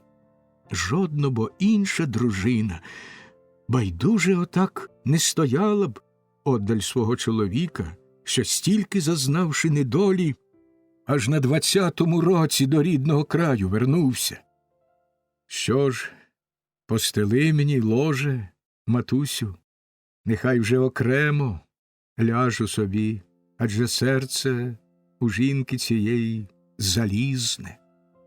Мовить, озвавшись до нього тоді Пенелопа розумна: «Дивний же й ти, не заношусь ні трішечки я, не гордую, ані занадто гнівлюсь. Пам'ятаю я добре, яким ти на кораблі довговеслім відплив от своєї Ітаки. Так, Евріклеє, вигідне, сама постели йому ложе в спальні, впорядженій добре, що сам же її будував він. Ліжко внеси йому та приготуй на нім постіль вигідну, ложе м'яке й покривала, й світлисте до них узголів'я». Мовила так, щоб випробу мужу вчинити, та гнівно відповідав Одіссей занадто розумній дружині: «Жінко, яке ти колюче для серця промовила слово! Хто ж бо то ліжко моє переставив? Та це було б важко й дуже умілій людині. Хіба що з богів хто, прийшовши, легко його при бажанні на інше посунув би місце, а з-поміж смертних нікому, хоча б він і в розквіті сил був, не пересунуть його. Є бо певні ознаки в тім ліжку, вміло змайстрованім. Сам я, не інший хто, все спорядив це. Кущ густолистий маслини у мене стояв на подвір'ї, пишний, квітучий, і стовбуром грубим, немов би колона. Спальню круг нього я став будувати, аж поки й докінчив. Щільно клав мур з камінців, та й покрівлю й зверху поставив, двері міцні приладнав, до одвірків їх щільно пригнавши. Потім з маслини тієї верхівку відтяв густолисту, пень обрубав, обтисавши до кореня мідяним стругом. Як найстаранніше брусся я вирівняв пильно по шнуру, злагодив ліжку підпору і свердлом усе просвердлив я. Сього почавши, став ліжко робити, аж поки й докінчив, золотом, сріблом оздобив його і слоновою кістю, ремінь воловий у пурпур забарвлений вздовж натягнувши. Ось я відкрив тобі ліжка ознаки, проте ж бо не знаю, жінко, чи й досі там саме воно, чи хто вже на інше місце його переніс, від оливного пня відділивши. Так він сказав, а у неї і серце й коліна зомліли, як пригадала ознаки, що так розповів він докладно. Сліз не ховаючи швидко, підбігла до нього й за шию, міцно обнявши й цілуючи, голову так промовляла: «О, Одіссею, не гнівайсь на мене, у всьому ти завжди був розумніший за всіх. Уділили скорбот нам богове, заздро було їм, щоб разом зазнали ми в юності втіхи, і на поріг би щасливої старості разом ступили. Отже, не серця тепер, і не ремствуй на мене занадто, що не відразу, як глянула, щиро тебе я вітала. Завжди, бо серце у мене холонуло в грудях на думку, щоб не прийшов і не звів який-небудь мене ошуканець словом лукавим, багато ж людей є лихих на пораду. Тож і народжена Зевсом Єлена Аргейська, напевне, не поділила б кохання і ложа з чужинцем, якби лиш знала вона наперед, що Ахеїв сини войовничі мають додому, на землю вітчизни її повернути. Хтось із богів на учинок її наштовхнув непристойний. Не допускала раніш вона в серце засліплення й вади, злої, що й наші від неї усі почалися нещастя. Перелічив ти мені усі безперечні ознаки нашого ліжка, що інший, ніхто його з смертних не бачив. Ти лиш та я, та одна лиш служниця моя Акторіда, та, що віддав мені батько, коли я сюди від'їжджала, двері вона стерегла до затишної нашої спальні. Переконав ти мене, хоч серце у мене й не чуле. Так вона мовила, він же не міг уже стримать ридання. Сльози лючи, обнімав свою вірну й розумну дружину. Як мореплавцям жадана земля, що з'явиться врешті, в час, коли добре збудовані сам Посейдон серед моря вщент розіб'є кораблі злим вітром і хвилею гнані, і мало хто з тих мореплавців на берег із сивої піни випливе з тілом, яке солонний намул роз'їдає, і вийде на землю, жадану він, радий, що лиха уникнув. Радісно так їй було на свого чоловіка дивитись, рук вона білих від шиї його не могла відірвати. Так у сльозах і застала б їх, певно, Еос розоперста, а ясноока замислила інше богиня Афіна. Довго край світу затримала ніч, а Еос златошатну в хвилях ріки океану, та їй не дала запрягати коней, що людові світло несуть, Фаетона і Лампа, пару швидких жеребців, що Еос понад всесвітом возять. Так до дружини промовив тоді Одіссей велемудрий. Ще не дійшли ми з тобою, дружино кохана, до краю наших випробувань, труднощі будуть іще невимірні, дуже великі й важкі, що їх треба мені подолати. Так мені віща Тіресія старця душа провістила в день той, коли я у темну оселю Аїда спускався, товаришам і собі напитати шляхів поворотних. Та чи не час нам, дружино, до ложа іти, щоб солодким втішитись сном, одне біля одного зрештою лігши? Мовить, озвавшись до нього, тоді Пенелопа розумна. Буде м'яка тобі постіль, як тільки її ти захочеш, серцем своїм, як тобі вже дозволили вічні богове у високоверхий свій дім і до рідного краю вернутись. А як усе ти збагнув, що Бог тобі вклав у глиб серця, то розкажи бо й мені про ту випробу. Згодом, гадаю, знатиму все я, але чи не краще раніше дізнатись? Відповідаючи, мовив тоді Одіссей велемудрий. Дивна ти жінка, чому наполегливо так вимагаєш все говорити? Ну що ж, розкажу, не ховавши нічого. Серце твоє не зрадіє, нема бо тут і для мене радості.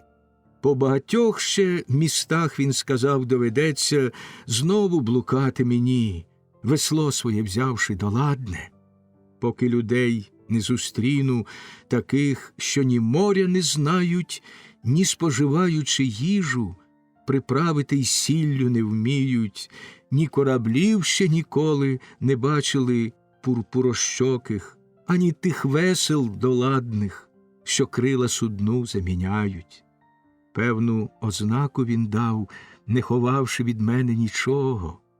Як подорожній мене на путі перестрінувши, скаже, що на ясному рамені я віяльну маю лопату, можу я в землю тоді весло устромити доладне і жертви священної дар принести Посейдону владиці, вепра, що свині пліднить, барана, а до того й бика ще, та повернутись додому, священні складать гекатомби в жертву безсмертним богам, що простором небес володіють, всім їм по черзі, і не в хвилі морській мене смерть після того легко спіткає, спокійно її я зустріну появу в старості світлій моїй, навколо оточений мирним щастям народу свого. Все й збудеться так, говорив він. Мовить, озвавшись до нього, тоді Пенелопа розумна. Як визначають хоч старість нам кращу богове безсмертні, то сподіватися слід, що й нещасть ми позбудемось наших. Так між собою вони розмову провадили щиру, а Еврінома і няня у спальні тим часом постелю пишну уже їм стелили при світлі хитким смолоскипів. А як м'яке вони ложе старанно для них постелили, няня старенька пішла спочивать до своєї кімнати, а Еврінома, їх покоївка, пішла перед ними із смолоскипом в руках, ведучи їх на ложе подружнє. Як провела, повернулась назад, і з радісним серцем в спальню вони увійшли, де їх давня стояла постеля. А Телемах, свинопас і пастух, що корів випасає, ноги спинились свої, і танці спинивши жіночі, спати усі полягали у тінями вкритих покоях. От Одіссей із жоною, жаданої втіхи зазнавши, стали потому втішатись розмовою поміж собою. Розповіла вона, скільки прийшлось їй в жінках богосвітлій витерпіть, бачачи в домі юрбу женихів знахабнілих, що задля неї стількох баранів і биків убивали, найдорідніших і стільки у дзбанах вина осушили. А Одіссей, той паросток Зевсів, розказував, скільки горя він людям приніс і скільки нещасть перетерпів. Все розповів їй, вона ж захоплено слухала, і сон їй не опадав на повіки, аж поки про все розказав він.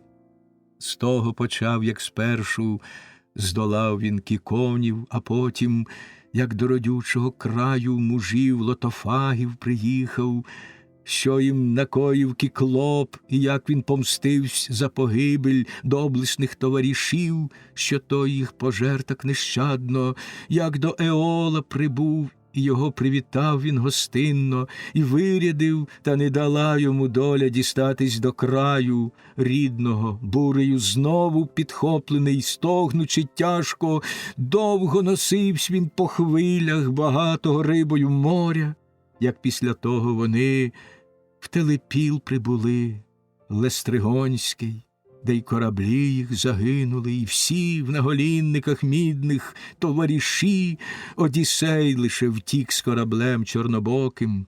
Ще про Кіркеїні підступи й спритність її розповів він, далі про те, як в задушну Аїда оселю дістався, на кораблі многовеслім Фіванця Тіресія душу там розпитати, і як всіх там супутників бачив, і рідну матір свою, що його породила, й дитям готувала.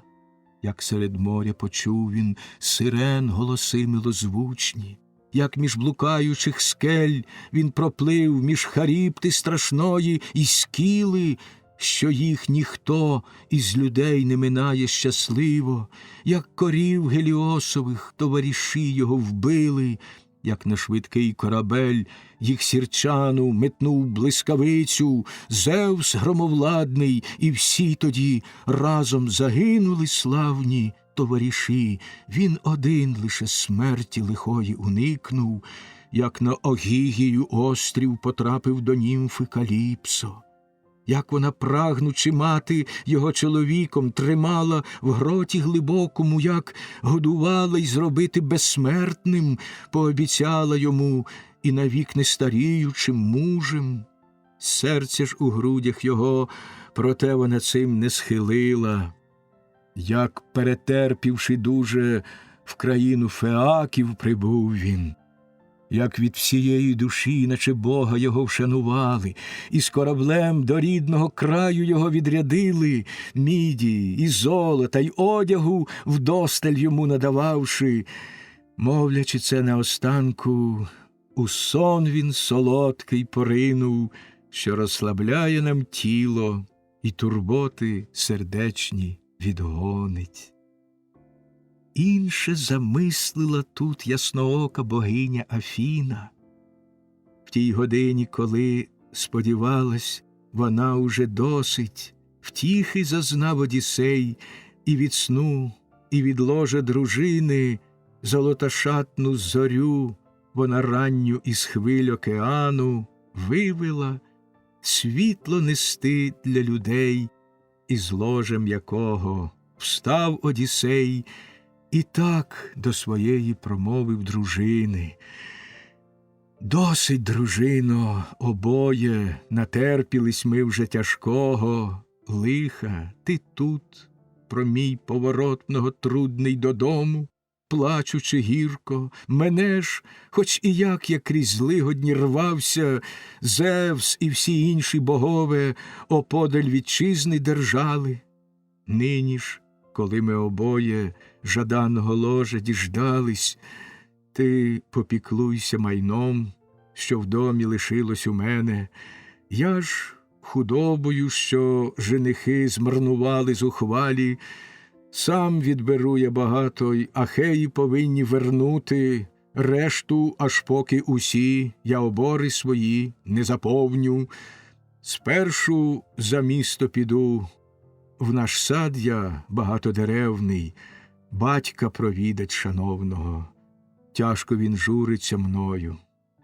Знаю, дружино, розсудлива ти, тож тобі накажу я, тільки-но сонечко зійде, то й чутка по місту полине про женихів, що їх повбивав я у нашому домі.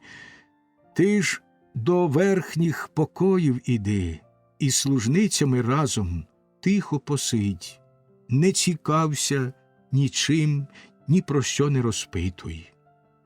Мовивши це, надягнув на рамена він зброю чудову і розбудив Телемаха, і чередника, й свинопаса, та бойове наказав їм озброєння в руки взяти.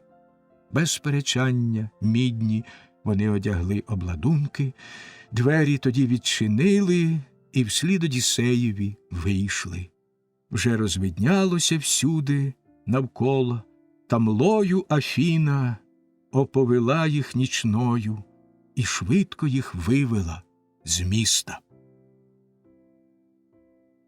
Пісня 24. Зміст 24-ї пісні. 40-й день. Душі женихів, приведені Гермесом до Аїда, зустрічають там Ахіла і Агамемнона. Амфімедонт розповідає про загибель женихів Агамемнонові, який вихваляє мужнього Одіссея і доброчесну Пенелопу. Тим часом Одіссей відкривається батькові.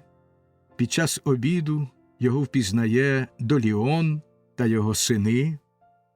Чутка про загибель женихів викликає в місті заколот. Евпейт веде своїх спільників проти Одіссея. Одіссей залишається переможцем. Між ворогуючими за допомогою Афіни укладається мир.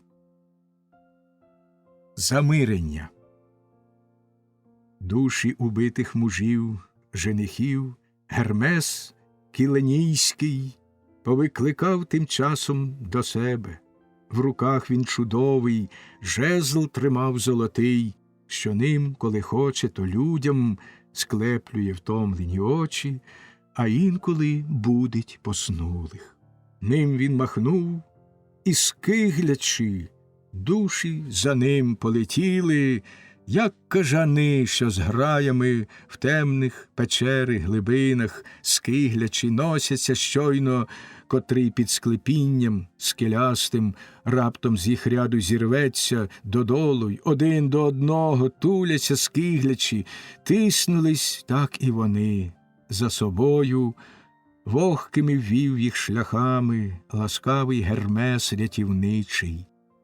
Так течію океану вони і скелю Левкацьку, і Геліосову браму світлисту минали, й країну снів до лук асфодельних дістались тоді незабаром, де примари домують знеможені душі померлих.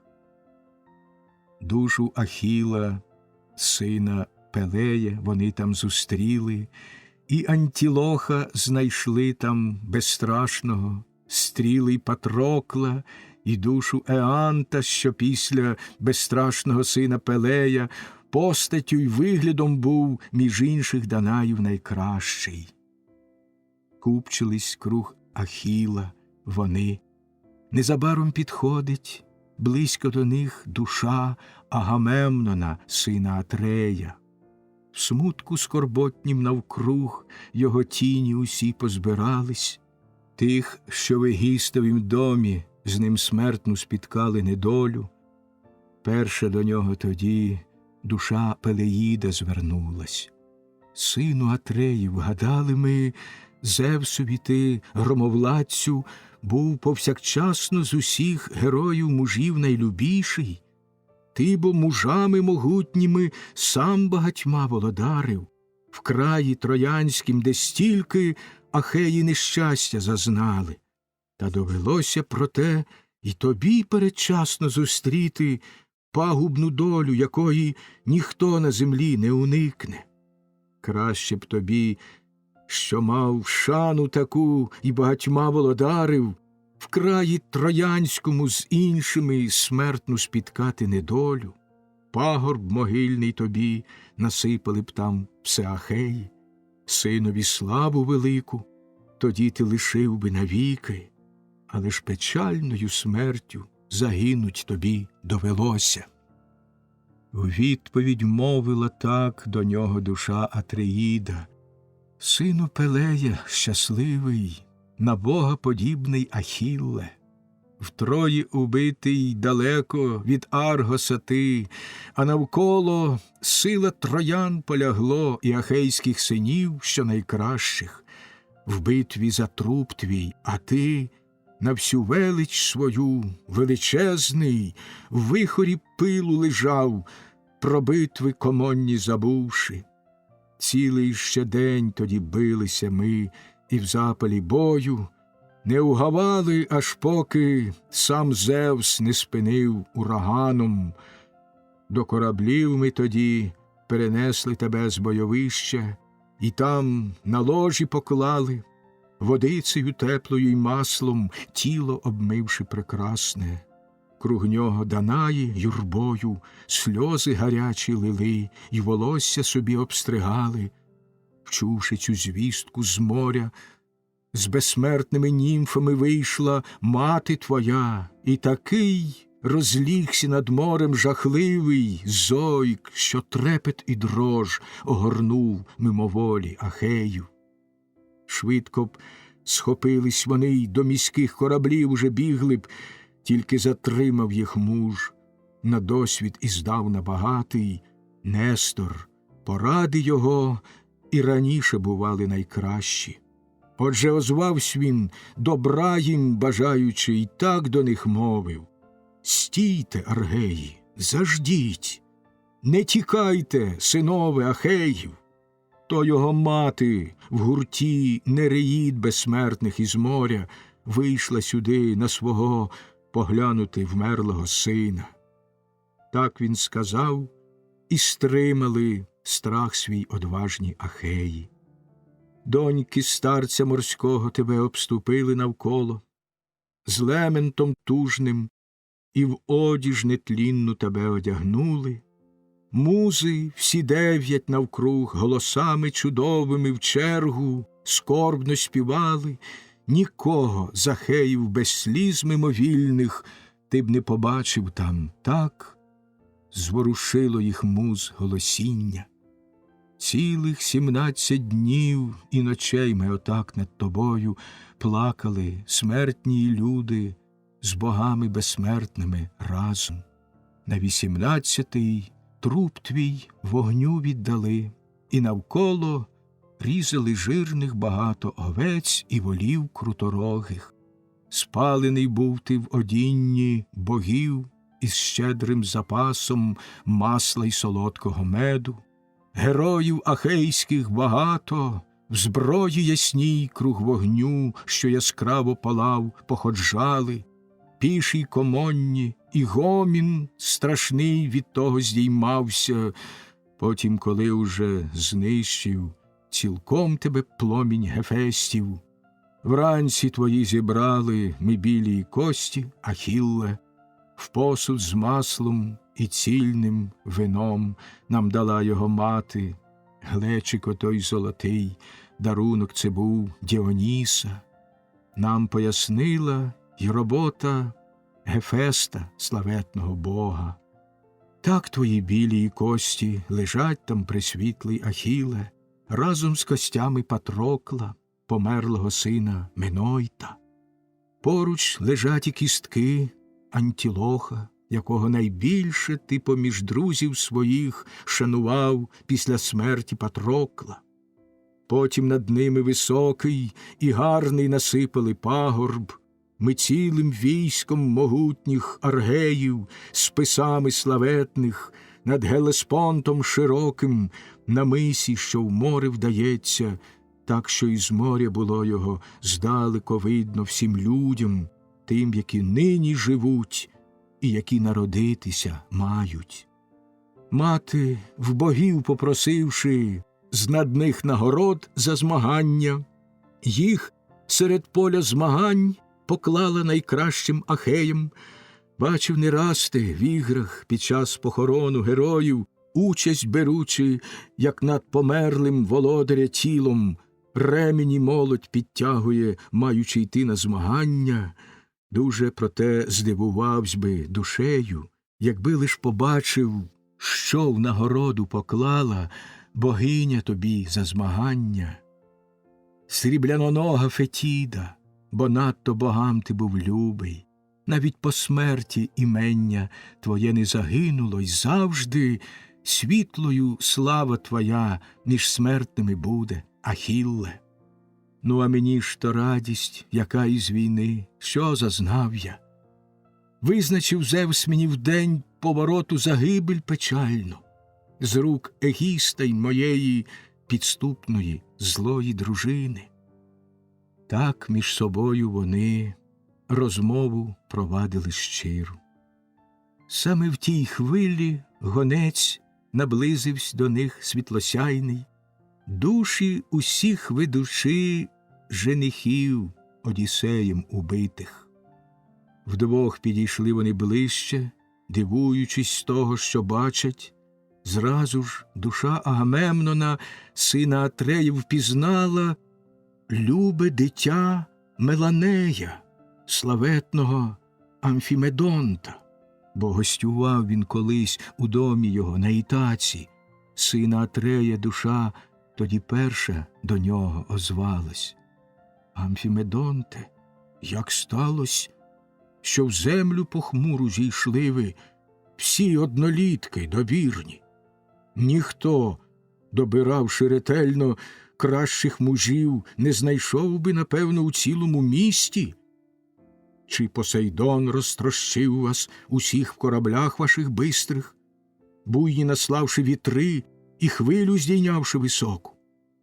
Чи вас на суші де-небудь мужі повбивали ворожі, в час, як корів їх вигнали й овечі отари чудові, чи на міста нападали, щоб їхніх жінок захопити?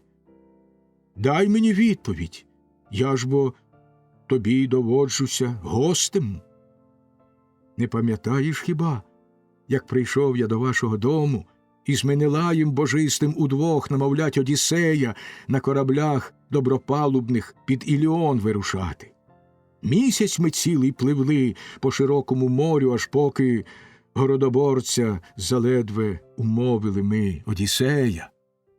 Амфімедонта душа тоді знову озвалась до нього. Сину Атрея славетний, владарю мужів Агамемнон, те, що ти, паростку Зевсів, говориш, я все пам'ятаю, і розповім про все оте щиро тобі й докладно, як нам лихої загибелі смертне довершення сталось.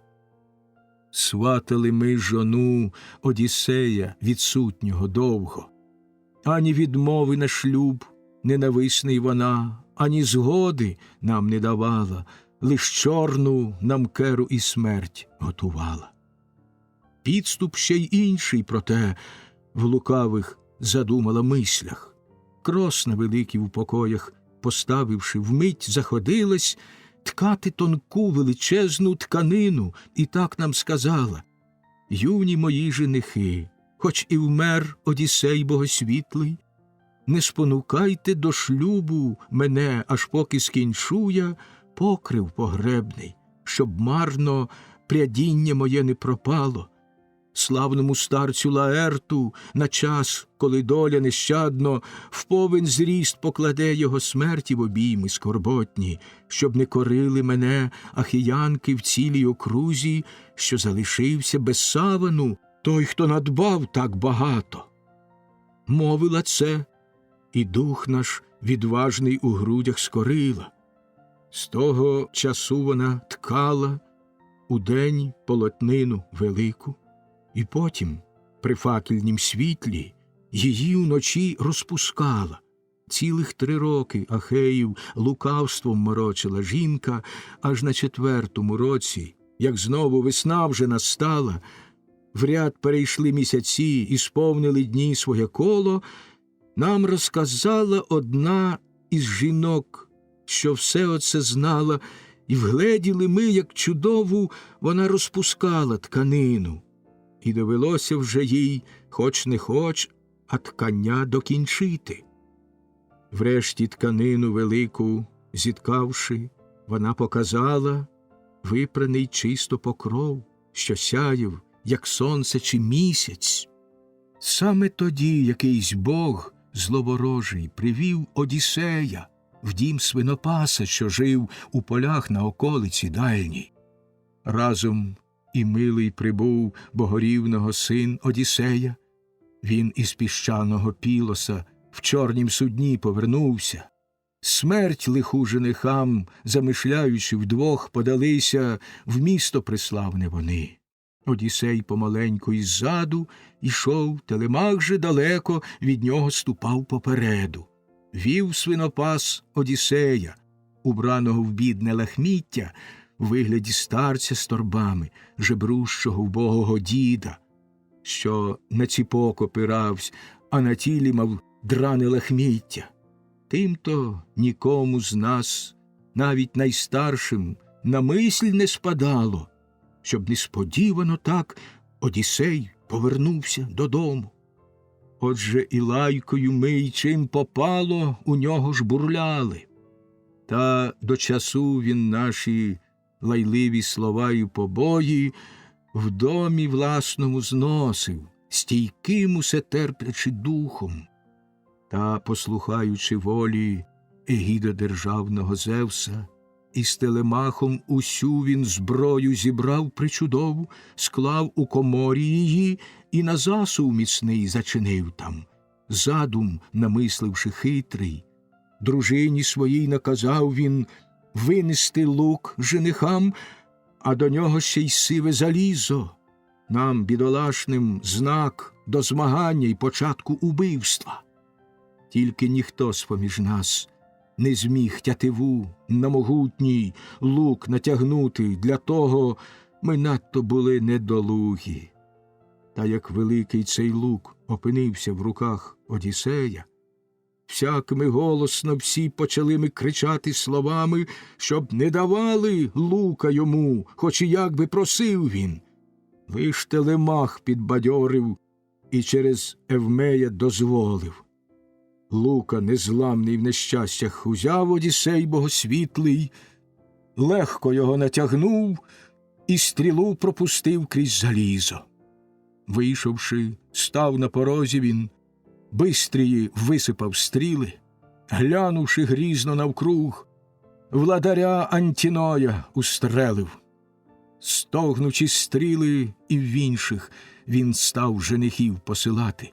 Цілячись прямо й один за одним вони падали густо. Знати було, що когось із богів своїм спільником має.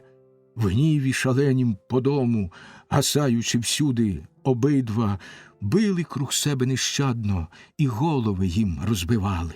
І стогін безславний лунав, і кров заливала долівку.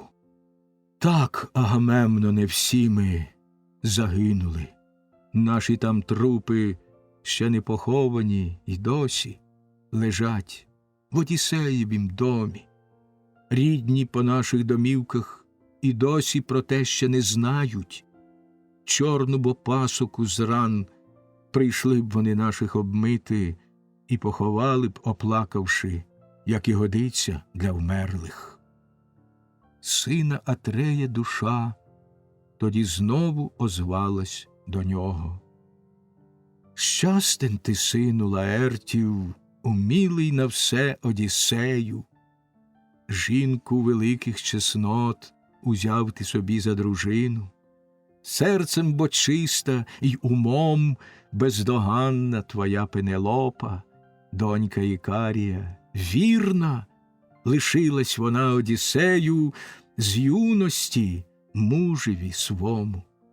Отож не загине ніколи слава чеснот її між земнородних, дадуть їм безсмертні співів чудесних на честь розважній жоні Пенелопі.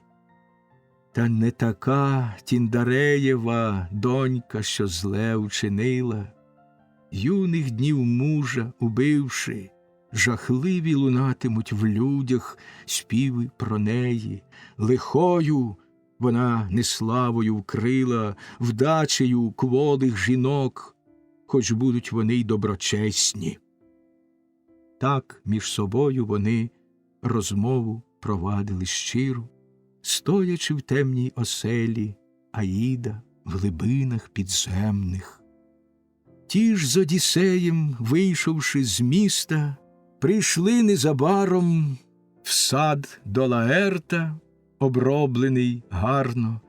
Колись то придбавши, сам Лаерт пильнував його, трудячись в ньому старанно. Дім там стояв, а навкруг оббігала його прибудова, де спочивають челядники, їжу їдять і ночують, слуги, що всяку виконувать, мусять хазяйську роботу. Там же й стара Сікелійка жила, що дбайливо стареньким опікувалась Лаертом в полях цих далеко від міста. Словом таким Одіссей до слуг і до сина звернувся. Разом заходьте тепер у добре збудований дім цей, і на обід заколіть швиденько свиню що найкращу. Випробу я учиню у нашого батька тим часом, чи упізнає мене він, на власні побачивши очі, чи не впізнати йому по такій мене довгій розлуці. Так говорив він і дав бойову служникам своїм зброю.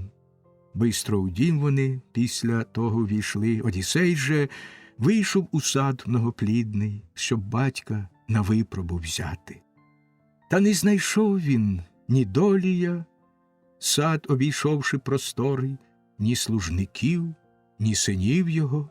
Всі повиходили з саду віття тернове збирати, щоб плотом увесь виноградник обгородить, де шукать їм показував долій старенький. Лиш свого батька знайшов у саду, доглянуть їм добре, кущ обгортав він. Латаний весь і брудний був на ньому, драний нужденний хітон, на голінках із бичої шкури латані мав наголінники, щоб від ряпин захищатись, мав на руках рукавиці від тернів, а зверху козиний, на голові мав каптурок, що збільшував вигляд злиденний. Глянув на батька незламний, в біді Одіссей богосвітлий, як його старість зігнула, як гриз його смуток сердечний, став під високою грушею і слізьми гіркими вмився. Потім у серці своєму і в мислях почав розважати, кинутись прямо до батька, обнять, цілувати і відразу все розказать, як прийшов він, як в рідну вернувся вітчизну, чи розпитати самому і випробу спершу вчинити. Поміркував, і ось що він визнав тоді за найкраще. Випробу спершу вчинить у жартливо-колючій розмові. З наміром цим до батька пішов Одіссей богосвітлий. Той же окопував кущ тоді, голову низько схиливши. Отже, до нього наблизившись, син ясночолий промовив: «Саду свого доглядати, мій старче, тобі не бракує вміння. Великих старань ти доклав тут, і жодна рослина, ні виноград, ні оливка, ні груша, ні грядки городні, ані смоковниця тут без твого не росте піклування. Все ж тобі інше скажу я, лиш серцем своїм не гнівися. Доброго догляду сам ти не маєш, сумна тобі старість випала тут, увесь ти в бруді, у жалюгіднім лахмітті. Не за неробство, бо твій господар про тебе не дбає, і рабського в тебе нічого нема. Лиш побачити варто вигляд і постать твою. Скоріш на державця ти схожий. Схожий ти справді на нього, якби лиш помився, наївся і ліг у постелю м'яку, як людині старій подобає. Отже, всю правду мені розкажи і повідай одверто, чий ти слуга, чийого ти саду отут доглядаєш. Щиро, не криючись, все розкажи, щоб знав я напевно. Справді відтаку оце прибули ми, як мовив сьогодні хтось із тутешніх людей, що стрівся мені на дорозі. Був він не дуже привітний, не мав ні терпіння докладно відповідать, ні слів моїх слухать, коли розпитати хотів я про друга свого, чи існує він десь, чи живий ще, чи уже досі помер, і домує в оселі Аїда. Отже, скажу тобі дещо, а ти вважай і послухай. Мужа колись я гостинно приймав, що в нашу країну милу прибув, із людей, з далекого краю захожих. Гість миліший ніколи додому мого не приходив. Родом, хваливсь мені, був він з Ітаки, та говорив ще, ніби Лаерт, син Аркесія, то його батько родимий. Я Одіссея у дім свій привів і, прийнявши гостинно, став від душі частувати. Було бо всього в нас доволі, ще й подарунків, як гостеві личить йому надавав я, золото гарного виробу, сім'ю дав я талантів, дав срібляну йому чашу в різьблених оздобах квітчастих, дав аж 12 плащів, поєдинчих і стільки ж накидок, стільки ж красивих одінь, полотняних і стільки ж хітонів, женщин, крім того, 4 тямущих в усякій роботі і гарних на вроду узяв він тоді, яких сам собі вибрав. Сльози з очей проливаючи, так відповів йому батько: «Саме в той край ти, чужинче, і приїхав, якого питаєш, тільки зухвалі мужі й нечестиві у ньому панують. Марно утратився ти на дарунки, їх стільки віддавши, от якби дома застав, живим ти його на ітаці, то відрядив би з дарами, тебе він, гостинно прийнявши, як і належить віддячить тому, хто перший почав це. Ти ж мені от що тепер розкажи і повідай одверто. Скільки ж то років від того пройшло, як гостинно приймав ти гостя бездольного, сина мого, якщо був це насправді він бідолашний? Мабуть, від отчизни й від друзів далеко, риби у морі десь з'їли його, чи, може, на суші став він поживою звірів і птиць, не оплакала мати, не спорядила із батьком, ми ж разом його породили. І Пенелопа розважна, і з віном багатим дружина не голосила, як личить над ложем свого чоловіка, вій не закрила йому, як це подобає для вмерлих. Отже, по правді скажи мені все, щоб знав я напевно, хто ти і родом відкіль, в якій виростав ти родині. Бистрий йде корабель, що й тебе сюди віз із тобою, товаришів богорівних, чи, може, лише як супутник, плив ти в чужім кораблі, що тебе, ізсадивши, від'їхав? Відповідаючи, мовив тоді Одіссей велемудрий: зараз одверто і щиро всю правду тобі розповім я.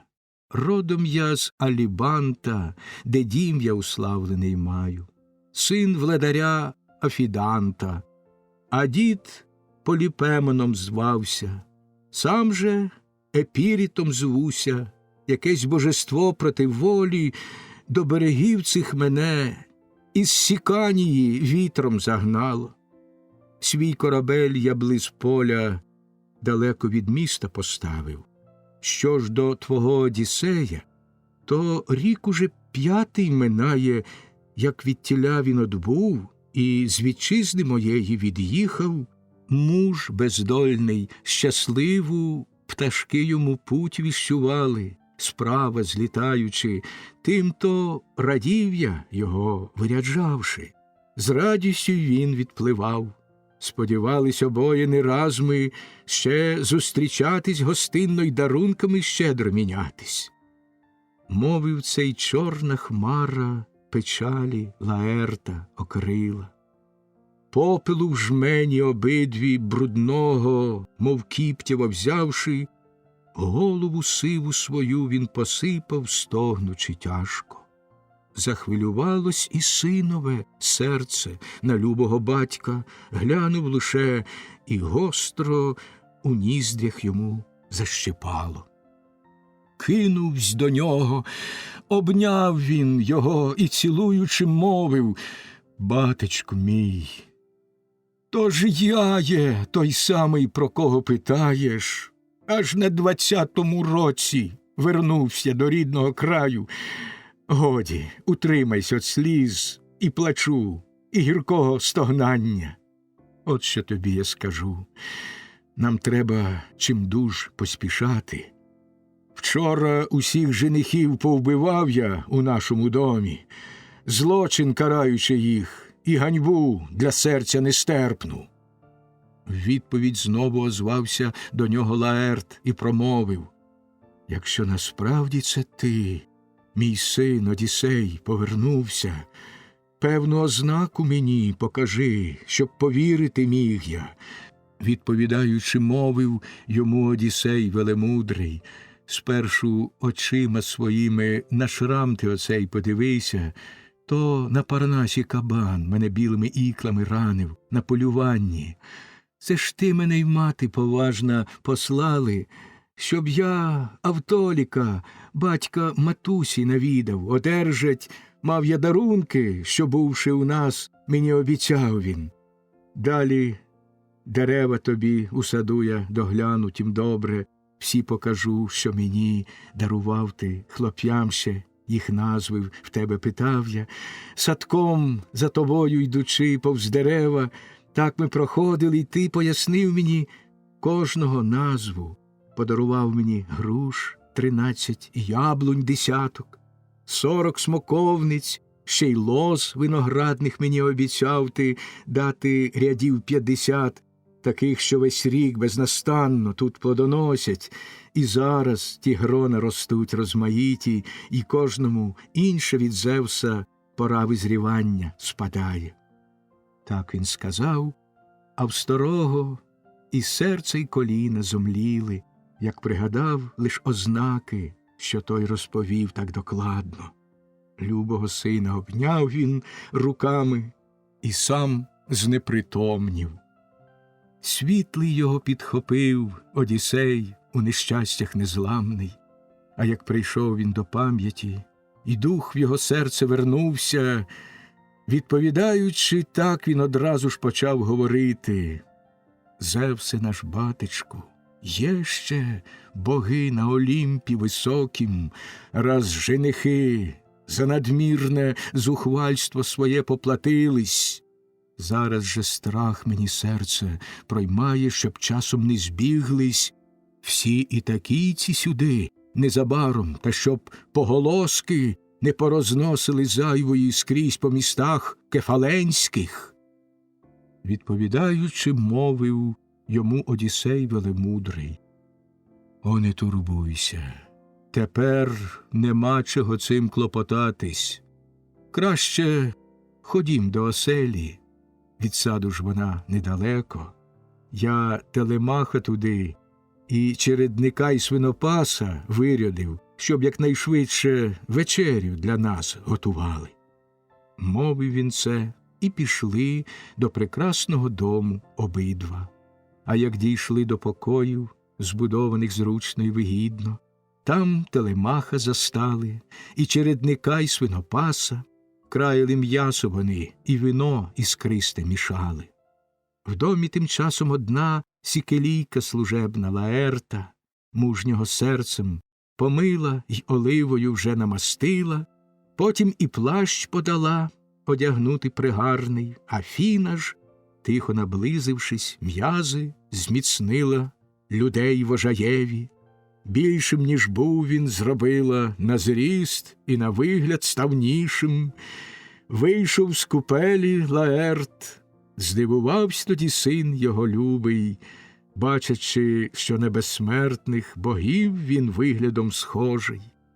Отже, озвався Одіссей і слово промовив крилате: «Батечко рідний, це хтось із богів одвічно живущих постаттю вищим тебе і зробив, і на вигляд ставнішим». В відповідь так на це йому мовив Лаерт тямовитий: «Зевсе наш батьку й Афіно, і ти, Аполоне, якби ж то був я такий, як тоді, коли на чолі кефаленян нерік я брав над мисом високим укріплене місто. О, якби був я таким у нашому домі учора і мав би зброю на плечах, то вийшов би й сам позмагатись із женихами. Я багатьом, що були у Господі, переламав би коліна, і серцем ти дуже радів би». Так між собою вони розмову провадили щиру. Інші тим часом, упоравшись, учту уже спорядили, і на стільцях та ослонах рядами тоді посідали.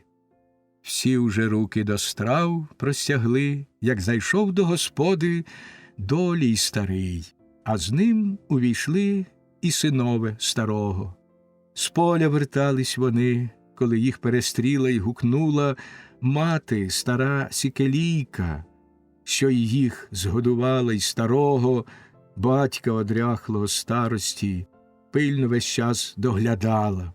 Щойно побачили, і серцем вони Одіссея впізнали, біля порога, здивовані, враз зупинились. З привітним словом звернувся тоді Одіссей, і так до них мовив: «Старче, до столу сідай, та й вам дивуватися годі. Ми в цих покоях давно сидимо, з нетерпінням готові взятись до їжі, і тільки на вас ми оце дожидали».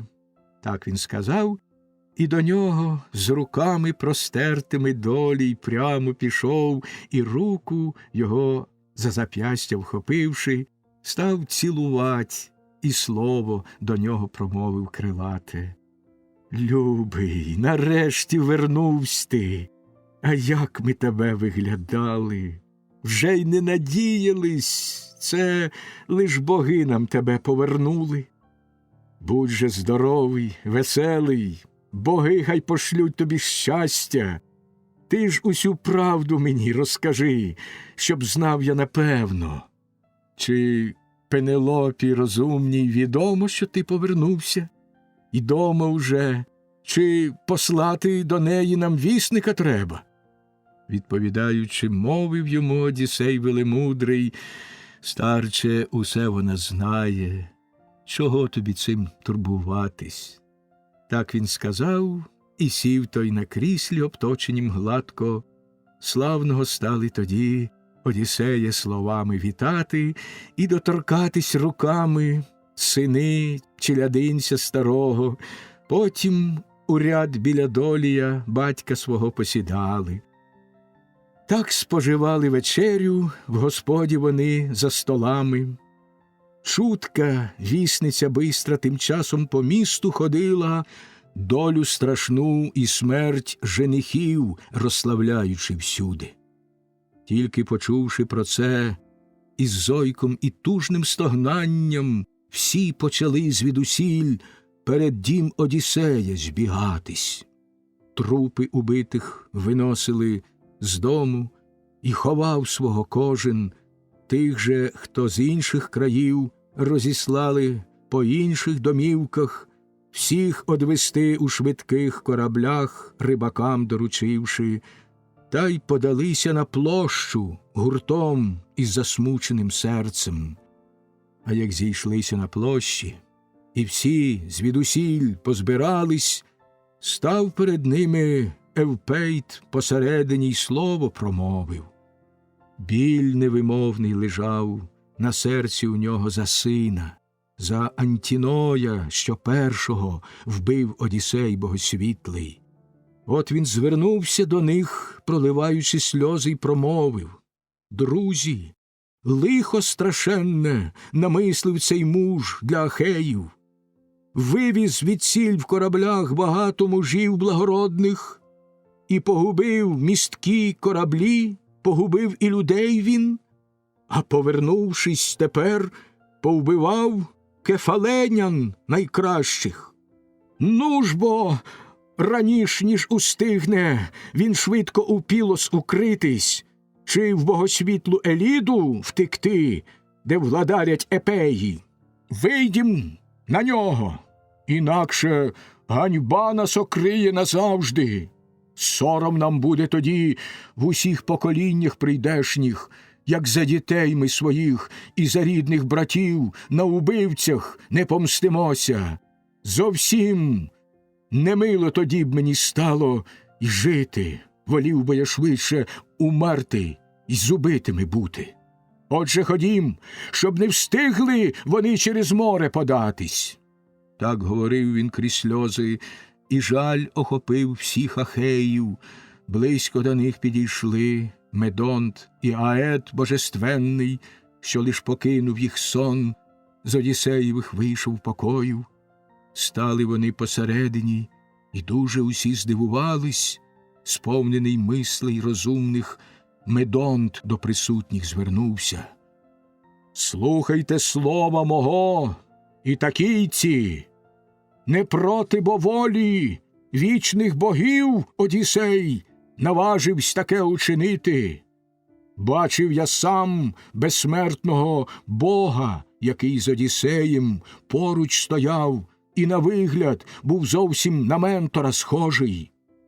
Хтось із безсмертних богів то з'являється лиш Одіссею, щоб підбадьорить його, а то женихів по господі жахом пойнятих ганяє, і ті купами падають долі. Так говорив він, і острах блідий усіх огорнув їх. Словом звернувся до них Аліферс, герой постарілий, Масторів син, і вперед, і назад він один лише бачив. З наміром добрим до них він почав говорити й промовив: «Слухайте всі ітакійці, що маю вам нині сказати. Тільки з нікчемності вашої все оце сталося, друзі. Ментора ви, людей вожая, та й мене не схотіли слухати, і від безглуздя дітей не стримали ваших, що у глупоті зухвалій страшного накоїли лиха, все сплюндрувавши майно та безчестячи вірну дружину знатного мужа, якому гадали ви вже не вернутись. Хай же тепер буде так, послухайте ради моєї.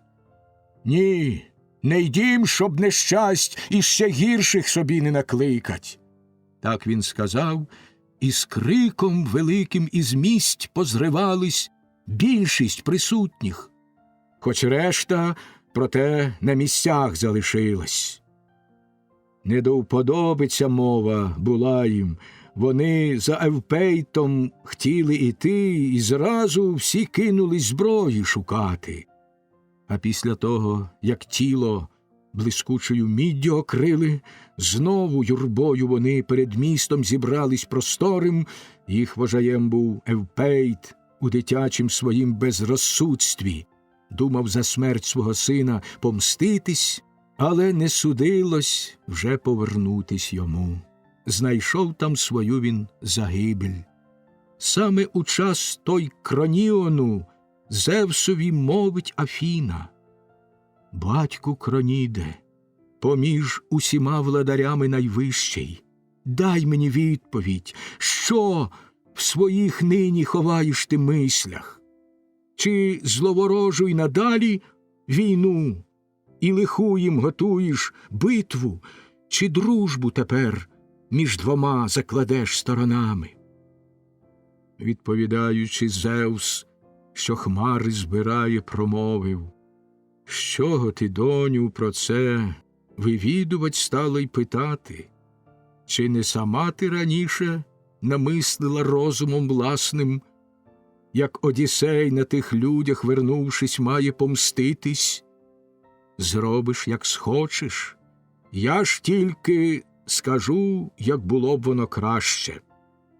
Помсту на всіх женихах здійснив Одіссей богосвітлий, тож, закріпивши в клятвах надійних, що він у них завжди буде володарем, ми і дітей, і братів їх загибель пустим в непам'ять, хай знов у них буде любов обопільна. Як і раніш, хай в мирі й багатстві навік вони будуть». Цими словами він давнє зміцнив побажання Афіни, збігла стрімливо вона із високих вершин олімпійських. Щойно солодким, як мед, наїдком усі вдовольнились, світлий почав говорить Одіссей у нещастях незламний. «Вийде, хай глянути хтось, чи не близько вони вже підходять». Так він сказав, і підвівсь тоді Долія син, як звелів він. Вийшов і став на порозі, і всіх уже близько побачив. Швидко тоді Одіссеєві слово промовив крилате: «Глянь бо, вони уже близько. Скоріше до зброї ставаймо». Так він сказав, і кинулись зброю усі надягати. Долія, 6 синів та ще 4 круг Одіссея, разом із ними й Лаерт, і Долій у зброї вдягнулись, хоч і давно вже сиві обидва бійці мимоволі, а після того, як тіло блискучою міддю окрили, двері тоді відчинили і вслід Одіссеєві вийшли. Близько до них підійшли тоді Зевсова донька Афіна, Ментора вигляд прибравши, з ним постаттю й голосом схожа. Глянувши, світлий зрадів Одіссей у нещастях незламний. Швидко до любого сина свого Телемаха він мовив: «Ти, Телемаху, вже й сам, прийшовши сюди, розумієш, мірятись силою з кращими в доблесті будеш мужами. Не осором тепер роду, батьків своїх, досі бо завжди, силою й мужністю ми на всю визначалися землю». Відповідаючи, мовив йому Телемах тямовитий: «Сам, як захочеш, мій батечку, любий, побачиш, це серце не осоромить, як висловивсь ти отецького роду». Так він сказав, і Лаерт, душею радіючи, мовив: «Радість яка! Який день мені випав, о милі богове! Син мій з онуком моїм змагаються в доблесті нині». Стоячи обіч, сказала йому ясноока Афіна: «Сину Аркесія, між товариством усім найлюбіший. Зевсові батьку й дочці ясноокі його помолившись, списом своїм розмахнись довготінним із силою киньним». Словом цим міці йому надихнула Паллада Афіна. Зевса великого доньці він, щиро тоді помолившись, списом своїм розмахнувсь довготінним і силою кинув, і в міднощокий шолом Евпейтові прямо улучив. Списа не стримав шолом, пройняло його міддю на виліт. З грюкотом впав він на землю, аж зброя на нім забрящала. Сином своїм ясночолим напав Одіссей на передніх, і почали їх списами й дволезими сікти мечами. Всіх би побили й позбавили їх повороту додому, коб не Афіна, Зевса, егідодержавного донька. Крикнула лунко вона і всіх зупинила відразу: «Ей, зупиніть, ітакійці, війну між собою жахливу! Годі вам кров проливать, розходьтеся всі якнайшвидше!» Мовила це їм Афіна, і острах блідий огорнув їх. Перелякалися так, що з рук у них випала зброя. Падало все в них на землю, коли їх богиня гукала. Бігли до міста усі, щоб тільки життя врятувати. Страшно крикнув ясний Одіссей, у нещастях незламний. Увесь він напруживсь і кинувсь, немов би орел з височині. Блискавку димно-сірчану метнув тоді з неба Кроніон. Впала під ноги вона, громовержця дочці ясноокій. До Одіссея звернулась тоді ясноока Афіна: «О, Лаертід богорідний, удатний на все Одіссею! Годі, кінчай вже війни усім осоружний розбрат, щоб громозвучного Зевса Кроніона більш не гнівити». Так сказала Афіна, і радо її він послухав. Потім у клятвах надійних уклала між ними угоду Зевса егідодержавного донька Паллада Афіна, Ментора вигляд прибравши, з ним постаттю й голосом схожа.